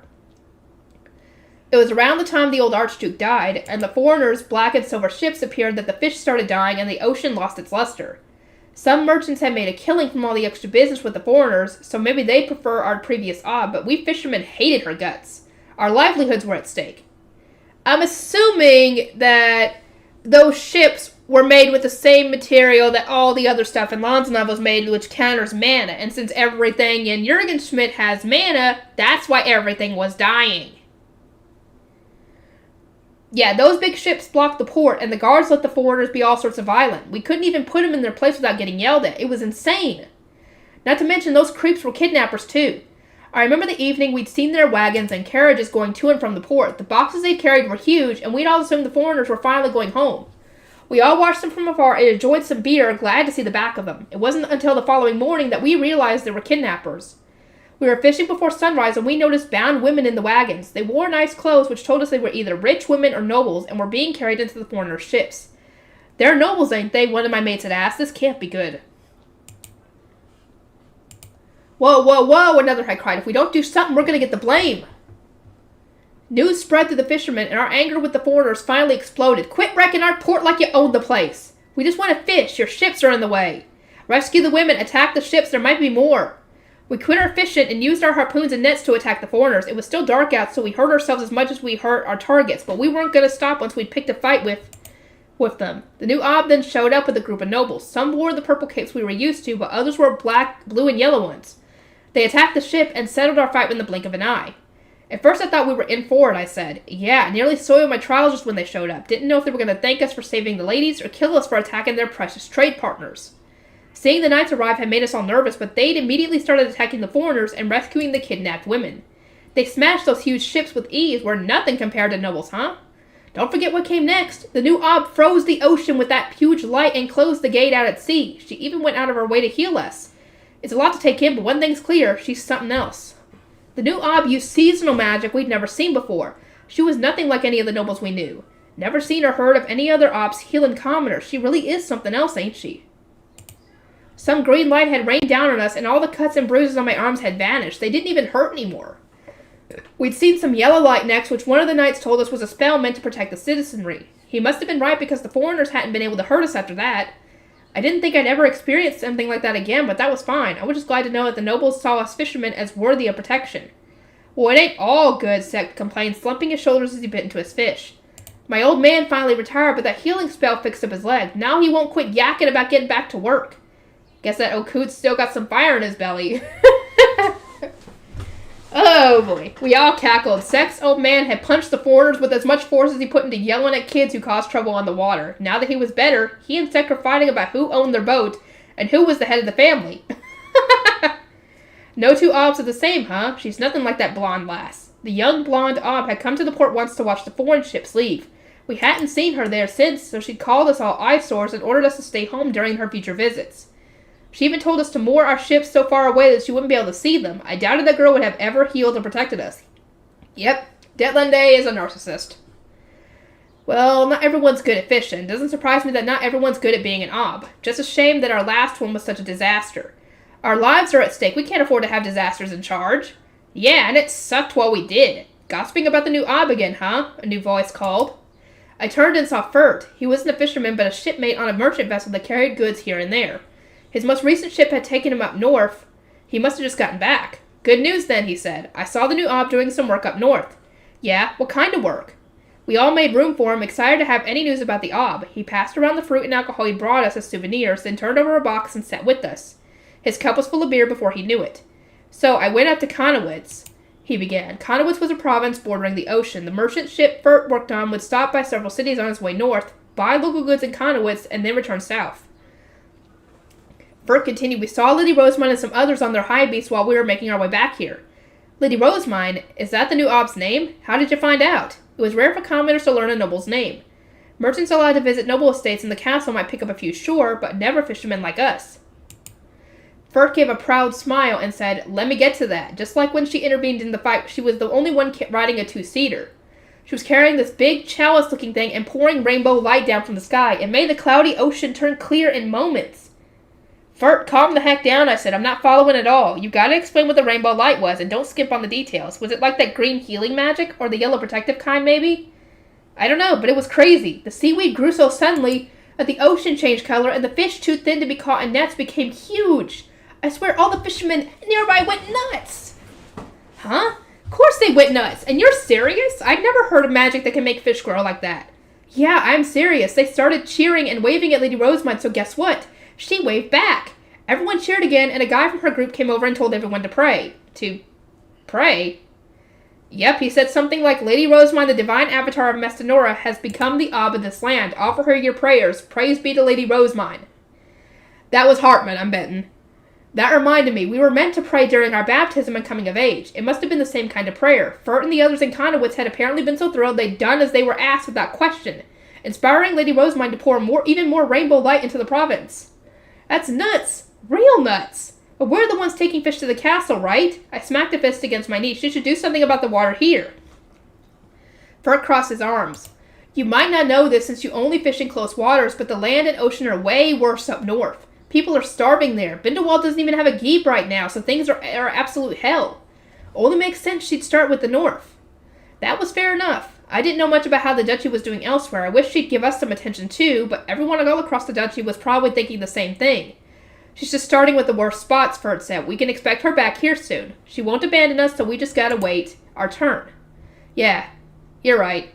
Something told me she'd come back, especially when she was doing so much for the sake of the duchy's commoners. I gotta admit, I'm looking forward to when she does return, Ferd said. We saw her go west in that weird rainbow thing. Huh? Weird rainbow thing? Yeah, we were curious. We wanted to know what Lady Rosamond was going to do next, so we moored at a nearby city and spoke to some of the farmers there. They told us she was staying in a huge rainbow house. He pointed, so I turned to look with a mouth full of cooked fish. It was twice the size of that granary over there, but had the head and tail of a fey beast. A creation of the gods if ever I've seen one, though it was pretty weird. A rainbow granary with an animal head? That just doesn't make sense. And get this, it flew! Are you losing it, I asked? I get that you want to make it sound cool, but enough already. Something that big could never leave the ground. I'm being serious. You're gonna eat your words when she comes back this way. Yeah, whatever. Sure hope we get to see her again soon. We were trying to calm Fert when we heard some banging. Someone from the soldiery or maybe one of the guilds must have had an announcement to make. It usually meant the nobles had made some kind of unreasonable demand. Last time it was a message to the fishermen telling us to leave the port before the foreigners arrived. It hadn't even been the usual trade period. What's going on, I wondered. Lady Rosamond's still up north, ain't she? Were the nobles trying to do something while the new Ob was away? We all stood feeling anxious and went to the plaza. Others stepped outside their homes to hear what the person causing the racket had to say. Urgent news from the castle, one of several soldiers announced. Tonight, between 6 and 7 bell, the new Ob plans to cast a large-scale spell to fill the entire duchy with mana at once. Do not be alarmed if the sky starts to light up. I repeat. In other words, we didn't need to do anything. I could see why the soldiers had warned us, but a spell really wasn't something to get worked up about. We went about to sitting by the port, feeling a little disappointed. I wonder what he meant by the sky lighting up, I said. Is rainbow light gonna start raining down on us or something? He was probably referring to the rainbow thing I saw first, said. You know, the big one with the face? Bet we're gonna see it. There you go again, I sighed. You're not gonna fool us. God, just you wait. It's seriously the weirdest thing ever. We drank more and continued to chat before going our separate ways to watch whatever Lady Rosamond's spell was going to do. It was late enough that I'd normally be in bed. I rose before dawn on days I went fishing, but instead I stood outside of my wife, Fina. If it'd stop you drinking so much, I'd want the Ob to cast a spell every night, she said. Instead of going to the well, how about we wait by the port? Bert told us a story about this other province's ocean changing color. I want to see if ours changes too. Doubt you'd even notice when it's this dark out, but sure. We passed the plaza where our neighbors were waiting and soon reached the street. Most people knew that the spell. Most people we saw were staring up at the sky in anticipation, while others headed to the mountains near the nobles' quarter. It was like a festival. We heard a buzz of excitement everywhere we went. Jiffy, Fina, had the same idea, did you? We arrived at the port to find a bunch of people already gathered. Fina saw the beer in our hands as soon as they sat around the fire and pulled a face like she just swallowed dirt. What's with you, men? She snapped. It's drinking all you're good at. Now, Fina, don't get so mad, Ankh said. It's not every night that the Ob does something for us. Come have a beer, why don't you? Jiffy, grab your wife a box to sit on. I nodded to Ankh, who was waving his bottle around while trying to cheer up Fina, and went to fetch 2 boxes. We all drank and ate whatever food people brought from their homes while waiting for the spell to begin. Oh, I think it's starting. There's something bright over there. Fina pointed, and everyone followed her finger. Pale light stretched out from the castle, which sat much higher than the port and the rest of the city. I was starting to think it was larger than anything Fert had described, but a burst of green shot up into the sky. Green light, I cried. Fert, you said it was rainbow. It was! But she's doing healing, essentially. We all turned and saw him frowning up at the sky. Yeah, this ain't what I saw, he muttered. I don't see Lady Rosamond or her knights. The green light moved as though it were alive. It went from the sky above the castle to the nobles' quarter and the lower city before shooting straight over our heads, drawing a stripe as it went. It's going toward the gate, right? Is rainbow light gonna fall out of the green light? We watched and waited as the line headed west. A complex pattern soon started sprouting from it. It looks kind of like lacework, one of the women said. Another agreed, like one of those decorative fans them rich girls use. The other women seemed just as moved, and they kept saying how wonderful the design looked. We men were seeing exactly the same thing from exactly the same place, so we knew had something else on our minds. It's impressive, but it ain't rainbow-colored. This ain't the big weird thing that you were telling us about, right? It is pretty huge, though. I never said anything about a pattern Fert protested. It was a huge granary-sized thing. It could move, soar through the air. It even had a strange head, remember? Fert, the heck did you even see? That's what I want to know, he shouted. What was she doing in Conowitz? His confusion aside, the magic actually was kind of crazy. It continued west, then went north, and the pattern kept spreading. The announcement had told us to expect a large-scale spell, but this was even greater than any of us had imagined. We stared up at the green lines in awe. Attention, citizens of Aronsbach, soon to be called Alexandria. Can you hear me? What the? I almost jumped out of my skin. Where's that voice coming from? It belonged to a young man, but seemed to be coming from some kind of device nearby. I'd never seen anything like it. I serve Lady Rosemine, the duchy's new ob, the voice continued. My lady created the magic circle now stretching across the sky to fill this barren duchy with mana. You are bearing witness to a spell dating back to the era of myth, one that can be performed only by the divine avatar of Mestanora. To receive the god's blessings, one must pray, and to best serve Alexandria, one must pray to Lady Rosemine. Praise be to the gods. What? It matters not whether you are a commoner or a noble, the voice continued. Everyone is taught to pray during their baptism and coming-of-age ceremony. Your zeal will determine the strength of the blessing that enriches this land. Pray to better your lives and to enrich the barren earth with mana. I shall say it again. Praise be to the gods! We couldn't even see this mystery speaker, but his intensity came through loud and clear. He wanted us to pray. We all stood confused and a little overwhelmed. Well, if praying will make the fish come back, I muttered. I recognize this voice, Fert said. We heard this guy when we went north. He gave us the same instructions, so we all prayed on board our ship. Together we went over the post the priest had taught us in the temple. We gotta raise our hands and right leg, right? And you've gotta shout, praise be to the gods, Fert had it demonstrated for us. This is so stupid. I'm sorry, but that freaking prayer pose is so stupid. I wasn't convinced that praying would actually change things, but I couldn't refuse to try. It was for the good of the duchy, or so we were being told, and we commoners would end up in more trouble than most if our land and ocean didn't improve. Let us pray to Lady Rosemine, the divine avatar of Mestanora, the voice announced. Praise be to the gods!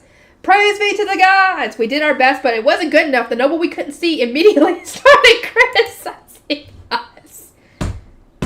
Hartmut! Shut up already! Good God, dude! Seriously, give them a break. They haven't probably done this since they were coming of age. Good God.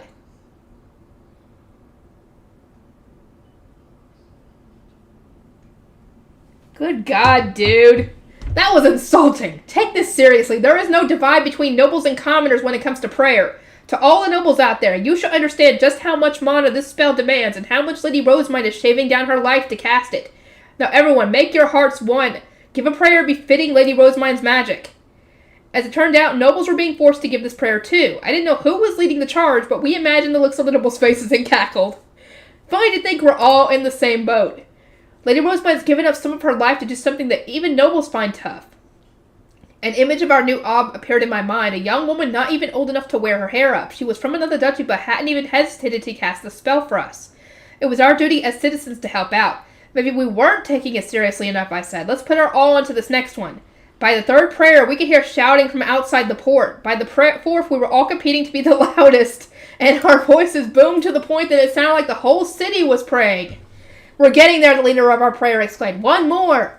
Let us pray to Lady Rosemine, the divine avatar of Mestanora, the avatar of a goddess. Praise be to the gods! Praise be to the gods! We prayed so passionately, the whole city seemed to shake. And that was when I saw the green light coming back toward us. It had twisted all around the duchy and spread so far that there were barely any more gas in the night sky. We're so close, the circle's connecting. The line returned to the castle, completing the magic circle, and a dazzling flash lit up the night sky. Green light rained down on the entire duchy as if the circle had started to crumble. Oh, praise be to the gods! We all cheered at once, maybe because praying together had united us. The voice coming from the strange device raved the entire time. Hartmut, seriously? We witnessed the revival of an ancient spell using divine mana from the gods. How glorious! Praise be to Lady Rosemine, to our divine avatar of Mestanora. Everyone who prayed, behold your rejuvenated duchy and express your gratitude to your new ob. Those of us near the ocean peered down into the water, but my wife was right. It was too dark for us to notice any changes. Still, we had high hopes based on what Fert had seen in Conowitz. Can't wait for tomorrow. Let's go get some sleep. Meet back here at dawn and we'll check out the ocean together. As we rushed down the buzzing city streets on our way home, our wives teased us that we were all too excited to get any rest. Morning came, and once again Finna was right. I had barely slept a wink, and woke up even earlier than usual. It was still dark out, but it wouldn't be too long before the sun came up. I ran outside and raced down the steps, intending to pass right by the well, but I stopped in my tracks when something rustled under my feet. What the? There hadn't been any grass there the night before, but now it was tall enough to reach my shins. I crouched down and touched it. Even through my sandals, I could feel that the hard, dry earth had turned soft. Is this real? I murmured. Man, if even the well changed this much, how's the ocean gonna be?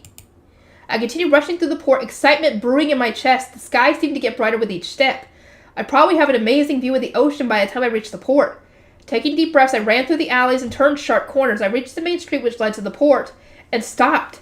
Beyond white buildings and the white road, I saw a bright blue-green ocean. Even from this far away, I could tell the water was clear. No way. I'd never seen the ocean like this. Only then did it occur to me just how dark and murky the water had been before.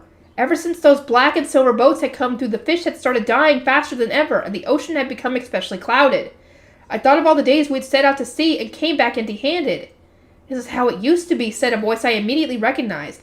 I turned and saw Sect with his dad. They were heading to the port as well. We decided to make the rest of the journey together.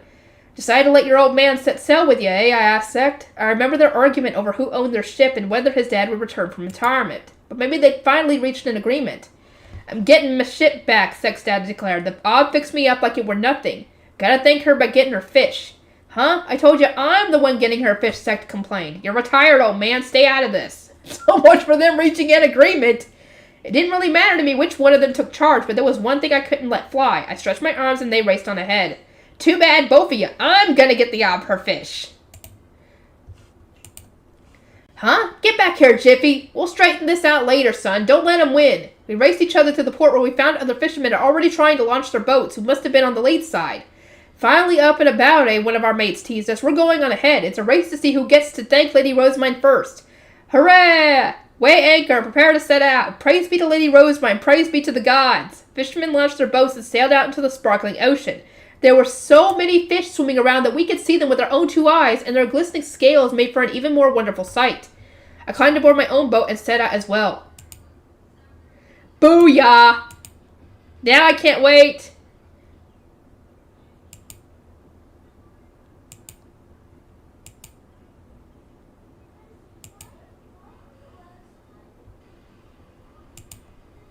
In the last installment, no! I don't want the last installment. I want it to continue. I'm sorry if you can't see this. Okay, a comfy life with my family, and everybody is watching Rosemine and Ferdinand. Oh, this is where he's telling her to shut up and essentially quit being emotional during the meeting because she was freaking out and her mana was going out of control. Yeah, do not get emotional. Do not waste energy. Got it. Life sure is tense these days. Yeah, everybody is watching essentially the peanut gallery.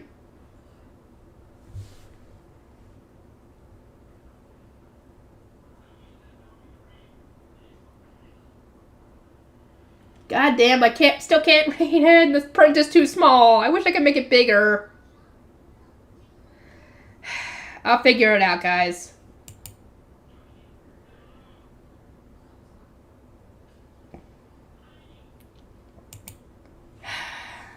I'll have to figure it out. I hope you guys are excited for more. And we just now have to wait for the last book. I don't want it to be the last book. I want to continue reading the series. Come on. Anyway, I'll get to work on everything. I'll see you guys in the next video.